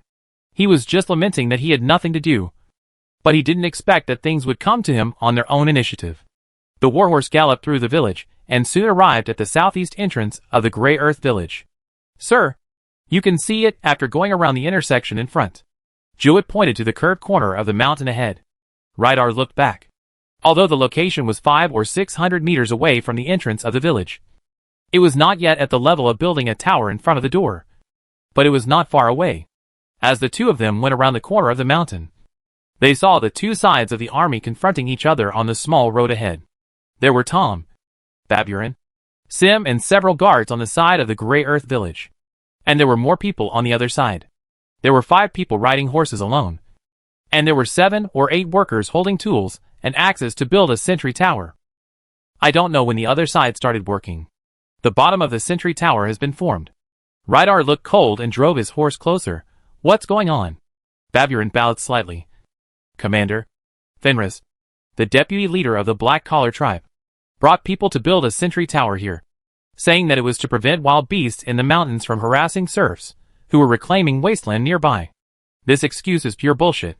Retta had come here for inspection many times, and had never seen anyone from the Grey Earth village or the Black Collar tribe reclaiming wasteland nearby. Who is Fenris? A man in the other crowd stepped forward with his horse's belly. He was muscular, with clear muscle lines on his body. He was wearing chain mail and shoulder pads, and his protective gear was good. Are you the person Baron Ronan left in the Grey Earth tribe to manage? Uh-huh. And you're also a commander. What a big title. Fenris' words immediately caused a burst of laughter. The people in the Grey Earth village were very angry. But Retta was not angry. Fenris saw that his words did not make the other party take action. So he asked coldly, I heard that the Grey Earth tribe has been conquered by the Baron of Hillwood Town. So they should abide by the agreement between the nobles not to invade each other's territory. Are you trying to provoke a war between Hillwood Town and Sin territory by stopping us from building the sentry tower now? Fenris still has a relatively complete grasp of the intelligence of Hillwood Town and the Savage tribe. For example, he knows Baburin, a mid-level knight. And he also knows that Mackett under Ronan has blonde hair. He has no relevant information about the red-haired commander in front of him. But even if he is strong, he is probably just a mid-level peak knight.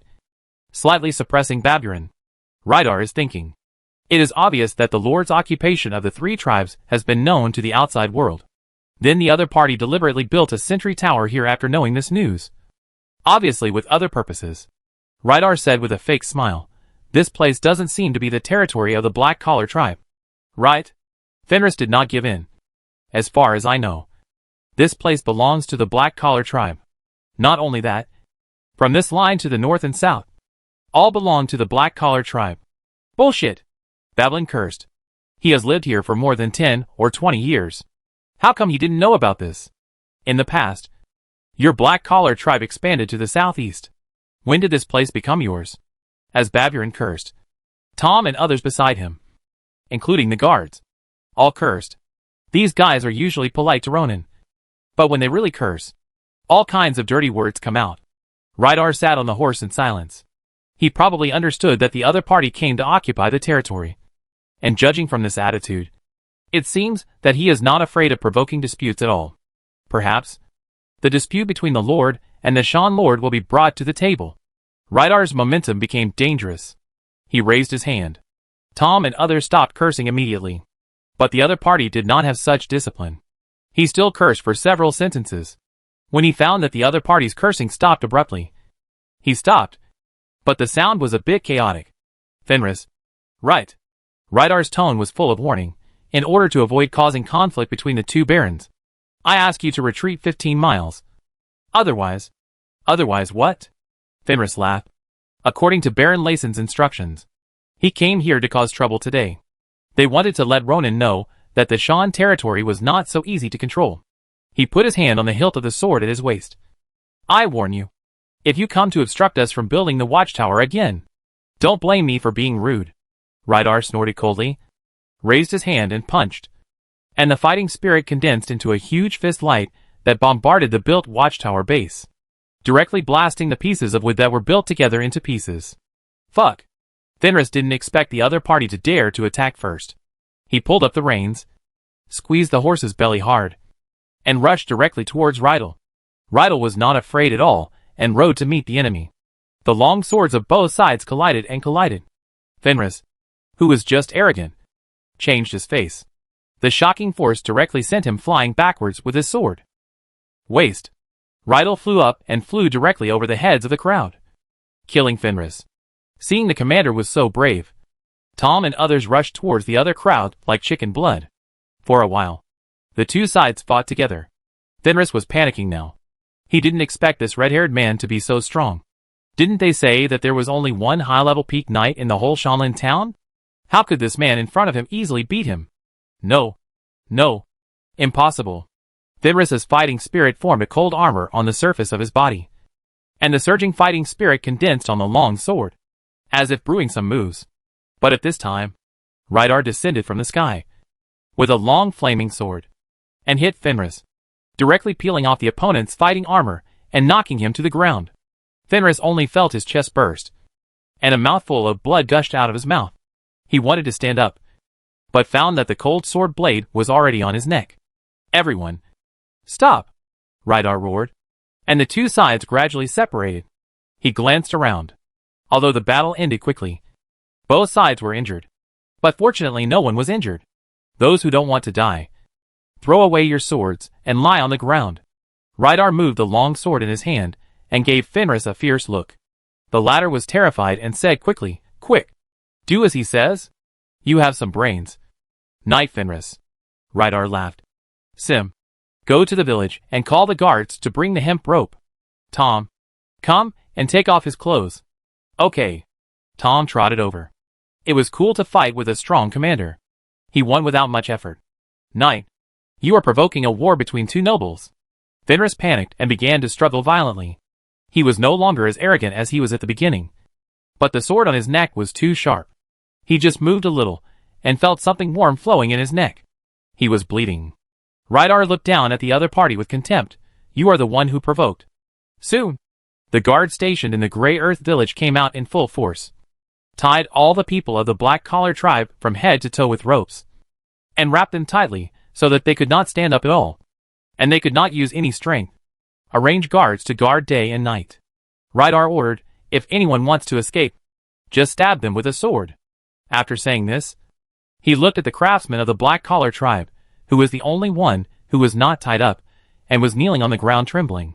Go back and tell your leader to tell the Baron of the Sin territory that if you want the person, come back with enough sincerity in 3 days to redeem him. Let's go! The craftsman felt as if he had been pardoned when he heard this. He stood up tremblingly and ran towards the Black Collar tribe like crazy. Sir, will Baron Layson not redeem the person and directly bring people to attack us? Baburin was a little worried. It's possible. Rydar nodded. We'll strengthen patrols these days. Also, Tom, you should go back to Shanlin town now. Tell the Lord what's going on here, and ask for instructions on how to deal with it. He could have temporarily given in, led his men back to Grey Earth village, and then asked Ronan how to deal with it. But since Ronan appointed Rydar as the commander, the latter has the right to deal with it on his own. For territorial disputes like this, there's nothing to say in Rydar's opinion. The bigger the fist, the more reasonable it is.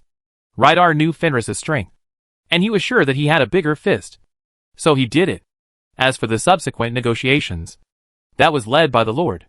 We were on the advantageous side, and we wouldn't suffer any loss in the negotiations. As for who started first and who didn't make sense, who could tell? Chapter 123. The craftsmen are also panicking. Shanlin Town. In the past 2 days, Luo Ning has held a mobilization meeting for the craftsmen from Shanlin Town to let them know their respective division of labor.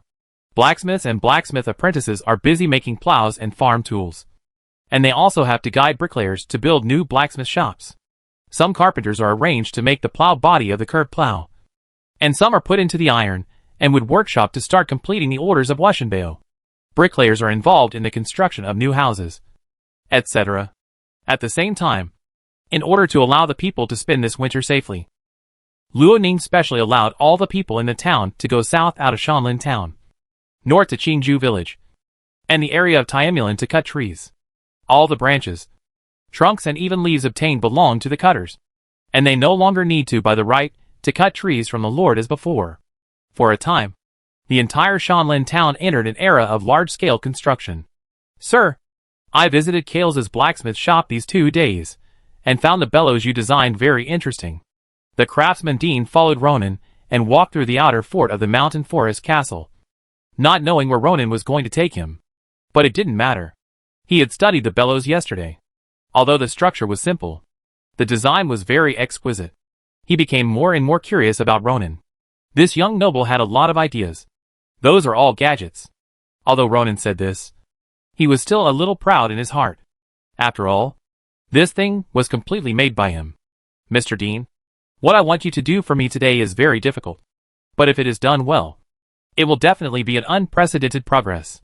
Ronan turned and looked at the other party, emphasizing, if you can really make it, it is not an exaggeration for outsiders to call you a great craftsman. Dean was completely attracted by the title of Master Craftsman. He had nothing to pursue in his life. Only this.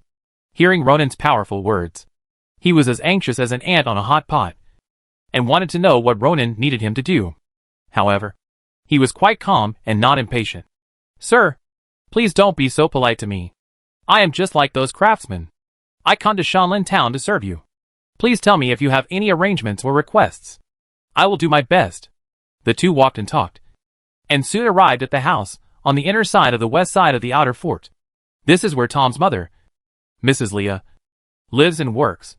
It is a tailor shop. The 3 tailor apprentices from Wushan City were arranged here. Lord, you are here. Leah saw from a distance and greeted him. A little restrained, she knew that her son was not dead, but just transformed into Tom to stay with the Lord. Although the mother and son were very worried about Ronan's attitude at the beginning, they lived in worry every day. But after Tom was arranged to become a regular employee when he returned from the horse ranch last time, the worries of the mother and son completely turned into respect and gratitude for the Lord. So Leah was very serious about what Ronan specifically told him.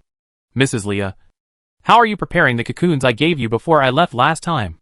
When Ronan left Shanlin Town for Wushan Fort last month, he gave Leah the hand-cranked spinning wheel and several large baskets of cocoons, and taught her how to reel silk and open cotton.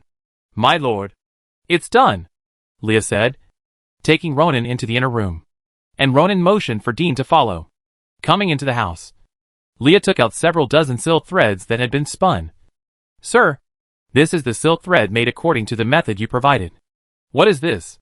Master Dean's eyes widened, looking at the large circle of silk thread in Ronan's hand in disbelief. Is this wool thread? He subconsciously thought, but soon shook his head. No, this is not wool. Wool is not this thin, and it is impossible to be so white and bright. Dan looked at Ronan with doubtful eyes. He really wanted to know the answer. Ronan held the strand of silk thread in front of his eyes and observed it carefully. After a while, he nodded. Leah, you are worthy of being the most famous tailor in the town. You are careful and skillful. I am very satisfied with this dozen of silk thread. The tailors here are not only cutting and making clothes, but also involved in the production of linen, weaving and dyeing of wool. So Ronan handed the silk matter to Leah. Thank you for your compliment. Sir, Ronan held the silk thread and turned to Dean, who stood up straight and listened attentively. Master Dean, this is a special silk thread I found. Please keep it secret for me before it is made public. Dean was shocked. The young lord became even more mysterious. Please rest assured, sir, I will never say a word to anyone. Ronan nodded slowly, and then told the purpose of looking for him. We are now weaving either with a heavy hammer loom or a waist loom. But these two are too inefficient for me. What I need you to do now is to design a loom that can greatly improve the efficiency of weaving. Ah? Dean was a little surprised. He never thought that Ronan asked him to come here for this matter. Loom? He hesitated. Sir, what exactly is the loom you were talking about? Don was confused at this time. He had no idea about these things. Weaving is to weave the longitudinal and transverse threads together to create fabrics. Whether it is a heavy hammer loom, a waist loom, or the loom I mentioned. Ronan began to explain. But the cloth woven by the former two is relatively rough. Especially the heavy hammer loom. We can't use it to weave fine silk threads like silk. You can ask Leah to take a closer look at the working principle of the waist loom later. The loom I want is to use a frame to support the wooden stick of the waist loom, and use the pedal to open the longitudinal thread, so that the weavers can only focus on threading and tying the transverse thread. In this way, the work efficiency of the weavers can be improved. At the same time, due to the control of the machine, the fineness of the weaving and the quality of the fabric will be greatly improved. Dean is a well-known craftsman after all. But when listening to Ronan's story, panic flashed in his eyes. Now he knows why Ronan just said that he might become a great craftsman if he made this thing. Sir, please forgive my clumsiness. I didn't understand what you were saying for a while. Ronan scratched his head and took out the loom pattern he tried to draw. It's a pity that this thing is too complicated. Not as simple as a bellows. He has never seen it with his own eyes. So he can only draw a side view. And it's just a rough outline. Look. This is the pedal. The weaver only needs to step on it to make the vertical lines interlaced up and down. This is the reed used to pull the vertical lines. The gauze I mentioned is based on 800 reeds. Each reed has 4 threads. And a total of 3,200 vertical threads are pulled. This story took half a day. And Mrs. Leah even brought Ronan a glass of water. The more Dan listened, the more confused he became. And the more cold sweat broke out on his forehead. Today, his brain had received too much information, and it was already starting to swell and ache. Fortunately, after this story, he roughly knew what the Lord wanted to make. At least, he could understand the shape of the shelf. My lord, you are a genius. After listening to the story, Dan wiped the sweat from his forehead and couldn't help but praise. Ronan handed the parchment to the other party. It's a pity that I can only come up with a rough idea. You are the one who really wants to design it. Dan solemnly took the parchment, carefully put it in his arms, and his eyes were burning with fighting spirit. Please give me some time. Sir, I will first learn the working principle of the waist machine from Mrs. Leah, and then study the loom you mentioned. Ronan nodded and patted the other's shoulder solemnly. I believe in your ability, Master Dean. I hope that in the near future, Shanlin Town will have such a loom. Dean felt heavy in his heart, but he still nodded heavily.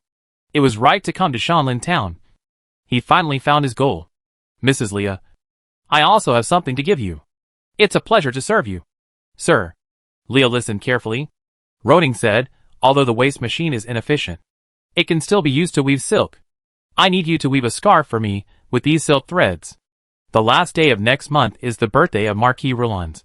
I want to use this scarf as a gift. Leah felt pressured when she heard the first sentence. It was the first time she had come into contact with silk, and it was difficult to control. She felt a huge pressure when she heard the second sentence. Oh my God! She actually wants to knit a scarf for the Marquis. My lord, I'm worried. Ronan comforted him. Don't worry. Just do your best. Even if it's not finished by then, I'll prepare other gifts. Lalancy was very kind to Ronan, and Ronan naturally couldn't go to the other party's birthday empty-handed. Making a scarf with silk was just one of his gifts, and he had other preparations, such as making a coat with the skin of the storm wolf. The fur of the 4th level monster is also a precious material, and it is not a loss of face to give it away. Chapter 124 Going to Negotiation. After arranging the work of the craftsman, Ronan immediately found the potter Jim and started to arrange the firing of porcelain. Fortunately, refining kaolin is not abstract, and there are many similarities with the steps of making pottery. Jim can clearly know Roning's ultimate goal.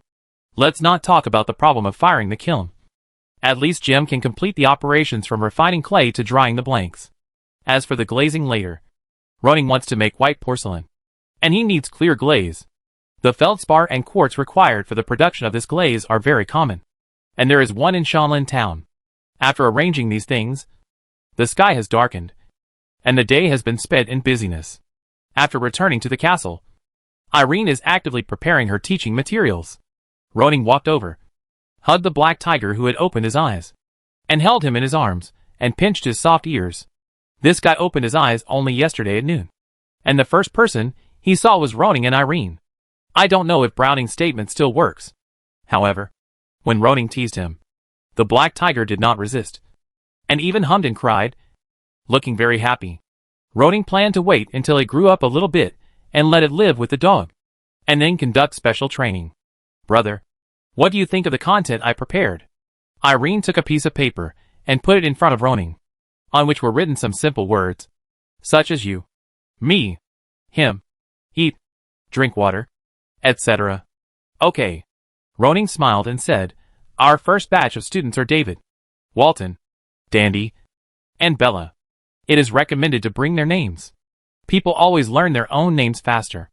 Irene's eyes lit up. I understand. I'll ask Galen to make a few flat wooden boards for you later. If you don't have a pen, you can use charcoal instead. Although parchment is not expensive for him, it is a bit too wasteful to use it to learn to write. It's really hard to teach with charcoal. After all, there is still no paper. It seems that I have to talk to Dean when I have time, and let him take time to reproduce the paper-making technique. Roning thought that Dean was busy with the loom, and shook his head secretly. Forget it. I will do it myself when I have time. This is easier than making a loom. At this time, Galen knocked on the door outside. Master, Tom is back. Tom? Roning was stunned and asked in surprise, why is he back? Did something happen in Grey Village? I don't know this, but Tom seems a little anxious. That should be a problem in Grey Village. Roning quickly put the black tiger in his arms aside and walked out. Soon, he saw Tom in the living room on the first floor. The 18-year-old young knight looked a little tired at the moment, probably because of the long journey. What's the matter? Tom? Long time no see. Sir. Tom stood up and saluted, then said, Sir, the people of the Black Collar tribe invaded our territory. He told what happened outside the Grey Earth village, and finally said, the commander asked me to come back to ask you what to do next. Roning frowned. He thought that after Shanlin Town and Sin territory both obtained the management rights of the savage tribe's territory, the two sides would live in peace for a while. He didn't expect Layson to make a provocative move so quickly. It is common for nobles to have disputes over territory. Some great nobles will not even care about the disputes of the lower nobles. After all, sometimes this is also a means of suppressing the smaller nobles. Layson dared to take the initiative to provoke, which means that the other party did not think that Ronan, who has the blood of Wushan, was anything special. Rydar did a good job. If this kind of provocation is not stopped, they will only get worse. Territory is something that you give up an inch and others will take an inch. If you want to take it back, you will definitely fight. Ronan affirmed Rydar's approach, not to mention that there are Kalen veins in the north, and he didn't want outsiders to get involved. Tom, you have been in Huetu village for more than a month. Go to see your mother first. Go to bed early tonight. We will set off for Huetu village after breakfast tomorrow. Yes, sir. After Tom left, Ronan asked Galen to notify McKinn to bring all the professional knights over. At the beginning, Ronan brought so many extraordinary people back here because there was no war in the Black Collar tribe. But Shanlin Town needed defense. But now, after Ronan went to Wushan Castle to get the right to operate the territory of the savage tribe, and brought back so many craftsmen from Wushan City, it was equivalent to proving that Ronan had established a firm foothold in Shanlin Town. There was almost no possibility that Baron Layson of the Shan territory would lead his men to directly raid Shanlin Town. On the contrary, the place where the conflict would break out would be in the Grey Soil village. So Ronan did not need to arrange so many extraordinary people in Shanlin Town. After some discussion, Ronan decided to transfer the 3 junior knights George, Thomas, and Gisle, who were originally from the Grey Soil village, and the magician Jenny from Elrin and Zegwa village to the Grey Soil village. In this way, the number of permanent superhumans in Grey Earth village has reached 10, including 2 level 3 superhumans and 2 level 2 superhumans, which is enough to deal with emergencies. It is enough to leave only Ronan, McKen, David, Warden, and Dandy in charge of defense in Shanlin Town. In fact, if necessary, Ronan wants to send McKen out. After all, he is now a high-level dual professional, and he can deal with it even if there is a monster attack. As for Elrin, bring spell ink and monster leather. Not only can make spell scrolls, but also can provide treatment when the guards are injured. At the same time, in the Fortress Hall of Sin Territory, Joffrey, the leader of the Black Collar tribe, is reporting to Baron Lacen about Fenris being captured.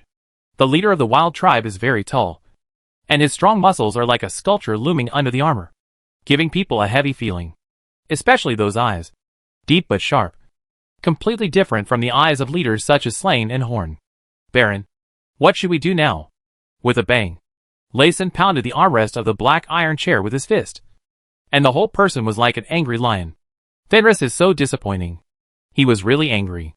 It was his idea to invade the Grey Earth village and occupy the territory. He didn't expect that the person in charge of the execution was arrested on the first day. Lacen didn't expect that besides McKen, there was actually a powerful knight beside Ronan. This commander was able to defeat and capture Fenris so easily, which means that he is at least a high-level peak knight, and may even be a bronze knight. Ferreton analyzed, if it is bronze level, it will be difficult for us to deal with it. Lacen suppressed his anger. The bronze level knights of Wushan territory have forces behind them. I have never heard of a person named Rydar. Joffrey pondered and put forward his own idea. Could it be a guard secretly arranged by Wushan Castle? Impossible. Lacen was very sure. If Wushan Castle really sent someone to protect it, the outside world would not be unaware of it.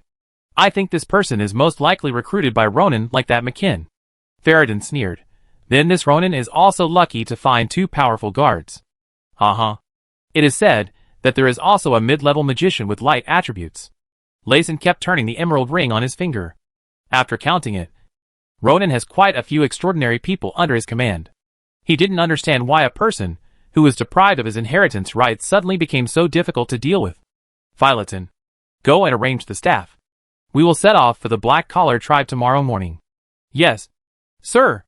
Philoton stood up and answered the order, and then asked hesitantly, Sir, are you going too? Yes. Of course I will go. Lacen sneered. Speaking of which, since Ronan became the Baron of Shanlin Town, I haven't seen him with my own eyes. Chapter 125 Baron Meeting. On the morning of the 8th, after leaving David, Warden and Dandy to guard the house, Ronan led the rest of the troops out of Shanlin Town and headed north.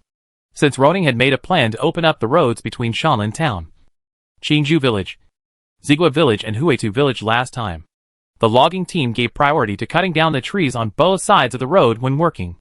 After more than a month, the trees on both sides of the path leading out of Shanlin Town had been cut down, revealing the outline of a mountain road about 2 meters wide.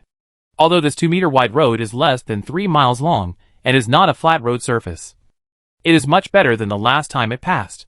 Ronan believes that after the decree to encourage the people to cut down trees is issued this time, the extension speed of this mountain road will become faster. Since the negotiation time set by Rydal is 3 days later, there is plenty of time, so Ronan is not in a hurry to travel. Stop for 2 hours when passing Qingju Village. When Ronan conquered the 3 wild tribes and returned to Shanlin Town, he gave the defense of Qingju Village to the Horns, while the agricultural affairs were still handled by Ceres, the former steward of Knight Willie. Ronan rode the cloud-stepping horse in the fields of Qingju Village and found that the order here was pretty good and the vegetable fields were not abandoned. He affirmed Ceres' ability and arranged for him to be the village chief. Later, Wilson would bring people to guide agricultural affairs. After a simple inspection, everyone set off again and arrived at Zegwa Village in the evening. In addition to taking Ginny to the Grey Earth tribe, Ronan also planned to rest here for a night to cultivate his spirit. During the chat with Nighthorn, Ronan learned that the other party had recently prepared 3 or 4 acres of land for mulberry fields according to the previous instructions.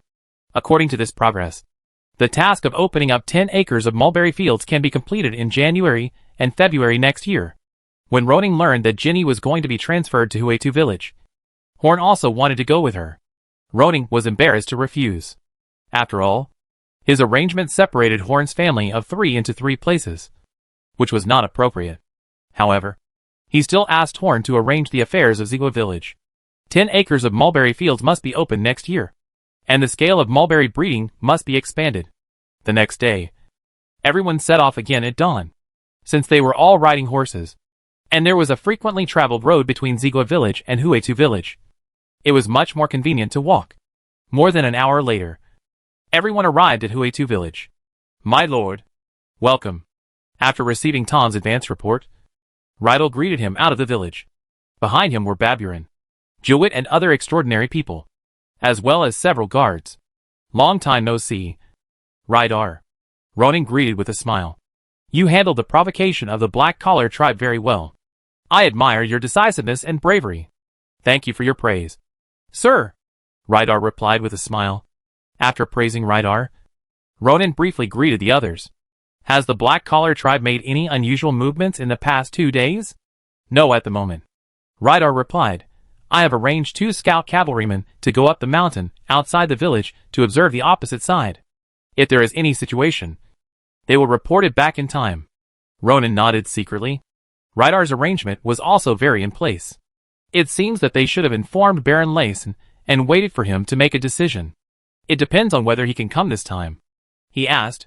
"What about Fenris, who you captured? I heard that he was a senior knight. How is he now?" "Fenris was injured in the fight that day, and he has not been given food and drink in the past 2 days. Now he is half dead and has no strength to escape. Retta no longer pays much attention to Fenris. He cares more about how the Lord will arrange it next."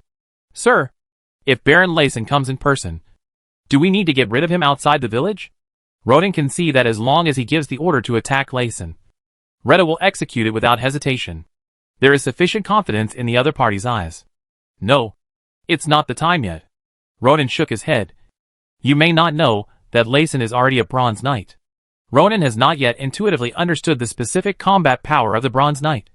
And the Shan territory has a knight squad, whose strength is not comparable to that of a few wild tribes. Apart from that, I still lack the opportunity to start a war against the Baron. Even if I win, it won't be enough to make Wushan Castle deprive him of his territory. Ronan couldn't kill him. Nobles generally have immunity, and they won't be killed easily without absolute reasons and excuses. Ronan wants to get along in this circle, but he still has to abide by the rules of the game when his strength is not strong enough to take a step back. Killing the other party not only doesn't mean that the land belongs to him, but it will also push Ronan to the front. After all, he can kill the Bronze Knight and a knight squad. How can such a Shanlan town baron be weak? This time, I came here to see the attitude of Lord Shan, to discuss a non-aggression agreement with him, and to negotiate a price with him to see how much gold Baron Layson is willing to pay to redeem his people. Rydell understood. "I understand." The group entered the house and came to the simple fortress to sit down and drink tea, before Ronan had time to ask about the construction of the Grey Earth village. The shouts of the scout cavalry came from outside. "Commander, people are coming from the black-collar tribe. So many people are coming." When the scout entered the fortress and saw so many people, he was shocked and stunned for a moment. After seeing Ronan, he suddenly woke up. "Greetings, Lord." Ronan nodded and greeted. "Since they are coming, let's go out to greet them. Rydell, let all the guards go out and follow us out of the village." "Yes." Ronan rode on the horse and looked back at his team. For a moment, he felt a little excited. In addition to the 12 extraordinary people, including himself, and the 20 old guards who stayed behind, Rydell also trained about 50 militiamen here. Although some people were holding ironwood spears and didn't even have iron swords, they were a little disciplined and looked intimidating. If such a team could be expanded to thousands of people, Ronan thought to himself, and he was looking forward to such a day. The team walked slowly, bypassing the corner of the mountain, and just came to the place where the other party was going to build a sentry tower last time. Ronan saw a large group of people coming on the opposite mountain road. The knight in the lead was tall and strong, wearing thick armor, and he was a quality product at first glance. On his side, 2 knights, one on the left and one on the right, were also well equipped. These 3 should be Baron Layson and his main knights. Behind them, there were 10 knights, 36 cavalry, 10 archers, and 60 infantry. Ronan couldn't help but raise his eyebrows. Good guy. Baron Layson actually dispatched a standard knight squad. Rydar frowned slightly. The opponent's strength was a little beyond his expectation. If a fight started, it should be a tough battle with heavy casualties. Behind him, the guards were very nervous. Along the way, although they conquered 3 wild tribes, they basically didn't spend much effort. Where did they fight with real nobles? At this moment, facing the large army approaching the border, their throats were a little dry with nervousness. As for the militia behind, it was good enough to keep the formation standing. The strength of the head is not bad, but the gap below is not small compared to the Shan territory. Ronan saw all this and knew the gap between his team and the opponent.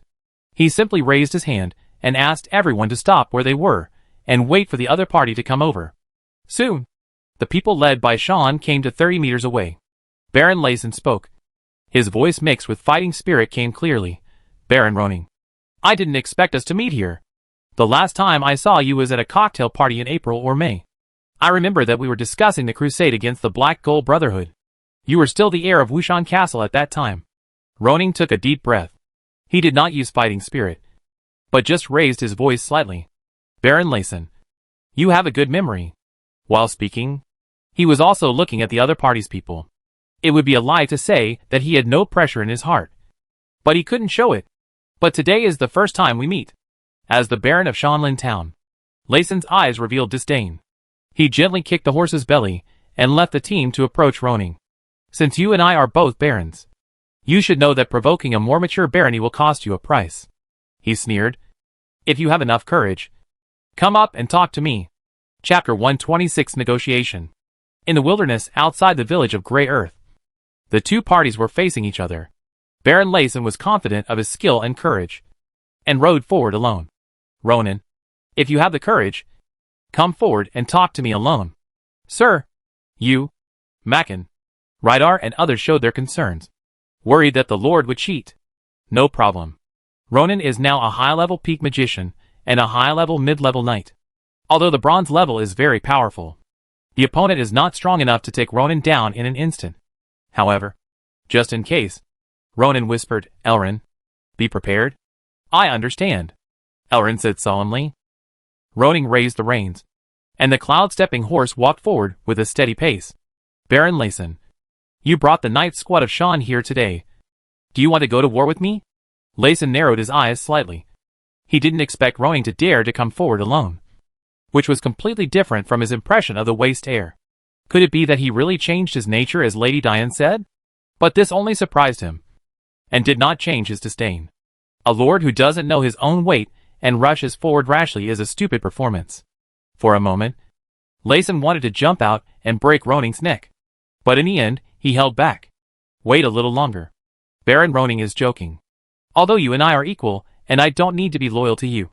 You are the Earl's son after all. I won't be stupid enough to go to war with you directly because of a small dispute. But you took my men away for no reason. You must give me an explanation for this matter. The cloud-stepping horse stopped, and the heads of the two horses were less than 2 meters apart. Ronan took a look at the other side's warhorse.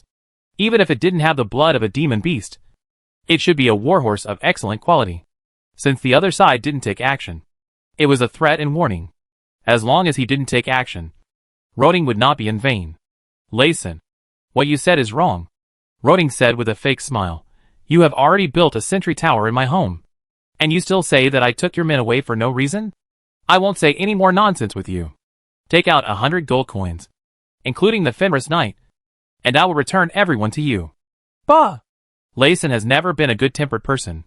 Hearing this, he was directly angry, and the fighting spirit in his body burst out, setting off a gust of wind and bringing up a murderous atmosphere. Ronan, do you really think I dare not attack you? He threatened, with your small number of people. To tell you the truth, I can kill you with just a breath. Although it is not convenient for me to kill you, I can take you to Wushan Castle and hand you over to the Marquis and the nobles for trial to see who is right in the matter of deliberately taking my people away. Now I give you a choice.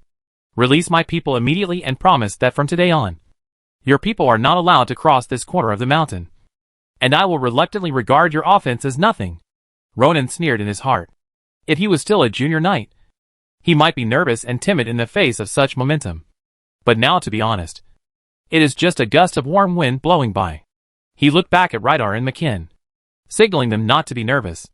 Then he turned back and looked directly into Laysen's eyes. Laysen, I know your purpose. It's nothing more than wanting to compress my space. But this piece of land in the north is large. It can accommodate the two of us to operate normally. But if you really think I'm easy to bully, then I can report this matter to Washenbeo and let my grandfather arrange people to draw a boundary for the village converted from these wild tribes. His tone turned a little playful. When the time comes, don't even talk about developing in my direction. Even if you go east or south. As long as you cross the line a little, I will report to Washenbeo and let you face a fine. Or even confiscate your operating rights of the black-collar tribe. Lei Sen's face darkened. Whether he admitted it or not, Roning's statement was correct.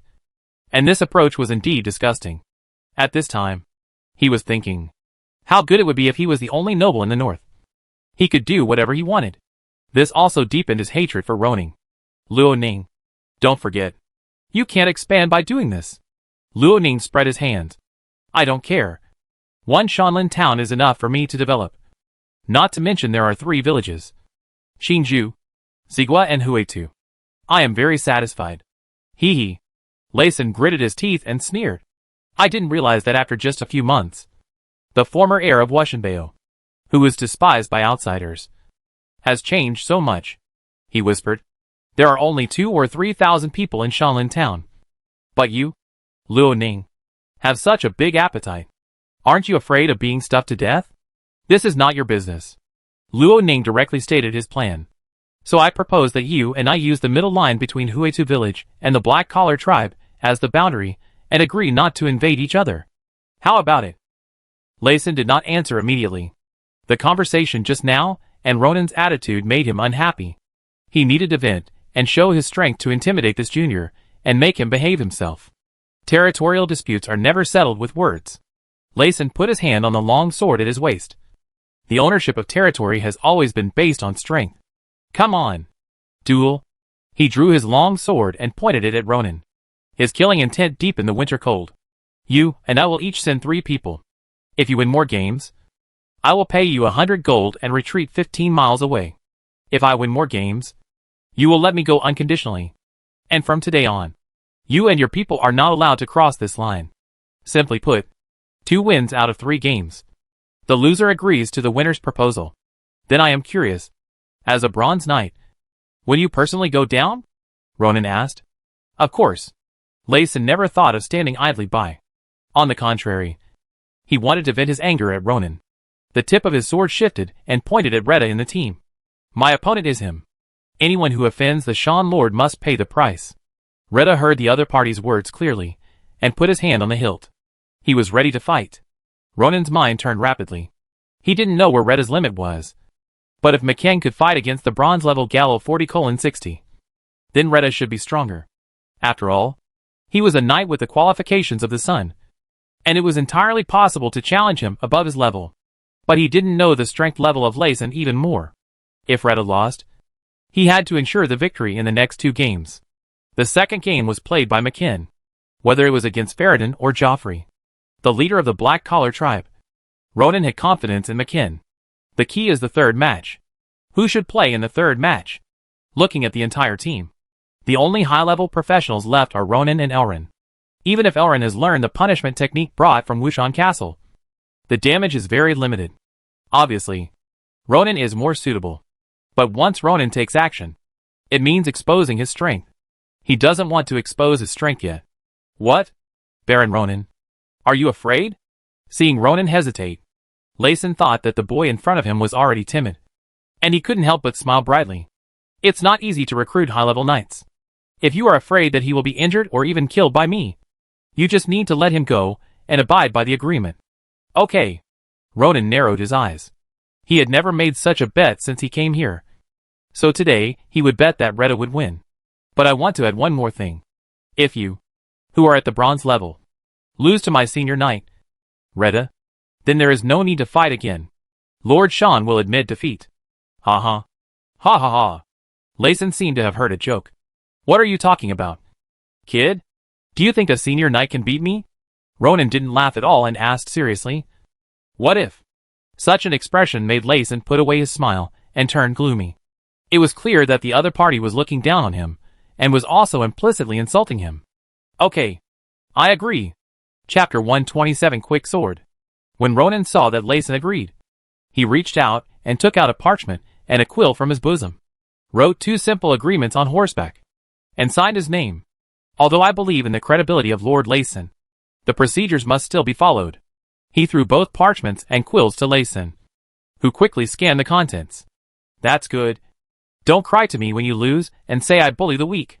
Layson signed his name without hesitation, and then threw one of the parchments and quills back. "Let's get started." He couldn't wait to vent. Ronan put away his things, turned his horse's head, and returned to the team. "Rydar, if you can't defeat us, surrender, even if we lose this battle today." Compared to a small battle, Ronan naturally cared more about this subordinate he summoned. "It is my honor to fight for you." Rydar held the reins, and the warhorse took 2 steps forward. For him, this cross-level battle must be fought beautifully. "Come on, knight." Lezen on the opposite side has already started shouting. "Use all your strength to attack me. Otherwise you may not have the chance to swing the second sword." Rydar drew out his long sword, but the flaming fighting spirit flowed over the blade like water, wrapped around his body, and then merged with the warhorse he sat on. Ronan behind him felt this power, and couldn't help but admire it. This was the first time he saw Rydar use his full strength, and his momentum was more than 1 level higher than when he was sparring with him. The warhorse neighed and turned into a phantom of fire that flew away. "Ha! Come on!" Layson roared, and the same red fighting spirit appeared all over his body. It turned out that both of them were knights of fire attribute. The distance between the 2 sides was very close, and the quality of their mounts was quite good. They met on the way almost between breaths. "Ha!" Rydar swept his long sword, and the surging fighting spirit turned into a hot flame and slashed at the other party. Baron Layson had a cruel smile on his lips. He seemed to see the scene that the other party was about to be separated from his head and body under his sword. Boom! The 2 flames collided and burst into a violent roar. A strong storm suddenly expanded towards the periphery, with the 2 people as the center. Everyone was invaded by this hot heat wave, and couldn't help squinting their eyes to see who was the winner, and who was the loser of the 2 people in the center of the battlefield. The red fighting spirit in the space gradually dissipated, revealing the 2 people in the center. Their long swords collided and began to wrestle. The horse he sat on withstood the impact of the blow, leaving deep footprints under its 4 hooves. Impossible. Layson stared at the scene in front of him with wide eyes. A high-level knight could actually confront him head-on. "Baron Layson, the one you are fighting is the commander of Shanlin Town. Reda Main." Reda's breath sank, and his body leaned forward. The huge force acted on the long sword through his strong arms, pressing towards the opponent. "I remember your name, knight. This will be the most proud battle in your life," Layson shouted, and the hidden power in his body completely broke out, pouring out like a flood, directly pushing back the long sword approaching him. In terms of strength, he was stronger than Rydal when he was at full power. Rydal realized this, and immediately pulled the reins to control the warhorse to move away, preparing to withdraw. But how could Layson let go of such an opportunity? He chased after him directly, shocking the crowd in the middle of the road to move aside in a hurry. "You can't escape the knight."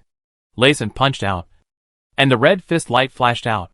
Rydal's combat instinct was very high, and he turned around and used the fire fist bombardment. The fist light collided, and once again set off a violent shock wave. Rydal narrowed his eyes, and he was very sure that there was no gap between them in terms of fighting skills. No, it should be said that his skills were a little stronger. The gap between him and Layson was only in strength and defense. "Come on!" He suddenly jumped up from the horse's back and slashed down with a sword from the air. The flame slash swallowed and spit out a several-meter-long flame snake, which was wrapped in the impact of the fall and fell on Layson's head. Childish trick. Layson did not dodge, but swept his sword across, and Huiyun rushed up, but was cut in half by the flames. With a loud clang, the 2 swords collided again. This time, due to the impact of the fall, Rydar's strength was not inferior to Layson. But this was not Rydar's purpose. At the moment of stalemate, he twisted his body and kicked the opponent's chest with a sweeping leg. Layson obviously did not expect his opponent to have this move. and he was kicked off his horse without time to dodge. However, he was wearing armor, and was protected by the fighting armor. This attack was purely a look of disadvantage, and he did not suffer any damage at all. Damn it! Being kicked off the horse was a very embarrassing thing for Layson. The moment he landed, his feet slammed on the ground. The soil exploded, and the whole person rushed out like a beast. This time, Rudel did not dodge. He chose to confront head-on. Although he was a little weaker in strength, he showed more superb sword skills. His eyes were as sharp as an eagle, clearly capturing the opponent's sword path. His long sword was as agile as a snake, relying on clever force to resolve the opponent's attack, and quickly counterattacked. Roding had experienced Rudel's fast sword. It was so fast that he could hardly resist.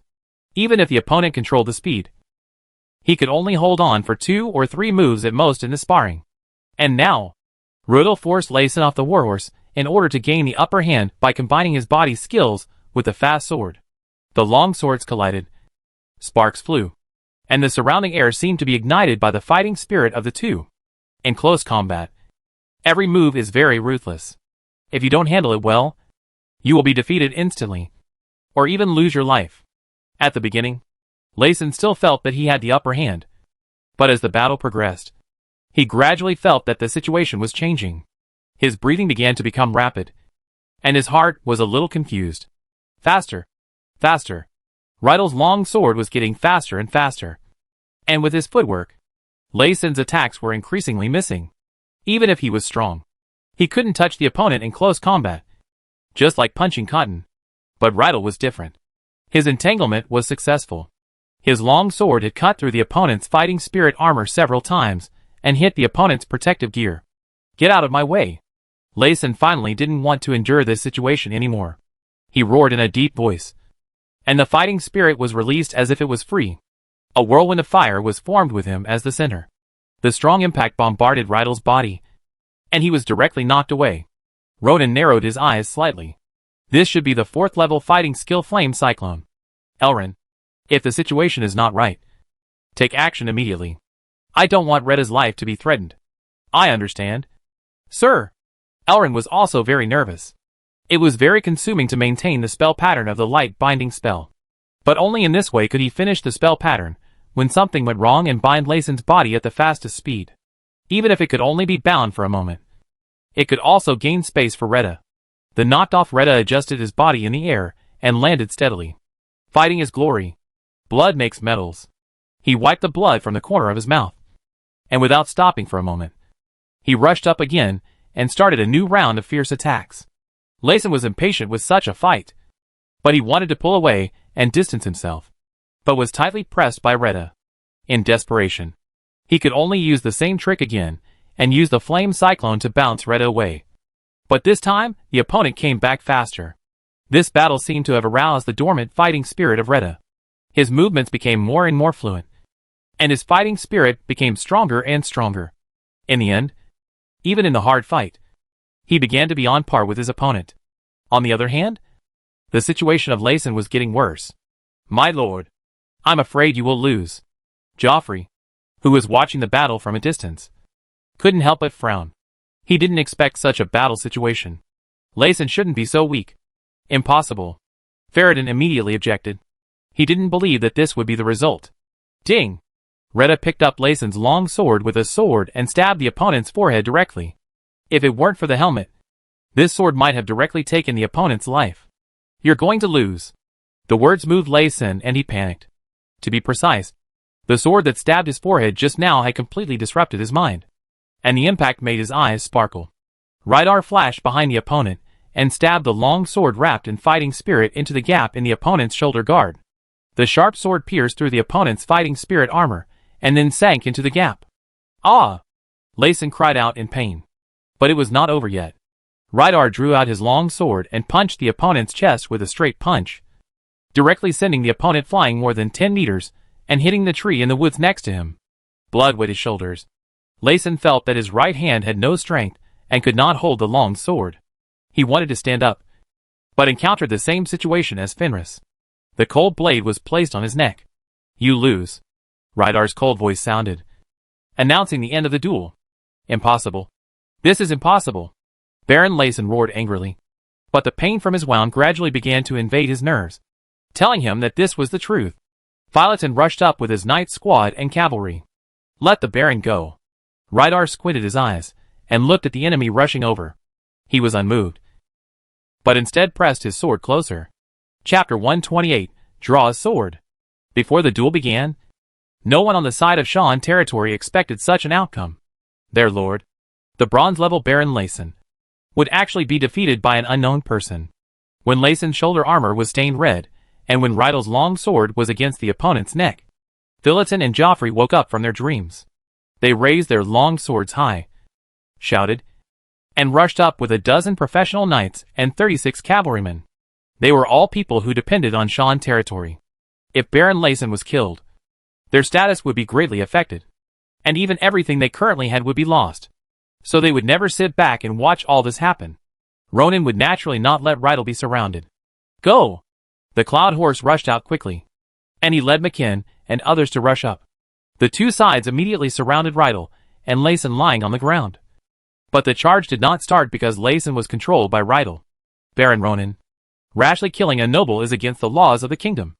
Philoten roared, even Wushan Castle can hardly protect you. Ronan never thought of killing Layson here. Doing so would only make him one less enemy he had defeated. There was no other benefit. Layson had an heir.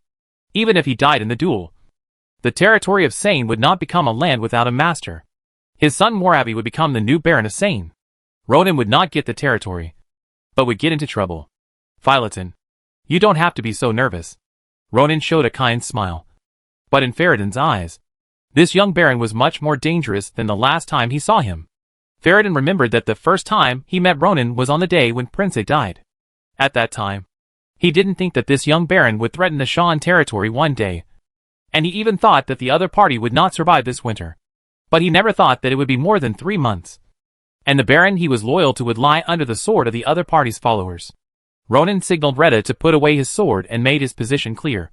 Reda and Baron Layson signed an ordinary duel, not a life-and-death duel. I never thought of taking your master's life. He turned over and dismounted, and came to Baron Layson. Baron, how are you? Can you stand up? Layson groaned, his eyes painful and full of hostility, and did not answer.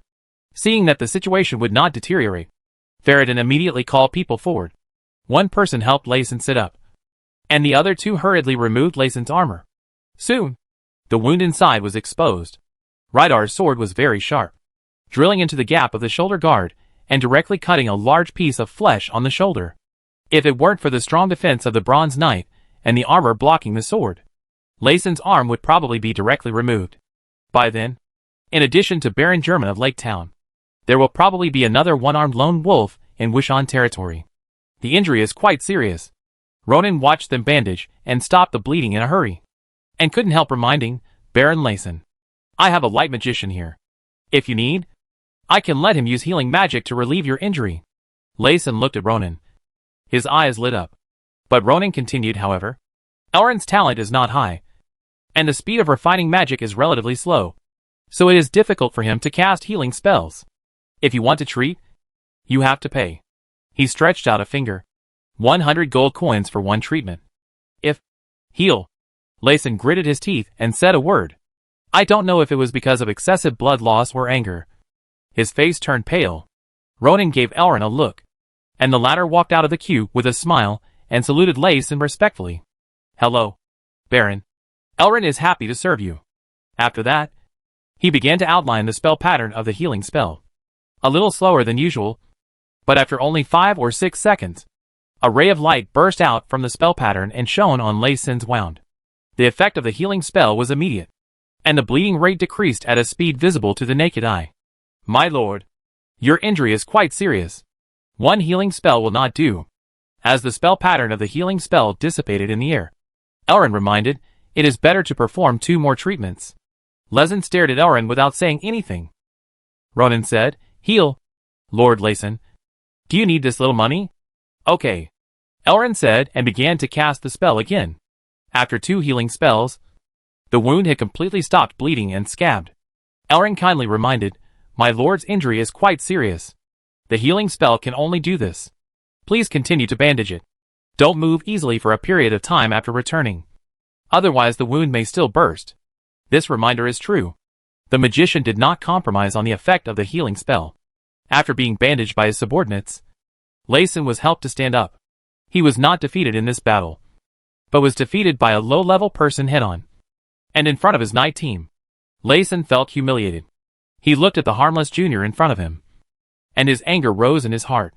His hatred reached the extreme. But he was no longer able to fight. Ronan knew that the other party hated him, so he was not afraid of offending the other party from the beginning. Layson, according to the agreement, since you failed, from today on, your people cannot cross the center line between the Grey Earth Village and the Black Collar Tribe, and you need to pay 100 gold coins to redeem Fenris and others. Oh, by the way, the 3 healing spells just now cost a total of 300 gold coins. Please pay it too. Humph. The integrity of the Shan territory is still there, Layson said coldly. But compared with the previous clamor, he was a little weak after losing a lot of blood. Within 5 days, I will have Faradin deliver the gold coins to the Grey Earth tribe. After saying this, he looked around. Let's go! Seeing that Layson was helped onto the horse, and the team led by Shan slowly left, the people on Ronan's side finally burst into cheers. We won! The commander is so awesome. You are worthy of being the commander. Ronan also gave a thumbs up to Retta. Well done, commander. At the same time, he also asked with concern, you were knocked out several times by his fighting skills. How do you feel? Do you need Elrin to treat you? Retta's condition was not very good at the moment. Although the Flame Whirlwind is a range-type fighting skill, being knocked out so many times will also shake the lungs. And he also vomited several mouthfuls of blood. The healing effect of the injury in the body is not very good. Rydar shook his head. I'm afraid I will have to rest for a few days, and can't fight this time. Then rest well. And Lord Shan won't make another mistake in a short time. The team of Shanlin Town also slowly returned. Shanlin Town won this battle. In addition to cheering and joy, everyone also had more respect for Rydar. The commander of Shanlin Town is no longer just a simple high-level knight, but someone who can defeat and kill the Bronze Knight above his level. This is prestige. But Ronan knew that this victory was only temporary. And this duel was just the beginning of his conflict with Lord Shan. Chapter 129 Plan to strengthen the army. The fortress of Huetu village is very simple, and not very large. Ronan and his dozen subordinates rushed in, and it seemed a bit crowded. Moreover, since there were not many stools, some people could only stand around the table at the back. Just like they could not sit at the table to eat. Rydar's battle this time was great. I hope everyone can learn from him. Especially the professional knights. Our commander never hesitates to guide you to improve. Ronan sat in the main seat and said seriously, but we have to face it. This time we can avoid a direct conflict with the Shan territory. It depends on Rydar's personal strength. We can't ignore the external threats that still exist. Everyone also knows that the territorial dispute will not disappear because of this small victory. Especially Layson had set his sights on the savage tribe earlier. But in the end, Ronan, the latecomer, had more management rights. The other party was absolutely unwilling to accept such a situation. Although we won this duel, we can't be immersed in the temporary victory and ignore our own disadvantages. Apart from the top combat power, we still have a big gap with the Shan territory in other aspects. Ronan recalled the feeling when he first saw Layson's knight team. He felt oppressive and envious. Ronan also needs such a team. First of all, each knight in Layson's knight team is carefully selected. And there are many newcomers among us. Ronan looked at Zhu Wei, Sim, George, Thomas. Some of them have awakened their fighting spirit seeds for less than 2 months. And some are from the savage tribe. Their combat level is not very good. Compared with the knights in the regular knight team, they will definitely be weaker. Let's practice. Ronan looked at Rydal. Don't worry about getting hurt. I brought Elrond here this time. He will be stationed in the Grey Earth village in the future. If you get hurt in the fight, you can ask him for free treatment. I understand. Sir. Rydal nodded solemnly. Starting tomorrow, professional knights and guards will practice. I will formulate a corresponding training plan to improve their combat level as quickly as possible. What Ronan taught before was only used to train discipline and obedience. In actual combat, people like Rydal and McKinn, who have led a team, will be needed to lead. And he will provide support in other aspects. A knight competition will be held at the end of the year. Ronan proposed his own plan. Let all junior knights participate and compete for the top 3. I will give rewards. 10 gold coins for the first place, 5 gold coins for the second place, and 1 gold coin for the third place. All the junior knights present looked at each other, their eyes shining. If senior and intermediate knights like Rydell and Baburin participated, they would have no chance of getting the top 3. But now only junior knights are competing. They have every chance. And it is not impossible to get first place. Everyone has experienced the generosity of the Lord. In the past few months, there has never been a delay in wages. Since the bonus has been agreed upon in public, it is a done deal. That is a reward of 10 gold coins, equivalent to a junior knight's annual salary. All the junior knights present clenched their fists silently. It is almost the end of the year, and they must fight hard. The guards will also compete. I will provide 5, 2, and 1 gold coins to the top 3. Ronan continued to add, such a competition is held twice a year. One at the end of June and one at the end of December. The specific arrangements will be handled by you. Elrin. Elrin smiled and said, this competition of yours truly can motivate the knights and guards. Ronan did this to increase the competitiveness of the knights. Otherwise, it would be a little bit worse if they just relied on training. They would be more motivated if they were ranked and rewarded. After saying this, Ronan started the second thing, which was to form a knight squad in Shanlin town. Only a baron who has a standard knight squad is a real baron. With Ronan's current strength, funds, and the strength of his main followers, he can consider this matter.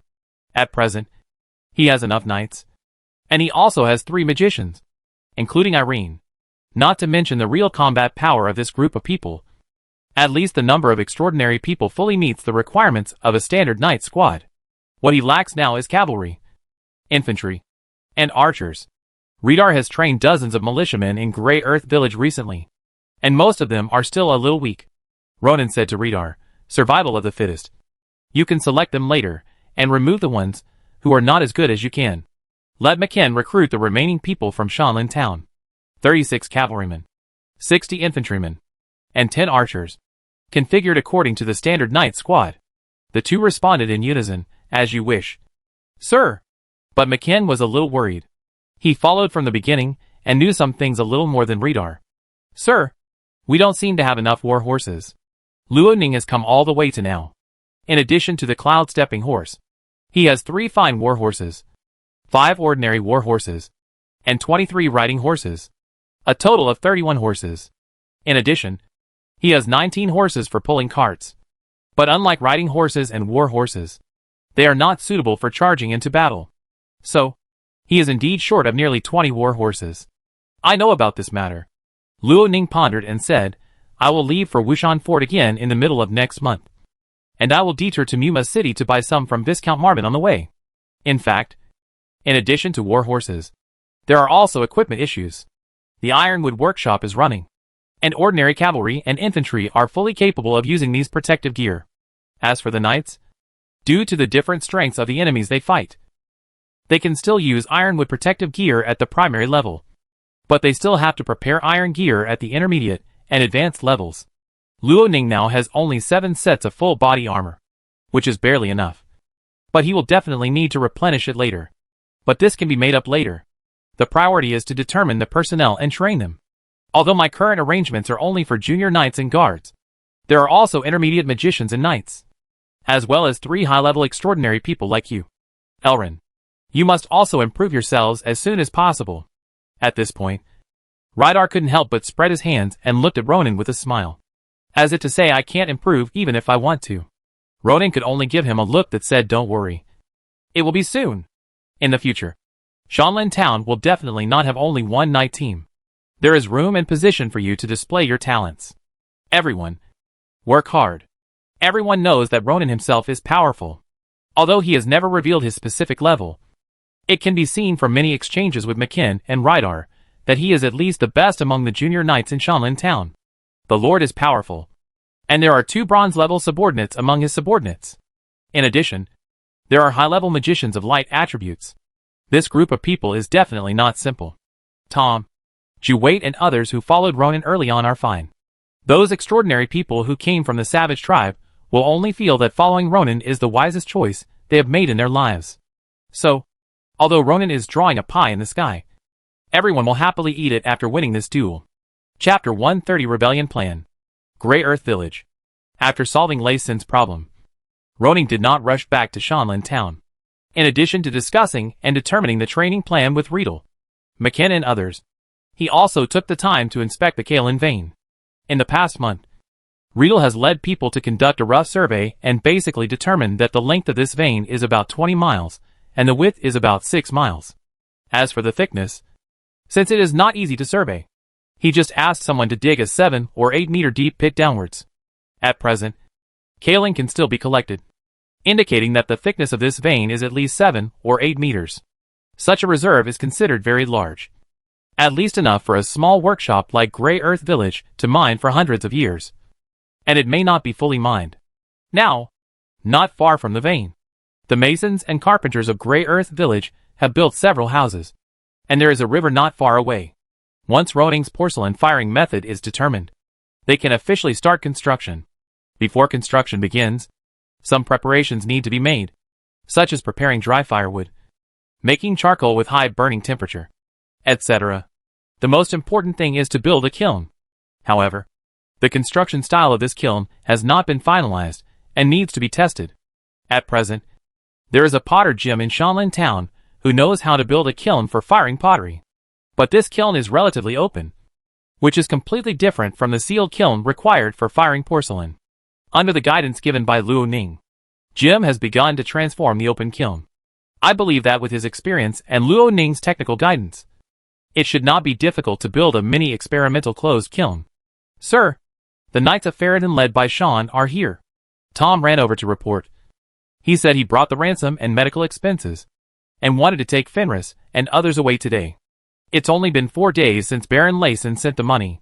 It seems that he is indeed honest, Ronan said with a smile. The money is in place, and the people who should be released will be released. Let Elrond receive them. I won't go there. In recent days, Ronan arranged for people to send food and drink to Fenris and others, but it is impossible to say how well they have recovered. If Baron Lei Sin came a few days later, I'm afraid that this group of people may not be able to recover after 1 or 2 months. This is not Ronan abusing the prisoners. The main thing is that the other party is a senior knight. If they have recovered their strength and condition after eating and drinking well, Ronan will send powerful people to guard them. In addition, let McKen confirm the recruitment of guards with Riedel as soon as possible. We are going back to Shanlin Town. Okay, sir. Tom rode away. Swamp Town. Baron Lei Sin's castle. Since the Baron came back from outside, the servants in the castle only felt that there was a dark cloud hanging over them. So dark that it was hard to breathe. Bang! A cup exploded on the floor, frightening the male and female servants waiting outside the door. This was the nth cup that the Baron had broken in recent days. Not only that, a few days ago, a servant who was sweeping the floor spilled a basin of water because of fear, and Baron Lei Sin directly asked the guards to drag the servant to the square and hang him. There was also a maid who spilled bath water on her wound and was dragged out by the guards to be whipped. Although she was not beaten to death on the spot, the horrible wound could not be treated well. In addition, it was extremely cold in winter, so the maid was probably dead. So in the past 2 days, everyone in the entire swamp castle lived in fear, fearing that they would lose their lives if they offended the Baron. Lei Sin sat on a soft sofa made of unknown leather. Whenever he thought of the scene that day, the anger and humiliation in his heart almost overflowed. The opportunity to occupy the savage tribe was taken away by Ronan, but he did not expect that he would be defeated when he led the team himself. Now 4 days have passed, and the injury on his right shoulder has not healed completely. The pain every day told him that he had failed, constantly reminded him that he had lost face in front of his subordinates, and deepened his anger towards Ronan. At this time, he remembered the scene when Retta's long sword was placed on his neck. He had not experienced the feeling of death for many years. Whenever he thought of it, his face was ashen, as if there was a fire burning in his chest. He clenched his left fist, and the veins were exposed. Ronan! He muttered in a low voice with gritted teeth. If the tone could kill people, he would have killed Ronan thousands of times. At this moment, footsteps were heard outside. My lord, I'm back. Ferrodin appeared outside. Lei Sin took a deep breath and restrained the anger on his face a little. Come in. Theoden walked in and carefully walked around the broken cups on the ground. He comforted. My lord. A temporary victory or defeat does not mean anything. We have an absolute advantage over Shanlin Town. As long as the time comes, we will be able to capture and kill Ronan. Of course. I am very sure of this. Layson did not treat this follower, who had followed him for many years, with the kind of temper he treated a servant. If it happens again, I am confident that I can defeat that Rydell. I believe in your strength. Philoten said, I have also followed your instructions, and let Joffrey approach Rydell as soon as he has the chance to convey your goodwill to him. Layson nodded. I hope this Rydell will not disappoint me. Following me is his right choice. He only hates Ronan. On the contrary, for Rydell, the first thing he thinks of after being angry is to use him for his own benefit. So this time when Philoten sent the ransom, he brought an order to Joffrey. Let the latter get closer to Rydell and promise war horses, beauties, servants, manors, money, etc., in order to plot against the opponent. The conditions offered by the Lord are very favorable, and that Retta has not been following Ronan for a long time. The two of them must not have established a deep master-servant relationship. It is very likely that he will be tempted. Philoten analyzed and said, Ronan will at most be the second Wiggins in the future. It would be fine if he had the inheritance right. But now that he has lost the inheritance right, wise people know that there is no way out by following such a lord. If Retta is smart enough, he will know that only by following a lord like you can you achieve great things in the future. After hearing what his subordinate said, Layson felt a little better. He picked up a letter beside him and handed it to Philoten. You go to the Purple Thunder territory in person and give this letter to Viscount Tiny. The Purple Thunder territory is located in the territory of the Earl of Hyde, and its owner, Viscount Tiny, is loyal to Earl Orson. Not only that, Tiny's daughter, Danica, who is as beautiful as Diane when she was young and a senior magician, married Barrington, the son of Earl Orson. Theoden took the letter respectfully. My lord, what do you want? It depends on how Viscount Tiny chooses. I'm just making a suggestion. I understand. Theoden put the letter in his arms and put it away. Then, my lord, I will leave in the afternoon.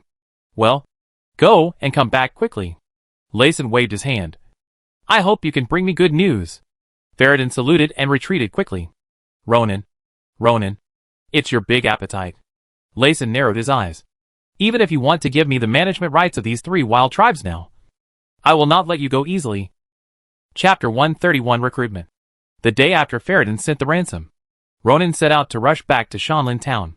He brought a large group of people with him when he came, but only took McKen with him when he left. Although it seems that there will be no new conflicts between the Grey Earth Village and the Black Collar tribe in the near future, if there is a war between Shanlin Town and Sin Territory in the future, it is likely to be in this place. So keeping the knights here to live and get familiar with the environment in this area is still very beneficial for future actions. Over the past few days, although Rydell was resting, he just didn't use his sword or fight. He didn't stop some daily affairs. For example, he discussed the training plan with McKen, screened and eliminated unqualified militiamen, commanded the construction of sentry towers and several scout camps at the border, and formed a night hunter team to sweep the Grey Earth Village and the surrounding mountains and forests, etc. Seeing that the defense here was arranged in an orderly manner by Rydell, Ronan was naturally very relieved to hand over the front line of Grey Earth Village to Rydell. He couldn't help but think of the other party, who said he was the commander of the Flame Expedition when he summoned him. Now it seems that although Rydell's memory is incomplete, his ability as a commander has gradually been reflected. After returning to Shanlin Town, Ronan immediately found the political officer Wilson and asked him to cooperate with McKen to select 64 soldiers to form a complete night squad. After handling this matter, he only needs to focus on iron smelting and kiln construction. Oh yes, and daily dog training. Black Tiger grows very fast. It has only been more than 10 days, and its body has grown to 30 centimeters. It looks like a puppy.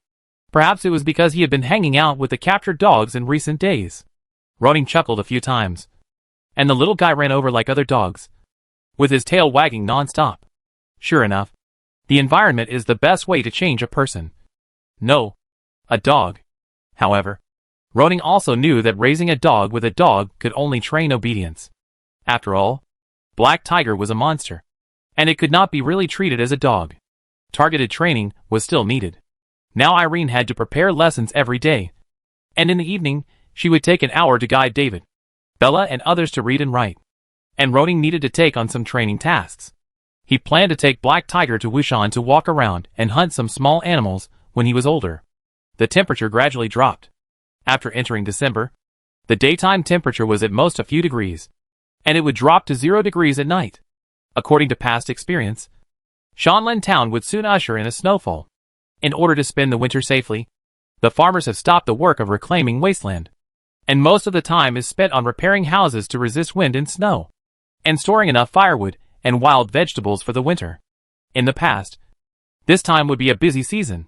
The people in the territory needed to pay money, food or labor to buy the right to cut down trees from the government officials. For them, every tree they obtained had to pay a certain price. Some people did not have these three things, so they could only secretly pick up some dry branches. But a few dry branches could not solve the problem. So every year in the past, people froze to death due to the cold. But now it is different.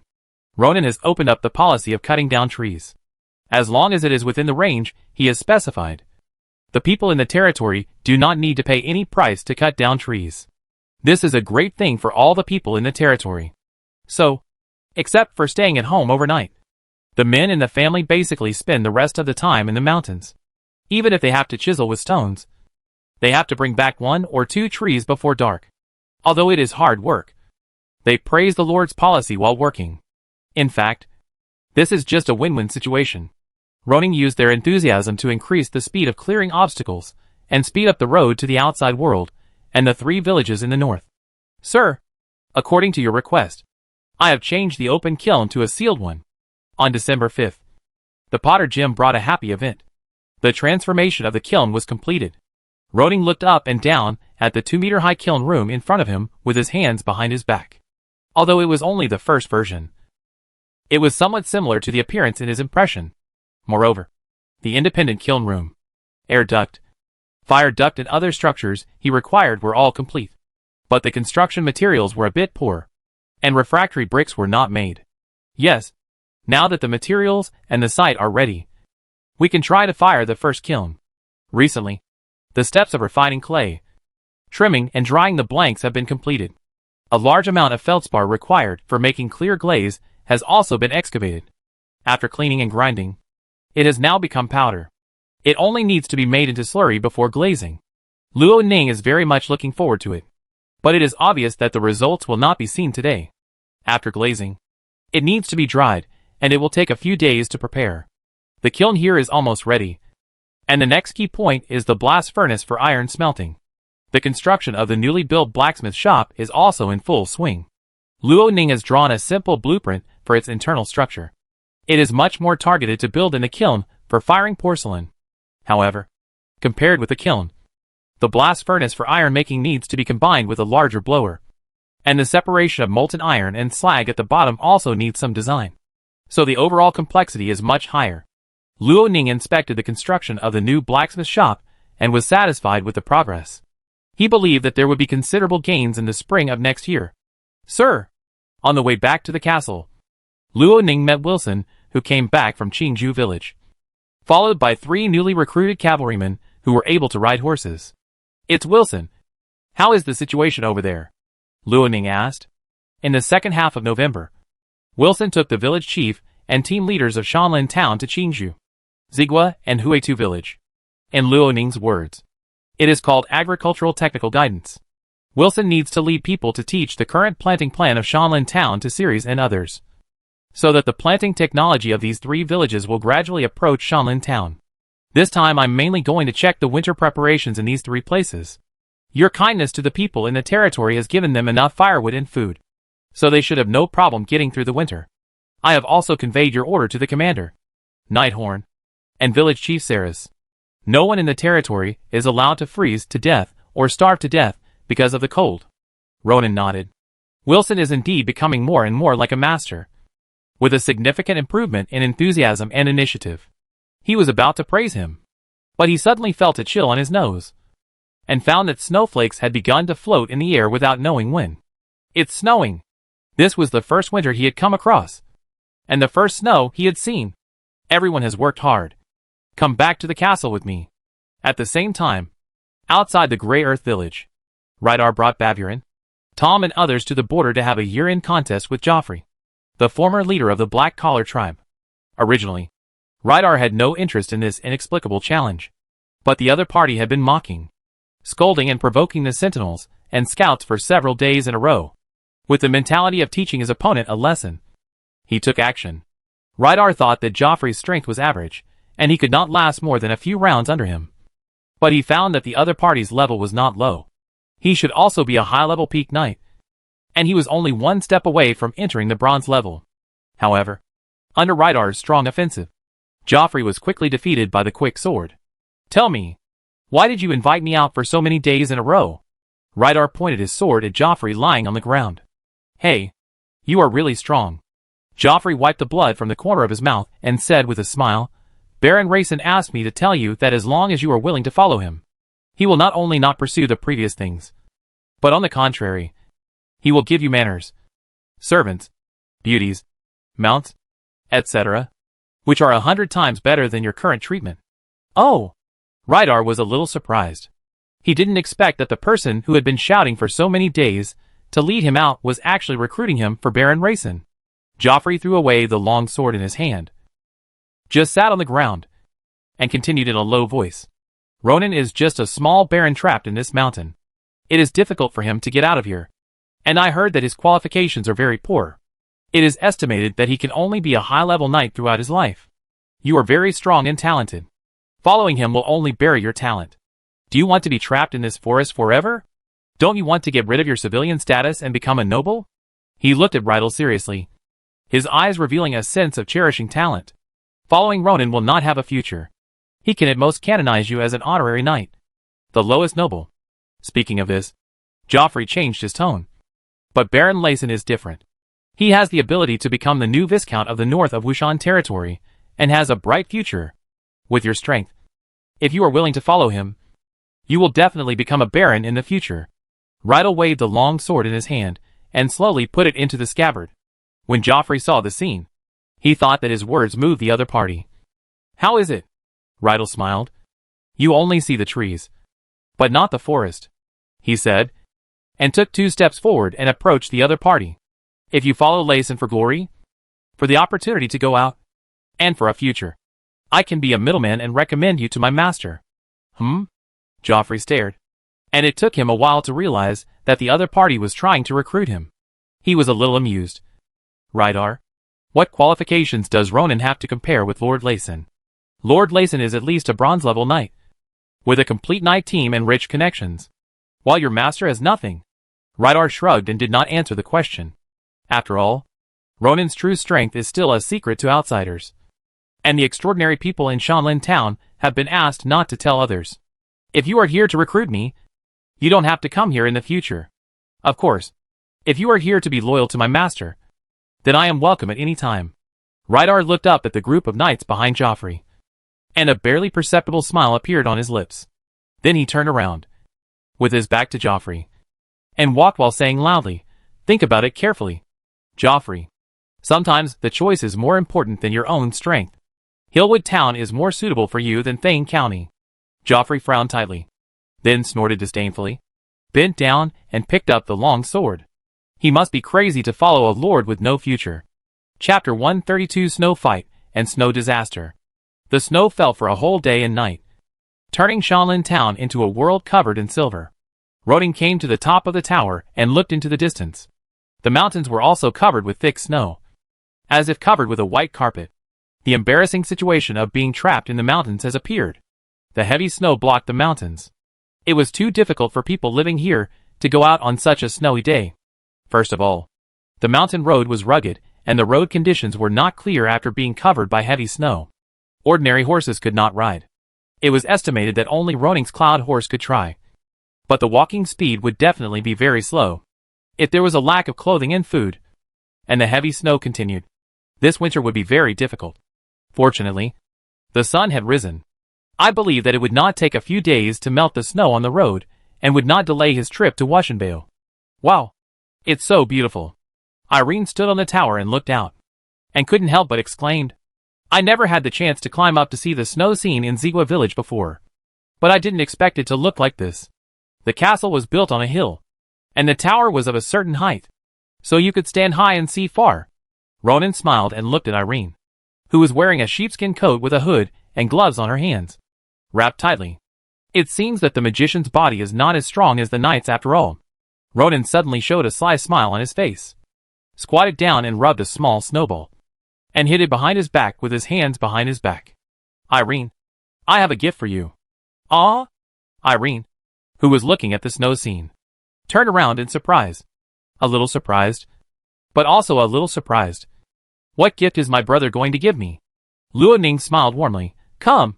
Close your eyes. I'll let you look again and again. It will definitely be an unexpected surprise for you. Okay.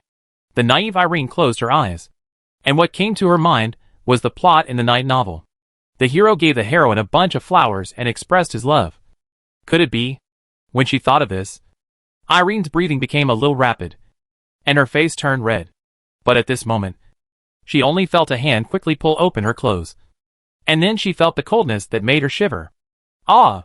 She couldn't help but scream, and subconsciously opened her eyes, but saw Luo Ning laughing in front of her.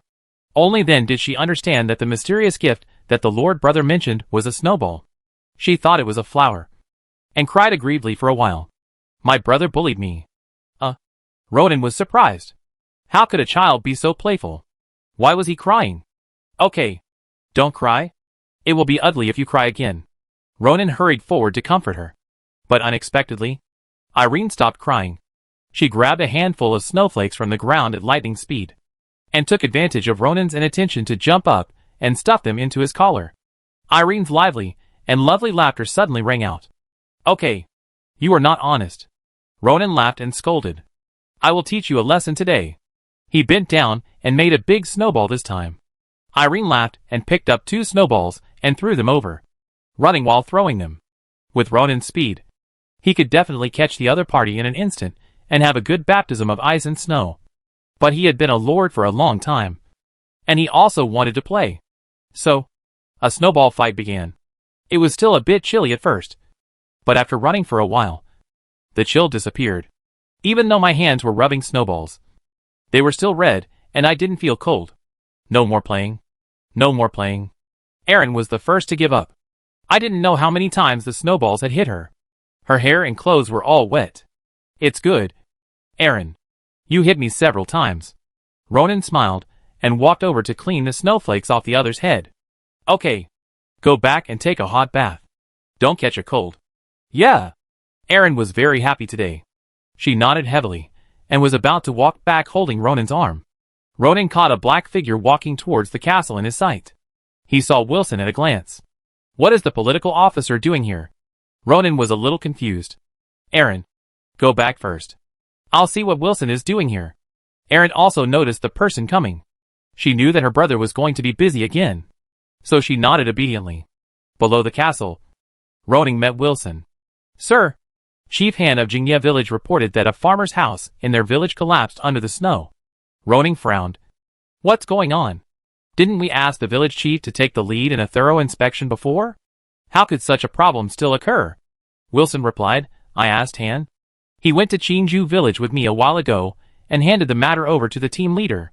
But I didn't expect that the team leader in charge of this area did not check every household to save trouble. Ronan paused, then asked with a gloomy face, Are there any casualties? No.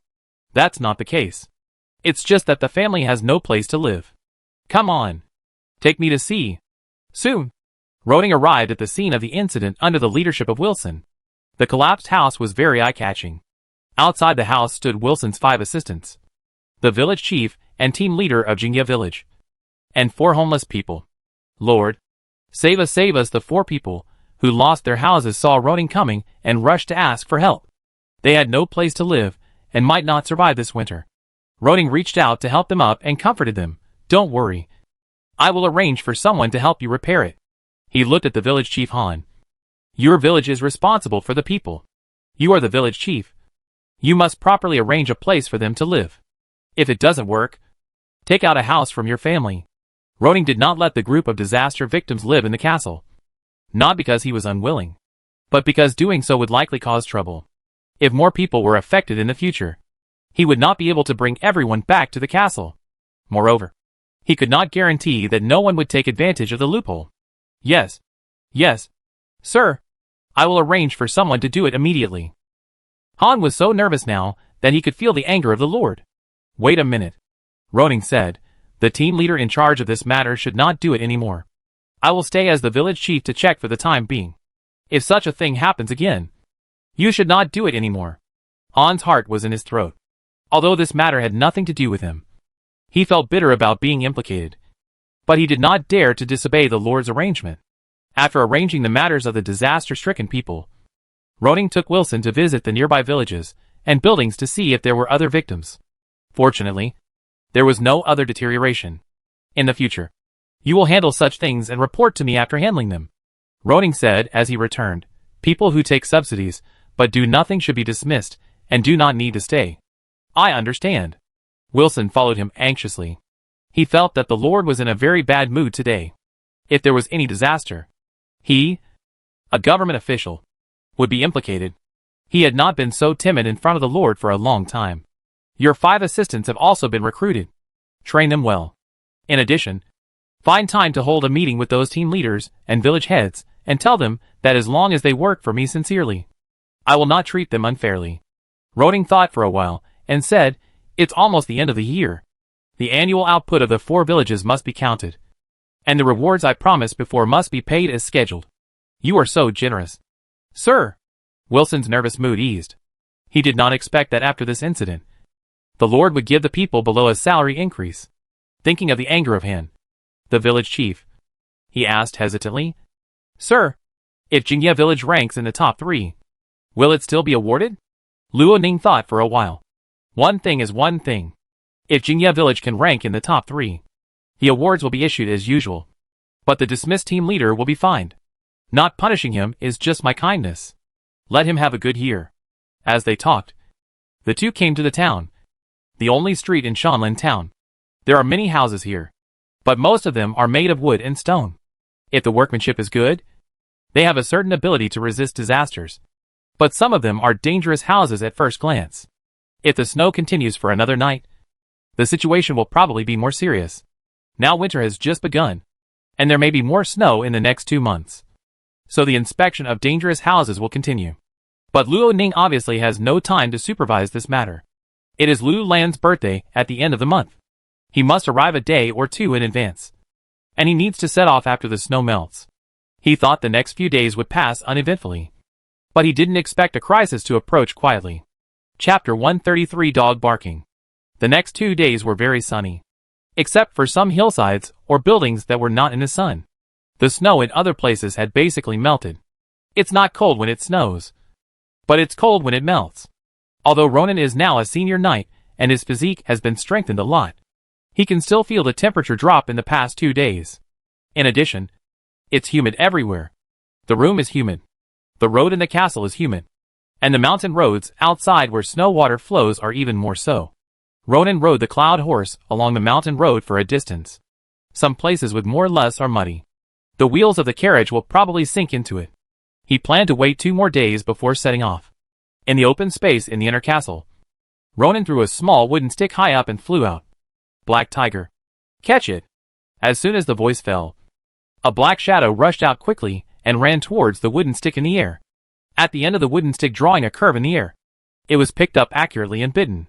Beautiful. Ronan couldn't help but admire. The black tiger's jump just now was at least about 1.5 meters. Although this height doesn't look high, the black tiger is only 1 month old and its body size is only 50 centimeters. It can jump so high at once, and its explosive power can be imagined. The black tiger who received the wooden stick shook its tail and ran over quickly. Ronan was not stingy. He picked up a piece of dried meat from the pottery basin held by Bella and threw it to the other party. The black tiger took it accurately and took it to a corner to chew it. Although Ronan separated it from the dog in the past 2 days, the habits learned from the dog were still maintained. Ning walked to Heihu and reached out to take his meat jerky.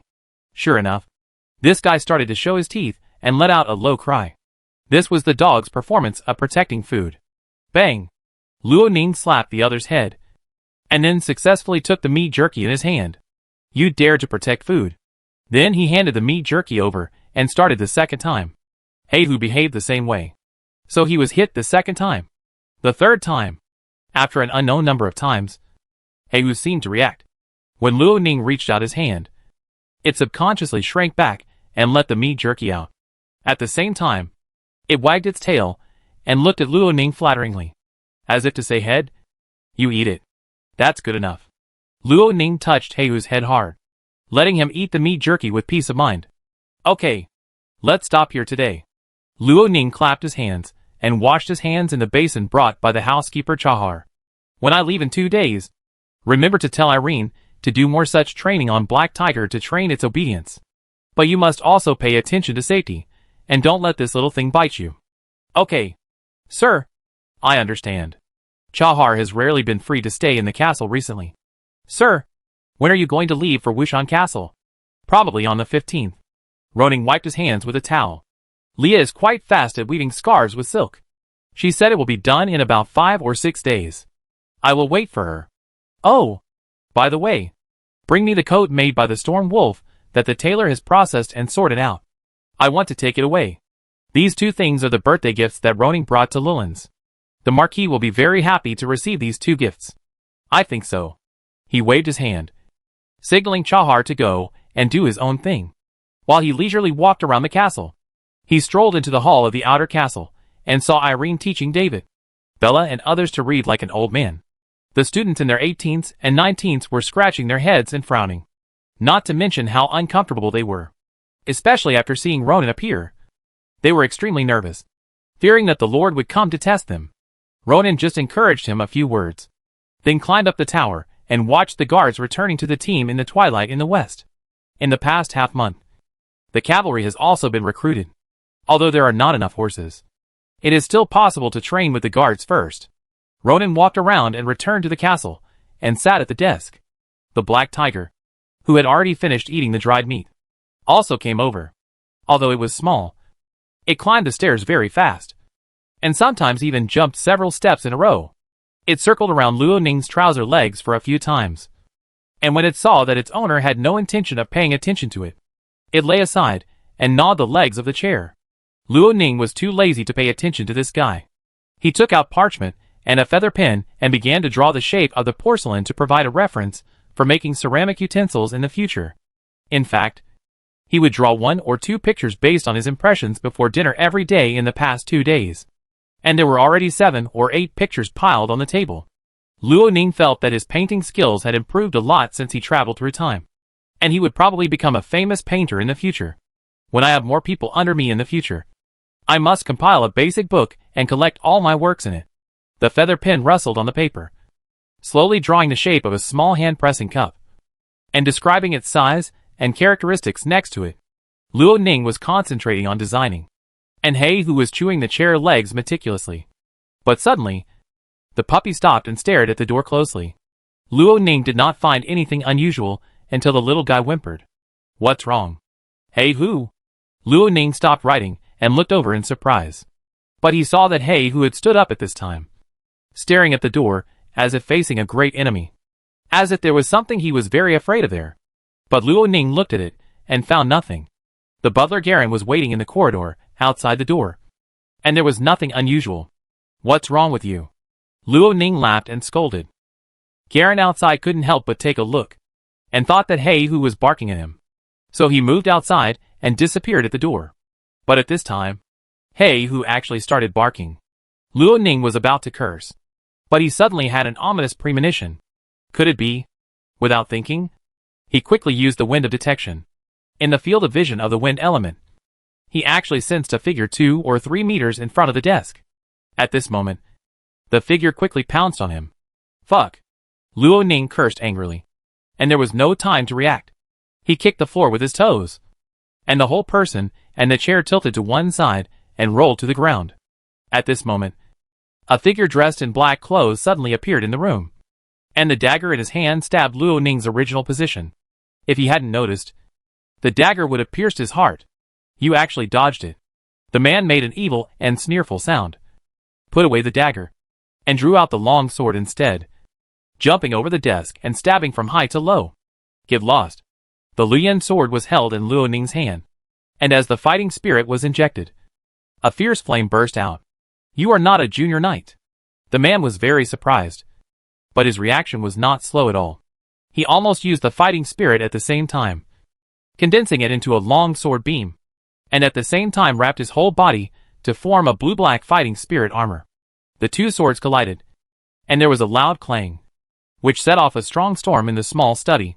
All the papers on the desk were blown away, and it was in great chaos.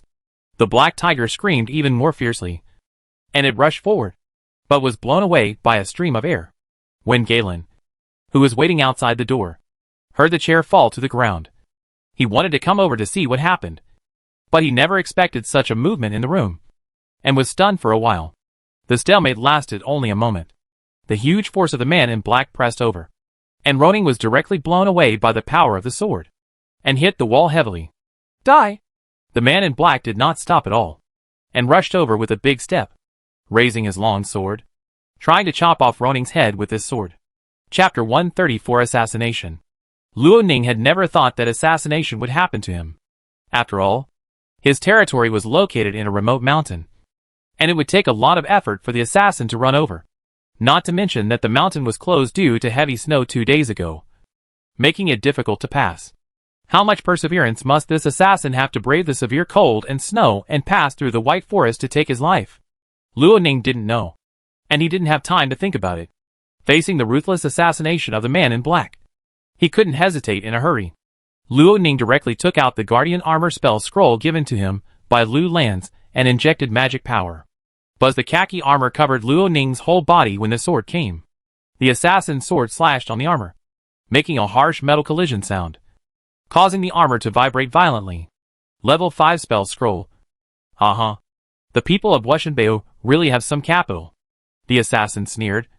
But it can't save your life. He kicked over, after Ronin used the spell scroll to block the attack. He finally got a chance to breathe. At this time, he was no longer as panicked as at the beginning, but surprisingly calm.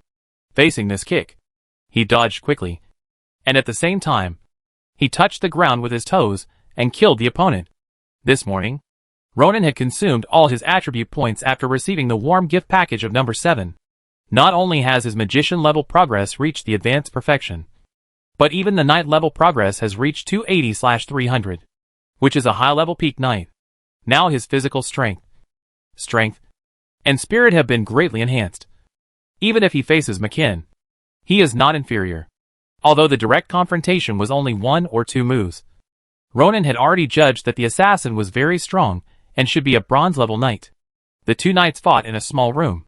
Fighting spirit and sword light were swaying wantonly, cutting the tables, chairs and walls. If they continued, the room might not be saved. Ronin's performance had also disrupted the assassin's state of mind. Senior knight? You are actually a senior knight. After continuous fighting, the assassin had already figured out Ronin's strength level. He never thought that the information was wrong, and it was wrong in an outrageous way. This former waste marquis's eldest grandson is not only not a waste, but has become a senior knight in the blink of an eye. And his fighting level is not low at all. A 17-year-old senior peak knight. Waste? What a joke. Retreat. The black-clothed assassin took advantage of the recoil force of another sword and retreated quickly backwards. The sword light swept out and broke the wooden window for viewing, and jumped down from the window. It's just 3 floors, which is not a problem for the bronze knight. The assassination failed, and the intelligence was wrong. He had completely lost the initiative. If he continued to fight, he might be in trouble when the guard knight came. Want to leave? Ronin tapped the ground with his feet and flew out of the window. But in the 2 or 3 seconds before and after, Ronin glanced around and didn't see the other party. Is he invisible again? Ronin cast the wind of detection. As the wind element's vision changed, he caught the other party's figure landing again. At this time, the assassin was standing against the wall without moving. What is he doing? Is he playing hide-and-seek under his nose? Or does this person think that the most dangerous place is the safest place, and hiding under his nose can avoid being discovered? Ronin didn't care about these. Before landing, he raised his fist and punched it down. The flame fist light whistled away like a bomb and landed accurately at the hiding place of the other party. The assassin in black didn't understand how his stealth was discovered.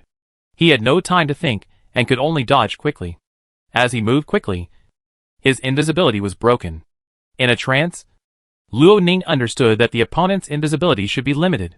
Either he couldn't use his fighting spirit, or his body movements couldn't be too violent or too fast.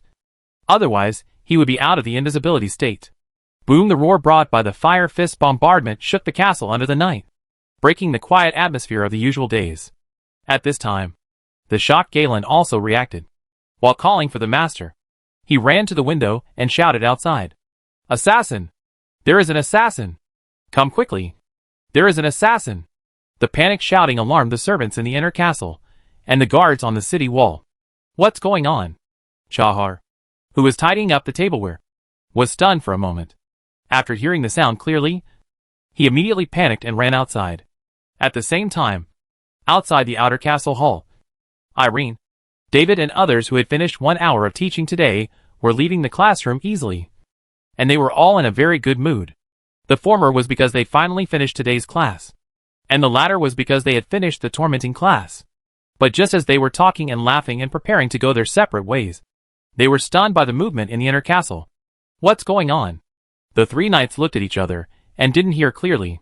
However, the guards on the tower had conveyed a clear answer. The Lord was attacked. The three of them were all scared, and their faces changed drastically. "Protect the Lord! Protect Lord Ronan!" They drew their swords and rushed to the inner castle at the fastest speed.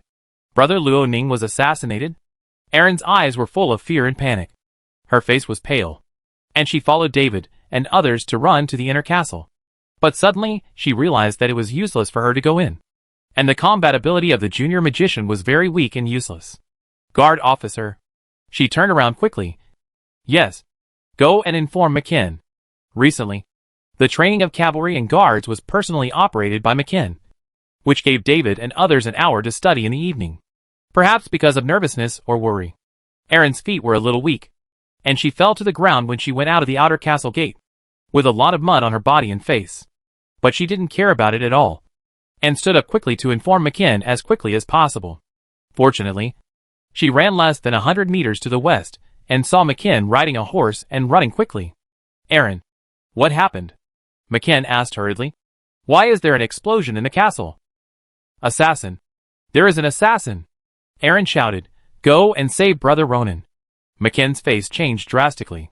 How could there be an assassin in the castle? He had clearly deployed guards at the gates and towers. How did the assassin hide from the sight of the guards on the towers and walls and enter the castle without any hindrance? "Sir, should I be okay?" McKin jumped off his horse. His fighting spirit burst out and rushed into the castle at the fastest speed. Not to mention the reaction of the servants and subordinates. Ronan was already fighting with the black-clad assassin at this time. Although he was not as strong as the other party, the effect of his swordsmanship learning from Retta and McKin during this period of time had already been shown. Ronan now is like a weakened Rydar, and the assassin in front of him is like a weakened version of Baron Layson. Ronan suppressed the opponent in swordsmanship. The man in black had several questions in his mind at this time. Among them, the most incomprehensible thing for him was how his ability to be invisible, which had always worked in the past, became useless in front of the Baron in front of him? "I didn't expect that the outside world's evaluation of you was all wrong." The assassin in black knew that a long battle would not be good. And suddenly a black aura rose from his body, like a burning flame. These flames gradually turned into a black snake on his long sword as the man in black moved. Embrace of the venomous snake. When he rushed towards Ronan, the black snake on the long sword roared and soared into the air, turning into a terrifying giant 4 or 5 meters long and 1 or 2 meters wide, swallowing Ronan in one bite. The dark and deep atmosphere enveloped Ronan, and the venomous snake quickly eroded the protective armor with strong corrosiveness. The khaki armor had already experienced several collisions, and now it quickly dimmed under the erosion. Luo Ning quickly propped up the Dochi armor, and at the same time waved the Luyan sword, using the 3rd level fire attribute fighting skill Fire Cloud. Under the blessing of the Luyan sword, the power of Fire Cloud was amplified, and the scattered fire clouds were like thrown iron sparks, exploding in all directions, and colliding with the dark venomous snake. Rumble. The collision sound continued, and the storm generated by the fighting skills of both sides swept around. The servants and guards, who came to help from the outside were also frightened and hesitated. Only David, Wharton and Dandy, 3 junior knights, rushed into the battle group. The black light and the red fire crushed each other, and the 2 people in the battle group were torn by the violent energy and retreated again and again. Luo Ning only felt his blood boiling, which was not very good, but he was not injured. The only pity was that the protective armor was only left with a faint shadow under the erosion and impact, and it should be dissipated. On the other hand, the other party seemed to be in a bad condition as well. You 3. Step back. Luo Ning clenched the Luyan sword in his hand and ordered David and the other 2 who wanted to join the battle not to act rashly. These 3 were all junior knights, and they were no match for the assassins at all. Going up to help would only make things more chaotic, and there was even the danger of losing their lives. My lord. David and the other 2 were somewhat unwilling. Leave this assassin to me. Luo Ning's eyes were fixed on the other party.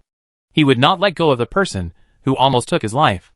His fingers outlined the spell pattern, and Luo Ning cast the speed magic learned from the Storm Wolf's magic core on himself. He kicked the ground with both feet, and the whole person turned into a stream of red light. The assassin was startled by this scene. What's going on? Why is his speed getting faster? Chapter 135 Capture. Speed magic belongs to the 3rd level wind attribute magic, which comes from the magic core of the Storm Wolf. Although it is difficult for a magician to master it, it is not too difficult for a high-level peak magician like Ronan, who has super attribute affinity, to master it. At this moment, under the blessing of speed, his speed has been greatly improved. Ronan felt that his body was lighter than ever before. With a slight step, he could pass a distance of 3 to 5 meters and arrived in front of the assassin in the blink of an eye. Are you surprised? Ronan swung his sword, and the extremely fast sword brought a whistling sound. On the Luyan sword, the fighting spirit was divided into 2 attributes of wind and fire. Under the superposition of each other, the flame burned more and more fiercely. This sword? The assassin glanced at the complex patterns on the blade of the Luyan sword and was slightly horrified in his heart. This is not an ordinary sword. It is an enchanted weapon. Enchanted weapons are the highest among the high-end ones. The master craftsman who can operate extraordinary materials cannot make them at all. Generally speaking, every enchanted weapon comes from a powerful magician. Just like a rare spell scroll, the black-clad assassin wanted to curse now. The person he wanted to assassinate this time not only had a spell scroll for level 5 guardian armor, but also had an enchanted weapon in his hand. How many good things did Wushan Castle give this guy?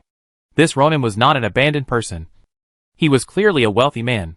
He even began to doubt whether Wushan Castle deliberately deprived Ronan of his inheritance rights. But even if he has an enchanted weapon, I am still 1 level higher than him. The assassin knew that he had to decide the outcome as soon as possible to get out of this fight, and his counterattack was almost unreserved. The 2 men's sword moves continued, and between the offensive and defensive rotations, the aftermath of the collision of fighting spirits flew out from the fierce battle, bombarding the ground, leaving large and small pits. The servants watching screamed in panic, hiding behind the stone pillars and walls in panic, secretly observing the battle in the yard. It was not until today that they discovered that the Lord's strength was so strong. Ronan's moves were swift and fierce, and his sword was getting wilder and wilder like the wind. With the blessing of the speed magic, he flashed behind the opponent and stabbed his opponent's back with his sword. But the opponent seemed to have a premonition, dodged the sword sideways, and turned back to counterattack.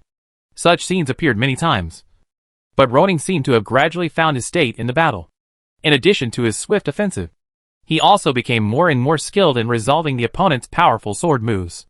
On the other hand, the black-clothed assassin was like Lei Sin, who was suppressed by Rydell, and he was becoming more and more stretched. Assassins spend most of their time on assassination, and they always retreat immediately if they miss. They are not weak in close combat, but they are not very good at it either. When the 2 were fighting fiercely, a figure rushed into the battlefield quickly, carrying a surging fighting spirit, and crashing into the black-clothed assassin before Luo Ning could stop him. With a loud bang, the 2 fighting spirits collided with each other, and the black-clothed assassin was knocked out heavily. The fighting spirit armor on his body began to disintegrate, and then hit the flower bed hard, and the stone-built flower bed exploded, and the broken stones flew. My lord, how are you? McKen appeared in the middle of the battlefield, and his fighting spirit armor was also disintegrated. with a look of anxiety on his face. "It's okay," Ronan panted. The high-intensity offensive battle just now consumed a lot of his physical strength and fighting spirit. However, except for the injury at the beginning, he was basically not injured in the subsequent battles. Ronan signaled McKen to stand aside and not intervene again. He slowly walked towards the black-clothed assassin. "What's your name?" Ronan asked. "Why did you come to Shanlin Town to assassinate me?" While speaking, Ronan outlined the fast spell pattern and continued this magic for himself. The black-clothed assassin obviously didn't see this detail. At this moment, panic had already crept into his heart. Facing Ronan alone, he felt that it was difficult to deal with it. Not to mention that McKen, who he needed to pay attention to in the intelligence, appeared at this time. For him, this assassination no longer needs to consider whether it will succeed. What he should consider now is whether he can get out alive. Faced with Ronan's question, the assassin did not answer directly. He stood up slowly, only saying his amazement, "A 17-year-old high-level peak knight. If the outside world knew about this, it would definitely cause a sensation in the entire Wushan territory." The most talked about issue in Wushan Castle is the issue of succession. First it was Wiggins, then Ronan. No matter how Lulins trained them before, they were said to be useless. But at this moment, Ronan showed in front of him that he was completely competent, at least in terms of military strength. "Thank you for your recognition and admiration," Ronan laughed. "Let me guess. Are you the assassin hired by the Shan territory?" The other party was unmoved and changed the subject instead. "I have assassinated many times. Even if I failed, I could still leave calmly with my ability to hide. I am very curious. How did you lock me?" McKen's heart moved, and he finally knew how this person got into the castle. Hide. Sneak. That's it. He began to think about how to prevent this problem in the future. Ronan was quite annoyed by the other party's evasive attitude.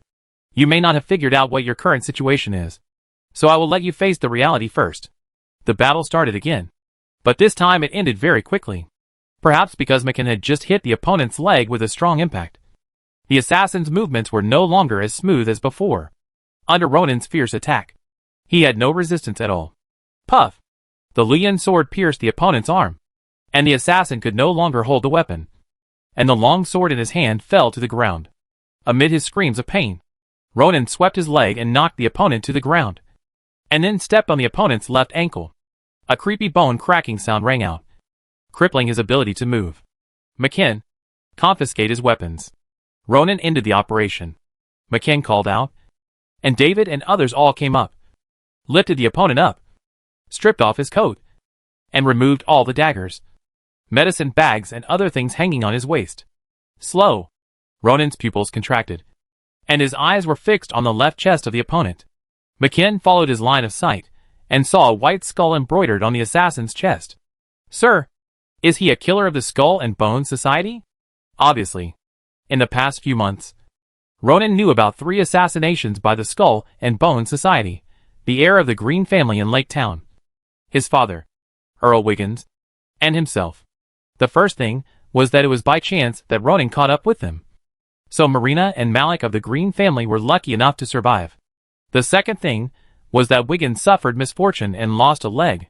Both things were somewhat related to Ronan, but he didn't expect that the other party would come directly to him for the third time. Is this poor in the city no one cares? Rich in the mountains have distant relatives? At first, Ronan simply thought that Layson sent assassins to assassinate him.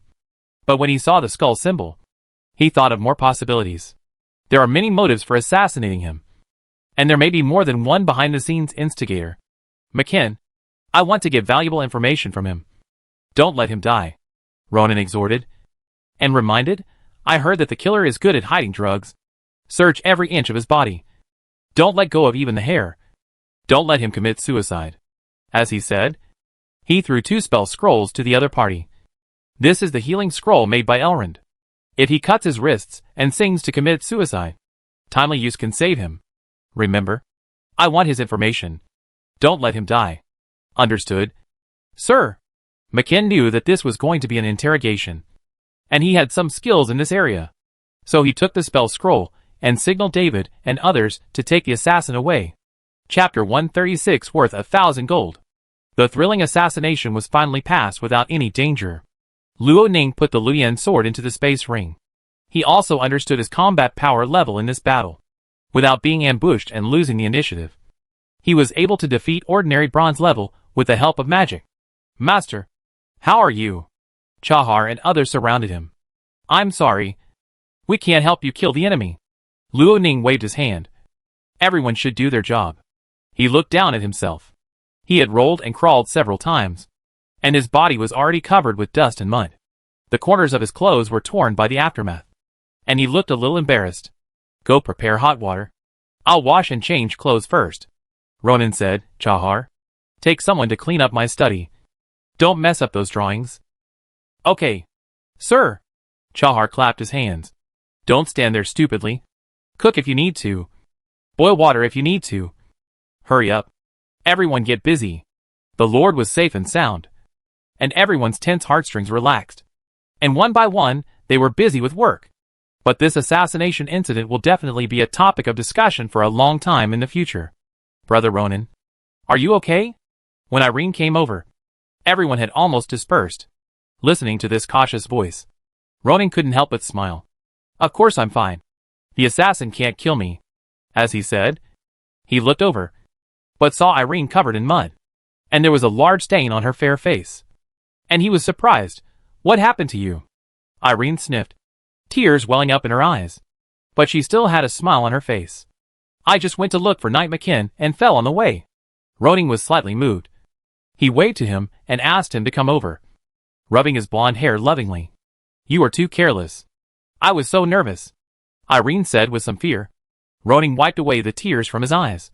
You have to believe that Brother Ronan is the strongest and invincible. Let's go. Let Bella boil water for you to wash. You don't look good at all now. In fact, Ronan was moved by the reactions of the servants, guards, and knights just now. Although the strength of this group of people was a little worse, at least they dared to rush up to protect his safety. So they were competent. The tense atmosphere in the castle gradually dissipated, but the tense atmosphere outside the castle was slowly rising. This assassination alarmed many people.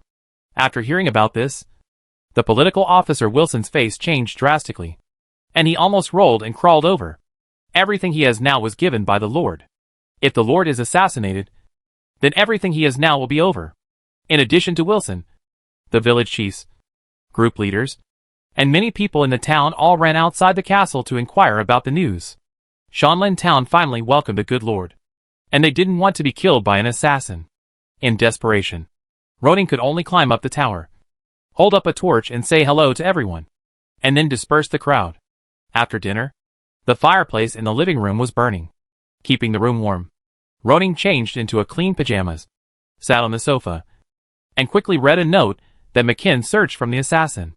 There was not much valuable content on the note. Just a few simple sentences. Assassinate Baron Ronan of Shanlin Town. Reward of 1,000 gold coins. Pay attention to the high-level peak knights, who are comparable to bronze level around him. Try to find the opportunity to attack when he is alone. Ronan couldn't help but laugh. I am only worth 1,000 gold coins? They don't know your level. Sir, McKin said. Ronan put the note into the space ring. Did you get any other information from the interrogation? McKin shook his head helplessly. Sir, this assassin must have been trained and is very tight-lipped. No matter how David and I whipped him, he didn't say anything except some information about his identity. Ronan frowned. It seems that this assassin is more professional than Pedro. So let's talk about his identity first. This man said his codename is Shadow, and he is a formal member of the Skull and Bones Society. McKin replied, and this Skull and Bones Society, according to him, is a killer organization established by the Black Gold Brotherhood, targeting all the nobles in Wushan territory, assassinating them, creating chaos, and creating a situation that is conducive to the expansion of the Black Gold Brotherhood. Let Wushan territory be in chaos. The nobles are busy dealing with their own affairs. Of course, not many people pay attention to how much territory the Black Gold Brotherhood occupies at the border. Did he reveal the number of members of the Skull and Bones Society? Or the location of the base? McKin shook his head.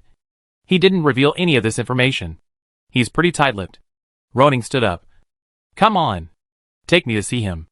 There is a dark room in the north of the outer fort, which was usually used to imprison slaves in the early days. After Ronan entered the castle, this room was rarely used and was left idle.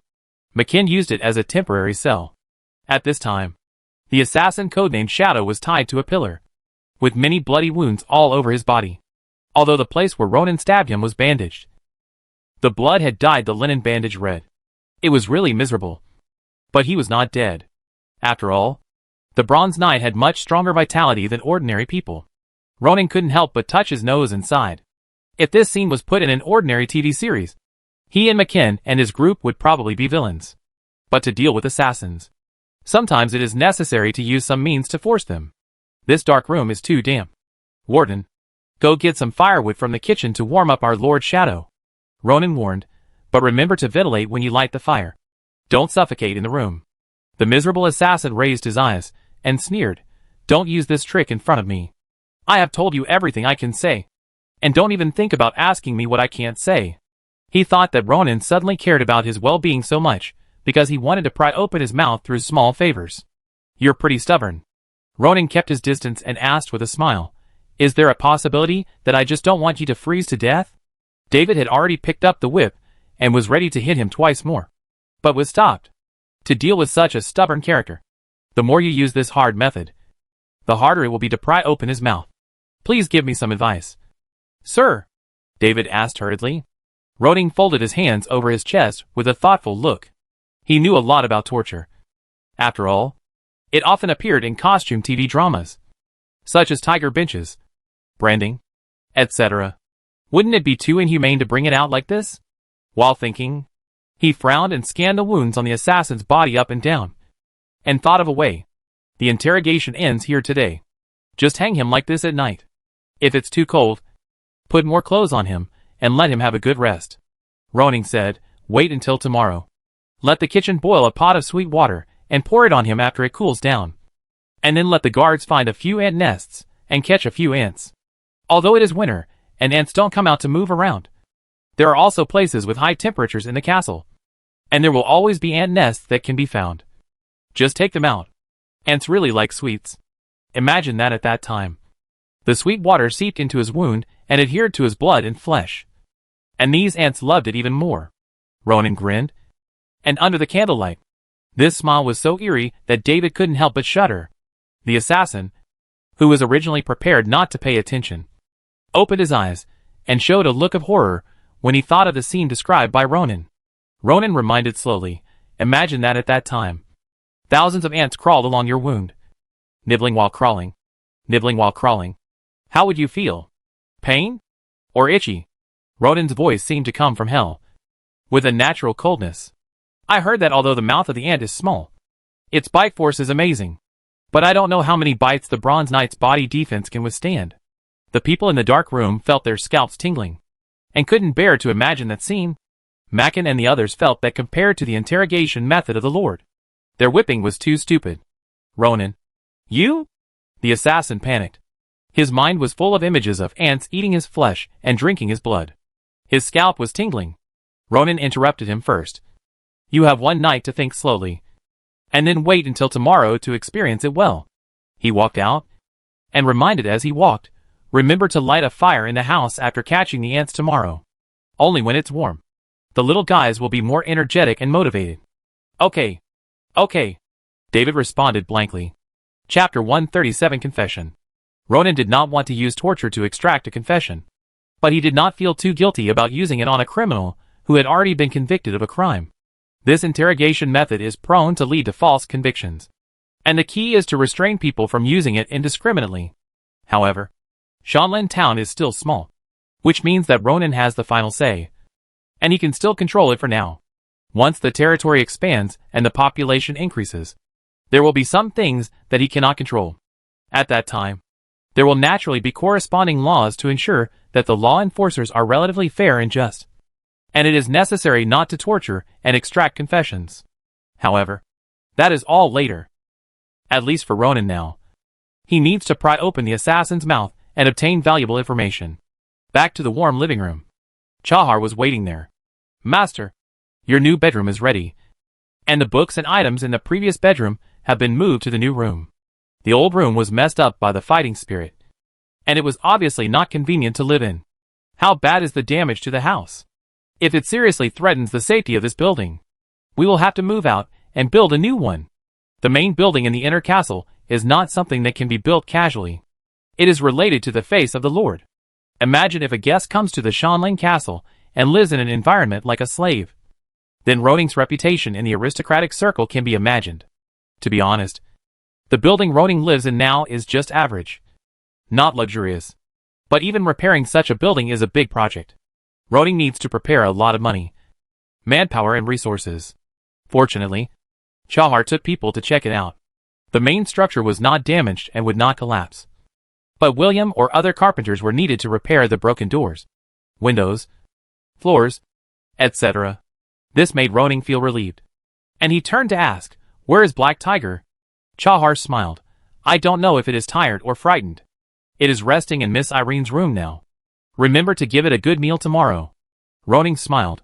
"I was able to escape the assassination safely today, thanks to the little guy's timely reminder." Chahar was shocked. He didn't expect that Black Tiger had contributed to this. Black Tiger is worthy of being the cub of the Storm Wolf. It really has extraordinary abilities. When it grows up, it will have many abilities. The female Storm Wolf has 3 abilities in its magic core: speed, tear, and concealment. Storm Wolves generally only master wind magic. Black Tiger should master the 2 abilities of speed and tear after adulthood. As for whether it can master the ability to conceal, it depends on whether it has inherited the dark attribute of the mother wolf. The next morning, Roning got up, washed, had breakfast, and then did morning exercises as usual. But the kitchen and the guards had 2 more things to do than usual: boil sweet water and find ant nests. Luoning thought it would take some time to find ant nests. But the guards were obviously faster than he expected. They found 3 within an hour, prepared baskets, and dug them out with shovels.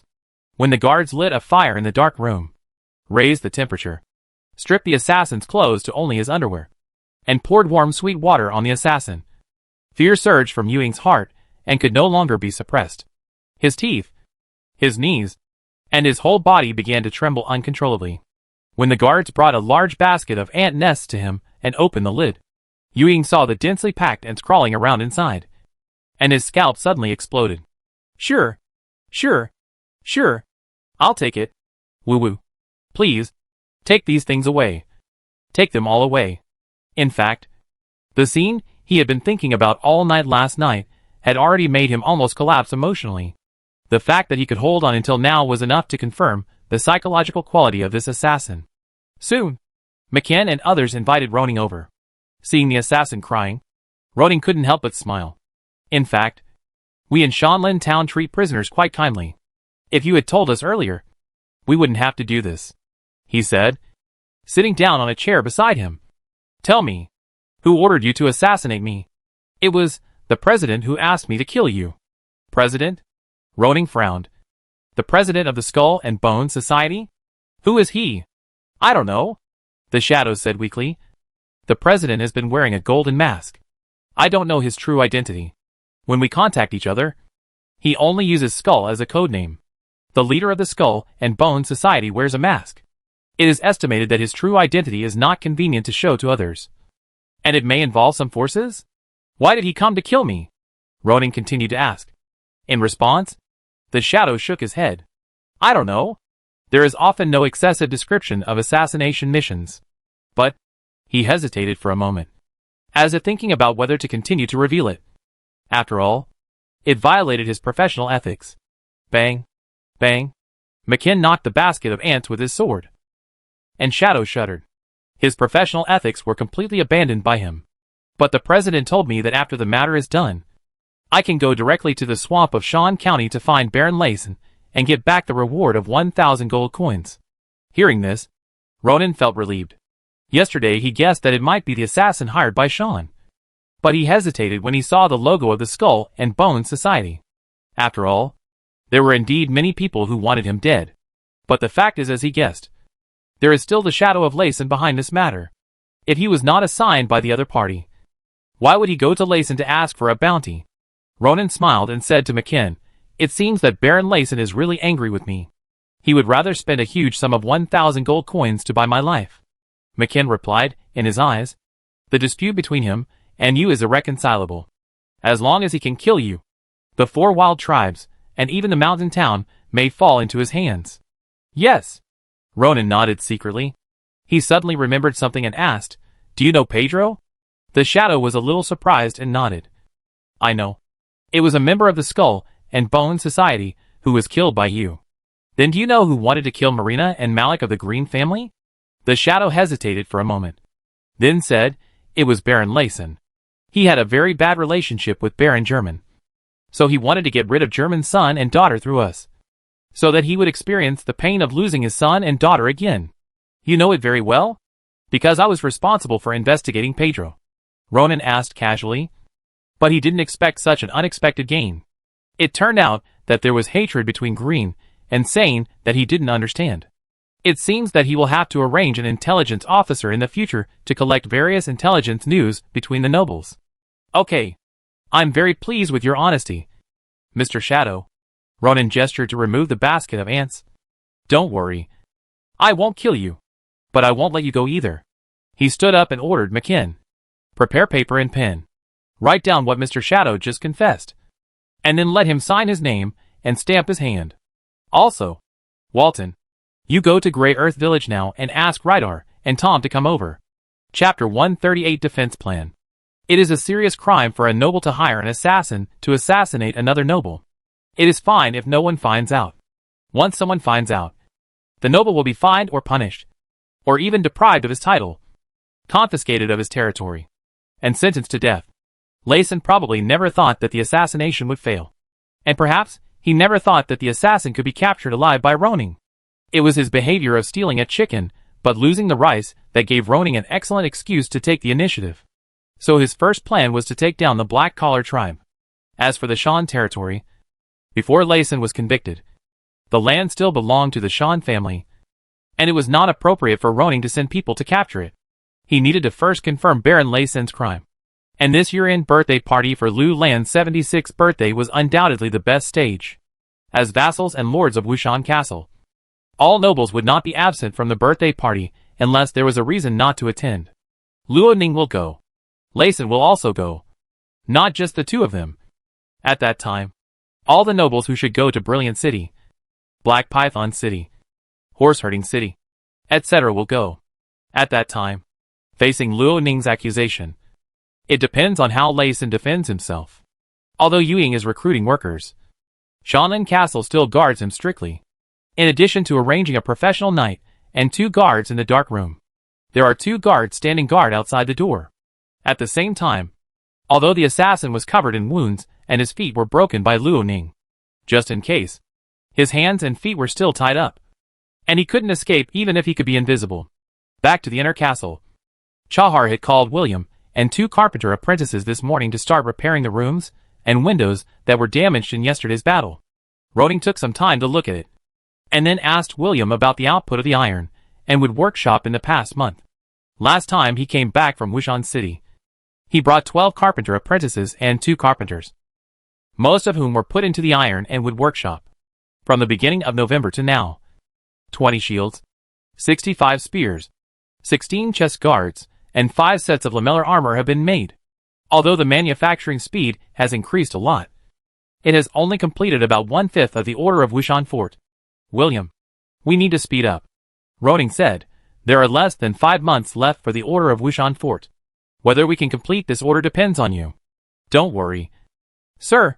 We have completed almost 1/5 this month, and there are still 5 months. We can definitely complete it." When Roning signed the contract, the delivery cycle was written as half a year, which is theoretically completely achievable. "I have other uses for this batch of goods," he said, "so the ironwood workshop has to reproduce it, which means that you only have 5 months to complete this order again." "Ah?" William put down the wood in his hand. "Master, this batch of finished goods is not included in the order?" Ronan nodded. "Since we are going to attack the Black Collar tribe, we should equip our guards and knights with these products first. We can give up money, but we must reduce the losses." "My God, Master, you really know how to make things difficult for us," William complained. "The carpenters of the ironwood workshop almost work day and night to barely ensure that this order is completed in 6 months. And you actually want to take this batch of finished products away. If I extend the working hours, the carpenters will not be able to bear it." "Old William, The master has not treated you unfairly. Chahar immediately stood up and said, I specially arranged the best food for the ironwood workshop. And the carpenter's salaries are also among the best. The master asked you to work harder. Why are you complaining about this and that? Old housekeeper. Don't talk nonsense. I'm not complaining. I'm telling the truth, William argued. Master, you also know that processing special materials such as black ironwood is an extremely physically demanding job. If the carpenter's food, drink and sleep are not guaranteed, they will definitely be physically insufficient, and will definitely not be able to maintain efficiency for a long time. There will always be time to squeeze in. Chahar said again, if it doesn't work, I will arrange a few more odd jobs for you. This is not a matter of odd jobs. Okay. Ronan hurriedly stopped him. He didn't expect William and Chahar to still argue. You can do as much as you can while ensuring adequate rest. The order is still 5 months away, so there is still plenty of time. He paused for a moment, and then continued, after this trip, I will try to recruit another group of people, and the iron and wood workshop will have more and more people. He now has more than 3,100 gold coins on hand, which cannot generate interest if kept, and can only be valuable if spent. So when he goes to the herdsman's city in 2 days, he will buy another batch of slaves. According to Ronan's plan, there will definitely be a set of production lines in the future, divided into wood processing, accessories processing, armor plate weaving, etc. Brother, are you going out again? Aaron, who was walking Black Tiger in the corridor, stopped and asked. Well, my grandfather's birthday is coming soon, and I have to go to celebrate. Ronan smiled and said, I will leave the training of Black Tiger to you, but don't just play with it. I know. Aaron agreed affirmatively, and asked shyly, when can you take me out to sea? I also want to be with you. Well, Ronan touched his chin and thought seriously. When you grow up a little, your riding skills are better, and your strength is stronger. I will take you out. How about it? He will no longer bring a large army to Wishan Castle this time. He may only go there with McKen and Tom. It is really inconvenient to bring a little girl. Ah. So. Aaron was a little disappointed. The first 2 points are easy to say, but the strength is really hard to say. She heard from her mother that magicians with her qualifications can practice very quickly. As long as they invest enough time every day, they can become intermediate magicians in 1 or 2 years. 1 or 2 years sounds fast, but it seems a bit slow to Irene. She really wants time to pass faster. Seeing the other person's lost look, Ronan walked over and rubbed his golden hair. Don't worry. It will be fast. When I come back, can I bring you a lot of books? Okay. Irene smiled and said, can you bring me more night novels? Well, Ronan nodded and said he would select them at that time. That's fine. The next afternoon, Commander Rydar stationed in Grey Village brought Tom back to Shanlin Town. Sir, the knights and magicians in Grey Village heard that you were assassinated, and asked me to bring you their greetings. Rydar greeted respectfully. It is a blessing in disguise that you are safe. Thank them for my concern. Ronan motioned for everyone to sit down, and the servants immediately served tea, snacks and fruits. Rydar glanced at McKen and said, excuse me. McKen, you need to invest more energy and preventive measures in the safety of adults. Yes, Commander. McKen was a little ashamed. This matter was indeed his dereliction of duty. He did not consider the ability of invisibility. I have come up with a way to prevent invisible assassins, and now is a good time to discuss it with everyone. He has carefully inquired about the characteristics of the shadow assassin's invisible fighting skills in the past 2 days. According to the other party, this is a special ability that uses dark attribute fighting spirit to distort light and hide the knight's figure in the light and shadow. Although the knight is invisible, his breathing and weight are still there. Once he moves quickly or uses fighting spirit, his figure will be exposed. Based on this feature, McKen came up with a solution. Dig out the stone slabs at the castle gate and lay a stone road that is easy to make noise. Once an invisible person passes by, it will definitely make a noise, and the guards at the guard post will be able to find clues. Rydar nodded. This is indeed a good idea. Remember to strengthen the training of the guards.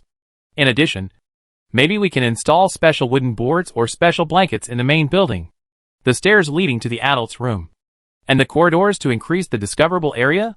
McKen also agreed with this method. Ronan looked helplessly at the 2 subordinates, who were discussing seriously, feeling both relieved and a little bit wanting to laugh. According to your design, whoever goes upstairs and enters my study will squeak, which will only make people think that the quality of my building is not good. He smiled and said, how about this? Install a curtain made of beads at the door, and it will make a sound when someone passes through. Which is enough. Don't forget, there is a storm wolf with strong perception in our building. Rydar and McKinn looked at each other and said in unison, Your Excellency's method is better. Ronan clapped his hands and ended the discussion on strengthening his security. Okay, knights, now we should talk about the battle plan against the Black Collar tribe. Chapter 139 Battle Plan.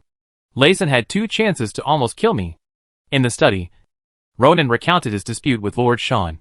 The first time was outside Shanlin town, when he wanted to use Prince to kill me. Although I killed him, Faradin, who came later, made me feel the threat of death for the first time. At that time, the strongest man under Ronan was McKinn, a mid-level knight. The second time was this assassination. If it weren't for the Black Tiger, if I hadn't used the wind of detection in time, he would have been seriously injured even if he didn't die. Since he has repeatedly tried to kill me, I don't need to hesitate anymore. Now is the best time to take the initiative.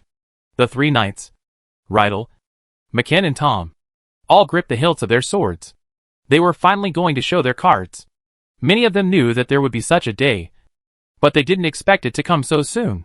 Sir, when are you going to start? Rydal asked. Ronan directly gave a date. Let the knights and guards spend the year-end and the annual celebration well. On January 1st of next year. Rydal, you will lead the people to attack the Black Collar tribe. The reason for choosing the annual celebration date is that Layson himself is not in the territory. And on the other hand, Ronan has successfully broken through to become a bronze knight and a great magician. At that time, Rydal will no longer be restricted and will naturally break through. He can defeat Layson in the advanced period, let alone after the breakthrough. While speaking, Ronan looked at McKinn and Tom. You 2 need to accompany me to Wushan Castle, so you can't participate in the battle to capture the Black Collar tribe this time. McKinn was fine. He had already prepared for this. But Tom was dumbfounded. My lord, although my strength is not strong, I am willing to contribute to the capture of the Black Collar tribe. Please give me this opportunity. His eyes were full of desire for battle. And knights can only establish glory on the battlefield. You have to go to Wushan Castle with me to identify the crimes committed by Baron Layson against me. Ronan smiled and said, if nothing unexpected happens, after you come back this time, you don't have to wear the mask on your face anymore. And you can also restore your former name, Malty. Although Tom was born in Shanlin town, he was once Prince's subordinate and participated in Prince's killing of Ronan. At the beginning, Ronan kept Tom in order to serve as a witness one day. Tom was originally puzzled as to why he was called back with the commander this time. It turned out that the Lord had such an arrangement. My lord, you still remember my name. He was a little excited. Recently everyone called him Tom, and he almost forgot the name Malty. But whether I wear a mask or not, I will be named after you from now on. Tom will be my name for the rest of my life. Ronan raised his eyebrows.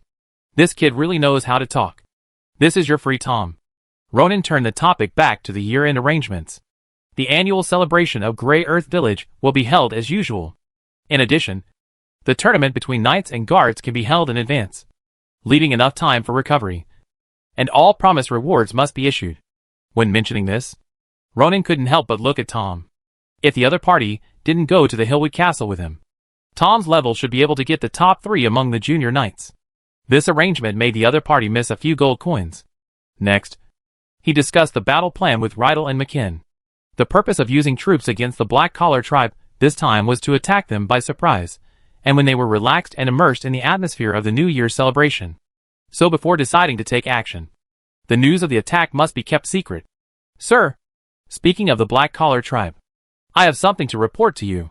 Rydal said, Baron Layson once asked Joffrey to promise me a manor, money, beauty, etc., hoping that I would follow him. Joffrey, the leader of the Black Collar tribe. Ronan had some impression of this person, but he didn't expect that Layson would actually set his sights on Laydell. Indeed, a senior knight who can defeat a bronze-level knight will be an object of wooing wherever he is. If Layson can really persuade Laydell to backstab, it will not only enhance the strength of the Shan territory, but also weaken Ronan's strength, killing 2 birds with 1 stone. But he never thought that Ronan and Retta and others were connected by soul contracts, which was completely different from ordinary followers. It can be said that Ronan's existence is the primary condition for maintaining Retta, McKin, and Elrond's existence in the world. Everyone will betray, but the three of them will not. If it weren't for Layson asking someone to assassinate me and giving me this opportunity, I might have arranged for you to be an undercover agent with him. This is actually a good choice. Ronan teased, "It's a pity that you lost an opportunity to follow a strong man." The three knights in the study couldn't help laughing. Retta said, "A knight who is over 50 years old and only reached the bronze level is far inferior to you, sir. Layson's qualifications are just average. And he became a baron because of his family's background. If his background was more ordinary, it is estimated that being a canonized knight in this life would be the upper limit. My lord, although I will not follow Layson, Joffrey, the leader of the black-collar tribe, may follow you." "Oh!" Ronan was a little surprised. "Why?" "I had a brief contact with Joffrey. This guy looks different from the gentle Horn and Ginny. He should be more ambitious. I deliberately provoked Joffrey that day, but I don't know if it will work." Rydar recounted what happened on the border that day in detail. Ronan nodded secretly.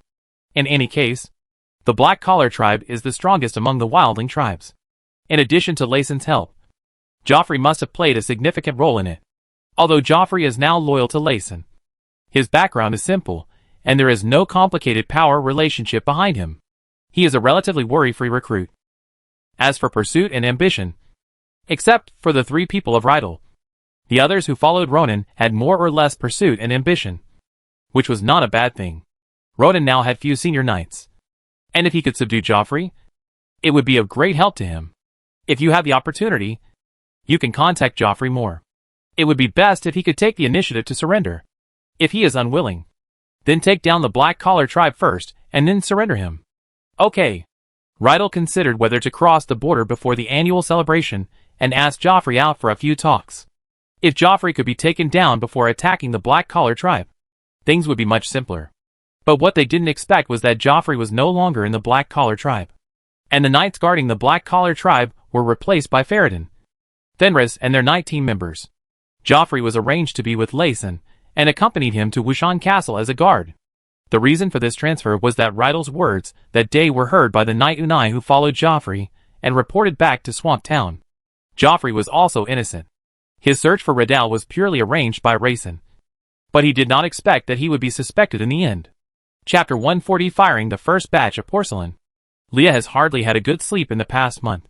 She has spent almost all the time she can squeeze out on weaving silk scarves. Although Ronan said that it doesn't matter if it can't be completed. But as a servant, if Leah fails to complete it and disappoints the Lord, it will be her dereliction of duty. Although it is the first time for her to handle silk, a special kind of silk thread, she can use her many years of experience in weaving wool and linen for reference and use. In the first half of the month, she has completed spinning and dyeing silk. Most of the time in the second half of the month was spent on weaving, although the silk thread broke countless times due to unfamiliarity with operation. She became more and more proficient with the accumulation of experience. Finally, on the 9th, the weaving of the first piece of silk cloth was completed. The appearance of this light blue cloth is of great significance to Ronan, and he came to visit it in person. It is very thin and soft to the touch. It is very comfortable and skin-friendly when you hold it in your hand. You can feel its good breathability and smoothness when you breathe on the tip of your nose. It is completely different from the feeling of wool cloth. Just from the first feeling, he knew that silk would also be a high-end product in this world.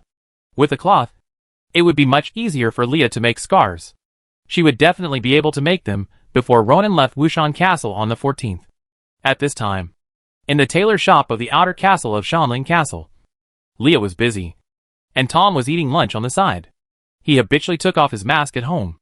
"Mother, in 2 days, I will go to Wushan Castle with the Lord and the guard officer McKin to celebrate the birthday of Marquis Lullins.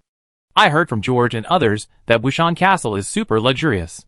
I didn't expect that I would have the opportunity to go in." Last time, Warden and George accompanied Ronan to Wushan Castle. When they came back, they talked a lot about the delicious food and the prosperous scenery there.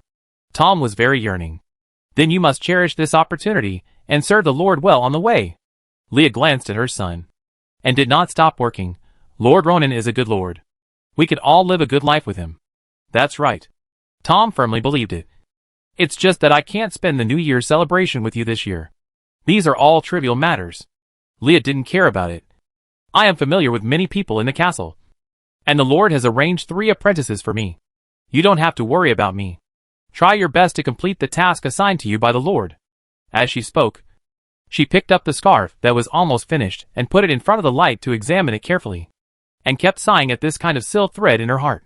Since the Lord came to Shanlin Town, the roads in the town have become cleaner. People are no longer frozen to death in winter. Farming has become easier, and even the yield of vegetables has increased this year. And the magical silk thread discovered by the Lord, his vision, ability, and profound knowledge are beyond our reach. Leah looked at her son seriously and emphasized again, Tom, you must follow Lord Roning well. I know. You have said it 3 or 4 times in just a short while. Tom smiled and said, in fact, it's not just me. All the extraordinary people are unswervingly following Lord Roning. There are actually many people like Tom and his mother. Every servant in the castle and their families are singing praises to the merits of the Lord. After all, Shanlin Town is not big, and there are many praises. In addition, Luo Ning has indeed brought changes to Shanlin Town. So people's worship of Luo Ning has become stronger. This change is subtle, and Luo Ning's feelings are not deep. He just follows his own feelings. At this moment, he is in the porcelain workshop with Potter Jim to burn the first kiln of porcelain. Inside the porcelain kiln, the flames jump, warm and dazzling. They surge in the furnace, gradually raising the temperature inside. The glazed porcelain blanks have long been put into the kiln room. As the temperature rises, the surface of these porcelain blanks is also undergoing earth-shaking changes. No one has experience in firing porcelain for the first time. What Luo Ning and others can do is to put more dry firewood and charcoal prepared in advance, when the firewood is insufficient and the flame is reduced, to maintain the combustion atmosphere in the kiln. The firing lasted for more than 10 hours. And after several hours of cooling, it was not until the evening of the next day that it was time to open the kiln, in order to witness the birth of porcelain with his own eyes. Luo Ning personally opened the furnace door, and there was still a faint heat blowing in his face. The porcelain bowl that had been tempered by the fierce fire was now lying quietly in the kiln room. When Luo Ning saw the smooth mirror-like surface, a bright smile appeared on his face. The luster was very similar to his impression. Sir, how is it? Jim and the 3 apprentices on the side were also very anxious to know the result. They were bloodshot in their eyes. In order to avoid accidents, the 3 of them had not slept much until now. Luo Ning reached out and took out the porcelain bowl inside, and Jim and others held their breath. Is this the porcelain that the Lord is talking about? From the outside, it is much more advanced than ordinary pottery. Pottery is generally simple, rough and simple.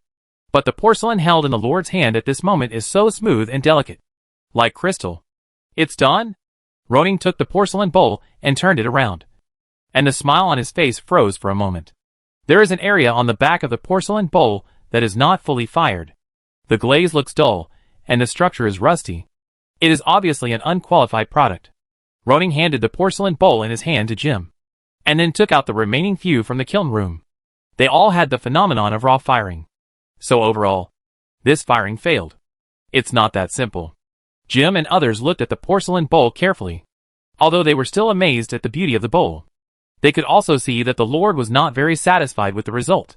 Finally, Jim mustered up the courage to ask, Sir, did it fail?